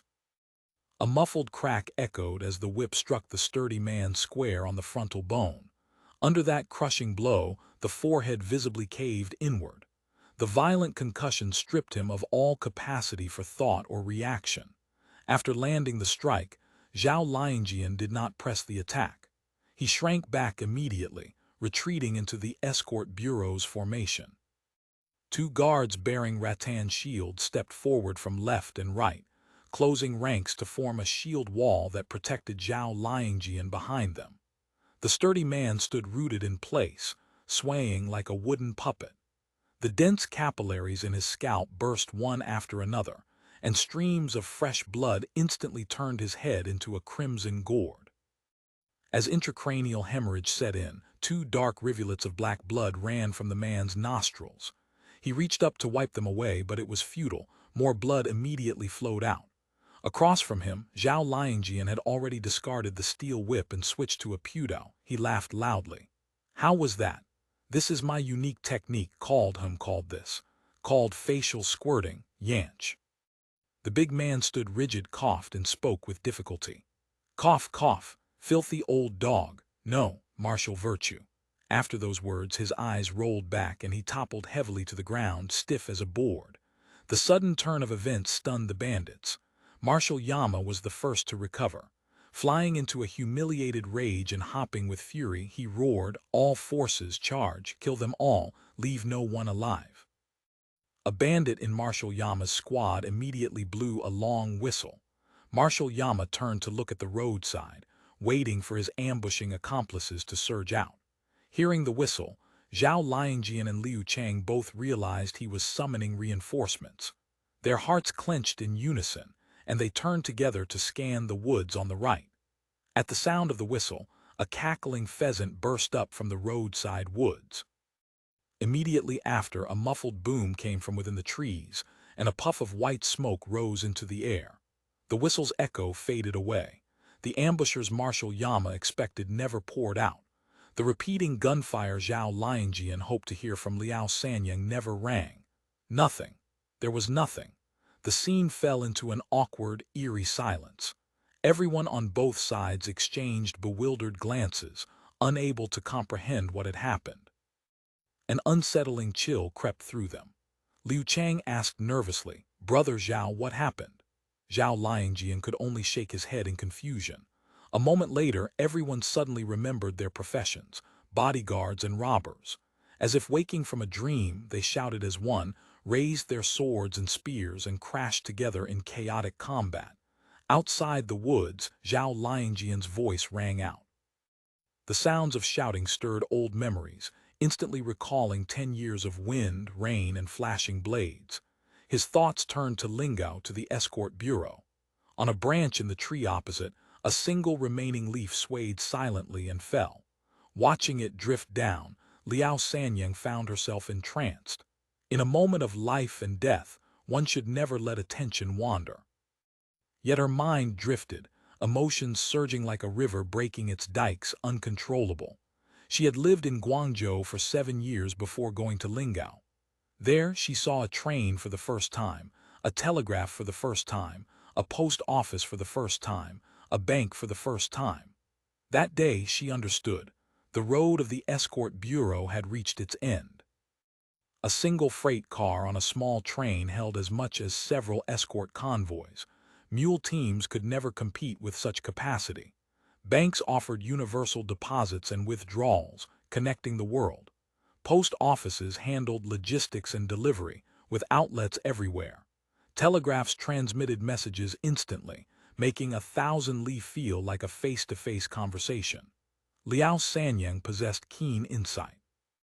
Though she couldn't fully comprehend everything she witnessed in Lingao, she was deeply shaken. It wasn't firearms that would eliminate escort bureaus, it was transportation and communication. The Song people paved roads with steel rails and wooden sleepers. The engineering effort rivaled the digging of the Grand Canal, a project that had exhausted national strength and drained the people's lifeblood, the sort of undertaking associated with Emperor Yang of Sui, the kind that destroys nations. Yet the Song people were miraculous. They birthed money from money, iron from iron. The more they spent, the more they earned. Stations rose one after another, becoming nodes that revitalized local regions. Wealth flowed along the railways like water nourishing the land. Slogans appeared painted on every village wall. To get rich, build roads first. At women's federation meetings, the Song chiefs spoke with fiery passion, faces flushed, flecks of saliva visible as they loudly proclaimed the dawn of the industrial age. They declared, iron roads had already covered Lingao, and eventually they would cover the entire country. When the Manchus crossed through the pass and dynasties changed, the resulting social stability brought population growth. Market expansion promoted commercial development. Shanxi merchant banks rose, large quantities of silver circulated, and Shanxi established its position as a financial center during the Qing dynasty. Relying on those merchant banks, escort bureaus should have had another 200 years of prosperity ahead. The arrival of the Song people changed everything, accelerating the demise of escort bureaus and a host of traditional industries. In the original course of history, after escort bureaus faded away, some practitioners switched to running cart-ins, lingering on for a few more decades. Guangdong's Kiwei was also striving to adapt to the new situation, restructuring into a security company while concurrently operating cart agencies and chain hotels. This paralleled the cart-ins that escort bureaus had run in the old timeline, different paths leading to the same destination, demonstrating history's powerful inertia. The coming 20 years would not merely bring a change of dynasty, but a composite revolution, system replacement, technological leaps, and ideological transformation all at once. Heaven and earth themselves would be remade. The small workshop-style enterprises and traditional business models of feudal society would be swept away by new forms of industry. Many old trades, with escort bureaus foremost among them, would become victims of this earth-shaking revolution. After a brief existence, they would sink into the sea of history like grains of sand. Zhao Liangjian had called out the root in plain language. Escort masters could match martial arts with Greenwood strongmen and trade cant with robbers. The escort bureau's words carried weight because blades backed them up. The escort bureau was a business built on people. Reputation formed the foundation on which they stood. Fame was earned through skill. What they sold was martial prowess. If cargo was robbed or lost, it had to be recovered with real swords and spears. If one bureau was robbed, the entire escort league would share the grievance and fight to the death. Once a name rang loud enough that people recognized it, there was human sentiment, ranking. This was accumulated prestige. Upon arriving at any new place, escort masters had to pay respects to the mountain, sending greeting cards and gifts to local powerhouses as a show of respect. After all, a strong dragon does not suppress the local snake. The gifts need not be extravagant. A few boxes of pastries, a few bottles of Song wine. Before departing, demonstrating a unique skill would draw praise from all present, confirming that the reputation was no empty boast. This was the warrior's glory. From then on, escorts and bandits shared a connection. At their next meeting, they were friends. The robbers who commanded mountain fortresses, the powerhouses who controlled the land, they became friends. Friends were water, the escort bureau was fish. Without water, the fish would perish. Whether thieves or escorts, when speaking trade jargon, outsiders understood nothing. This gave the speaker the satisfaction of being an insider.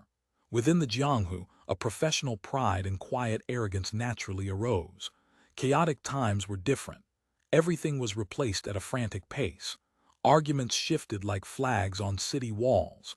Today's king might be tomorrow's severed head dangling from a pole. Chaotic times allowed nothing to accumulate. Everyone became flying sand caught in a hurricane. The warrior's vain reputation scattered like mist. No one remembered. Calling out the escort route was meant for insiders to hear. In chaotic times, there were only armies, rebels, and refugees. No insiders remained. Announcing the cargo could only be done in plain speech. Without blades to reinforce the words, no one listened. Roving bandits were locusts. They would not escort masters and merchant caravans down to skeletons, not metaphorical skeletons but real ones stripped of blood and sinew. Roving bandits didn't compete in martial arts, they competed in numbers.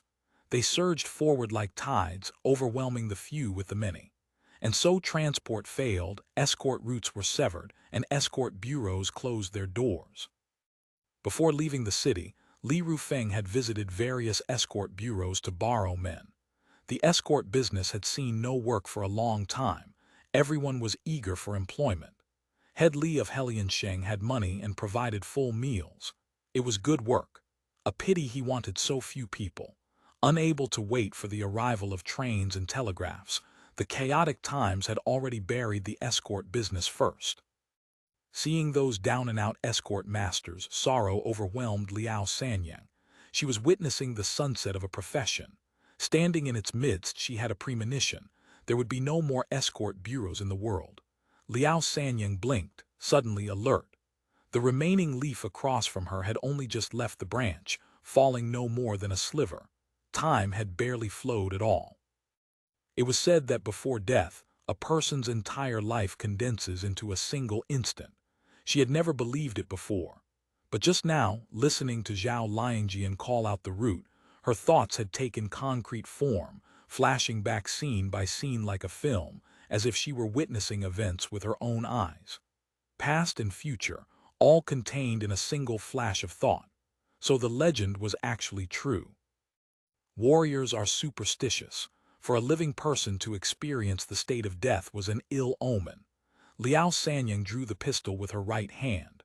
Her heart was calm as a mirror, exceptionally clear. Every movement the enemy made registered in her eyes. At this moment, with sword and gun in hand, life and death rested with her alone. Fortune and misfortune no longer mattered. Through the fish-scale gaps between the leaves, she could vaguely make out Zhao Liangjian in his standoff outside the woods. Before the age of 30, Zhao Liangjian had possessed the courage and strength to wield a 13-section tiger-tail whip carved from red sandalwood. Each knot bore 12 ridges, hard as steel. By Lingao measure, the whip weighed 3 jin and 8 liang, extremely heavy for a whip. Any heavier and the wrist could not bear it. The thinnest metal whip weighed over 10 jin, far too heavy for practical use by human strength alone, suitable only for performance, not actual combat. Zhao Liangjian had sustained a waist injury.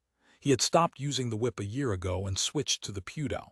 His thunder fire whip was made of metal and weighed over 10 jin. He relied on footwork to maneuver it. When firing, he gripped it with both hands. When attacking, he discharged it at close range, catching enemies by surprise. The Senate had produced disposable handheld spray tubes years ago with similar effects but far lighter weight. Yet Zhao Liangjian had not chosen them. The Thunder Fire Whip was his memorial to years gone by. Using it depended on flashy tricks to blind the eye, then a sudden strike. It wasn't martial arts. It verged on magic tricks difficult to call honorable. However, in the Jianghu, once hands moved, life and death were decided. Honor could not save a life. Within a few breaths, a gunshot sounded and the confrontation ended. A sharp whistle pierced the air outside the woods. The 10 ambushers in front of her simultaneously hunched their backs, preparing to rush out. All their backs faced Liao Sanyang, as if extending an invitation. Liao Sanyang had plugged her ears with cotton beforehand. The gunshot was deafening. Hearing it directly might not destroy the ears, but it would inevitably impair hearing for a day or two. For someone who might face danger and combat at any moment, such a handicap could prove fatal. Liao Sanyang leaned out from behind the tree, cocked the hammer of her pistol and took a step forward. She raised her right arm level to aim. Her arm strength was formidable, allowing her to shoot single-handed. Puleng-leng, a pheasant burst up from beneath Liao Sanyang's feet without warning. The ambushing bandits, startled by the sudden movement behind them, flinched and turned their heads in unison. Humans grow cunning with age, horses grow wily. The longer an animal lives, the stronger its ability to adapt to its environment. Remaining still is a natural self-preservation instinct for many creatures. When hunters or predators approach, old pheasants and hares do not flee immediately. They hide and observe quietly, waiting for the threat to leave on its own. End of chapter. Chapter 2706. The Capital, Part 62. Small creatures startle and flee only when you stumble upon their hiding places. This is why, in the wilderness, animals always seem to dart out from directly underfoot. Liao Sanyang had been meticulous, carefully managing any potential light reflections and noise. She kept her body hidden in shadow, wore no jewelry or reflective metal, avoided snapping branches or treading on dry leaves, and used trees for cover as she searched and advanced in segments. She had performed admirably, her movement nearly flawless, engaging the enemy in total secrecy. But animal instinct is like a master martial artist, impossible to anticipate. The pheasant burst upward in a flurry of wings, reducing all her efforts to nothing. After a moment of startled eye contact, the sturdy man nearest to her drew his waist saber and charged. Liao Sanyang fired first. A muffled report sounded, and a puff of white smoke rose. The connection between the cylindrical magazine and the barrel fractured. The barrel fell away as flying steel fragments and gunpowder gas sprayed in all directions. Lingao's industrial products suffered from poor consistency, with significant variations between items of the same batch. With such quality control, in the old-time space, many would have been classified as scrap. Escort masters understood the importance of firearm maintenance, but they had no concept of a firearm's lifespan. Liao Sanyang's gun was a refurbished factory weapon. Its quality had been low-tier even for its period, and before reaching her hands, its firing count had far exceeded design parameters. The barrel had already been replaced once. This time, the damage wasn't a chamber explosion. The exact malfunction remained unclear. Had she gripped the gun with both hands, the burning gas and fragments would have sliced her fingers. Fortunately, she had fired one-handed and escaped injury.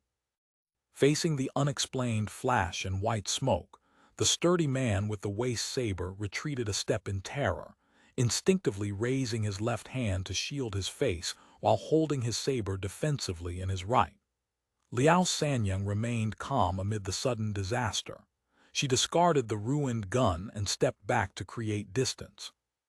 Drawing the sheathed double sabers from her waist, she pushed the scabbard forward with her left hand while pulling the hilt back with her right, her arms moving in opposite directions. The double sabers unsheathed, and the scabbard flew forward like an arrow. Chinese double sabers are of equal length. Their hilts are semicircular. When brought together, they form an ellipse that fits into a single scabbard. The scabbard hurtled toward his face, and the man parried with his saber. Seizing the opening, Liao Sanyang rubbed her hands together, separating the double sabers to hold one in each. Having faced an explosion and a flying scabbard in rapid succession, the man remained shaken.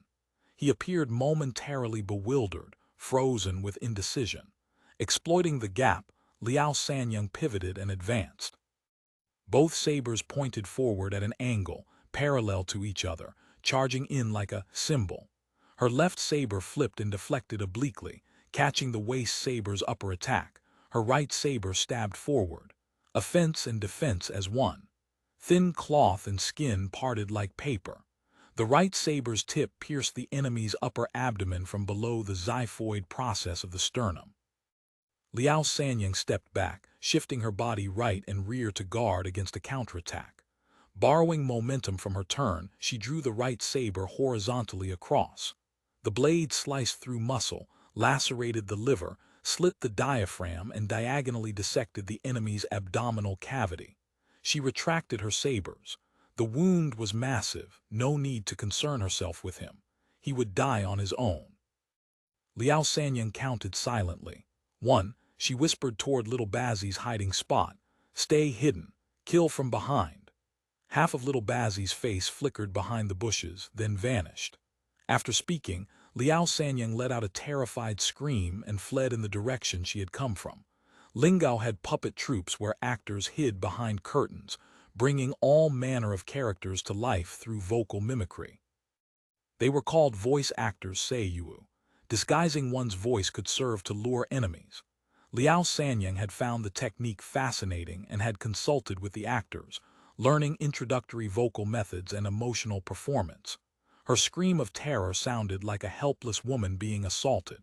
The desperate cry formed an eerie contrast with her cold, expressionless face. Stimulated by the female voice, the bandits gave chase. One bandit wielding a short spear outpaced the others and surged to the front. Liao Sanyang ran a few steps, then slowed, allowing him to close the distance. From the corner of her eye, she glimpsed the man behind her holding the spear one-handed. Proper spear work requires rooting in the horse stance, mabu, using the waist and hips as the foundation of power. Running made one's footwork floating and unstable. The pursuer was breathing rapidly. He was mediocre at best. Mid-stride, Liao Sanyang suddenly dropped into a crouch, changing the height and distance between them. Her right saber slashed backward in a reverse grip. This was a technique of the Mongolian cavalry saber. When two horses charged past each other without a decisive blow, the rider would slash backward as they crossed. She was using cavalry saber techniques on foot, the so-called dragging saber stratagem, chuadeaji. The distance was judged with precision, as if measured by a ruler. The saber tip traveled from bottom to top, slicing from inner thigh to crotch. First, it severed the superficial arteries of the thigh, causing massive bleeding. The tip continued upward. The intense agony of steel tearing through his lower body sent him into painful shock. The man's eyes rolled back and he pitched forward, all combat capability gone. Liao Sanyang held the saber in a reverse grip with her left hand, braced her fist against the ground, and with 3 limbs touching earth, she propelled herself forward, quickly regaining her balance. She didn't pause at all, continuing onward. She counted silently. 2. A third man pursued with a saber. Seeing his fallen companion, he halted, debating whether to continue. Ahead, Liao Sanyang stumbled and let out a pitiful scream, seemingly about to fall, then dodged behind a tree. The saber-wielder hesitated but finally gave chase. He wove between trees, taking a shortcut to intercept. Suddenly his body jerked to a halt, his head yanked backward by something unseen. The steel wire she had strung earlier was right here, with several fishhooks dangling from it on fishing line. This was an indoor trap mechanism, typically set in hallways. When entering a room, whether eyes were adjusting from brightness to darkness or the reverse, the mat-hanging fishhooks would snag scalp or hair. It was an alley warfare tactic, but deployed properly, it could work in the jungle too. Bandits had no means to wash their hair. Their locks had matted into felt. When loosened, they formed sheets of dirty, hardened hair plates. Ancients bound their hair in buns. Filthy hair combed into a bun became a knotted mass impossible to untangle. Once snagged by a fishhook, there was no breaking free. The fishhooks hung at varying lengths to accommodate different heights. This man was unlucky. One hooked his hair bun, and another caught his right eyelid. His forward momentum was too fierce. The fishhook pulled, tearing off the entire eyelid and leaving the eyeball exposed without cover. Liao Sanyang emerged silently from behind the tree. Her double sabers faced outward, left hand on guard while her right saber leveled and stabbed horizontally. The tip struck a rib.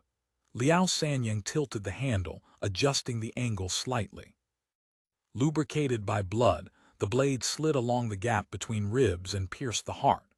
A subtle beating transmitted through the blade tip. With a twist of the steel, the man's features contracted with the turning blade. The expression of agony was carved onto his face as he stiffened into a corpse. She withdrew the blade and casually wiped it back and forth on the corpse's clothing. Blood is viscous. If allowed to gum up the blade, the edge grows dull. Frequent wiping kept it sharp. Lingao fishing line wasn't particularly strong and couldn't bear the weight. The corpse snapped the line and crumpled to the ground. Liao Sanyang counted silently. 3. The bandits behind had realized something was wrong and shouted, "This woman is extremely formidable. Don't go alone. Gather together and kill her with combined force." Another voice called out, "Forget the woman. Hurry and join up with the leader." Voices clamored and opinions clashed. Unable to unify command, they split into 2 groups, each acting independently. Liao Sanyang stood in a small clearing. The surrounding branches grew extremely dense, with a barely discernible wild path connecting both ends.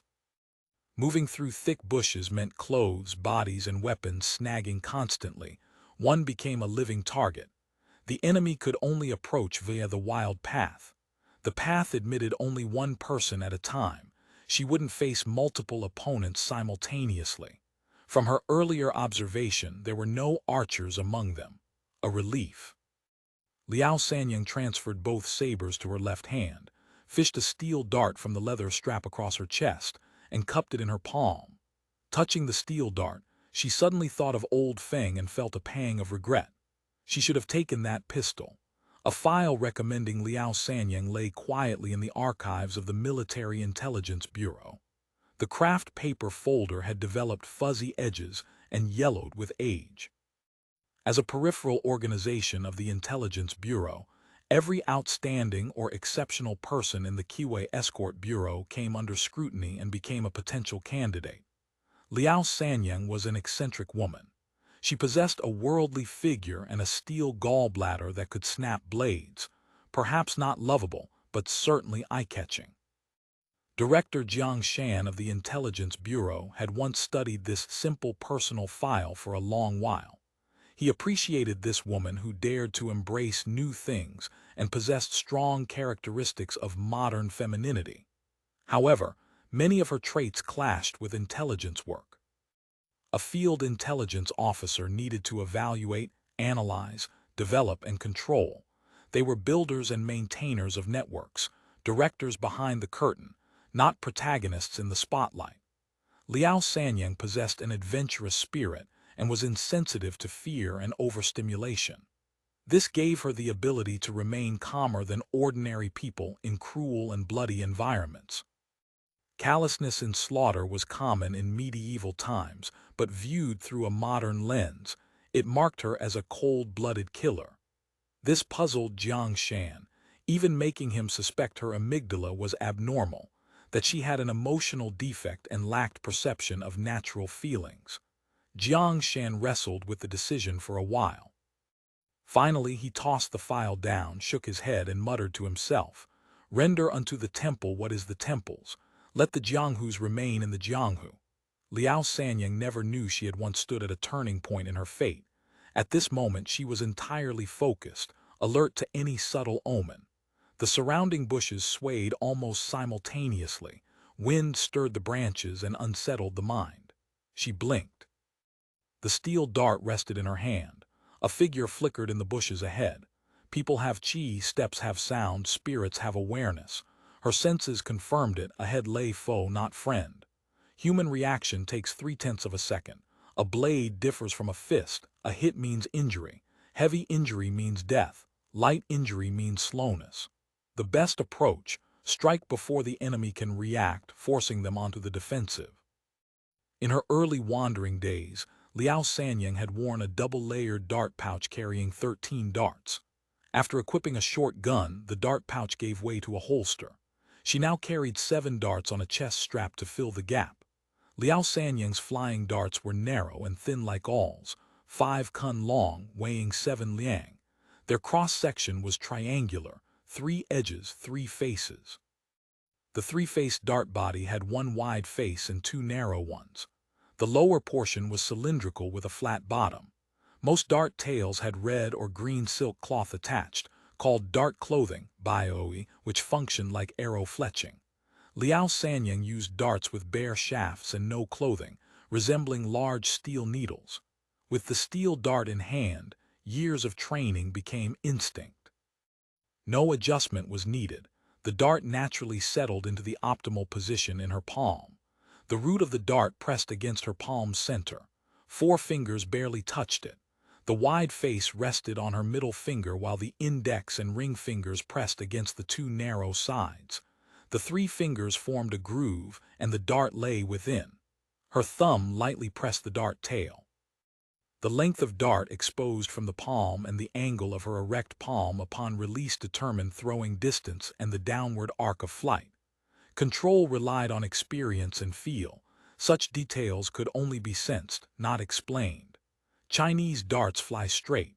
For long distances, they can spin, with the middle finger guiding aim. Liao Sanyang swung her shoulder and elbow.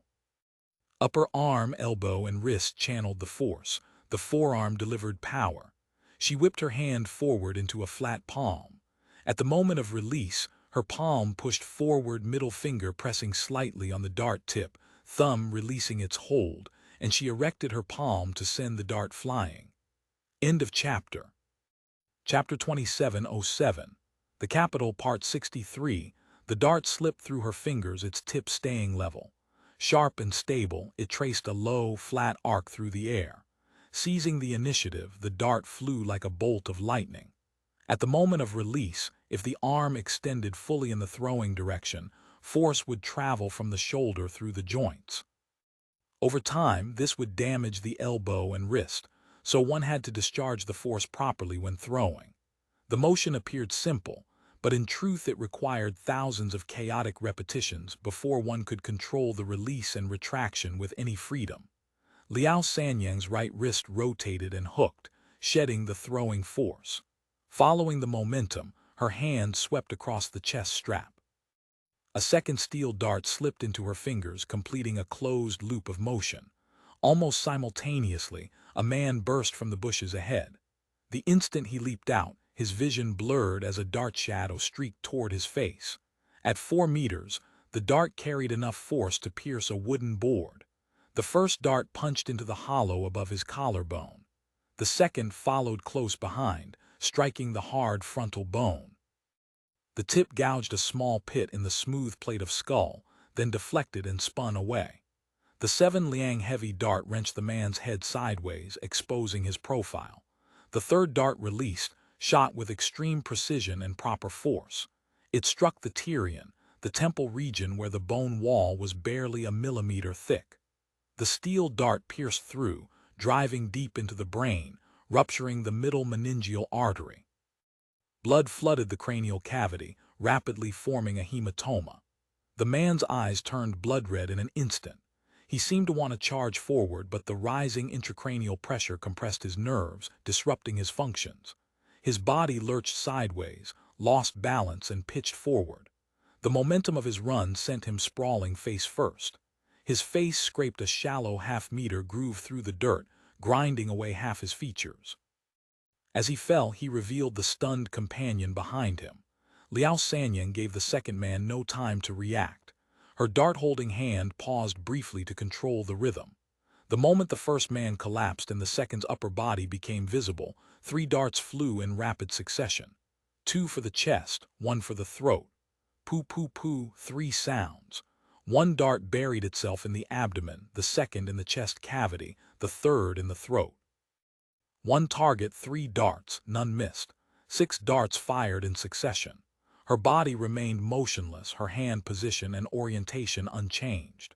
Striking from stillness was advantageous for generating force, judging distance, and aiming. The dart wounds were not immediately fatal. The man could still move. The surge of adrenaline suppressed his pain. He continued charging forward with his saber raised. Liao Sanyang drew her paired sabers and advanced 2 steps. The combatants closed head-on. Her willow-leaf double sabers had narrow blades and sharp points, well suited for piercing. The man slashed horizontally with his waist saber. As he moved, the steel dart lodged in his cricoid cartilage vibrated. The tip aggravated the wound and irritated his airway. Unable to suppress the physiological reaction, his breath hitched and his hand trembled. Liao Sanyang thrust diagonally with both blades. When they met the waist saber, she felt its weakness, knew his movements were distorted by injury. She stepped forward at a 45-degree angle, separating her sabers. The left blade dragged backward to deflect the enemy's weapon. The right thrust forward with full force, driving fiercely into his throat. The tip pierced his Adam's apple, tearing a gaping wound. Under the impact of their collision, the man toppled backward, blood flooding his ruptured throat. Unable to breathe, he dropped his saber and clutched his neck. He coughed once, spraying blood from both mouth and wound, then fell backward, writhing in agony. Liao Sanyang stepped forward and stabbed left and right with her dual blades, finishing off the two men on the ground who had been struck by her darts. A rustle sounded behind her, faint, the whisper of feet stepping on fallen leaves. Liao Sanyang spun around. In her peripheral vision, a blur hurtled toward her. She couldn't make out what it was. Human vision has a peculiar characteristic. Under dynamic conditions, there is no absolute clarity in the instantaneous state. The impression of moving objects is inherently blurred. Liao Sanyang blocked outward with her double sabers. The spines of her blades struck the incoming object with a clang, knocking it aside. It was an iron javelin, heavy at the front, light at the back, fusiform at both ends, 70 centimeters long. A medium-sized round rattan shield painted with a snarling tiger suddenly leaped out from behind a tree, appearing abruptly before her. Shields came in two types, long and round, and three sizes, large, medium, and small. Battle formations typically employed large shields that could cover the whole body. Personal combat favored medium shields. In the early Ming, rattan was unavailable in the north, so shields were made from willow wood covered with leather, quite cumbersome. The south mostly used rattan shields. Rattan shields were light and agile, usable in mud and rain.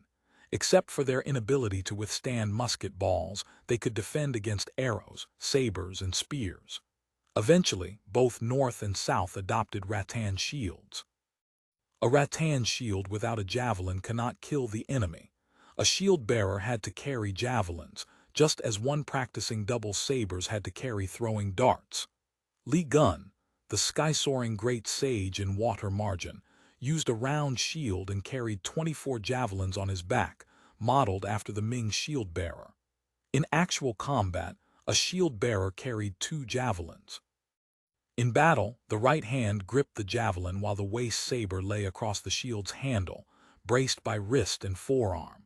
When the enemy approached, one threw the javelin to seize the opponent's attention and force them to block, then drew the saber in that gap to engage at close quarters. Throwing the spear, then drawing the saber, two seemingly simple consecutive actions were actually the difficult part. In the chaos of battle, shield bearers often found it hard to link them, missing the critical moment. The distance between them was not great. The shield bearer threw his javelin, pushed his right hand upward behind the shield, and drew his waist saber. The movement was fluid and practiced. He was a capable fighter.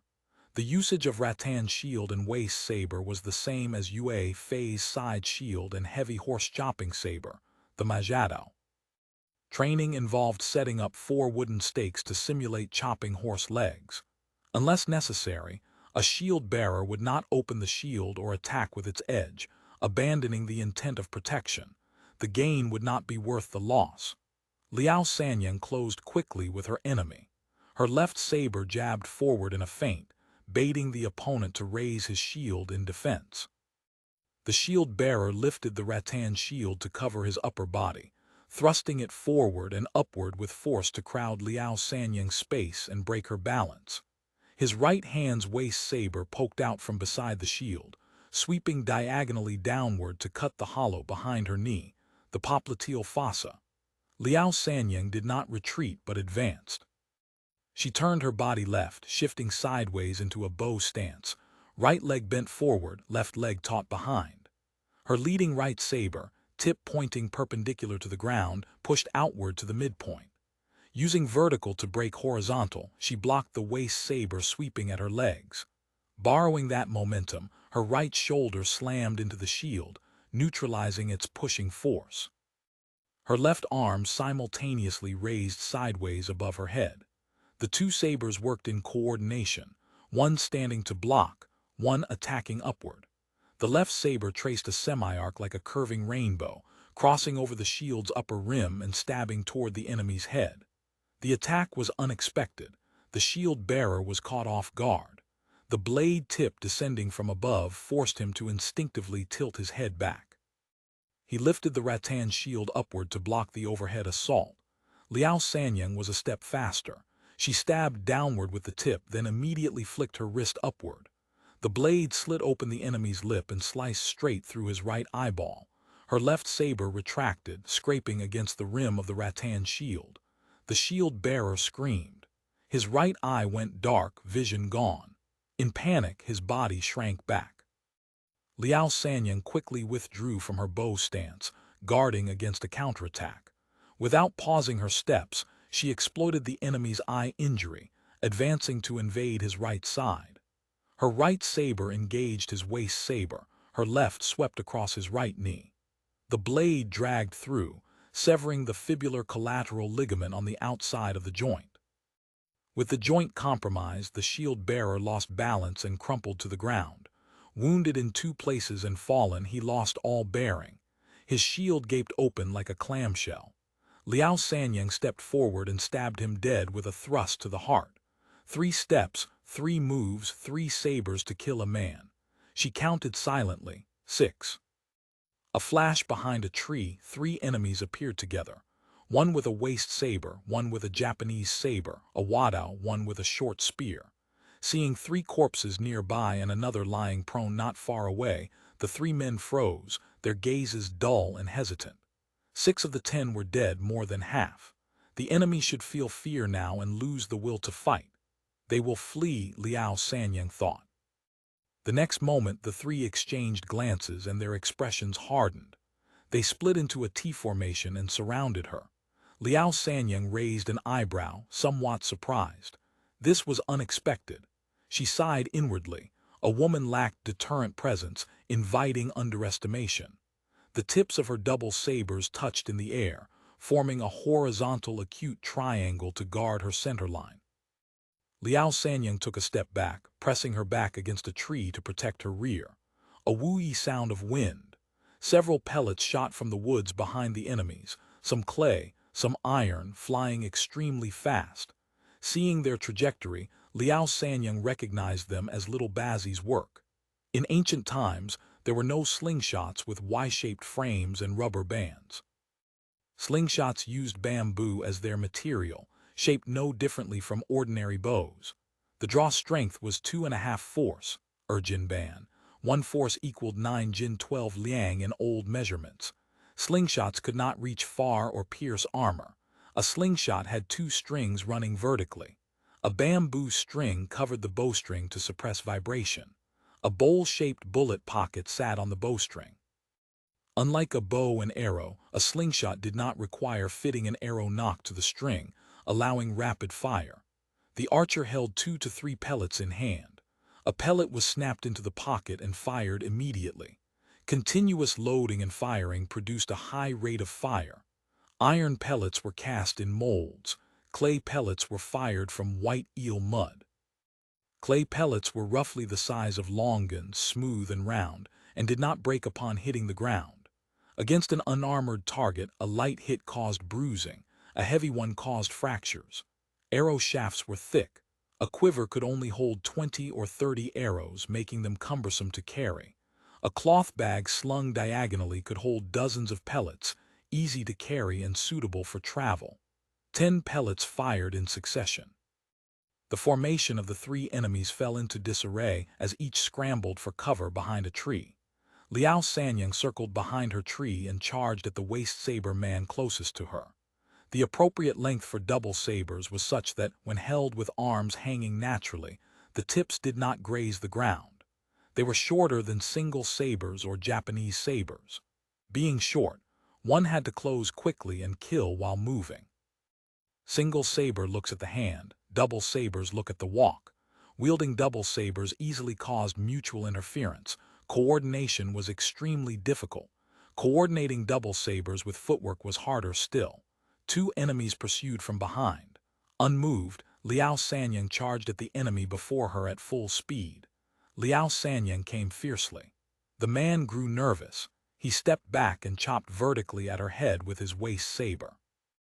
Moving the arm forward then back in a retracting motion is a cut. Pai. From top to bottom is a smash. Za. Liao Sanyang blocked diagonally upward with her left saber. Following the momentum of the enemy retracting his weapon, she pushed up, propping up his saber arm. She ducked low, drilling past beneath the enemy's armpit. 2 figures merged abruptly and separated. The blade dragged a horizontal streak of light as they crossed paths. In that instant beneath his armpit, her right saber followed her forward step and dragged horizontally across his underarm. The entire blade edge raked across the flesh. The edge was sharp. Where it passed, flesh curled and bone gleamed white. The satisfying sensation of a keen weapon cutting cleanly transmitted to her hand. The enemy's weapon arm was nearly severed at the shoulder. Turning to his back, she stabbed with her left hand, piercing through his lower back.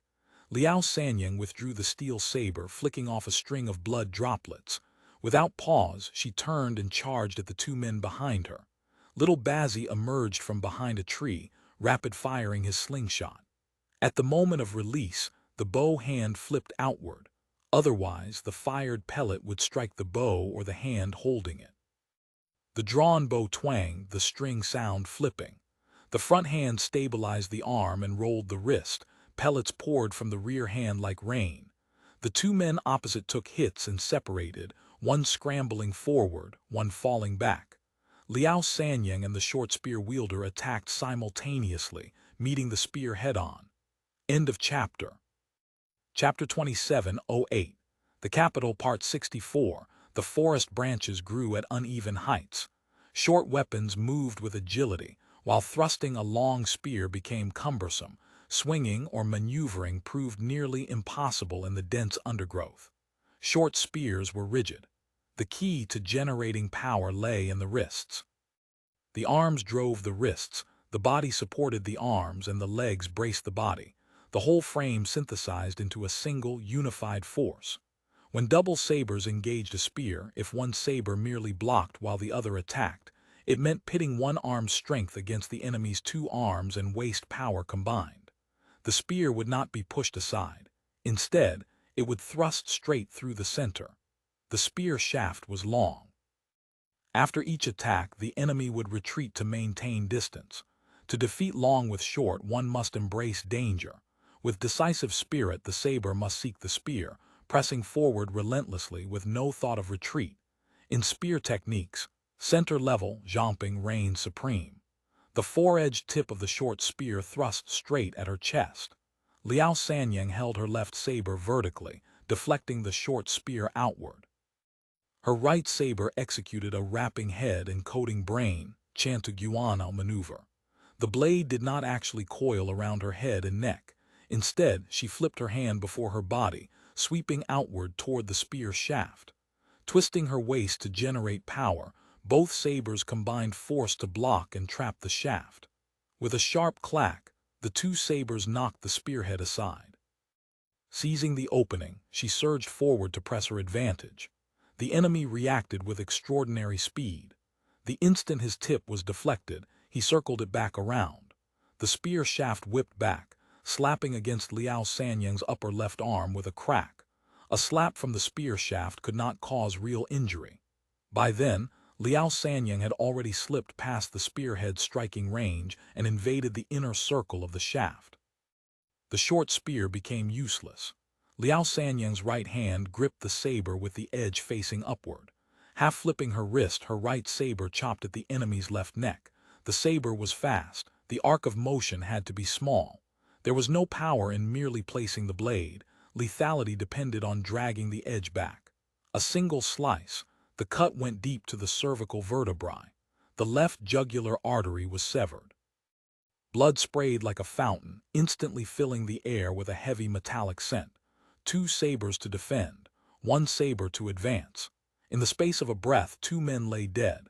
The tide of battle had turned. The third man, clutching his Japanese saber, retreated but dared not expose his back to flee. Liao Sanyang approached at a leisurely pace, sabers hanging loose at her sides. She regarded her opponent and tilted her chin in provocation. The enemy opposite was drenched in cold sweat. His legs trembled slightly. He dared not attack.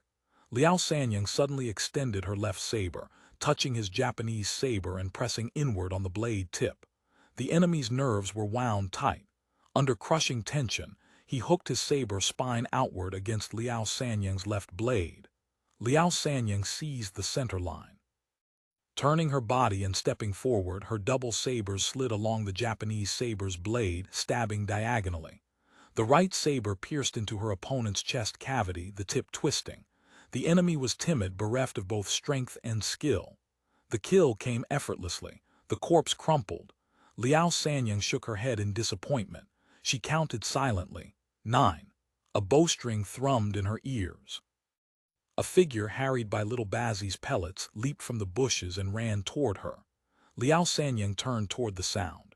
It was the man who had spoken during the ambush earlier. Seeing the ground carpeted with corpses, the man screamed involuntarily. While he stood dazed, Liao Sanyang flashed out from behind a tree and flicked a dart from her hand. It struck his leg and the man collapsed. Liao Sanyang approached. Her left saber slashed his ankle. Her right saber knocked the waist saber from his grip. The man was terrified. Enduring the pain, he struggled to rise, fell to both knees and said with a trembling voice, "Spare my life, Grandma. Spare my life, Grandma." Behind her, little Bazzi appeared, slinging his slingshot diagonally across his back and drawing a sharp knife to stand at her side. Liao Sanyang walked up to the bandit. "You have great skill," she said, "killing and raping so many women." The bandit kowtowed repeatedly, bruising his forehead. He pleaded in a trembling voice, "This small one dares not. This small one was originally a local hooligan who only joined this Greenwood group yesterday. I just wanted to scrounge some loose silver for spending money, so I pretended to be wicked, blowing hot air and bragging wildly. This small one is cowardly. Let alone killing people, I don't even dare kill a chicken." He continued kowtowing after he finished speaking. Liao Sanyang laughed. "Oh, so that's how it is. I didn't expect to find a vegetarian do-gooder among bandits." The bandit nodded frantically. "Yes, yes." The expression on Liao Sanyang's face softened into something gentle. She said softly, "Good. I believe you." As she spoke, her double sabers suddenly patted the bandit's shoulders. Left saber on the right shoulder, right saber on the left shoulder. The blades faced inward, crossing in an X. She scissored the sabers together, and his arms spread outward in a T shape. Both arteries on the sides of the bandit's neck were severed simultaneously. A sheet of crimson flooded his vision, a mist of blood mingling with the fragmented backlighting into a dim gold. In his fading consciousness, a golden phoenix spread its wings before him, clad in armor with quills of steel and feathers of iron. She counted silently, 10. The kneeling corpse slumped forward. Liao Sanyang turned. Crossing her double sabers before her chest, she flung her arms back. The blades shed their filthy blood, forming two parallel lines of crimson on either side of her body. Little Bazzi walked to her side. "Adoptive mother has fine methods," he said. "Truly a brave hero like in the legends." Liao Sanyang smiled with self-mockery. In 20 knife fights, she remained unscathed. Only 6 had been true life-and-death struggles. The rest were either organized formation battles or relied on firearms, gathering everyone's fame onto herself alone. Only she knew the truth. She was strong because she relied on Kiwei and had Lingao at her back. Old manager's son was old and shrewd. He recognized that Lingao's political system was different, that women's status would rise. He needed to win the support of female senators, regardless of whether Kiwei remained a martial escort business in the future. Kiwei disciples had already entered the intelligence bureau, but supporting the household required not just men, it also required conspicuous women. Duwen needed a woman who could defeat men. Old manager's son needed a red-line lady, Hongxian knew, who could steal the box for Kiwei. There was only one woman who walked the external escort routes. Liao Sanyang happened to be in the right place at the right time. Lingao's political scene churned with undercurrents whose directions remained unknown. A prominent woman would be swept into it involuntarily. Many things could not be said or figured out. Hearing little Bazzi's words, Liao Sanyang felt something stir within her. She glanced at him. Legend, hero. Little Bazzi raised both thumbs in praise. Adoptive mother is naturally a heroine, Liao Sanyang smiled with self-mockery. Yes, Lingao needs legends, Kiwei needs stories. She paused, then added with indifference, every story needs a hero. On the main road, the escort bureau clashed with the roving bandits. From the middle of the formation, Zhao Liangjian shouted, "Form the Mandarin Duck Formation, Yuanyang Zhen." The 10 guards of the escort bureau took a step back, raised their weapons, and arranged themselves into the Mandarin Duck Formation. Escort convoys could not carry wolf brush spears Lanxian. The escort bureau's Mandarin Duck Formation was therefore simplified in both formation and weapon mix. At the very front stood 2 rattan shield bearers with waist sabers, providing cover for the long spearmen behind. If the spearmen advanced too deep or overextended, the shield bearers would immediately charge forward to cover their withdrawal. Behind the shield bearers stood 2 pair flower spears, Lihua Qiang, partially replacing the wolf brush. 3 fire tubes were tied to each pair flower spear. The fire tubes functioned like fireworks, spraying poisonous smoke and fire sand. Each tube could discharge for several seconds. When one finished, the fuse automatically ignited the next. They were designed to spray into the eyes. Pear flower spears lacked the branches of the wolf brush and could not block, isolate, or trap weapons, but they possessed blinding and shielding effects.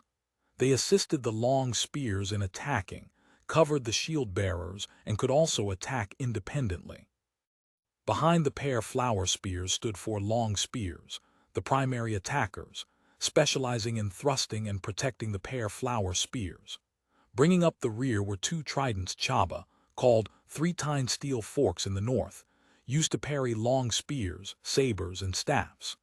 The late Ming Army's Mandarin Duck Formation had added 3-eyed guns or muskets, increasing its lethality.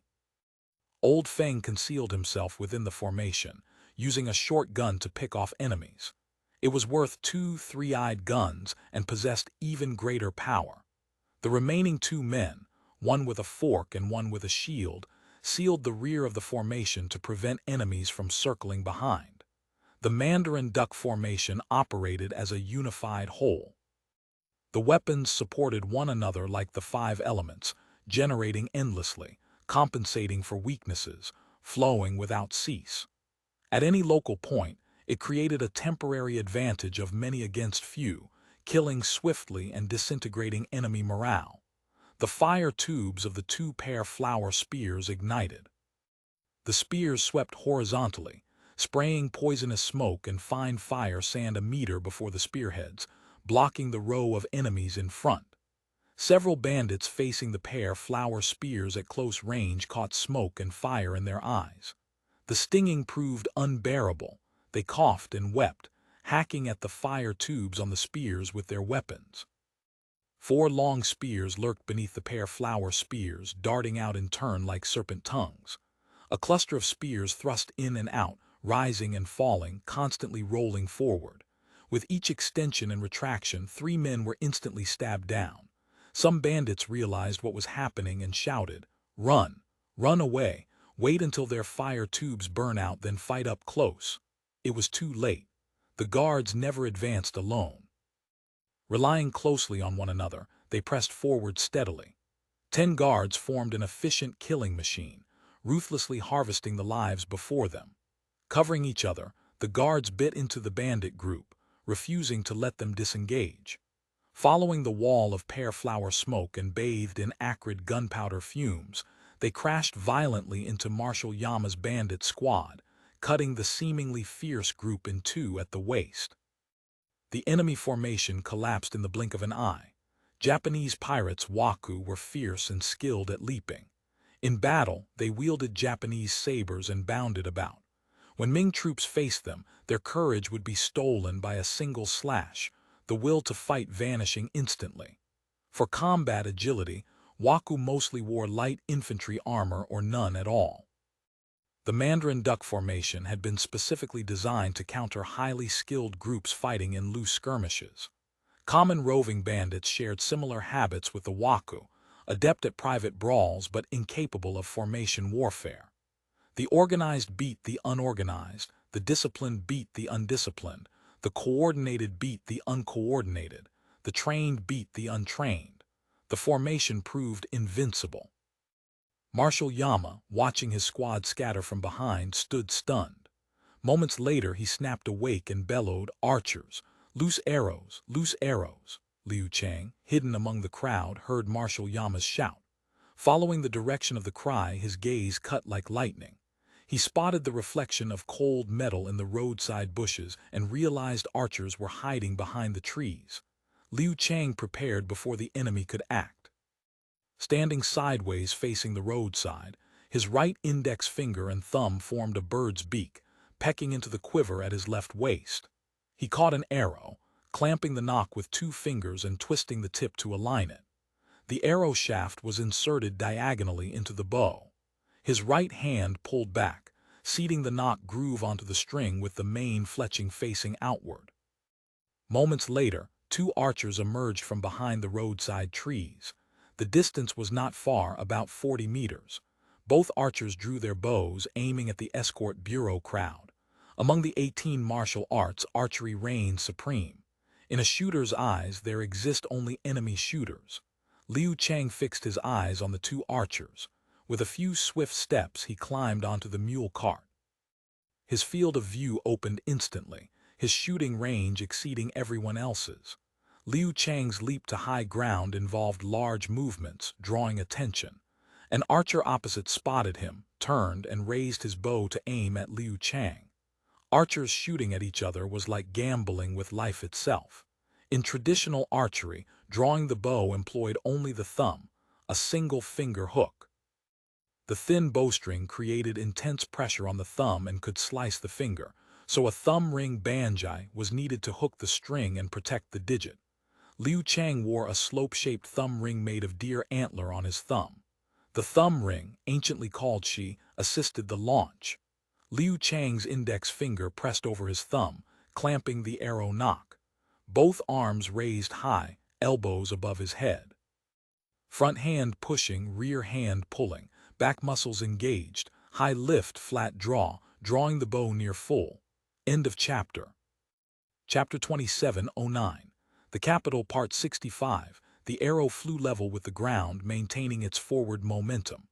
The bowstring was drawn back to his ear, the fletching resting at the corner of his mouth holding the feather flower, ear listening to the string.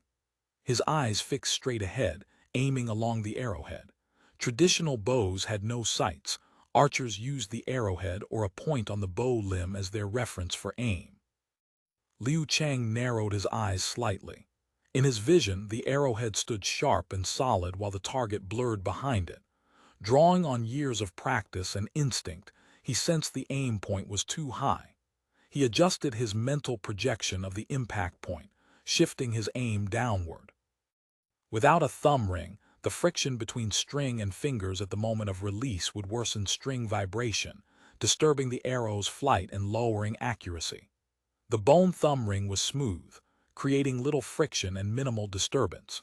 The release came crisp and clean, increasing accuracy.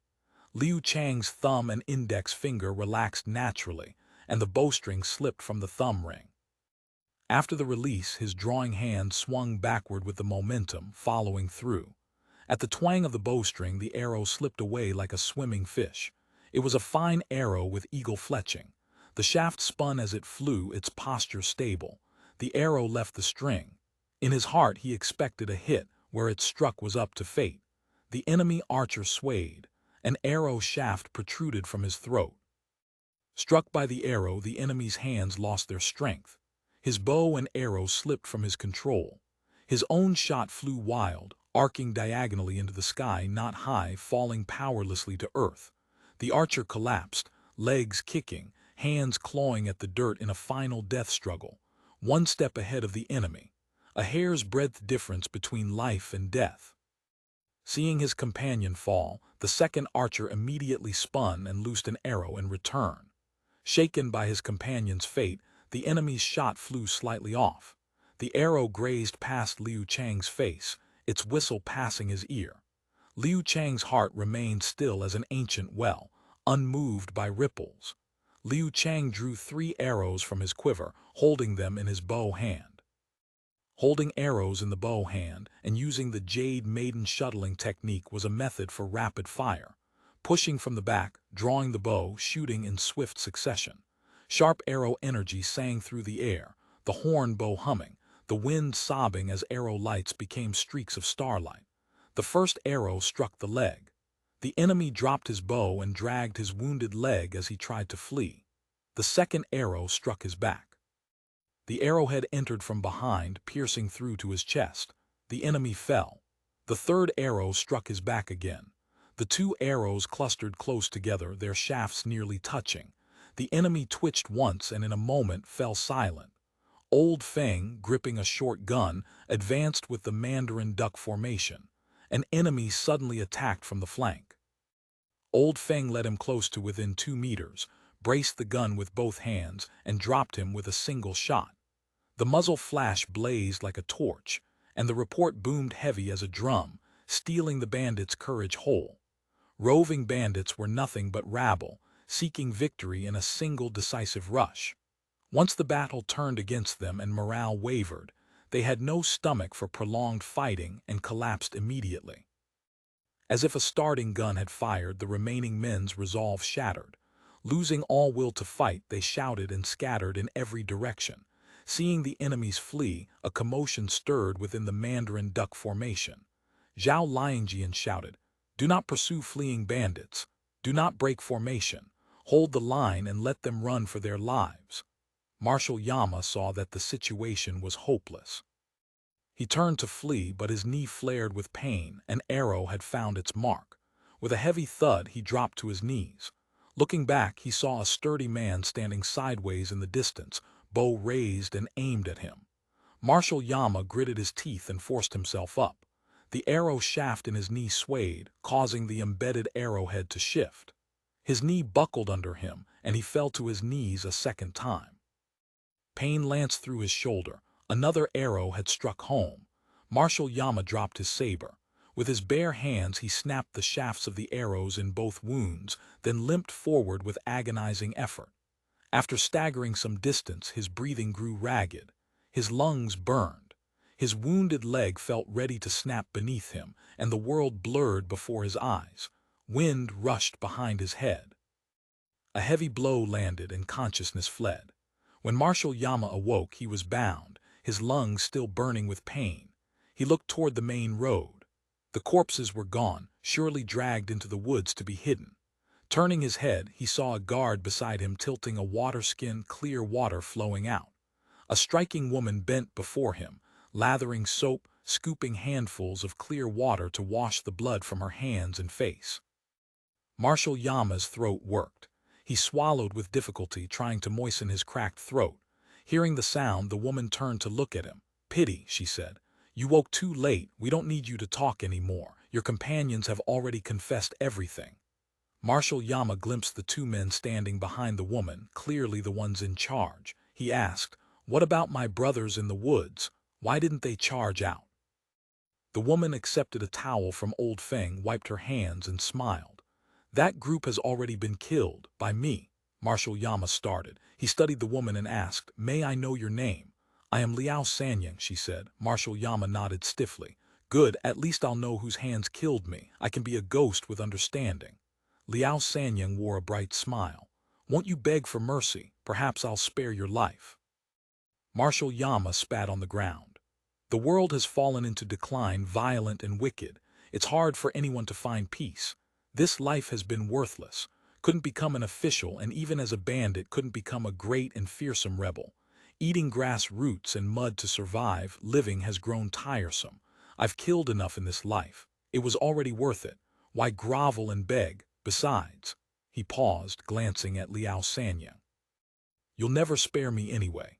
Liao Sanyang raised an eyebrow. "How do you figure?" Marshal Yama sneered. "Heh, your eyes hold ruthlessness and the corners of your mouth carry killing lines. You and I are alike, both vicious tigers, always hungry for blood. This talk of mercy is just a cat toying with a mouse. I ask only one thing before I die. Use my own sword to take my head." Liao Sanyang held his gaze. The smile lines at the corners of her mouth slowly faded, her expression turning cold. After a long moment, she spoke. "A blood debt lies between us now. Letting you go would only make this route unsafe in the future, nothing but trouble. To uproot evil, one must pull out the root. I'll grant your wish, she turned.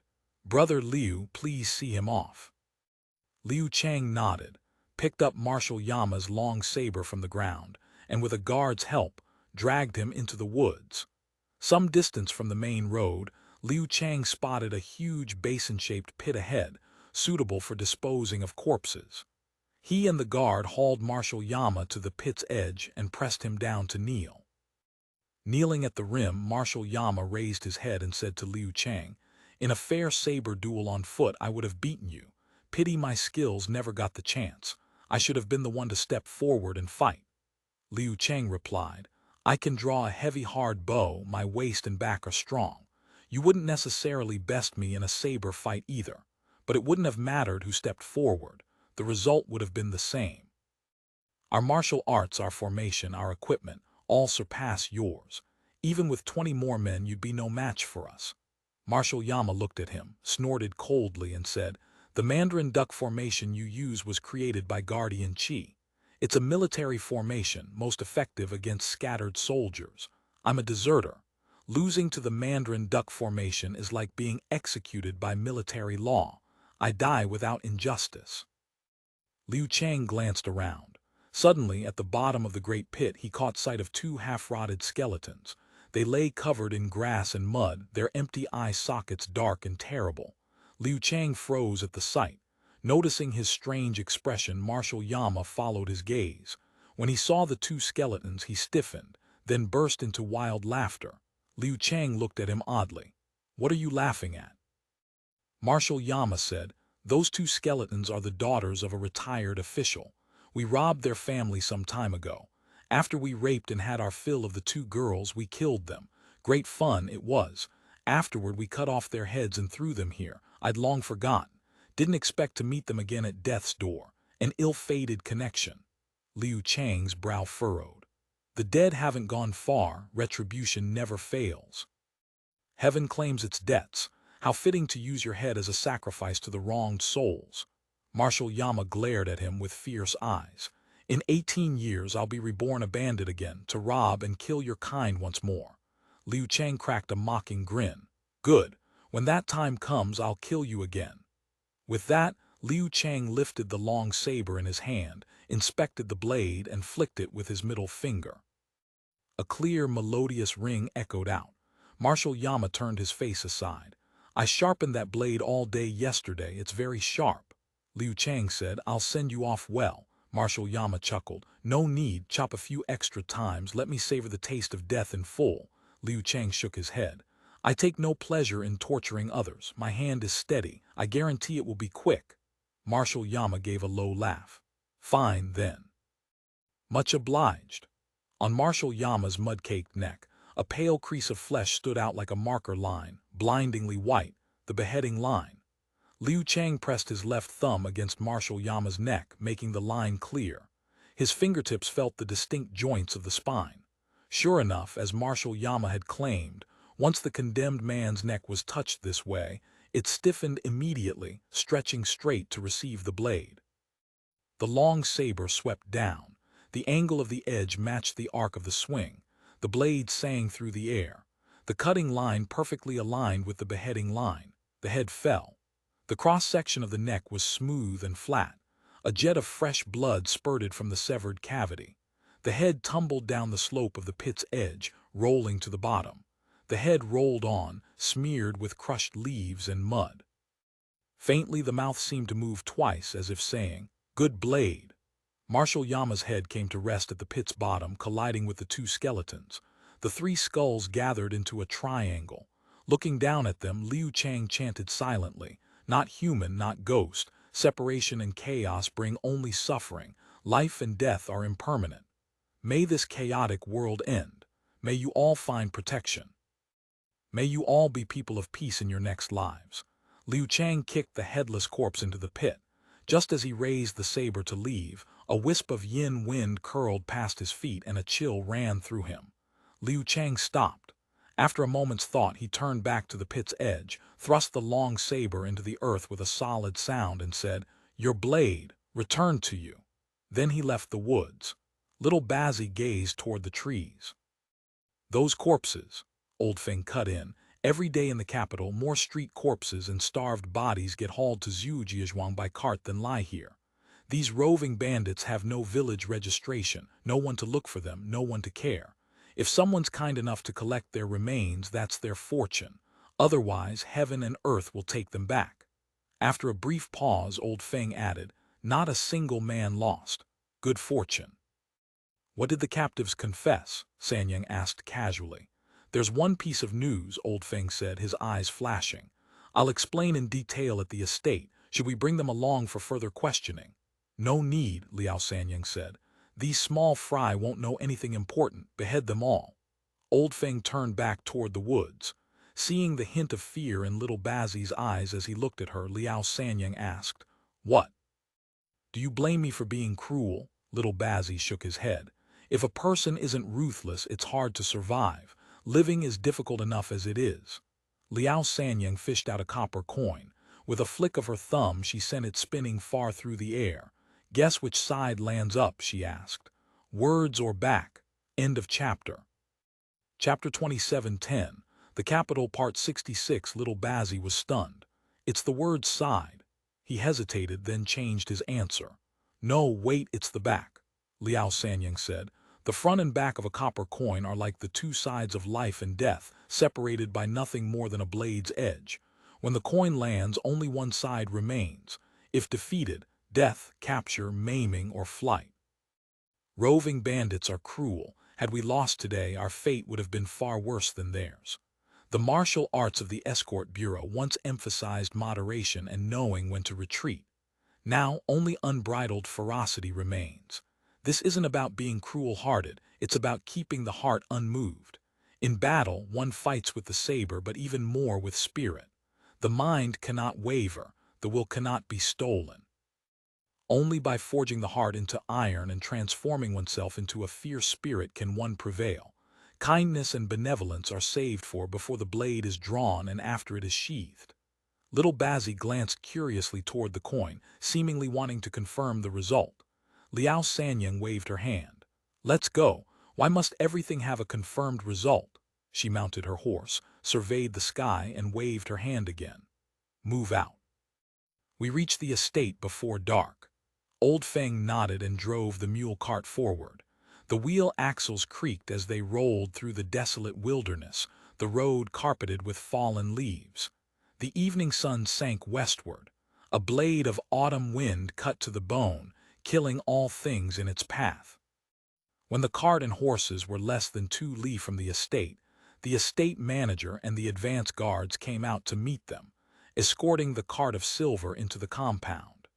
This location lay more than a dozen li from the capital, where the reach of the capital's law had grown feeble. Given the current chaos, the estate had been built with formidable defenses, rammed earth walls faced with city bricks, and a deep ditch dug around the entire perimeter. Estate servants and guards kept watch day and night, a safe lodging indeed. 100,000 taels of silver was no small sum. If word got out, who knew what trouble it might invite? Fortunately, this place wasn't far from the capital. Large bands of bandits didn't dare gather so close, and for smaller groups this solid iron walnut was more than enough to deal with them. However, a long night brings many dreams. Whether Liao Sanyang or Li Rufeng, both wished the kidnappers would hurry and send the second letter, pay the money, redeem the person. As long as Senator Leng was safely brought back, the matter would be peacefully concluded. Yet the kidnappers inexplicably sent no word, maintaining complete silence. The entire escort bureau was at a loss, uncertain what to do next. Upon arriving at the estate, Liao Sanyang ordered the silver stored in the cellar. Already, roughly 60,000 taels had been transported here piecemeal, a genuine fortune in the 17th century. After the silver was secured in the cellar, Liao Sanyang called Old Feng into the room and asked, "What did you find out?" "There were eunuchs among them," Old Feng said with a disdainful expression. "And more than one. Palace eunuchs." Liao Sanyang's face darkened. If the matter involved the palace, it would become far more complicated. "When I first pulled off their pants, I thought the same, figured that eunuchs from the imperial stables had come out to scavenge. Could there be some connection to someone in the palace? But when I interrogated them, I discovered they were just eunuchs from Nanyuan, the southern garden. Really, though Nanyuan wasn't far from the southern walls of the capital, no farmsteads or residences stood there. It had served as a royal hunting park for the Yuan, Ming, and Qing dynasties. Because the old course of the Yangding River passed through it, large areas of lakes and marshes had formed, with lush vegetation and abundant wildlife. Deer and other game congregated there. The scenery was beautiful. From the Liao and Jin dynasties down through the Yuan, Ming, and Qing, emperors had hunted there and built palace gardens. After Emperor Chengzu, the Yongle emperor, Zhu Dai moved the capital to Beijing. He expanded the palaces and halls here, constructing a 120-li perimeter wall around the grounds and calling it Nanhazi, the Southern Sea Enclosure. He expanded the Yuan hunting grounds dozens of times over. 4 gates were opened around the perimeter, and government offices were built inside for the emperor's hunting and pleasure. However, though the scenery was beautiful, the area was too vast, the buildings too few, and the wild flavor too strong. The emperor visited less and less frequently. By the Longqing era, the place had fallen into considerable disrepair. Aside from the eunuchs and Heihu, the sea households who looked after it, no one else came. It was as good as abandoned. In the late Ming, this once desolate royal garden inexplicably gained a new function, housing castrated men. Originally, to become a eunuch in the Ming Dynasty, one had to register at the Ministry of Rites, and the ministry's designated officials would perform the castration. Over time, regulations lapsed and private self-castration to enter the palace began.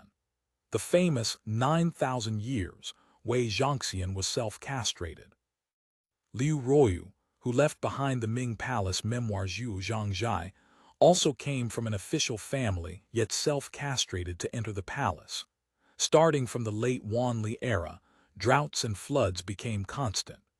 The common people's livelihoods grew unsustainable, and the number of poor folk hoping to survive by becoming eunuchs increased sharply. Hordes of castrated men gathered in the capital, but the palace only recruited around 100 per year. Over the years, the accumulated eunuchs who couldn't enter the palace exceeded 10,000. With more monks than porridge, the Ministry of Rites housed them in various gardens outside the capital, providing a small stipend of money and rice for their survival. This group, without food or clothing and unable to return home due to their mutilated bodies, naturally became unstable elements in the capital. The escort bureau, having long worked guarding gates and running the black and white channels for information, knew their behavior well. Unlike ordinary bandits, they acted more like hoodlums and ruffians.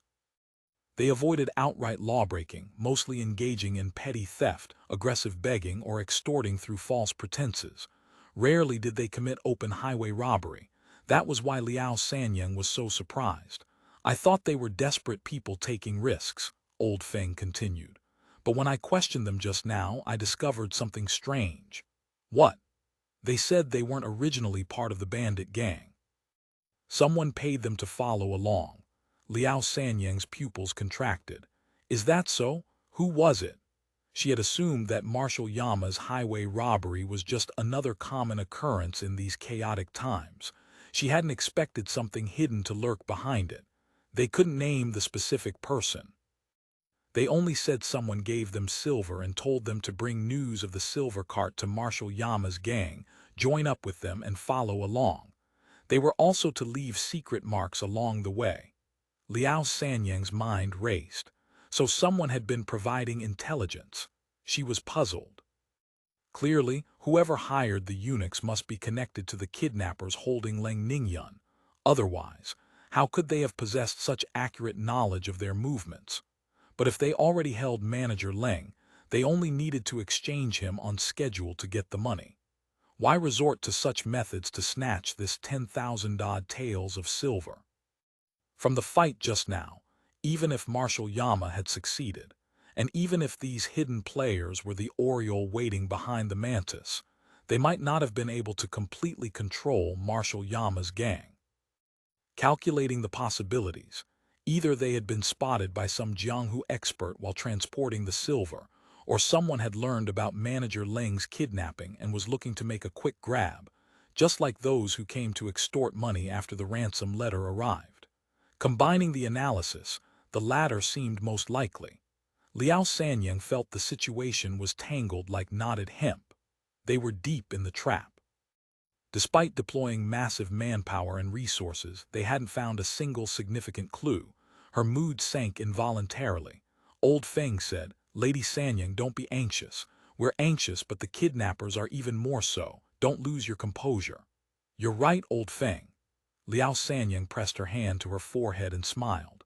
"Worrying ourselves sick like this won't squeeze out a drop of oil. It'll only shorten our lives." She clapped Old Feng on the shoulder. "Tell the kitchen to prepare a feast tonight as a reward. Our people, the estate's people, everyone eats well. Just one rule, no alcohol." "Yes," Old Feng beamed. Just as he was about to leave, Liao Sanyang called him back. "I've already taken little Bazzi as my godson. I intend to teach him martial arts, but his temperament is still a bit impetuous, and his foundation is weak. This is a life-and-death career. There can be no margin for error. I have many matters to attend to. Give him some grinding." "Grinding juniors, I love that." Old Feng laughed. "I guarantee he'll be crying for his mama." "Hee, off you go." Liao Sanyang dismissed Old Feng. She immediately wrote a letter recounting everything that had happened on the journey, then sent it back to the escort bureau via a carrier pigeon she had brought along. Li Rufeng put away Liao Sanyang's letter in a box, his brows tightly furrowed. The long-awaited second letter still hadn't arrived. Lady Sanyang had also encountered highway robbers, and among them were several eunuchs. The matter was becoming more and more bewildering. What on earth is in that gourd? He rubbed his chin, utterly puzzled. As dusk fell, the drums of Zhangjiao and town's 4 gates sounded in unison. People still on the roads inside and outside the town heard the drums and unconsciously quickened their pace. The 108 drumbeats varied in speed. When the final drumbeat fell, night officially began, and the 4 gates of Zhangjiao in town would close. Whether leaving or entering the town, everyone had to pass through the gates before the drumming ended. On Tongyun Bridge outside the town's south gate, a group of travelers quickened their steps. This Tongyun Bridge was a stone bridge built by imperial decree of Shenzong in the 33rd year of Wanli, named Tongyun, connecting transport. The bridge ran north-south over the Zhao-Tehu River, 13 zhang long and 3 zhang wide. Both sides featured balustrade panels with relief carvings of treasure vases on both the inside and outside, their lines simple and their carving smooth, each vase design unique. The stone lions atop the posts were exquisitely carved, each bearing a distinct expression, but the passing travelers had no heart for admiring the stone bridge. Over a dozen attendants and servants clustered around 2 healthy mules and a mule cart, heading for an inn. The attendants weren't exactly tall and burly, but each was sharp and capable. All wore identical blue cloth straight robes with plank belts at the waist. Waist sabers hung at their sides. They carried police clubs in their hands. Clearly, they were household guards of a wealthy family. With the current turmoil, the capital was no exception. There was danger of highway robbery just a few dozen li outside the city. A young man wore a fanyang hat adorned with a red tassel and a wool dual yuoni cloak. A border army-style Japanese saber hung at his waist. He rode a plump, well-built horse mule, washed very clean and fitted with a fashionable Australian leather saddle. Clearly, the rider was a wealthy young master. At the town gate, as was customary, town guards conducted inspections. The closer it got to gate closing time, the more thorough the inspections became. Officially, the reason was to prevent villains from slipping in or out at the last moment. In reality, it was an opportunity for extortion. However, seeing the imposing bearing of this party, the lead guard didn't dare say much. He stepped back several paces and directly let them through. A string of copper coins flew from the mule, landing in the guard's hands. "For you." The guard was about to express his thanks, but the party had already passed through the gate and swaggered into the town. End of chapter. Chapter 27:11. The Capital, Part 67. Zhangjiawan lay scarcely 20 li from the capital, yet it stood as one of the most important destinations beyond the city walls. 5 great waterways converged here: the North Canal, the Tonghui River, the Zio Tehu River, the Liangshui River, and the Gangu River. These excellent water transport conditions made it a vital hub where water and land routes intersected, the principal logistics center at the Grand Canal's northern terminus. Small wonder it was known as the first wharf of the Grand Canal. Most goods transported along the canal were distributed through this town.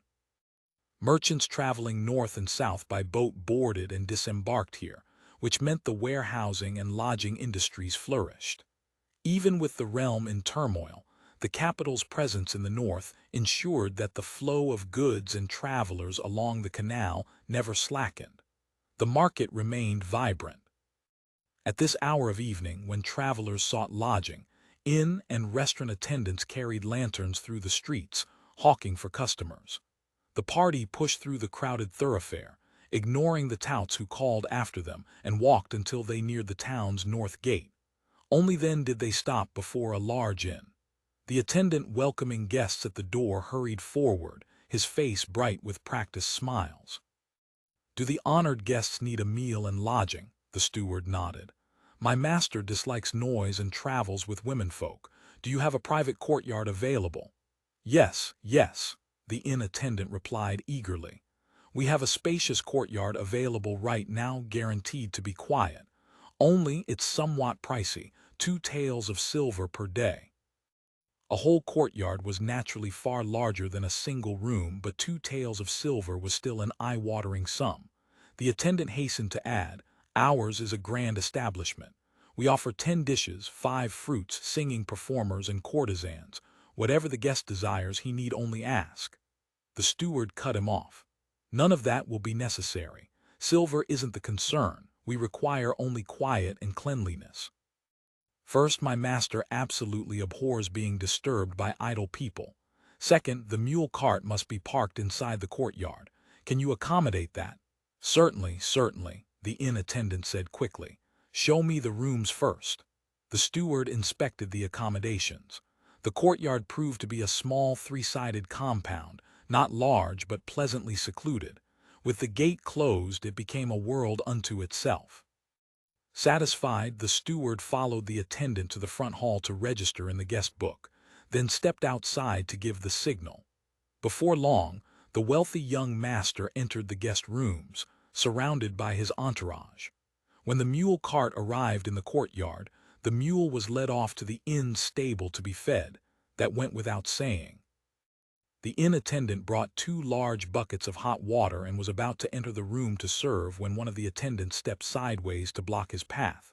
The man was tall, arms tucked close, fists clenched, his glare and frown startling the inn worker. The steward stepped forward with an easy smile. "My master isn't accustomed to strangers attending him.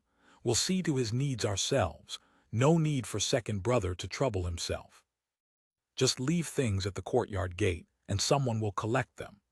"Yes, yes," the inn attendant murmured repeatedly, thinking to himself that these wealthy families certainly had their peculiar rules.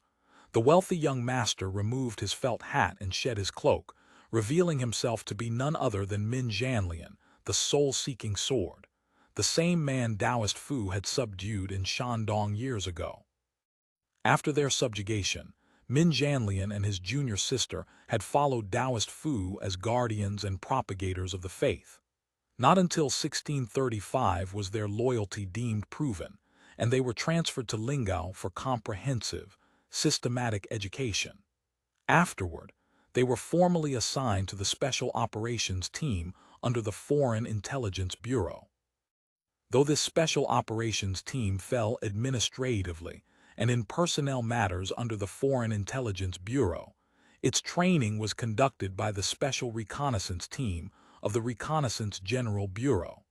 Its purpose was to replace the Special Reconnaissance Team in certain operational scenarios. The Special Reconnaissance Team possessed outstanding combat capabilities, but because its personnel and training model had become old-time space sci-fi. The operatives themselves had taken on that same quality. This made them, especially when infiltrating enemy-occupied territories, seem conspicuously out of place in demeanor and speech, even with wigs and changed attire. Disguise required enormous effort. Thus the powerful agencies conceived the idea of training a covert action force capable of rapid deployment into enemy-occupied areas. The Hangzhou Station incident accelerated these plans, and the Foreign Intelligence Bureau's Special Operations Team was established. The team was modeled after the National Police's 10th Section.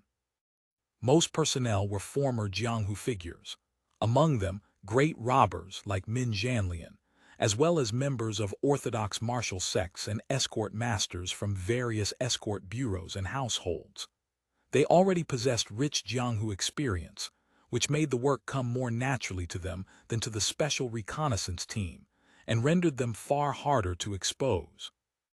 This time, with a senator kidnapped, the first group dispatched was the cream of the Special Operations Team, Ming Dynasty squad. Back in Shandong, he had lost his entire crew, leaving only his junior sister Zhou Ruolan. But over the intervening years, he had rebuilt his crew using his original methods. Only this time, the crew was stronger. Now, in the main hall, he silently washed his face with the hot water an attendant had brought. Years of serving the Senate and the people had tempered his character, making him steadier and more seasoned. The attendants returned from patrolling the entire compound and reported, no problems with the inn. It was indeed an established, reputable business. "Old 6, Old 9, you two take the high watch," Ming Dynasty ordered. "If we encounter any road seekers tonight, just send them on their way. No need to conceal yourselves." The two departed. The others gathered beneath the lamp.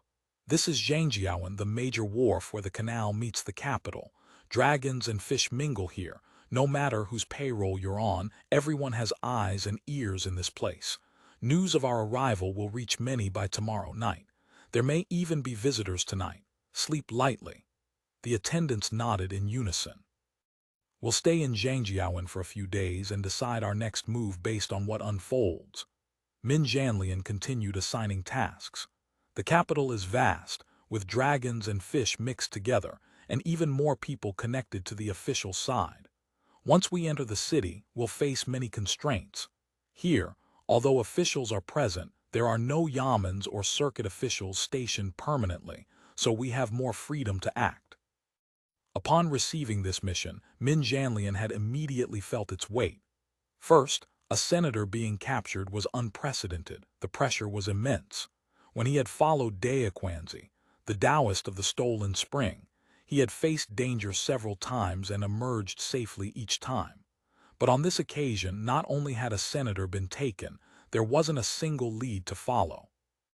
With hundreds of thousands of people inside and outside the capital, how could they possibly search through such a sea of humanity?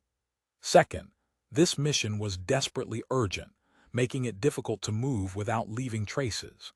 Even if the Intelligence Bureau's ships delivered them to Tianjin, over 100 li still separated Tianjin from the capital. A dozen capable men with varied accents, traveling light, would draw notice the moment they set foot on the official road. And since the enemy had dared to kidnap a senator, they likely knew the Senate's workings intimately and had probably stationed observers along the route. How to reach the capital quickly and covertly became his first problem. After much deliberation, he proposed that, rather than trying to hide, it was better to show. The entire squad would present themselves as Jianghu personages, which was, after all, their true nature. Without excessive disguise, there would be fewer flaws to exploit. The capital was full of hidden dragons and crouching tigers. Whether high officials, great merchants, or local magnates, all had secret matters they couldn't or wouldn't handle themselves. The emperor had his brocade guard, his eastern and western depots. The nobility employed Jianghu personages.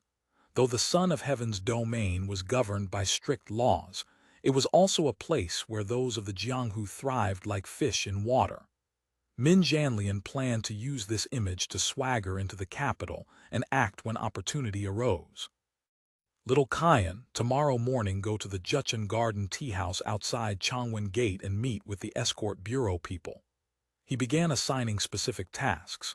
Ryulan, investigate what news you can find around town tomorrow. See how many informants are stationed here, and whether the inn's owner has connections to sea routes or mountain backers. Little Li, head to the South City. Scout around the altar of agriculture, the sun and moon altars and the other sacrificial temples. Look for anything suspicious. In short order, he had assigned tasks to everyone.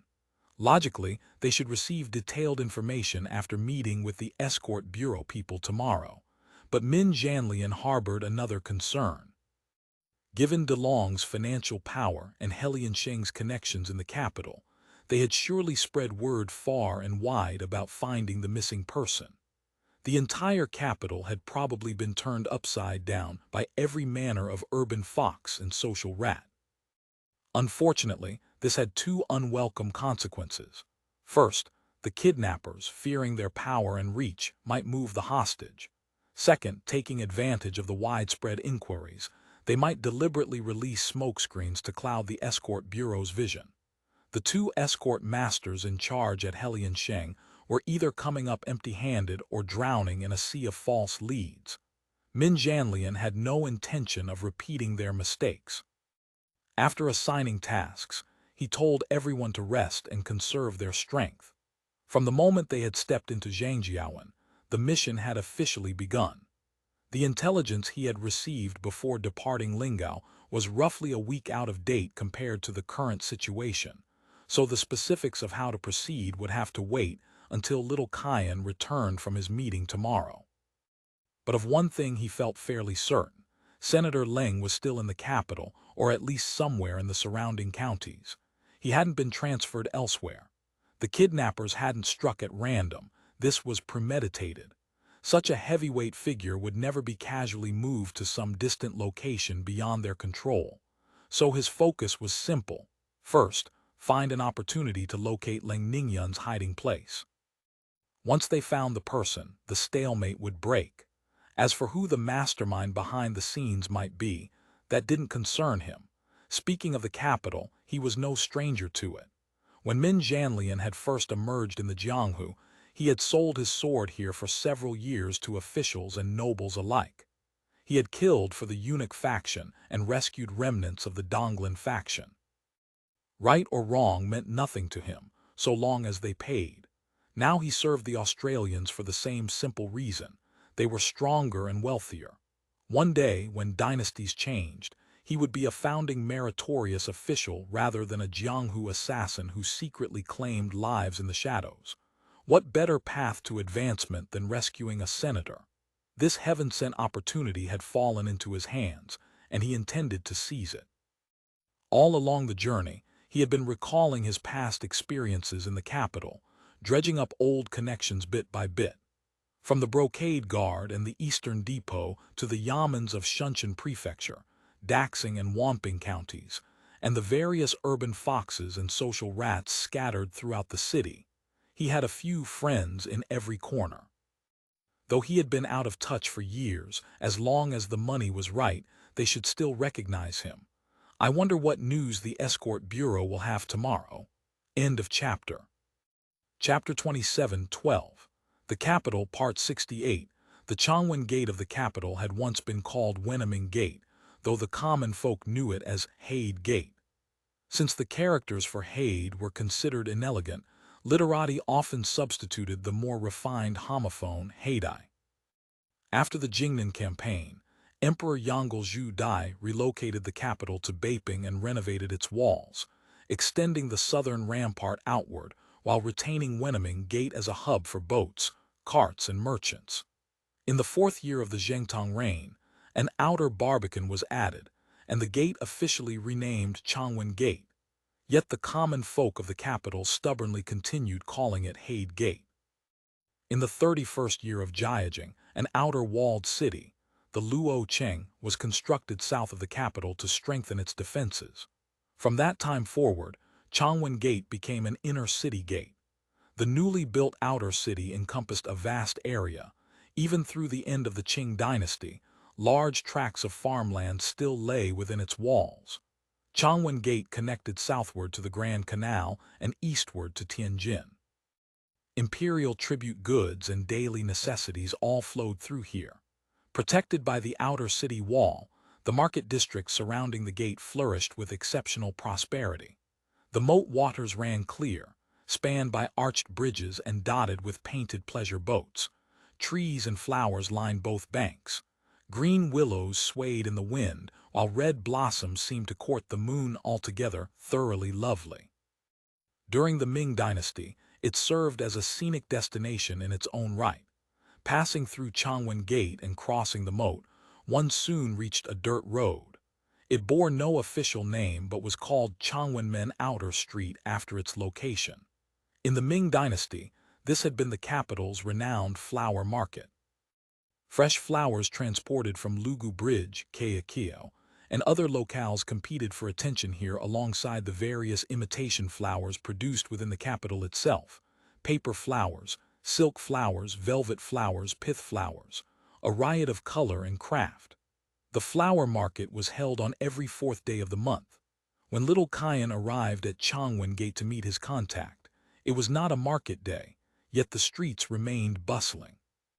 Farmers from the southern suburbs and the outer city brought vegetables, fruits, chickens, ducks, and fish and shrimp harvested from various waters to sell here daily. Though technically within the city, the tax checkpoint stood at Changwen Gate itself, which meant selling goods here allowed merchants and farmers to pay less in levies. Little Kayan was no stranger to the capital. Like Min Zhanlian, he was a Jianghu wanderer who had roamed both north and south. He had been arrested and imprisoned during the Parasol Umbrella case. After enduring a spell of suffering in prison, he was recruited by the Foreign Intelligence Bureau and became a member of the Special Operations Team. Originally from Hejian Prefecture in Bijili, he had worked as a servant for wealthy households in the capital during his youth and knew the local customs intimately. His baby face made him appear younger than his years. Everyone called him Little Kayan, though he was actually in his mid-40s. He had set out early from Zhangjiawan, disguised as a servant from a wealthy household running errands, riding a rented healthy mule. Covering 60 li in a single day, he entered the southern city toward evening and quietly took lodging at an inn on Changwenmen Outer Street. Early the next morning, little Kayan changed his attire, adopted the guise of an out-of-town peddler, and headed for the Juchun Garden Tea House. Changwen Gate served as both a tax checkpoint and a major thoroughfare. Inns, restaurants, tea houses, porter guilds, and cart and horse stables lined both sides of the street. He arrived at the bridge outside the moat but did not cross into the city. Instead, he walked east along the river. After just a few li, he came upon a Taoist temple called Taiping Palace, commonly known among the people as Pantao Palace, the Flat Peach Palace. The scenery here was beautiful, another of the capital's sightseeing destinations. Since it was the depths of winter, few tourists ventured out, lending the area a somewhat desolate air. Yet the Juchun Garden Tea House, situated on the dirt road before the temple, still buzzed with voices. Several tea houses stood along this street, but this was the largest. The tea house owner was also surnamed Kayan, a renowned feudachang, a local fixer, outside Changwen Gate, equally familiar with both legitimate and underworld circles. The tea house occupied a two-courtyard compound. By the road stood a tall gate frame bearing a shop sign.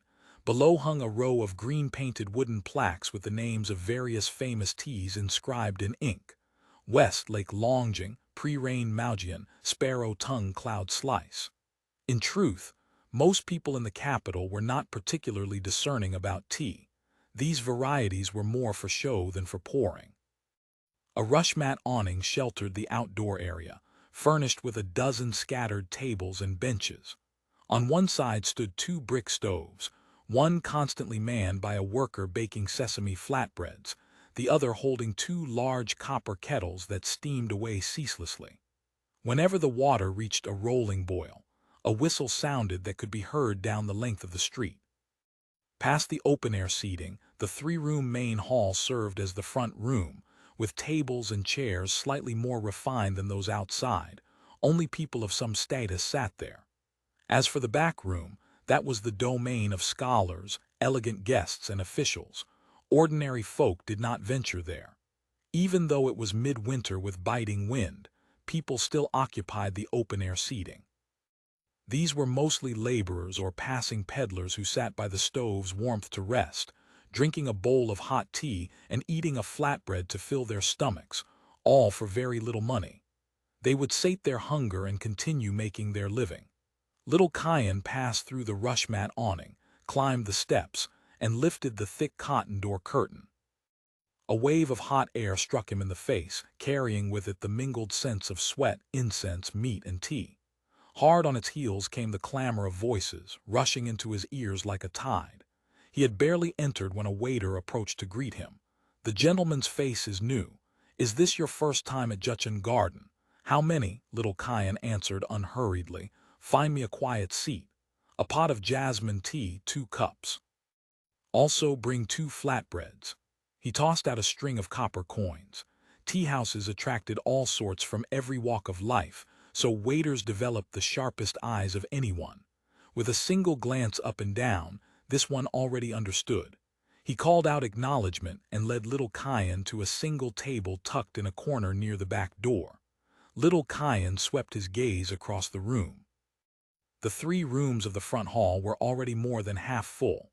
Most people who frequented tea houses to drink tea resembled the old saying about the drinker whose mind is not on the wine.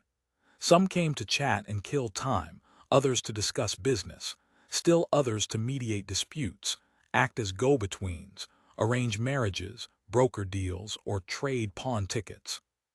The tea house also harbored many who made their living there daily: fortune-tellers, fruit sellers, traveling barbers, singers, all manner of folk, bizarre and colorful. He filled both teacups, then slowly sipped his jasmine tea while eating the flatbread. Quietly, he observed the patrons in the hall and those coming and going. Tea houses were places of constant flux, where dragons and fish mingled freely.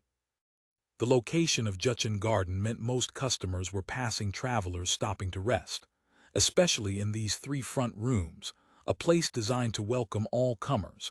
His unfamiliar face would attract no attention. Before long, a cart driver wearing a felt hat and a sheepskin jacket walked over. He gave a slight bow and asked in a thick Shandong accent, "Are you the old customer who came to hire a cart yesterday?" Little Cayenne nodded slightly. "You're from the cart service. I'm not traveling far. I need someone who knows the local roads well." "Yes, exactly. Our outfit is Yuan," the cart driver replied with a bow.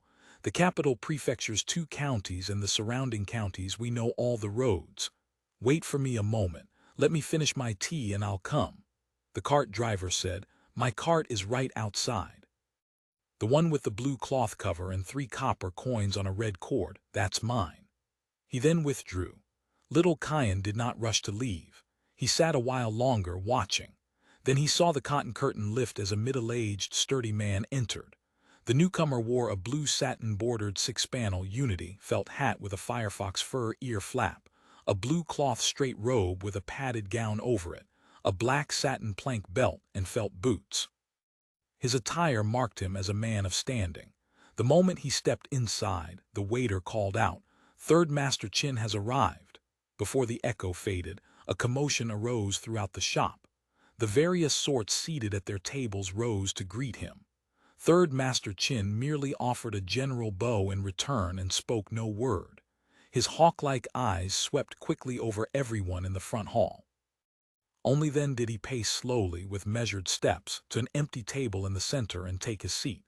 All the tea-house tables were 8 immortals tables of varying sizes, except this one, which was rectangular. It faced the main door of the hall. No matter how many patrons came and went, no one ever sat at this particular table. Little Cayenne knew it was a Matuju, a horsehead table. Only the local dragon headmaster could sit there. The waiter immediately brought over a pot of tea and 2 plates of southern fruits and candied plums. Third Master Qin took a sip of tea and stroked his short beard. By now, people were already approaching to pay their respects. Little Cayenne understood that Third Master Qin was the local tyrant of the outer city. Jianghu newcomers were obliged to pay respects at his pier before they could conduct any business.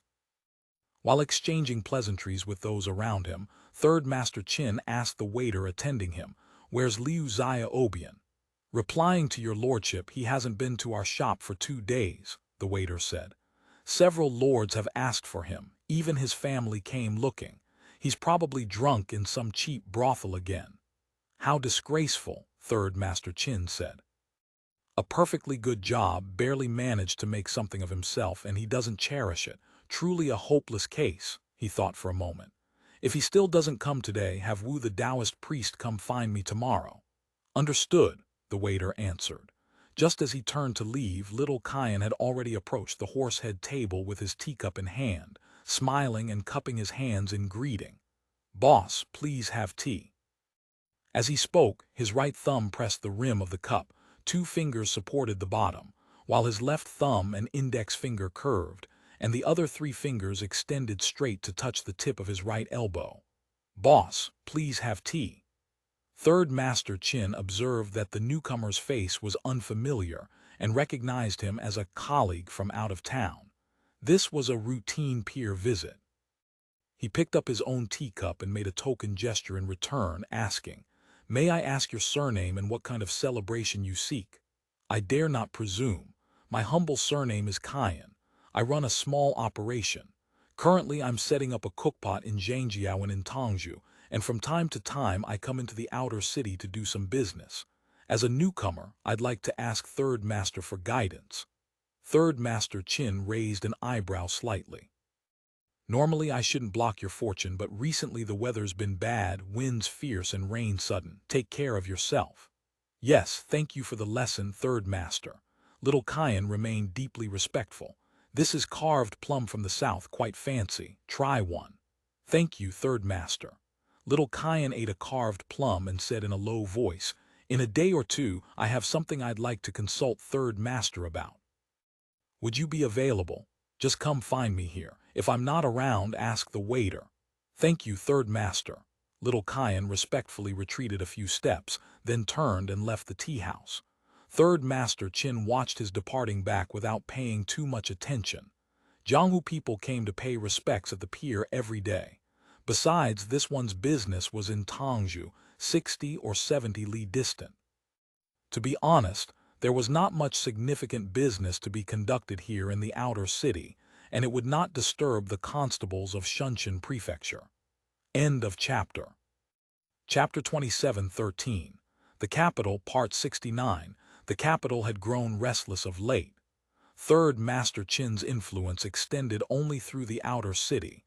Once you passed through Changwen Gate, the territory was no longer his. Still, even he had heard the news of DeLong's manager being kidnapped. When word reached him, he was genuinely shocked. Manager Leng was a figure of considerable importance, even by the capital's standards, with connections threading through officialdom and the palace eunuchs alike. The petty urban foxes and back alley rats would never dare provoke such a man. Even seasoned bandits and highway robbers from out of town, once they made inquiries with local colleagues about his background, would invariably retreat rather than court disaster. Besides, DeLong retained the Heliansheng Escort Bureau for household security, and those escort masters were truly more cunning than ghosts and fiercer than wolves. He never expected anyone would actually dare to touch the tiger's whiskers. Now the escort bureau had spent a fortune hiring countless informants throughout the capital to search for Manager Leng. Third Master Qin had also spread the word, 50 taels of silver for any useful information. For a time, this had driven the city's urban foxes and back alley rats into a frenzy. The frenzy, however, did not last long. Before many days passed, a few particularly enthusiastic ruffians who had been sniffing around for information met mysterious deaths, and everyone understood at once. The gang that had invited the god of wealth was equally not to be trifled with. Third Master Qin possessed one of the sharpest noses in the outer city. He had long since sensed that something deeper was at work here. To the liaison sent by Helian Sheng, he made all the right promises and pounded his chest in assurance. To his subordinates he offered a warning: when gods do battle, stay out of the way. He lifted his teacup and sipped slowly, savoring the warmth for a moment. His stomach was growing hungry. He was about to call the waiter for breakfast when Boss Kyan tiptoed over and whispered by his ear, "Third Master. Liu Xiaobian is back." "So he finally knows to come back," Third Master Qin snorted. He was past 50 and could be said to have everything going his way. The only thorn in his side was this Liu Xiaobian. Liu Xiaobian was his brother-in-law, a ruffian born and raised in the capital. Third Master Qin didn't look down on him for his origins. After all, he himself was hardly what you'd call a law-abiding citizen, and his bond with his father-in-law's family was more akin to two servants becoming sworn brothers. But when fortune smiled upon him, he had arranged positions for anyone even remotely connected. Perhaps not great wealth, but at least a worry-free living. The exception was Liu Xiaobian. After all these years following him, the man had accomplished nothing of worth. He was skilled at drinking, gambling, and whoring, but everything he touched turned to ruin. And Liu Xiaobian happened to be his wife's youngest brother, the most cherished of all. Not only did he freeload at his sister and brother-in-law's home year-round, but every time he stumbled into trouble, Third Master Qin had to hold his nose and clean up the mess. After last Mid-Autumn Festival, he had finally secured a position for his brother-in-law at Nanyuan, which had kept the man quiet for a few months. To keep an eye on him, he had ordered Liu Xiaobian to check in at Juchen Garden every day before reporting for duty. He never expected that right after the new year, the man would simply stop appearing. Which cheap brothel did he crawl out of this time? Third Master Qin snorted. Now I'll have to go find Eunuch Cow to smooth things over and lose a few more coins. Boss Kyan said, "Third Master, you'd better go see for yourself. He's in the back courtyard."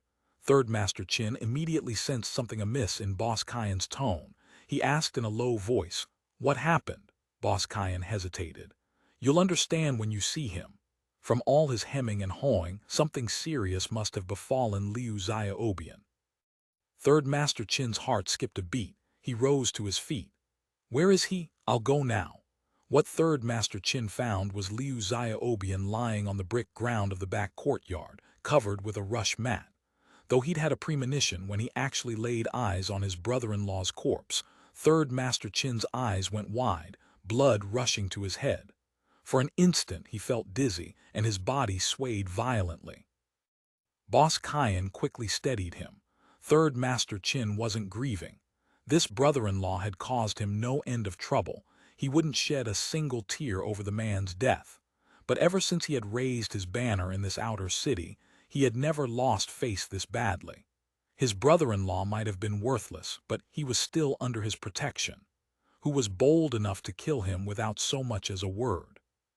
He steadied himself and said in a low voice, "Lift the mat." The mat was lifted. The corpse beneath was drenched in blood, a ghastly sight. But the main wounds were clearly visible, a stab wound beneath the ribs and a slash across the throat. Third Master Qin was an old hand in the Jianghu. One glance told him the throat wound was a finishing blow dealt after death. The killers had not merely murdered Liu Xiaobian, they had wanted to be certain he was dead. Who bore such deep hatred for Liu Xiaobian? Third Master Qin couldn't fathom it. He knew his brother-in-law better than anyone. The man's greatest talents were drinking, gambling, and whoring. He sometimes went out with others to extort money or cheat at gambling, but he was weak as a chicken, not a fighter. He never got into violent confrontations. As for money, he never managed to keep any overnight savings. Who brought him back? He asked. Master Zhu from Hadian had someone deliver him. Is the person still here? Yes. Bring him over. The messenger was a sharp fellow. He was about to bow when Third Master Qin waved his hand and asked, "Where did you find him?" Replying to Third Master, "Yesterday Master Zhu had us clear the roadside corpses along the official road, and transport them to the public burial ground. Unexpectedly, on a side road not far from Liulin North Village, we came upon a great deal of blood and several bodies. We followed the trail of blood into the woods and found the ground littered with corpses, over 20 of them, along with various weapons scattered about. It looked like two groups had clashed. While we were burying the bodies, someone recognized him as your brother-in-law, Hadian. Third Master Qin was puzzled. Liu Xiaobian had been born and raised in the South City. His activities were confined almost entirely to the South City. He rarely even ventured into the capital proper. How had he ended up rushing off to Hadian in the northwest corner, only to get himself killed on the main road? What manner of situation was this? He knew his brother-in-law all too well. Though bold and reckless, the man had his limits. Here in South City, with his brother-in-law covering for him, he naturally dared to do as he pleased. But to go somewhere else and involve himself in something that risked his neck, he wouldn't get entangled even if you broke his legs. What kind of people were the dead? Just folk doing no capital trade along the official road. A few were wearing military uniforms, probably deserters. Seeing that Third Master Qin had no further questions, the messenger untied a bundle from his body and presented it. These are the items found on Master Liu's body. They're all inside. Master Zhu ordered them brought back together. Please inspect them, Third Master. The waiter beside him quickly took the bundle. Third Master Qin didn't open it but nodded. Go back and convey my thanks to Master Zhu. Tell him I owe him a favor. He then ordered, give this brother 10 taels of silver. Go back and invite the others to drink a bowl of wine to dispel the filth. After the messenger departed, Third Master Qin ordered someone to purchase a thin-skinned coffin and summon a monk to wash the body, dress it, and prepare it for burial. He himself returned to the room in the back courtyard and opened the bundle. Inside were only a string of copper coins, a set of bone dice, a key, and a memo booklet. The key and the booklet were items Liu Xiaobian used for his duties at Nanyuan, nothing out of the ordinary. Third Master Qin studied them for a long while but couldn't make sense of any of it. How strange! Little Kian sat in the mule cart, letting it carry him along. He could hear only the rumble of the wheels. He couldn't tell north from south, east from west, nor gauge how far the road stretched, just twisting and turning, bending east and winding west. After roughly the time it takes to finish 2 meals, the cart gradually slowed. When it stopped and the curtain was lifted, he saw that they had halted in a courtyard. Judging by the scale of the yard and the Taoist robe-heart style of the walls, this should be the residence of some middle-class household. In the courtyard stood 2 flower beds, one planted with lilacs, the other with a camellia. All of this matched what had been agreed upon beforehand. Little Kian was a cautious man. He climbed out of the cart and stood quietly, though his hands remained secretly on guard. The cart driver ascended the steps and knocked lightly on the door several times. The lattice door opened a crack, revealing a face. Arrived, arrived. Out stepped a short, capable-looking young man who bowed to Little Kian. Are you 5th Master from Jiangnan? Correct, Little Kian answered. Please come in. The room was dimly lit, sparsely furnished with crude furniture that matched the modest courtyard. Little Kian waited a moment. Then a figure emerged from a side room. Please sit, please have tea. Though the light was dim, Little Kian could make out a middle-aged man dressed as a merchant. He knew this must be the contact from Heliansheng. He thanked the man for the seat and someone brought tea. Please have tea, the man said again, then introduced himself. My humble name is Wu Kaidi. Before setting out, Little Kian had reviewed all the personnel files for the capital station. He knew this man was Leng Ningyun's personal attendant, the standing manager Leng, so to speak. He replied, pleased to meet you. My surname is Kian. You've arrived so quickly, Wu Kaidi said with evident surprise. But that's good, at least my heart can rest a little easier. How is the situation in the capital? It's difficult to explain in a few words, Wu Kaidi sighed. We put all our strength into a punch, but it was like striking cotton. They had spent a great deal of money and deployed many people. Nearly every connection the capital station could mobilize had been mobilized. They had searched everywhere, inside the city and out. There were plenty of leads, but once verified, none proved useful. Originally, we prided ourselves on being sharp-eyed and sharp-eared here in the capital. Especially for this kind of affair, through Heli and Sheng, we could uncover anything. Now even they are fumbling in the dark. Information surfaces everywhere, but none of it is real. After saying this, Wu Kaidi recounted everything from Leng Ningyun's kidnapping up to the recent interception of Lady Sanyang's convoy on the road to Hadian. One strange occurrence after another, yet we don't even know what the other side wants. They agreed to accept the silver, but they refused to let us redeem the man. Little Kayan offered no comment. First, how to handle matters was group leader Min's concern. It wasn't his place to pass judgment. Second, Wu Kaidi wasn't involved in the specific operations. There were things he didn't need to know. After Wu Kaidi finished, he retrieved a box of documents from the side room. It contained a daily log of major events since Leng Ningyun's kidnapping, records of related actions taken, and various intelligence that had been gathered. Little Kayan skimmed through the table of contents and asked, "If we need to contact you, how do we send word?" End of chapter. Chapter 27:14. The Capital, Part 70. Heli and Sheng maintains letter bureaus at every major wharf and trading port, both inside and outside the capital. Send correspondence to this address. For urgent matters, dispatch someone to Old Jiang's pottery shop inside the Guang'an Gate Barbican and use code 10. Min Janlian's squad spent an entire day at the inn, poring over the intelligence Wu Kaidi had provided. The more Min Janlian read, the more troubled he became.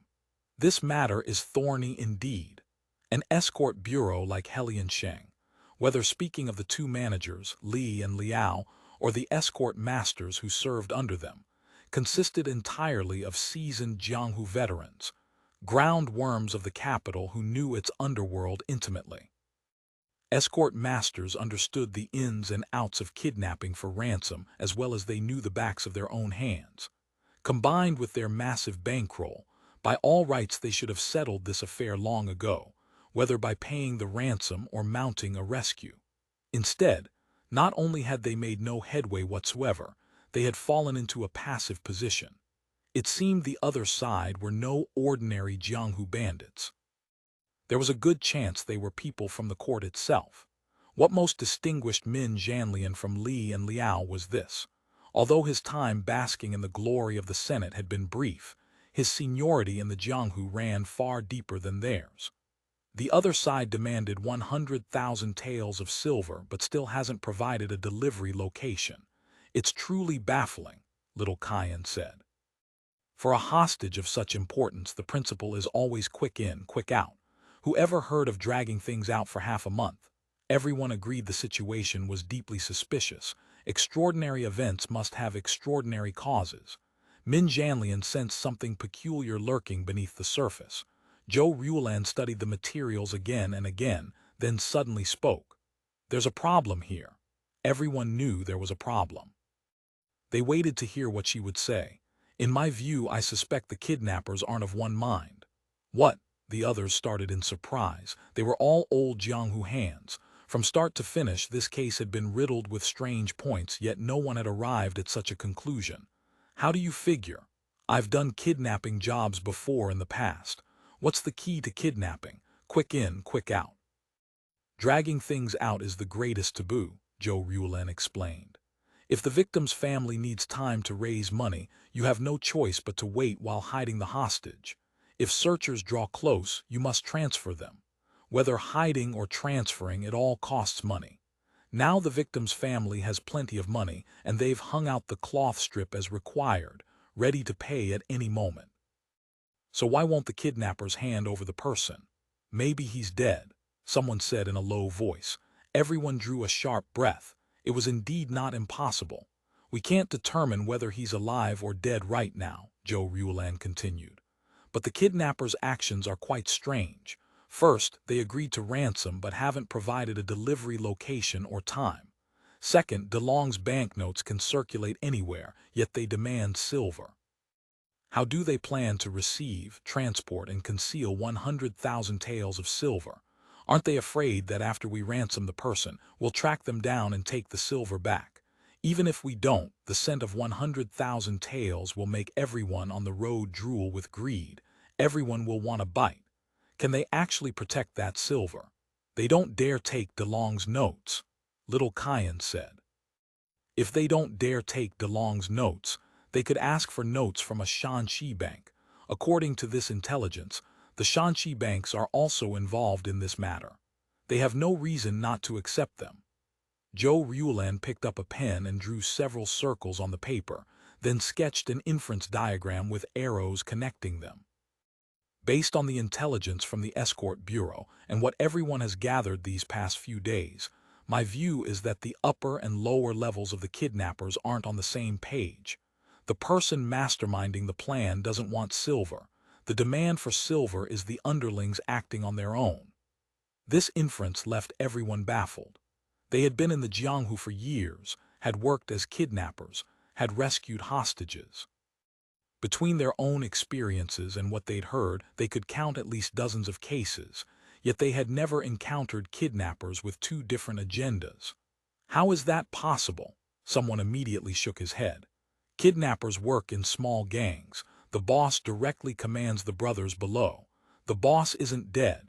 Sending ransom letters follows the proper rules. That's done by his trusted men.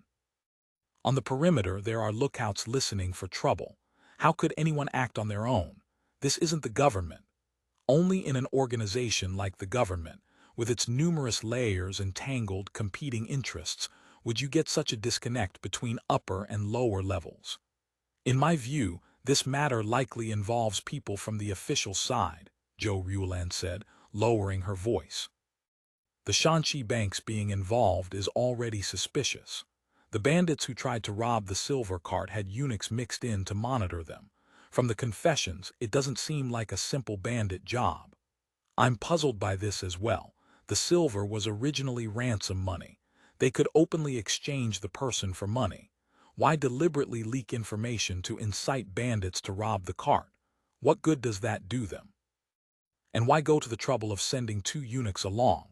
Little Li chimed in. Everyone wore confused expressions. They didn't quite agree with Zhou Ruolan's reasoning, yet they couldn't explain these strange points themselves either. Let's not get tangled up in how many agendas there are. Let's find the person first, Ming Dynasty said, knowing that dwelling on these details would only make them lose direction.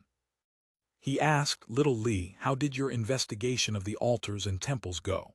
Of the several altars and temples, I've only checked the Temple of Heaven and the Sun and Moon altars so far. Nothing found.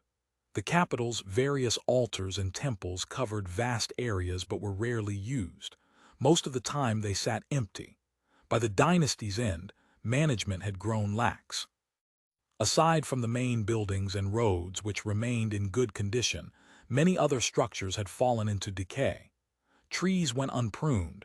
Grass grew thick as a forest, making the search even more difficult. The altars and temples were places for imperial sacrifices and state ceremonies. By rights, security should have been tight. In reality, because of their vast size and infrequent use, guards were few, and door checks and patrols were virtually non-existent.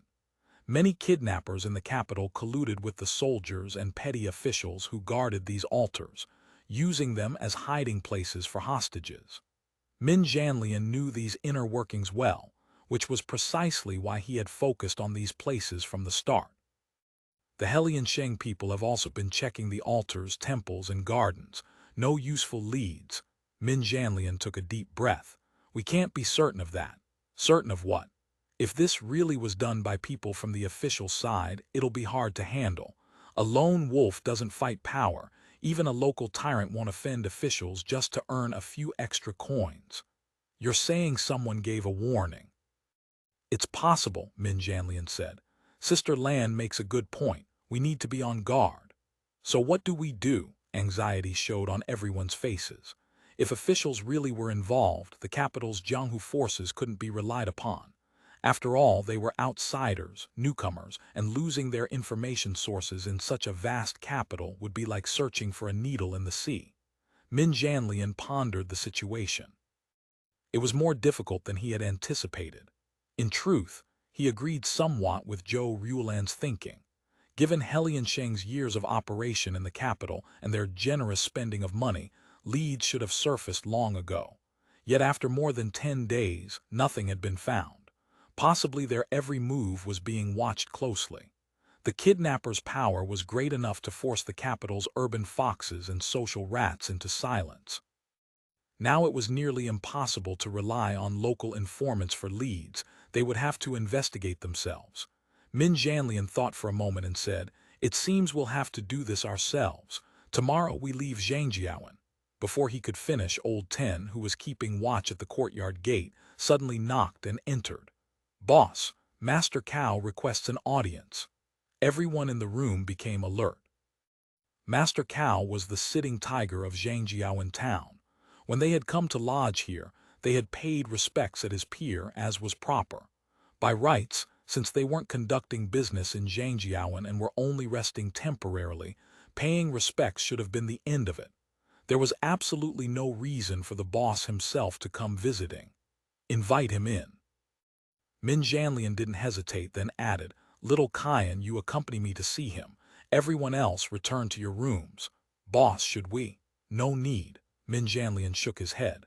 "We're on his turf. If he really wanted to deal with us, wouldn't it just take a word from him? Why would he personally come and take the risk?" As Min Jianlian had expected, Master Cao brought only 2 servants in blue, traveling light. Master Cao's name was Cao Sheng. He had originally been a grain transport banner soldier on the Tangzhou section of the Grand Canal. Life was hard for Ming military households. Life for canal banner soldiers was even harder. Though only middle-aged, he looked as old as a man in his 50s or 60s. Yet beneath his brocade robe, despite his aged face, was a body of solid muscle. His sudden visit was phrased with great politeness, but cutting through all the pleasantries, it boiled down to a single question. "What are you doing in Zhangjiawan?" By rights, Min Jianlian had already explained his purpose when paying respects at the pier. They were going to the capital on business, and Zhangjiawan was merely a temporary stop where they wouldn't interfere with local affairs. Having made that statement, Master Cao should have been satisfied. Jianghu people lied and deceived all the time, but few dared lie to a local boss's face. Min Jianlian naturally repeated himself. Cao Sheng nodded slightly and said, "Normally I wouldn't pry, but I find myself quite interested in this business. Might you enlighten me?" For Jianghu people, this was remarkably rude. Extraordinary events must have extraordinary causes. Min Jianlian decided to draw him out and asked in return, "Master Cao, what wind is blowing outside that makes you ask such questions?" This question was both probing and expressing displeasure. Cao Sheng understood immediately and hastened to say, "It's not that I don't know the rules, I simply have no choice." Cao Sheng looked apologetic. Ordinarily he wouldn't be so polite, but the other party's appearance and bearing weren't those of common highway robbers. They were likely people who dealt in big matters. There was no need to offend such desperate men. "Oh, which big boss from which road and what great event has the wind blowing all the way to Zhangjiawan? He, in this capital, apart from them, who else has such power?" Cao Sheng smiled bitterly. "Who doesn't have to give them face?" Though unnamed, the meaning was obvious. Min Jianlian's heart jolted. He quickly put on a surprised expression. "I see, I spoke out of turn." End of chapter. Chapter 27:15. The Capital, Part 71. "I'm glad you understand," Cao Sheng said. Having reached this point in the conversation and exchanged proper courtesies, Min Jianlian produced the cover story they had prepared. He explained that his people had been entrusted by a fallen political figure to gather critical information on a certain powerful court official in the capital. "Frankly speaking, I've already said too much. I must ask that you keep this confidential." Cao Sheng's expression soured. Any matter involving court bigwigs could easily bring trouble upon oneself. "I naturally won't speak of your affairs," he said, "but the weather in the capital has been strange of late. Who knows what ill winds might blow? You'd best be careful." Min Jianlian noted that this echoed what Third Master Qin in the outer city had told him. It seemed undercurrents were indeed roiling beneath the capital's surface. He wanted to draw more information from the man, but Cao Sheng was unwilling to say more. He rose and took his leave. Watching Cao Sheng depart, Min Jianlian said in a low voice, "Little Five. Boss, take some men and tail Cao Sheng. See who he meets." Since Cao Sheng had made a special trip to warn him, he was obviously acting on someone's behalf. He would certainly relay their response to his superior at the first opportunity. That person might very well be connected to Leng Ningyun's kidnapping. Little Five had no name or surname. He was an orphan. He had been a pickpocket since childhood. At 12, he apprenticed to a master and became a flying thief, earning a minor reputation in the Jianghu. He was extremely cautious. Most of the time he avoided showing his face, and no one knew his real name. The Jianghu knew him only as Little Five. When the Australians came to Lingao and transformed it into a prosperous place, Little Five had also arrived to make his fortune. He hadn't expected to be caught on his very first job in Lingao, falling into the hands of the national police. After many twists and turns, he was transferred from Police Section 10 to the Special Operations Team, where his talents for tailing and surveillance were put to use. He had two direct subordinates. One was an elderly man who looked ancient, and the other was a middle-aged woman who resembled a village wife. Little Five nodded silently. He rarely showed his face and seldom spoke in crowded situations. In short, unless you paid special attention, you could hardly notice his presence. Little Cayenne, tomorrow go to the outer city again and sound out Third Master Chin. 2 days later, Little Five returned with news. First thing that morning, Cao Sheng had dispatched a trusted subordinate, one who handled important matters for him, to Tangzhou. Little Five left the old man to monitor Cao Sheng, while he and the woman separately tailed the subordinate to Tangzhou. They watched him settle in at a tea-house called the Haoyuan. The Haoyuan was also a tea-house frequented by Jianghu people. The man didn't wait long before someone who looked like a local ruffian arrived. The two spoke secretly at a table for quite some time. After they parted, Little Five kept his eyes on the ruffian while the old woman followed Cao Sheng's subordinate back to see if he contacted anyone else along the way.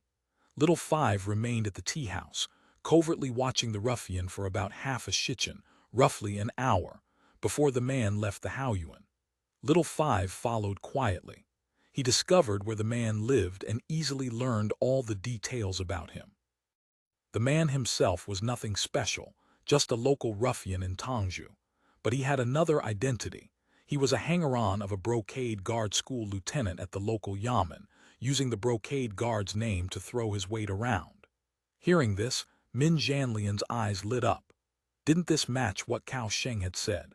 Little Five also sensed that this discovery held major value, so he stayed in Tangzhou to continue his surveillance. The next day, he returned to the Haoyuan to drink tea.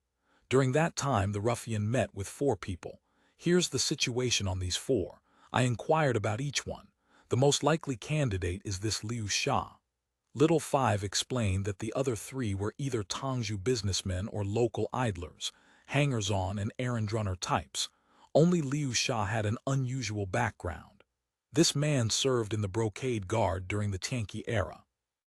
After Wei Zhangxian's downfall, he lost his position, but later, somehow, he connected with some powerful family doing their dirty work. His status is special. He frequently travels between the capital, Tangzhou, and Tianjin and is well acquainted with all sorts of people.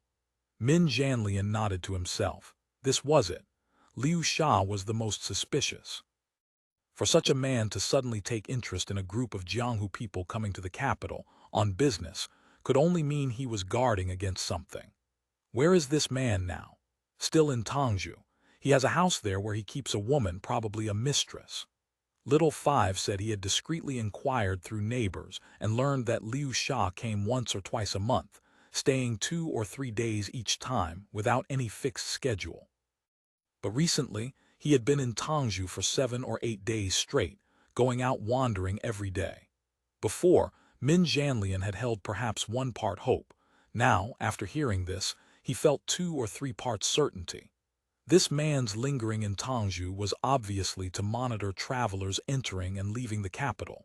The timing matched when manager Leng was kidnapped. Once Leng Ningyun was abducted, Lingao would certainly send people to the capital as soon as possible to take charge. Those people could only come through the Tianjin-Tangzhou capital corridor. He didn't know how much money Liu Sha had spent on the Dragon Head Masters at the various wharves along the route, but the effect was obvious. The moment they arrived at Zhangjiawen, Cao Sheng had come specially to feel them out. However, Cao Sheng's probing showed that their disguise had been quite successful. Otherwise, Cao Sheng wouldn't have specifically advised them not to enter the capital. No matter how shrewd Liu Sha might be, he couldn't easily question the judgment of an old Jianghu hand like Cao Sheng. Little 5. Assign one of your people to watch Liu Sha constantly. Don't alert him. After Little 5 departed, Little Cayenne, returning from the outer city, also brought important news. On his second trip to find Third Master Qin, Little Cayenne arrived at the tea house but didn't see him. Asking the waiter, he learned that Third Master Qin's brother-in-law, Liu Xiaobian, had died, and they were holding the funeral. When I heard, I went to his house, kowtowed, and contributed 2 taels of silver as condolence money. He appreciated the gesture and asked what I was planning to do in the capital, whether I needed his help. Little Cayenne had a ready excuse. He said he'd come to the capital to pull a big job in the South City and planned to flee through that area, so he wanted Third Master Qin's assistance when the time came. Third Master Qin readily agreed. During their conversation, they spoke of Liu Xiaobian's death. Third Master Qin had nothing to hide. He told the whole story of how Liu Xiaobian had inexplicably gone to Hadian and been murdered by the roadside. He really died there. Hearing this, Min Zhanlian's pupils shrank. You're certain? Exactly. What date was the body discovered? The 23rd of the 12th month. Excellent. At this exclamation, everyone present showed joy. This was vital information. The intelligence from Helian Sheng had clearly stated that Lady Sanyang's silver cart convoy was attacked the day before. Without a doubt, Liu Xiaobian had been one of the bandits. According to Little Cayenne's inquiries, Liu Xiaobian was a loafer and a ruffian. Such men lacked both the courage and the armed strength to be highway robbers, especially against a convoy protected by escort masters. He could only have been involved for one reason. He was acting on someone's behalf. Since Manager Leng's kidnapping, this was the first lead directly connected to the kidnappers. So Liu Xiaobian's backer must be the mastermind behind the kidnapping, Zhou Ruolan said thoughtfully. A pity he's dead. No rush, Min Zhanlian replied. He's dead, but the people around him are all still alive. We'll question them one by one. Worst case, we kidnap Third Master Qin and interrogate him. He certainly knows how many friends his brother-in-law had and what their backgrounds are. The tense atmosphere in the room lightened somewhat. Little Cayenne said, speaking of people around him, I also learned another piece of news related to the case. What? Liu Xiaobian had been working in Nanyuan these past few months. Liu Xiaobian was normally idle, spending his days gambling and whoring. His home was bare. So Third Master Qin's wife had pressured her husband to find her brother a job. Though Third Master Qin was the Dragon Head Master of the outer city, a man whose stomp made the ground shake in the South City, finding a cushy, well-paying position was still somewhat difficult. In the end, he had to use several intermediaries and grease the palms of palace eunuchs to secure a position in Nanyuan, managing the castrated men who had come to the capital seeking palace service but hadn't yet been formally admitted.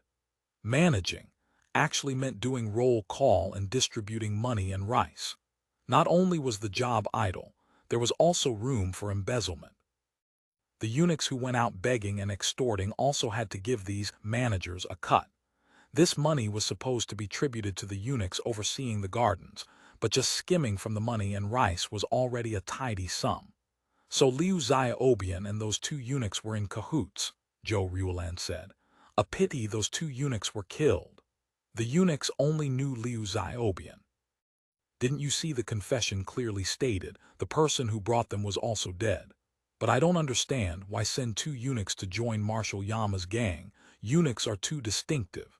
Not necessarily, unless you pull down the pants of every corpse and every captive to check. This drew laughter from everyone. Min Jianlian smiled as well. Let's not overthink it. The enemy might not have thought that far. Besides, who would have expected old Feng from Heliansheng to pull that trick?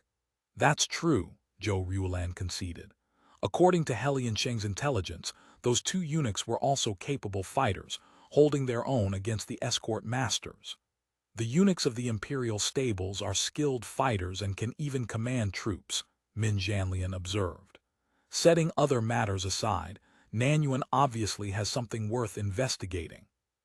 Tomorrow we'll set out for the capital. With a lead in hand, everyone felt reassured. They were about to return to their rooms to prepare when Min Jianlian called Little Cayenne and Little Five back. Tomorrow, you'll split off from us halfway and enter the outer city on your own. Understood. Once in the South City, focus your efforts on Third Master Qin and the people around him. Find out all of Liu Xiaobian's connections, especially who he was close to in Nanyuan and who he associated with frequently. Got it. Little Five, you go to Tongzhou, keep eyes on Liu Sha, dig into his background, find out which deity he really is. End of chapter. Chapter 27:16. The Capital, Part 72. After arriving in the capital, Little Cayenne spent some money and quickly uncovered everything there was to know about Liu Xiaobian. Liu Xiaobian worked at Nanyuan on a 5-day rotation, 5 days on duty, then 5 days off. The day his body was discovered fell outside his duty period. He was a bachelor with no relatives besides his sister and brother-in-law to look after him. Since he often stayed away from home for 10 days at a stretch, his neighbors thought nothing of his absence. Thanks to his brother-in-law's influence, Liu Xiaobian enjoyed an easy life in the outer city. People from all walks of life had to give him face. This led to wild, reckless behavior that earned him a poor reputation among both ordinary citizens and Jianghu folk alike. Naturally, he had no real friends, only a few fair-weather drinking companions who gathered around when he had money and vanished when he didn't. If he had any family beyond his sister and brother-in-law, it was only a half-door prostitute by the riverside in the outer city, a woman with the stage name, Jialixiang. 9 miles of fragrance, his old sweetheart. Little Cayenne posed as a pleasure seeker and sought her out. He claimed to be a friend of Liu Xiaobian, sent before his death to deliver 2 taels of silver to his sweetheart. Jialixiang was skeptical. Liu Xiaobian had practically no friends and plenty of debts. How could such a loyal companion suddenly appear? But with silver on offer, she wasn't about to quibble. Little Cayenne ordered wine and food, and they chatted over drinks. After a few cups, Jialixiang told him everything she knew about Liu Xiaobian. Most of it was meaningless, but from her, Little Cayenne gleaned several crucial details. First, Liu Xiaobian had been working at Nanyuan for half a year. During the first 2 months, he frequently expressed a desire to quit and would often sneak away from his post.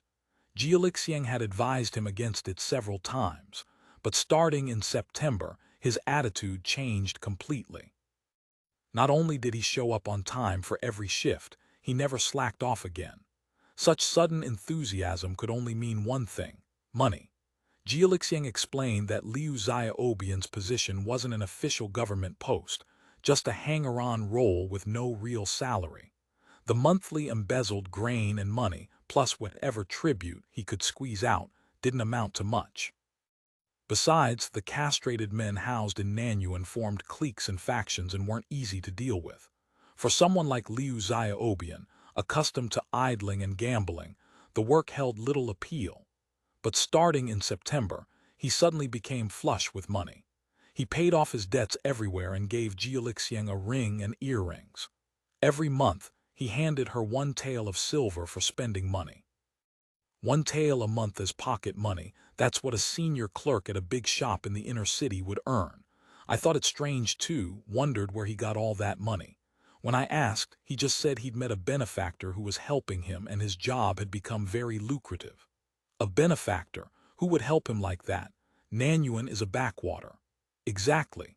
Several managing eunuchs from Nanyuan also visit our place. They're eunuchs, but they still put on airs, claiming they wear the imperially bestowed flying fish robes. I don't care if it's flying fish or salted fish. When it comes to money, they're stingy as can be, Jiulixian complained. So I told him I didn't believe it. That dead ghost swore it wasn't the managing eunuchs of Nanyuan. When I pressed him, he wouldn't say more, only that it was some eunuch. This was a crucial lead. If the benefactor helping Liu Xiaobian was a eunuch, he must be connected to the Leng Ningyun kidnapping case. The one who directed Liu Xiaobian to join Marshal Yama in the robbery was most likely this same person. The eunuchs working at Nanyuan are all black eunuchs from the palace, those who fell out of favor and were banished to that desolate garden. How could any of them be called a benefactor? Whether he's in favor or not, he never said, and I don't know. But the money was real enough. Ever since he met this benefactor, he always had several taels of silver on him, eating, drinking, and carousing everywhere. Who knows which dog hole he crawled into? Jiulixiang's words carried resentment, implying that Liu Xiaobian probably had other women on the side. That wasn't little Kaian's concern. What mattered most was the identity of Liu Xiaobian's benefactor. He recalled that Third Master Qin had arranged the Nanyuan job for Liu Xiaobian through a palace eunuch, so he asked whether Liu Xiaobian had ever mentioned who that person was. Jiulixiang said she'd never heard him speak of it, only knew it was some powerful eunuch in the palace. What's his surname? He never said, but Third Master Qin is close to a eunuch surnamed Cao. They often interact. It was probably through his connections. By this point, Jiulixiang was tipsy to the point of collapse. Her bleary eyes seemed to drip water as she cooed. With such a lovely evening, why talk about such boring things? Come. Little Kaian spent the night at Jiulixiang's. The next day, he quietly left a tael of silver and slipped away. He met up with Min Zhanlian and reported the intelligence he had gathered. I think we should make Nanyuan our priority target for investigation. The garden is enormous but sparsely populated. It's entirely possible someone could be hidden there. Though Nanyuan lay outside the city, it sat right beside the capital. As a royal garden, its status was exalted, and ordinary people weren't permitted inside. Yet it had been neglected for so long that management had grown lax. With a guide familiar with the grounds, one could come and go freely. Even without a guide, there were many places where the walls had crumbled. Inside, the grounds stretched vast, dotted with lakes and marshes, thick with vegetation, and remained in a near-primitive state. Both Min Zhanlian and Helian Sheng recognized this as an ideal place to hide a hostage, but its very size was also the problem. The altars, temples, and gardens in the capital all covered large areas, and Nanyuan's territory was second to none. Its perimeter wall stretched 120 li, many times larger than the capital itself. Without a clear lead, searching for someone inside would be like hunting for a needle in the ocean. You know as well as I do that Nanyuan is boundless. We have so few people. Even with Helian Sheng's men added, it would take at least a month to sweep through the place. Min Zhanlian frowned. Nanyuan is one thread. Go investigate it. Also see what else you can squeeze out of Third Master Qin, especially this eunuch Cao who arranged Liu Xiaobian's position. See if you can dig into his background. Little Five arrived in Tangzhou and began investigating Liu Sha's origins. But this man's background proved quite mysterious. Although he traveled frequently between the capital Tangzhou and Tianjin, no one knew whose master he actually served. His lips were sealed tight. He never breathed a word about his employer. He spent money generously, acted decisively, and maintained good relationships with both officialdom and the Jianghu. Though he held no territory and conducted no business, he was nonetheless a big shot on the scene. Little Five and his two subordinates worked for 2 or 3 days but came up empty. Seeing the difficulty of the situation, Little Five feared that continued inquiries would alert Liu Sha. He ordered his subordinates to stop asking questions and simply keep watch on the residence of Liu Sha's woman, monitoring his movements at all times. After 2 or 3 days, Little Five noticed something unusual. Liu Sha's activities in Tangzhou weren't actually mysterious at all. Every day, he visited 4 or 5 tea houses to meet and chat with different people. Though Little Five couldn't hear exactly what they discussed, the people Liu Sha met were mostly local ruffians from Tangzhou. Occasionally, there were also men from Tianjin. This frequent meeting with various contacts to some extent confirmed Ming Jianlian's guess. If this was the case, Manager Ling might not even be in the capital, perhaps hidden in Tangzhou, Tianjin, or even Zhangjiawen, Little Five thought. After all, misdirection was nothing new to these people. This would explain why Helian Sheng had expended so much manpower and resources in the capital yet found nothing. But this alone wasn't enough to confirm that Liu Sha belonged to the kidnapping gang, because other illicit trades required similar arrangements. Were this an ordinary person, Little Five could use his flying thief skills to infiltrate the mistress's house and search for clues. This residence served as Liu Sha's base of operations in the Tangzhou area. There must be something important stored within. But Liu Sha came from an imperial guard background and had spent years in the Jianghu. Any infiltration would surely leave traces and arouse suspicion. Besides, this wasn't about stealing gold, silver, or any specific item. Searching for clues in the dark of night would prove inconvenient. Just as the investigation in Tangzhou reached an impasse, startling news arrived from the outer city. Second Master Qin was dead. This Second Master Qin was the clan brother of Third Master Qin, the sitting tiger of the outer city. Unlike his younger brother, the elder ran a legitimate business, traveling between Zhangjiakou and Tangzhou each year to trade frontier goods. Not a great merchant, but a prosperous household. Doing business beyond the frontier meant dealing with Mongols, local officials, and garrison soldiers. Since the court had gone to war with the eastern barbarians, frontier trade had become effectively illegal. Long-distance trading carried great risks on the road. So Second Master Qin was no ordinary merchant. He not only maintained a group of fighters, but also possessed martial skills himself. He was quite a figure in the region north of the capital. Such a prominent man had inexplicably died in the moat north of the capital. When he was fished out, they found he had been strangled. Most horrifying of all, his tongue had been cut out while he was still alive. Such treatment served as a very clear warning. The news immediately caught Li Rufeng's attention.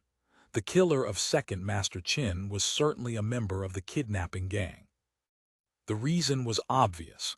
The man had specifically come forward to report that he'd encountered Lang Ningyun on the road to Hadian on the outskirts of the capital. The kidnappers were likely using this murder to intimidate all relevant witnesses. But Second Master Qin's report had been nearly 10 days ago. If the kidnappers wanted to kill as a warning, why wait until now? Li Rufeng found this quite puzzling. Second Master Qin's report about Manager Ling's whereabouts hadn't been secret. The man himself had made no attempt to hide it. Could it be that Second Master Qin had discovered some other secret, and that discovery had brought about his death? Strangest of all was Third Master Qin's behavior. This sitting tiger of the outer city wept bitterly at the memorial hall, swearing to catch the killer and avenge his brother. But after returning home, he did nothing at all. He didn't even go to the tea house anymore, staying home every day and claiming he was too grief-stricken and had fallen ill. Little Cayenne, you need to focus more on Third Master Qin now, Ming Jianlian said. He's definitely hiding something. End of chapter. Chapter 27:17. The Capital, Part 73. An Australian oil lamp cast bright light across the main hall. Li Rufeng stood in the heart of Helian Sheng, his gaze sharp and restless. Before him lay a stack of the latest intelligence gathered from various sources. On top rested the reports from Ming Jianlian's squad. Besides Ming Jianlian's unit, 2 additional squads had arrived and been deployed, one toward Zhangjiakou in the north, the other toward Shanxi in the west. Each squad operated independently. Their intelligence was compiled by hand and sent to Helian Sheng, where Li Rufeng reviewed and filtered it. Copies were also dispatched to the Foreign Intelligence Bureau back in Lingao. News arrived daily, but so far, The only truly valuable intelligence had come from Min Jianlian's squad, a series of suspicious findings concerning Nanyuan. Combined with the recent sudden death of Second Master Qin, their judgment now tilted heavily toward one conclusion. Leng Ningyun was most likely being held somewhere in Nanyuan. But Nanyuan was simply too vast. Rushing in to conduct a search would not only fail to locate the hostage but might also alert the enemy. The night had grown deep, yet Li Rufeng felt no hint of sleepiness. Restless energy coursed through his body with nowhere to go. An escort master came to announce, "Huang Qi is here." Li Rufeng's brow relaxed. "Show him in." Since assigning Huang Qi to investigate eunuch Yang's affairs, he hadn't received a single word from the man. But Huang Qi had built his reputation in the Eastern Depot on meticulousness and reliability. He wasn't the type to come running back with every stray rumor. His arrival now surely meant he had something definite. Moments later, the escort master led in a middle-aged man. He had an imposing bearing and carried himself with proper decorum. His every gesture radiated an official air. At a glance, he looked exactly like one of the countless clerks who ate official rice in the capital's various yamens. Though Huang Qi cut an impressive figure, he was in truth a man without moral compass who cared only about who paid him. However, the Donglin party's restoration had taught him a hard lesson: never pick the wrong side. When the 9,000 years had been at the height of his power, who could have imagined that the new emperor would take his life with a single decree? Huang Qi himself had been forced to hide in Guangdong for several years afterward. Now that he was willing to work for Heliansheng, it was naturally because he considered the Australian ship a worthy vessel. Huang Qi cupped his fists. "Greetings, Master Li." Li Rufeng immediately returned the courtesy. "Fifth Master Huang is too kind. Greetings." Huang Qi wasted no words. His eyes swept the room and Li Rufeng understood his meaning at once. "No one usually comes in here. Our own people from the escort bureau guard the surroundings like an iron bucket. Please sit and speak freely." He immediately ordered someone to bring a bowl of milk tea. Mongolian milk tea was available in the capital during the late Ming, though not as common as it would become in the later Qing dynasty. It warmed the stomach and could fill and energize, mostly favored by escort masters, soldiers, petty officials, those who worked through the night. Huang Qi drank the milk tea. Once the serving attendant had withdrawn, he spoke in a low voice.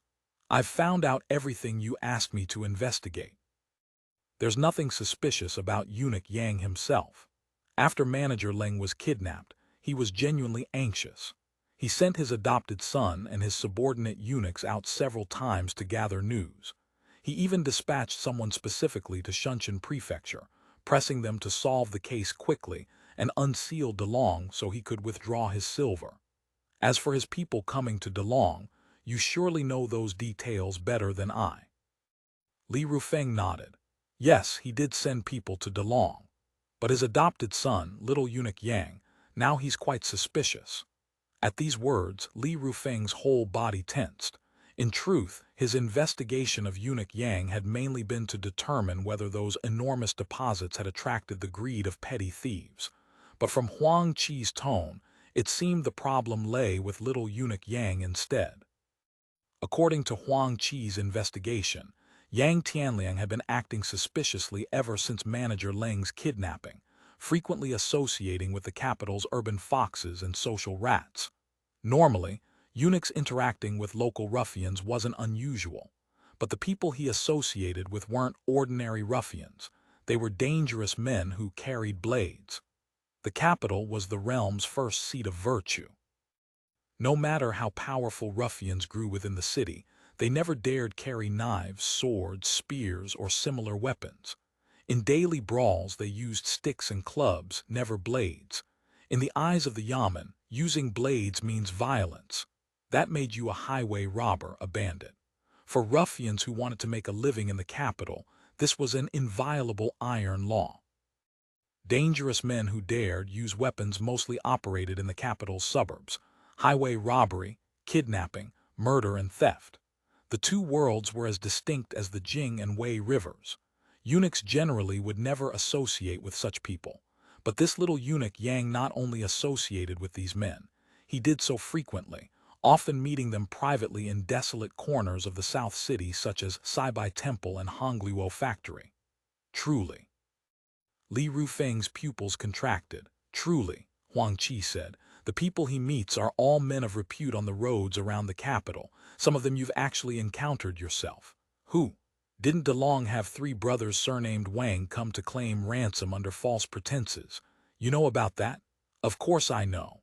Huang Qi spoke leisurely. Those 3 blockheads were tricked into coming by a certain big shot with a name. Otherwise, how could they possibly have known the details so clearly?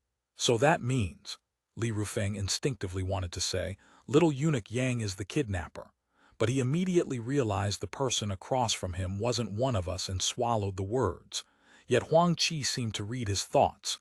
He continued, little eunuch Yang may not be the kidnapper himself, but he must be deeply connected to this matter. Li Rufeng nodded. Does eunuch Yang know about this? Naturally not. If he knew, he'd be so furious he'd hang himself. Huang Qi said. Eunuch Yang has grown old these past few years. His mind isn't as sharp as before. He relies on this adopted son for everything. Deceiving him would be easy. This is no small matter, Li Rufeng said. If it truly was his doing, not only would he be in trouble if things went wrong, his adoptive father would also be implicated. This Yang Tianliang has long harbored resentment toward eunuch Yang, Huang Qi said. When the current emperor ascended the throne, eunuch Yang pulled strings and worked connections, spending tens of thousands of taels to secure the position of steward of the bell and drum office. Though it's one of the 24 offices, it's a backwater with limited income. The palace is run by eunuchs from Prince Xin's household now. Eunuch Yang himself isn't doing well, so little eunuch Yang naturally can't be said to be thriving either. I see. Li Rufeng thought this now made sense. Little eunuch Yang's future in the palace was limited. Though called little, he was actually in his mid-30s. Following his master, he had scraped together some money, but compared to his desires, it was merely a drop in the bucket. 100,000 taels of silver was no small sum. It was only natural that he'd be tempted. Of course, this also explained why the kidnappers were so familiar with DeLong and Lang Ningyun's situation, because DeLong's biggest and most familiar customer was none other than eunuch Yang. Indeed, you can guard day and night, but you can't guard against a thief in the family, Li Rufeng thought. He asked, is there any other news? Any leads on Manager Leng's whereabouts? No leads, of course. The matter is sealed tight in the capital. But little eunuch Yang often meets people in the South City, in that general area. Even if not within the city proper, it would be the southern suburbs. The outer city had been built recently and had few residents or merchants, leaving much empty land. So besides the altars and temples, various Ministry of Works facilities and material yards dotted the area. The glazed tile factory, the red gauze factory, the wood yard, the reed yard. All were located here. Some were managed by officials from the Ministry of Works, others by palace eunuchs.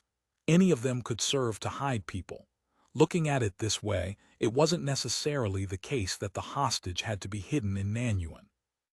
Among the various contacts, Huang Qi mentioned little eunuch Yang meeting in the outer city. Third Master Qin figured prominently.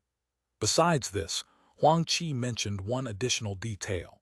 Little eunuch Yang had frequently traveled to and from Tianjin before Lang Ningyun was kidnapped. The problem was that eunuch Yang had no property or business in Tianjin. He would never have sent his adopted son there on errands. So the trips to Tianjin could only have been Yang Tianliang's own affairs. From a timeline perspective, his journeys to Tianjin were likely connected to the kidnapping case. After all, Ming Jianlian's people had already uncovered related leads in Tianjin. What was he doing in Tianjin? Who was he meeting? Any leads? That I don't know, but I did purchase one piece of information and it cost a considerable sum. Li Rufeng smiled.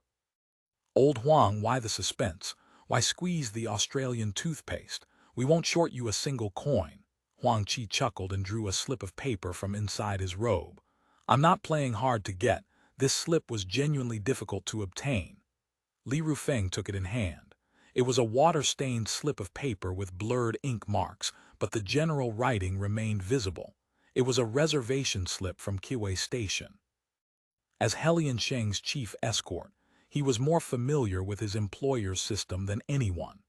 This was a bearer ticket reservation slip for a first-class cabin on a Kiwei shipping passenger vessel.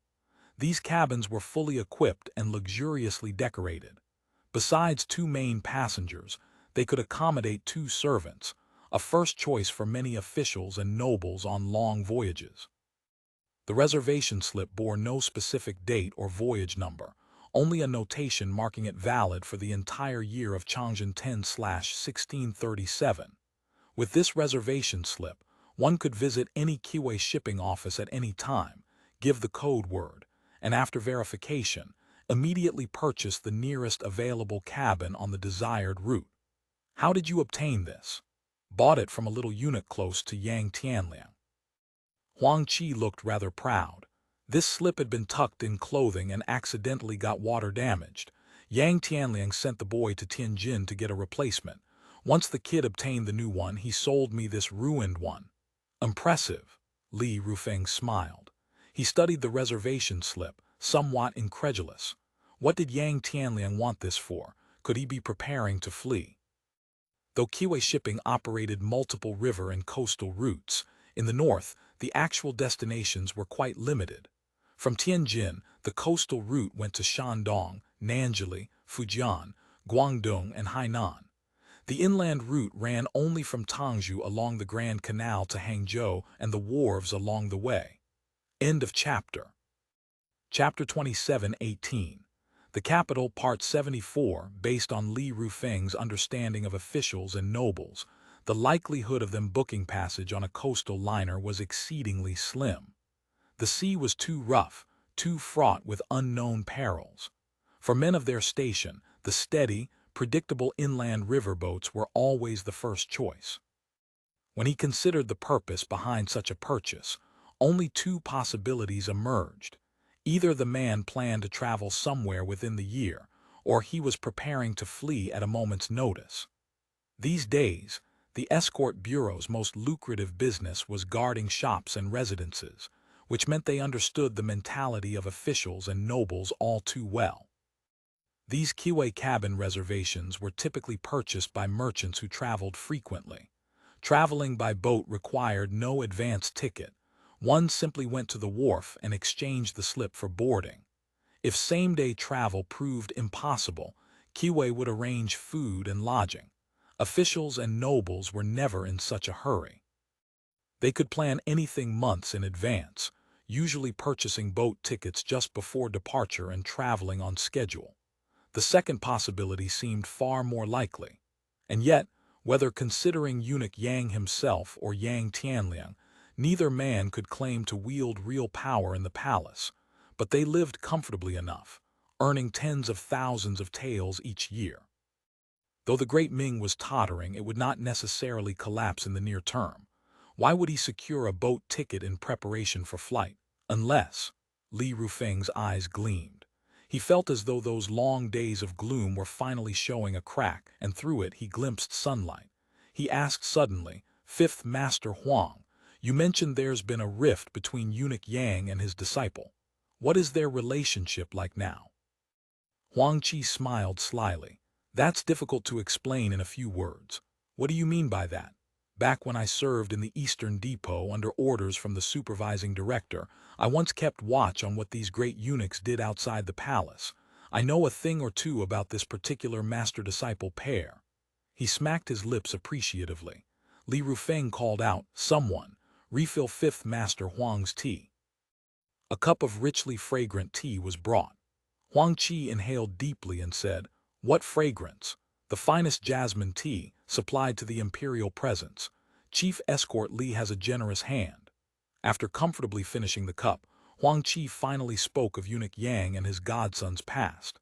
Eunuch Yang himself had been a disciple of a powerful eunuch from the Wanli reign, and so during those years he had done very well in the palace. Yang Tianliang entered palace service in late Wanli and benefited somewhat from his godfather's standing. However, After the 9,000 years rose to power, eunuch Yang's position grew precarious. Only through desperate flattery and heavy bribes did he manage to hold on to his position at all, though he remained utterly unsuccessful within the palace, relegated to idle, unimportant posts. Yang Tianliang naturally suffered from his master's troubles and could make nothing of himself either. He was still young then and didn't dare show resentment in front of his master. Besides, he understood that once he acknowledged eunuch Yang as his godfather, their fates were bound together in life and death.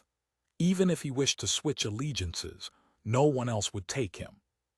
So father and son remained united, enduring hardships in the palace, hoping for a turnaround. Eunuch Yang had fawned over and attached himself to the eunuch faction by every means possible, hoping to join their ranks. But his own master had clashed with the 9,000 years in the past, so despite spending considerable silver, he could only maintain his safety. Watching his godfather's savings dwindle, Yang Tianliang began to disagree with this approach. He told eunuch Yang that rather than spending silver this way without seeing any results, they might as well temporarily leave the palace and lie low. Whatever happened to the court later, at least with silver in hand, they could always establish themselves. That advice made sense.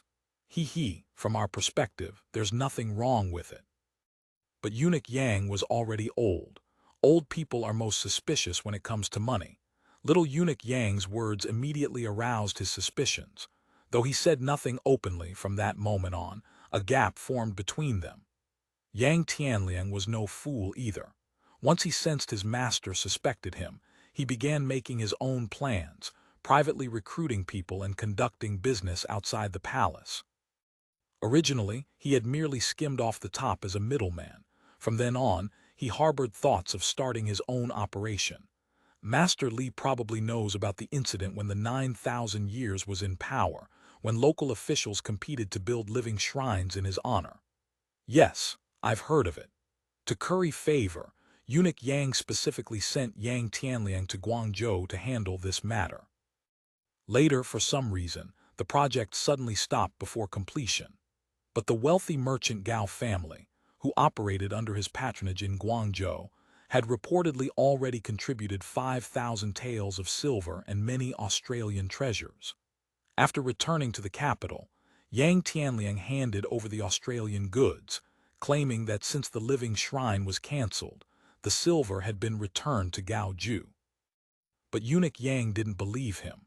That's easy enough to verify, just write to Gao Ju and ask. Whether he wrote that letter, whether the silver was truly returned, only they themselves know. But from that time on, the relationship between master and disciple grew even more distant. Now it's probably just surface harmony. Eunuch Yang relies on this disciple to care for him in old age. The disciple relies on his master's status to throw his weight around and make money. That's the only reason they haven't broken openly. So that's how it is. Fifth Master Huang, you are truly an expert. Li Rufeng gave a thumbs up. Without you, we wouldn't know a thing about the secrets of palace eunuchs. You flatter me. Fifth Master Huang laughed and spoke modestly.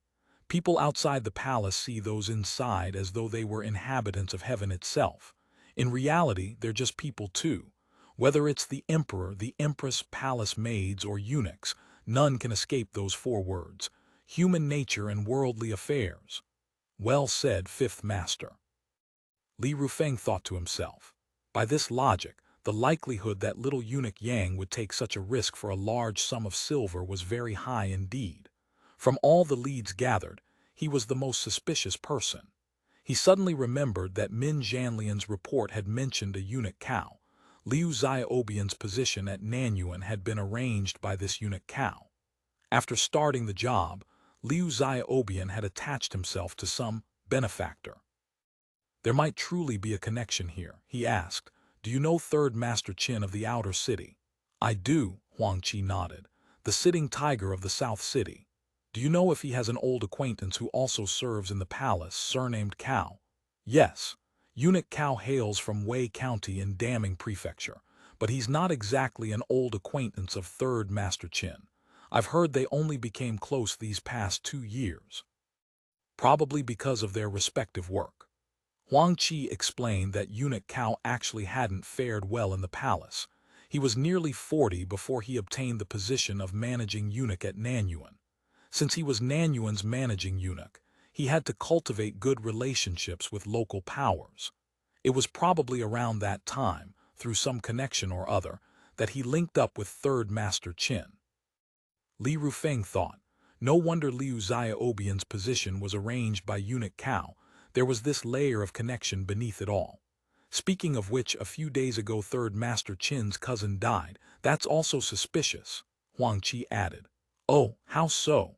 Li Rufeng had wanted to ask about this matter himself. Since Huang Qi brought it up on his own, he obviously knew something. Huang Qi smiled. If you weren't Master Li, I'd have to squeeze this Australian toothpaste a bit. But since it's you, I'll speak plainly. Master Li probably knows that Second Master Qin wasn't exactly clean himself. I know, he traded with Mongols beyond the Western Pass. No one in that line is clean. Master Li, you only know half of it. Second Master Qin had backers. Oh, whose doorstep did he belong to? He'd never say whose doorstep, but the person who works for that household is an old acquaintance of mine. When I served in the Eastern Depot, he was in the Brocade Guard. After the 9,000 years fell, he and I both abandoned our posts and fled. Li Rufeng's face remained calm, but in his heart the answer was ready to burst forth. He controlled himself and asked, "Who is this person?" His official name is Liu Sha. After fleeing the capital, he wandered destitute, making a living as a fortune-teller. I saw him in Guangzhou back then too. Later, he attached himself to some wealthy household, dressed splendidly. Huang Qi's words carried a hint of envy. He even started acting like a gentleman. Li Rufeng was ecstatic inside. He hadn't held great expectations for the information Huang Qi could provide. He never expected that not only would he uncover Yang Tianliang as the prime suspect, but he would also connect all the fragmented leads that Min Zhanlian and the others had gathered. Whether Yang Tianliang or Liu Sha, both had major connections to Leng Ningyun's case. If they had been completely in the dark just a few days ago, now they had clear targets. Fifth Master Huang is in his prime. Perhaps there's good fortune ahead for you yet. Li Rufeng smiled. Please don't hold back. Tell me what makes it suspicious. You've drawn so much out of me, you'll have to pay for it all later. Huang Qi laughed, then spoke seriously. Think about it, Master Li. This Second Master Qin had backing, and his cousin is the outer city's sitting tiger. What ordinary person would dare provoke such a figure? Yet now he's been killed, his tongue cut out and dumped in the moat like a lotus flower.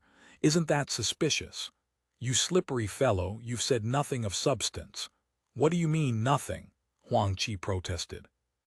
Since Second Master Qin isn't someone ordinary people would dare touch, the person who killed him must be a major power in the capital. Otherwise, why would Third Master Qin, the resounding tyrant of the outer city, wail a few times at his brother's memorial and then hide away like a turtle with its head retracted? Fifth Master, there's no shortage of major powers in the capital. What you've said amounts to saying nothing at all. Huang Qi stared at Li Rufeng for a moment, then suddenly laughed. Master Li, oh Master Li, you're a figure in the Jianghu. How did your mind suddenly get muddled? What does cutting out a tongue signify? Obviously, someone thought he talked too much. Talked too much about what? How would I know? Master Li, don't you think this is a case of cleaning house? Li Rufeng's eyelid twitched. What Huang Qi said did make sense. Cutting out the tongue and dumping the body in the moat was obviously meant as a warning to certain people. These people likely had connections to Second Master Qin, and Second Master Qin had said something he shouldn't have. But this explanation felt somewhat forced. Li Rufeng knew that men like Huang Qi enjoyed making shocking statements to inflate the value of their intelligence. So he deliberately asked, if that's the case, who is doing this house cleaning? Naturally, his patron. Huang Qi's eyes gleamed. Don't ask me why, I don't know either, it's just a feeling. End of chapter. Chapter 27:19. The Capital, Part 75. Li Rufeng allowed himself a smile. This Huang Qi was quite something indeed. What exactly had Second Master Qin said to bring about this house cleaning? Whether it connected to Leng Ningyun remained unclear. Still, Second Master Qin had undeniably come to share intelligence about Senator Leng traveling the official road northwest of the capital. Could that be why the other side had killed him? The mutilated tongue certainly suggested a warning to others: keep your mouth shut. Yet their search northwest of the capital had yielded precious little. The escort masters dispatched to investigate could only confirm that such a cart and group of travelers had passed through. Whether Senator Leng had actually been inside that cart, of that, there were no witnesses. Now Second Master Qin had been killed without warning, which seemed to validate the very information he had provided. Furthermore, his backer was Liu Sha, their prime suspect. Several threads of evidence intertwined, all seeming to point in a particular direction, though the picture remained dim. But even with this lead, their original difficulty persisted. The official road northwest of the capital led to far too many destinations. They had no way to investigate each one. Having a lead was practically the same as having none at all. At this juncture, Chen Kui arrived with useful news. Cao Sheng of Zhangjiawan and managing eunuch Cao of Nanyuan were indeed connected. They're both from Wei County in Daming Prefecture. In terms of kinship, they're uncles and nephews of the same clan. When Cao Sheng first came to the capital seeking his fortune, eunuch Cao helped him considerably. Later, after Cao Sheng established himself in Zhangjiawan, he remained deeply respectful toward the eunuch. The two have maintained a close relationship ever since. Upon hearing this, Li Rufeng immediately added this thread to the mind map on the wall. Now Liu Sha, Cao Sheng, eunuch Cao, Liu Xiaobian, Third Master Qin, Second Master Qin, Yang Tianliang. All these figures were linked. These connections, vague as they were, all seemed to point towards someone. Li Rufeng could now say with certainty, this group was engaged in conspiracy. But whether that conspiracy involved Leng Ningyun, he could not yet determine. The two sat facing each other in prolonged silence before Li Rufeng finally spoke. I think we shouldn't concern ourselves with Second Master Qin's situation. Since we know Liu Sha is the most suspicious, let's make him our breakthrough. Have Min Zhanlian's squad secretly kidnap him. If Min Zhanlian handled this, it wouldn't implicate Helian Sheng or De Long. Even if Liu Sha proved uninvolved, they could simply silence him and wash their hands of the matter. But once we move on Liu Sha, we'll alert the enemy. With Manager Leng's whereabouts still unknown, I fear we'll spook them. Li Rufeng sighed. And I'm worried. Worried that Liu Sha doesn't actually know where Senator Leng is being held. Exactly. Li Rufeng nodded. In an ordinary kidnapping case, seizing the key figure naturally leads to the hostage. But with their setup, people divided into multiple cells, grabbing just one might not reveal the actual location. Then let's proceed on two fronts. Liao Sanyang narrowed her eyes. First, have Min Zhanlian continue his covert investigation of Liu Sha and see if he can uncover more of their people. Second, we continue searching for Senator Leng's whereabouts at suspicious locations. She paused. I have a nagging feeling that Senator Leng is still in the capital and hasn't been moved far. You mean? Based on our current leads, Nanyuan is the most suspicious location, Lady Sanyang said. We must probe Nanyuan again. They hadn't ignored this place before, but the obstacles had proven formidable. First, the grounds were too vast to search easily. Second, their inquiries through intermediaries had yielded nothing useful. But combined with recently gathered intelligence, if someone was secretly manipulating the capital's urban foxes and social rats, then the information they'd collected might well be false. When she considered the suspicious details about Yang Tianliang and their intelligence, the Liu Xiaobian case, and the eunuchs who had been mixed into the bandit group, the likelihood of the hostage being hidden in Nanyuan increased significantly. Since they needed to investigate again, they couldn't follow the old approach. They would have to send people specifically for this purpose. Nanyuan covered an immense area. It had heihu, sea households, responsible for watching over the gardens, eunuch offices in charge of management, and guardhouses where soldiers were stationed. These buildings and structures lay scattered across 120 li of wilderness. Without a reliable guide, even a world-class hero would find himself helpless. During Li Rufeng's training in Lingao, a senator officer from the Reconnaissance General Bureau had specifically emphasized the importance of guides. Without them, assault and reconnaissance operations could not be executed effectively, but Helian Sheng had no reliable contacts inside. Li Rufeng and Lady Sanyang discussed the matter at length without finding a suitable candidate. "We'll have to borrow an outsider," Li Rufeng concluded. "You mean Third Master Qin? Since Third Master Qin is intimately familiar with the Nanyuan managing eunuch, isn't he a ready-made choice?" "I'm afraid this eunuch Cao is probably connected to the case as well," Liao Sanyang said, her voice heavy with concern. Li Rufeng's face twitched. "Perhaps we should simply go all in." "Absolutely not." Seeing the fierce light kindling in his eyes, Liao Sanyang quickly cautioned him.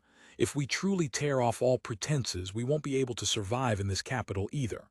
Li Rufeng paced the room several times, then stopped abruptly. "I've got it." "What?" "I've thought of someone." The person Li Rufeng had in mind belonged to one of the capital's most common types, monks and Taoists. The old saying went, "Officials sent out from the capital, monks and Taoists entering the capital."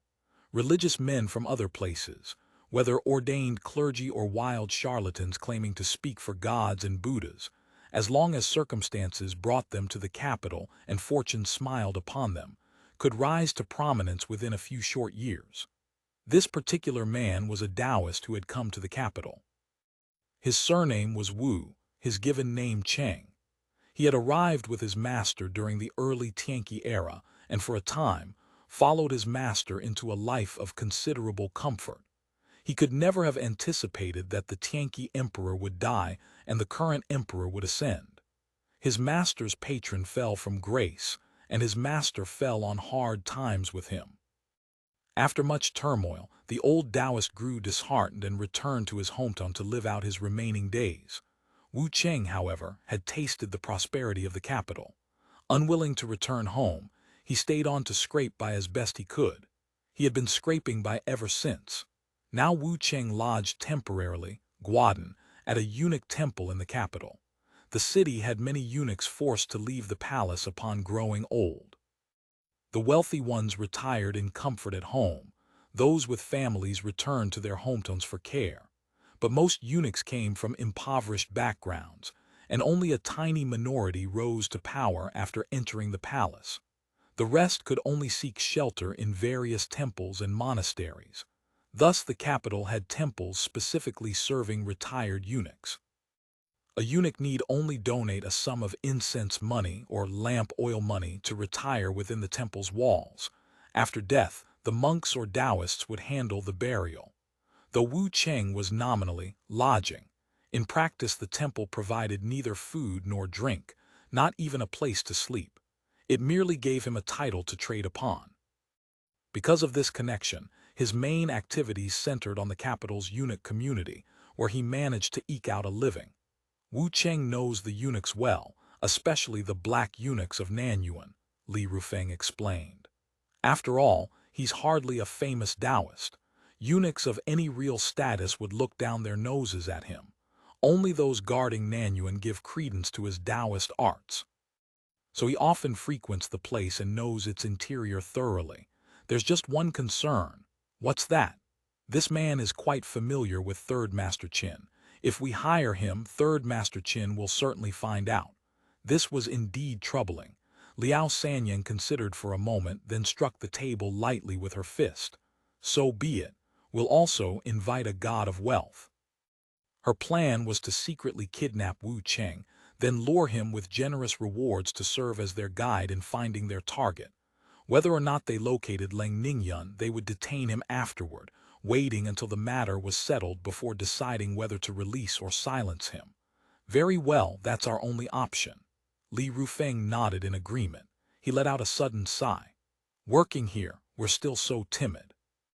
Everything we do must account for social connections and Jianghu honor. If we could truly act without restraint, what use would you have for us escort masters? Liao Sanyang sighed in return. It's precisely because the Jianghu exists that we hold any value. Li Rufeng started. I didn't expect such insight from Lady Sanyang. Look at you, Liao Sanyang smiled. Anyone can perceive the general trend of the world, so long as they don't cover their own eyes. The Jianghu can only exist in times of peace. In chaotic times, who gives a thought to Jianghu rules? These years, the world had grown increasingly turbulent, and the escort masters felt it most acutely. Even here in this first place of virtue, seemingly still enjoying a false veneer of peaceful prosperity, once they stepped beyond the city gates and walked the official roads, they could feel the rules upon which their founding masters had built their trade crumbling beneath their feet. Her words stirred something in Li Rufeng's heart. Fortunately, they all served the Australians. In this age when everyone walked on thin ice, they had a refuge in which to place their hopes. At least we work for the Australians, he said with a strained smile. When escort masters truly can't make a living anymore, at worst we'll relocate to Guangdong and work as security for factories or wealthy households. Liao Sanyang smiled, lips pressed together. It won't come to that. You and I can at least become cadres. It's just that the escort trade, she sighed softly, as though weighted with infinite melancholy. It probably won't exist anymore. The information Huang Qi provided was quickly relayed to each squad. Because everyone he had mentioned fell within Ming Jianlian's surveillance scope, his work suddenly took on critical importance. Fearing they were short-handed, Li Rufeng dispatched another group to Tangzhou and other locations to await orders. To improve their coordination, he conferred with Ming Jianlian, and they agreed that Ming Jianlian's entire squad would relocate to Tangzhou, leaving only 2 operatives in Zhangjiawan to relay messages. Li Rufeng's side would maintain close surveillance of the outer city and Nanyuan. After careful deliberation, Ming Jianlian concluded that the key to the matter lay with Liu Sha. This man was likely the frontline commander. Capturing him would be like seizing a critical position on a game board. But precisely because his role was so vital, making a move against him would shake the entire situation, especially with Leng Ningyun's whereabouts still unknown. Ming Jianlian's thinking had evolved since the beginning. He not only wanted to rescue Leng Ningyun, but also intended to use this opportunity to unmask the mastermind behind everything. Naturally, he couldn't share this reasoning with his subordinates, so he simply said it wasn't yet advisable to alert the enemy. He instructed Little Five to keep eyes on Liu Sha at all times. End of chapter. Chapter 27:20. The Capital, Part 76. Before long, they had assembled a clear picture of Liu Sha's activities in Tangzhou. He had established himself there as a fortune-teller and geomancer. By all accounts quite effective, he had earned a solid local reputation. His connections in Tangzhou ran wide, friends in official circles, in commerce, and in the Jianghu. Fortune-telling and geomancy. Have you tested him? I didn't dare show my face directly. Fortunately, his business is excellent. I was able to listen to his readings while mixed in with the crowd. Little Five's voice carried a note of surprise. He's no charlatan. The man genuinely knows the plum blossom numerology method.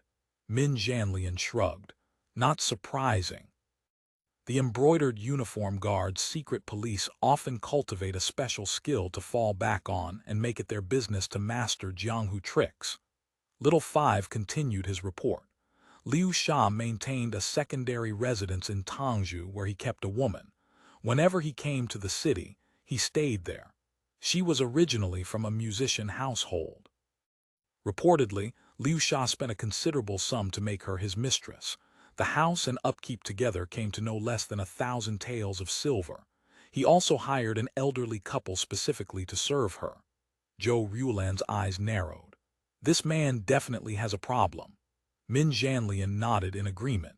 Even if fortune-telling and geomancy brought in good money, keeping a mistress might not be remarkable in itself.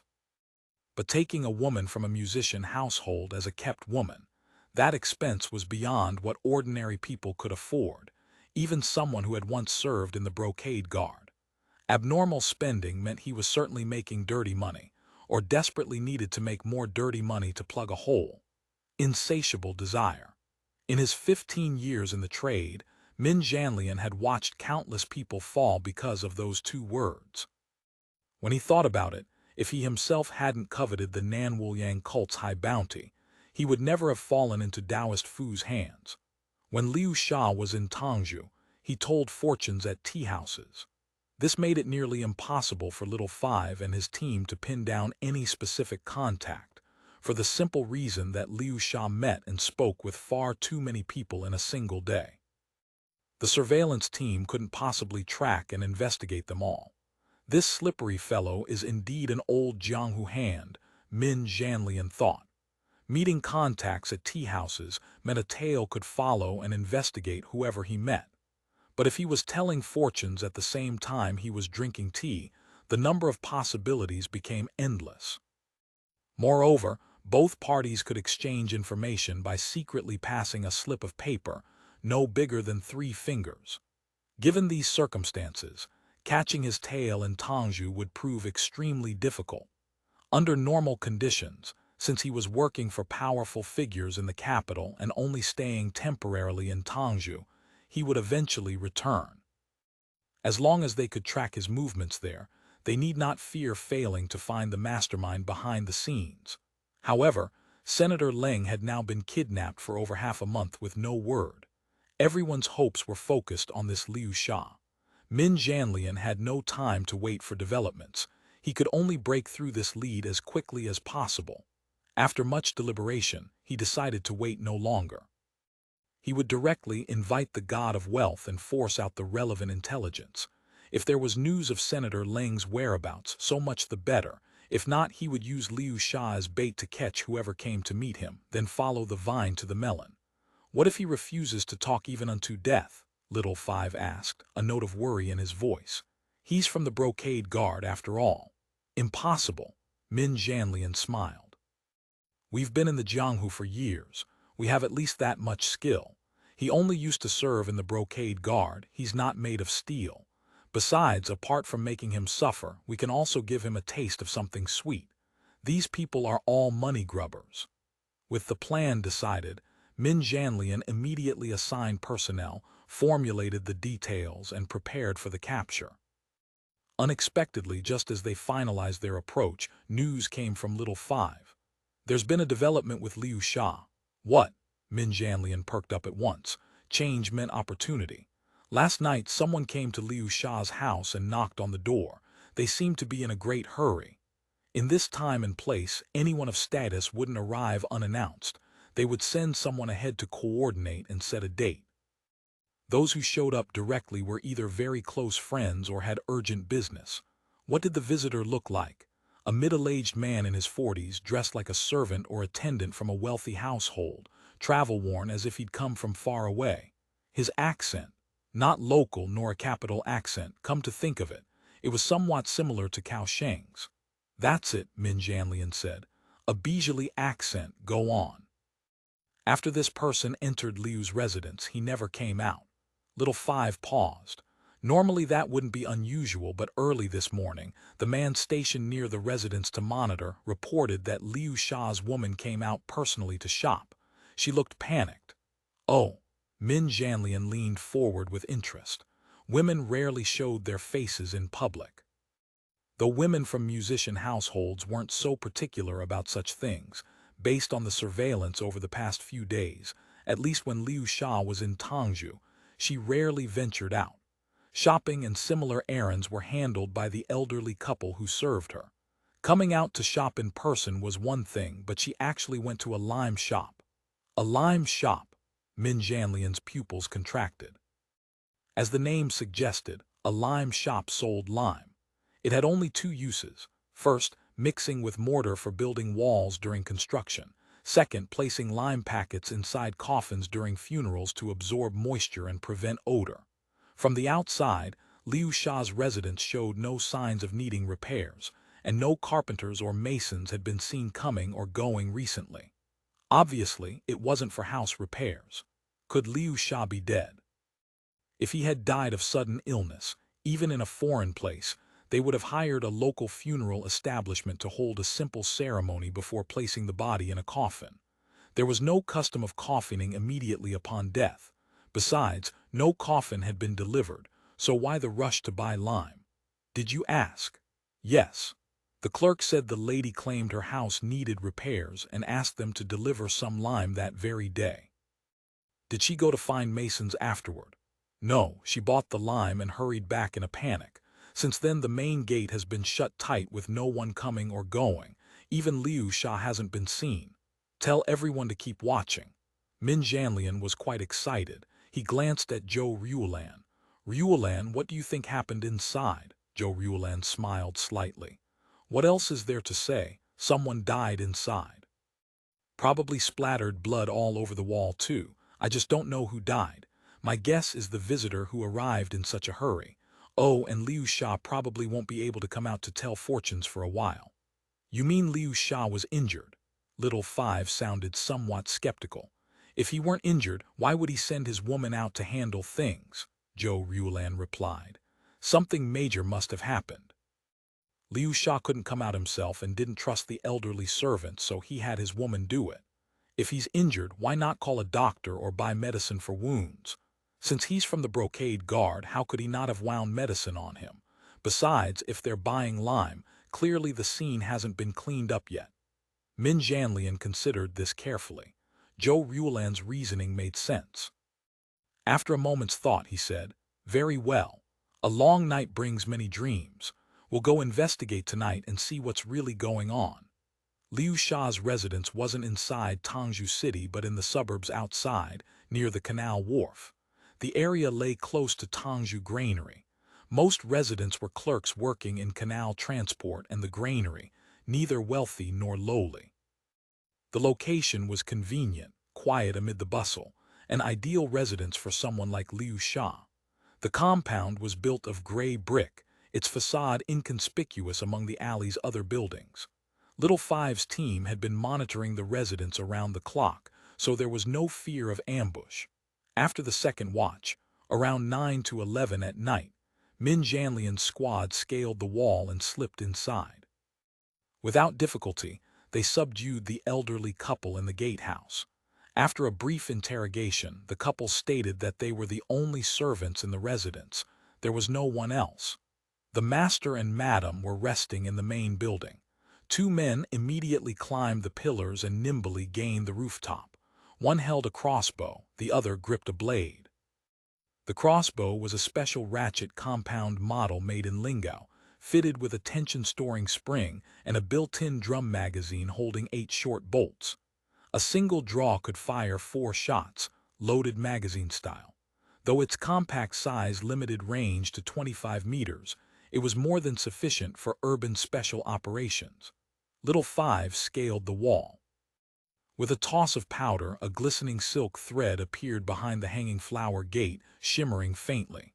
Though he couldn't see it, the other end of the thread undoubtedly held a copper bell. As soon as anyone opened the gate, the bell would sound. He crouched on the wall, silently observing the courtyard. His night vision was excellent.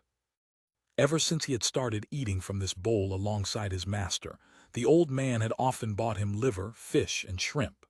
At night, his master frequently took him out to work, so over the years he had trained a pair of night eyes. By the dim light, he spotted a small path running along the courtyard wall. Though the sky was dark, the ground showed obvious variations in shade.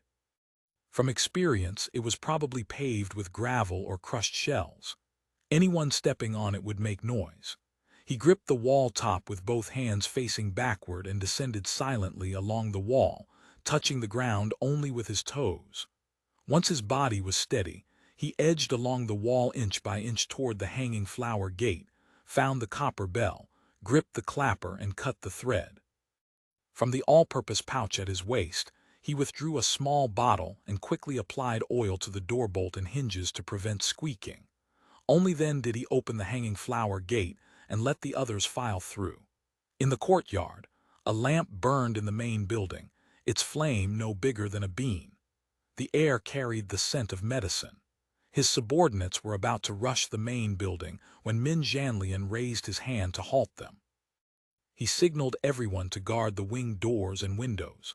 After a moment, he threw a stone toward the veranda of the main building. At this hour all was silent. The stone striking below the steps made a surprisingly loud sound. From inside came a woman's trembling voice. "Who's there?" At that moment, the 3 team members guarding the west wing door had already smashed through the door and windows, charging in like pouncing tigers. In moments, 2 bamboo whistle blasts sounded from the west wing. Got them.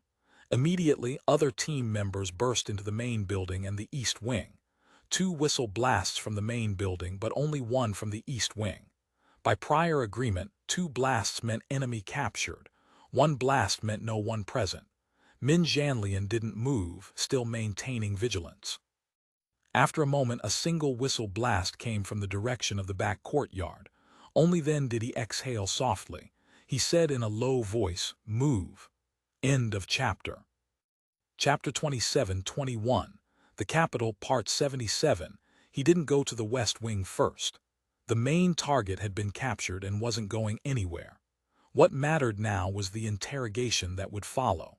An old Jianghu hand like Liu Sha, who had spent years in the brocade guard, wouldn't crack from a few words or a few blows.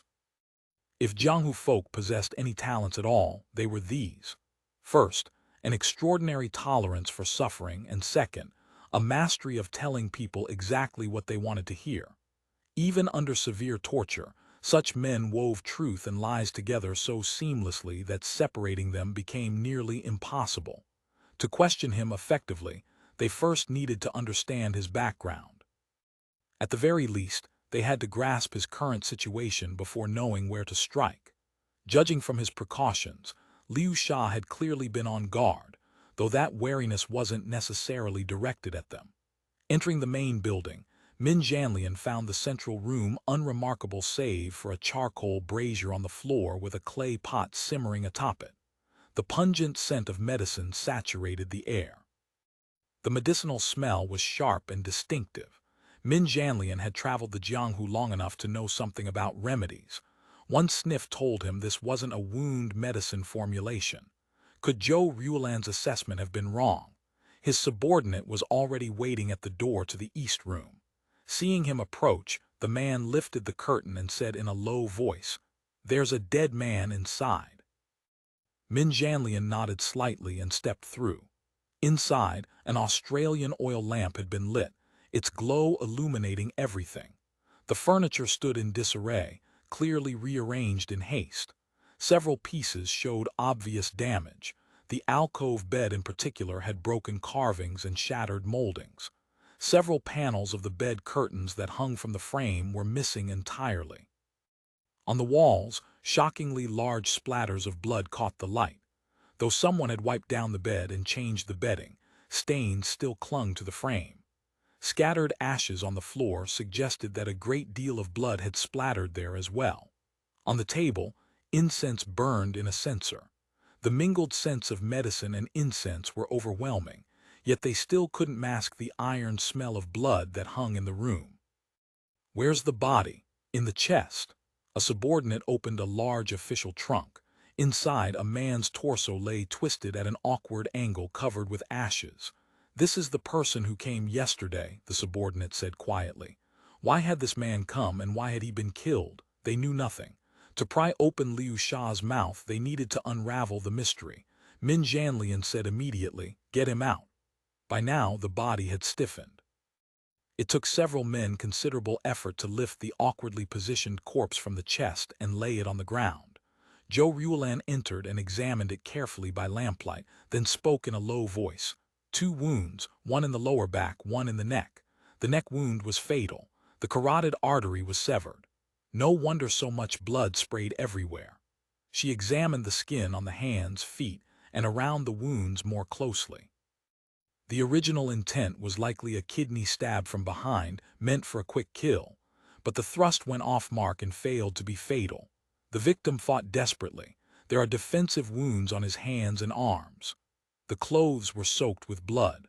From the dead man's attire and appearance, he was clearly a retainer or attendant from a wealthy household. A quick search of the body turned up nothing.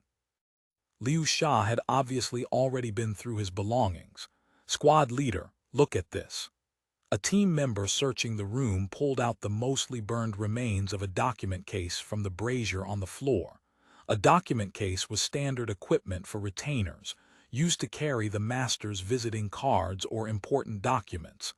Each household's case was distinctive. Liu Sha's urgency to destroy this one suggested he wanted to conceal the dead man's identity. "What can you tell from this?" He handed the charred remains to Little Five. Little Five turned it over several times. "Used by wealthy households in the capital, specifically families of high officials. The case is made from quality materials, but the design is deliberately understated." He extracted a few half-burned scraps of plum-red paper from inside. "This visiting card paper is refined as well. The pattern is clearly from the Songyun Pavilion Southern Paper Shop here in the capital. Only families of officials and nobility use their goods." He studied the fragments a while longer and sighed. Unfortunately, only scraps remain, not a single legible character. This person had walked in openly, which meant Liu Sha knew him. His visit obviously carried an important purpose. The two had discussed something secret in this room.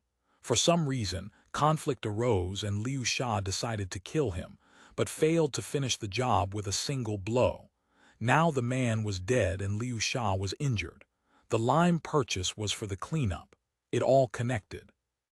They simply didn't know who this person was, but judging by his status, he was likely a liaison between Liu Sha and someone higher up. Unfortunately, his identity remained unknowable, or it would have been an important lead. However, Liu Sha was still alive. Entering the west wing, Min Jianlian saw a middle-aged man reclining on a couch. The blanket had been pulled aside, his upper body bare. Bandages wrapped his shoulder and chest with faint bloodstains seeping through. His complexion was pallid and his hands and feet were firmly bound. Beside the bed sat a seductive woman, hands tied and eyes blindfolded. On the table lay medicine bottles and boxes scattered in disarray. "The wound isn't serious," a subordinate reported. "Just muscle damage. He can't move his arm right now." Min Jianlian nodded and signaled for his subordinates to take the woman out. "Liu Sha?" he asked. "That's me," Liu Sha said, alarm flickering in his voice. Yesterday's affair wasn't yet settled, and today disaster had struck from nowhere. Several days ago, he had noticed what seemed like surveillance around him. For safety's sake, he had been preparing to return to the capital and lie low. He hadn't expected something this catastrophic. The other side had come prepared. Playing dumb wouldn't work. Min Jianlian sat down. Zhou Ruolan immediately slid a stool beneath him. The two moved with the fluidity of long practice. Liu Sha groaned inwardly. Looking at this young man's bearing, his origins were clearly significant. He was definitely not an ordinary Jianghu wanderer. "I don't know what guidance the hero has for this visit," Liu Sha said, forcing himself to steady his nerves. "If you're short of travel expenses, I've been in the Jianghu for years, reading winds and telling fortunes. I've made some money, take it all." Min Jianlian smiled. "How much silver do you have, tell me?" "Well," Liu Sha's mind raced. "I have over 400 taels of silver here, plus some jewelry worth about 100 taels. The hero can take it all." "Not enough." Min Jianlian shook his head. "Far too little." "Well," Liu Sha's face cycled between shades of pale. He still hadn't figured out the visitor's true purpose. If it was money, he had plenty, banknotes plus cash totaling over 10,000, but most of that was official funds, and it wasn't with him anyway. "I'm just a fortune teller. No matter how good business is, this is all the money I have. Please show mercy." "What about the corpse hidden in your trunk?" Min Jianlian's voice turned cold. "That body alone is worth several hundred taels, isn't it?" Liu Sha started again. He knew these visitors meant trouble. He said in a low voice, "Since the hero has already seen, let's speak plainly. We're all people who make our living in the Jianghu. No need to fight over a bit of money. Give me a way out and I'll see if I can take it. As long as it's not a dead end, consider us friends." "Good." "Straightforward," Min Jianlian smiled. "The silver I want isn't much, 100,000 taels." Everyone in the squad caught Liu Sha's momentary shock and the flash of terror in his eyes. "Got him, it's him. That, Liu Sha lowered his head in panic. Don't joke, hero. Who am I to have 100,000 taels of silver? You don't have it, but the god of wealth you invited does, Ming Dynasty said coldly. Liu Sha's expression became even more panicked. He managed to stammer, I haven't invited any god of wealth. Even worshipping gods and Buddhas wouldn't earn me 100,000. This is too absurd. Liu Sha stopped pretending. Ming Dynasty's voice hardened. Tell me, where is this manager Leng, the cold god of wealth? I don't know any manager Leng. Did I mention that the cold god of wealth was a manager? Ming Dynasty smiled. Liu Sha sweated profusely, his wound throbbing with pain. He managed to say, I wasn't the one who invited the god of wealth. I don't know where he is. I think you'd better know. Otherwise, don't blame me for not following Jianghu rules. Heh, boy, Liu Sha's tone shifted. I don't know who you are, but I've been in the Jianghu for years. I used to serve in the brocade guard. The suffering I've endured would fill more cups than water you've drunk. You think you can threaten me? Playing the hapless victim clearly wasn't working, so he changed his approach. I know you're an elder, Ming Dynasty said, unhurried. Not afraid of torture, probably not afraid of losing your life either, but shouldn't you think about this woman? His tone turned chilling. The women with me are most skilled at women's punishments. Rest assured, as long as you talk, they won't take her life. Liu Sha's heart churned. The person before him was obviously a Jianghu expert hired by the Kun from elsewhere. Judging by their methods, they had to be major bandits. Today, whether he talked or not, he was a dead man. He sneered, she's just a whore. You think you can use her to control me? Dream on. Do as you please with her, rape her, kill her. Little Five called out loudly. Did everyone outside hear that? From outside came a piercing scream, then a woman sobbing.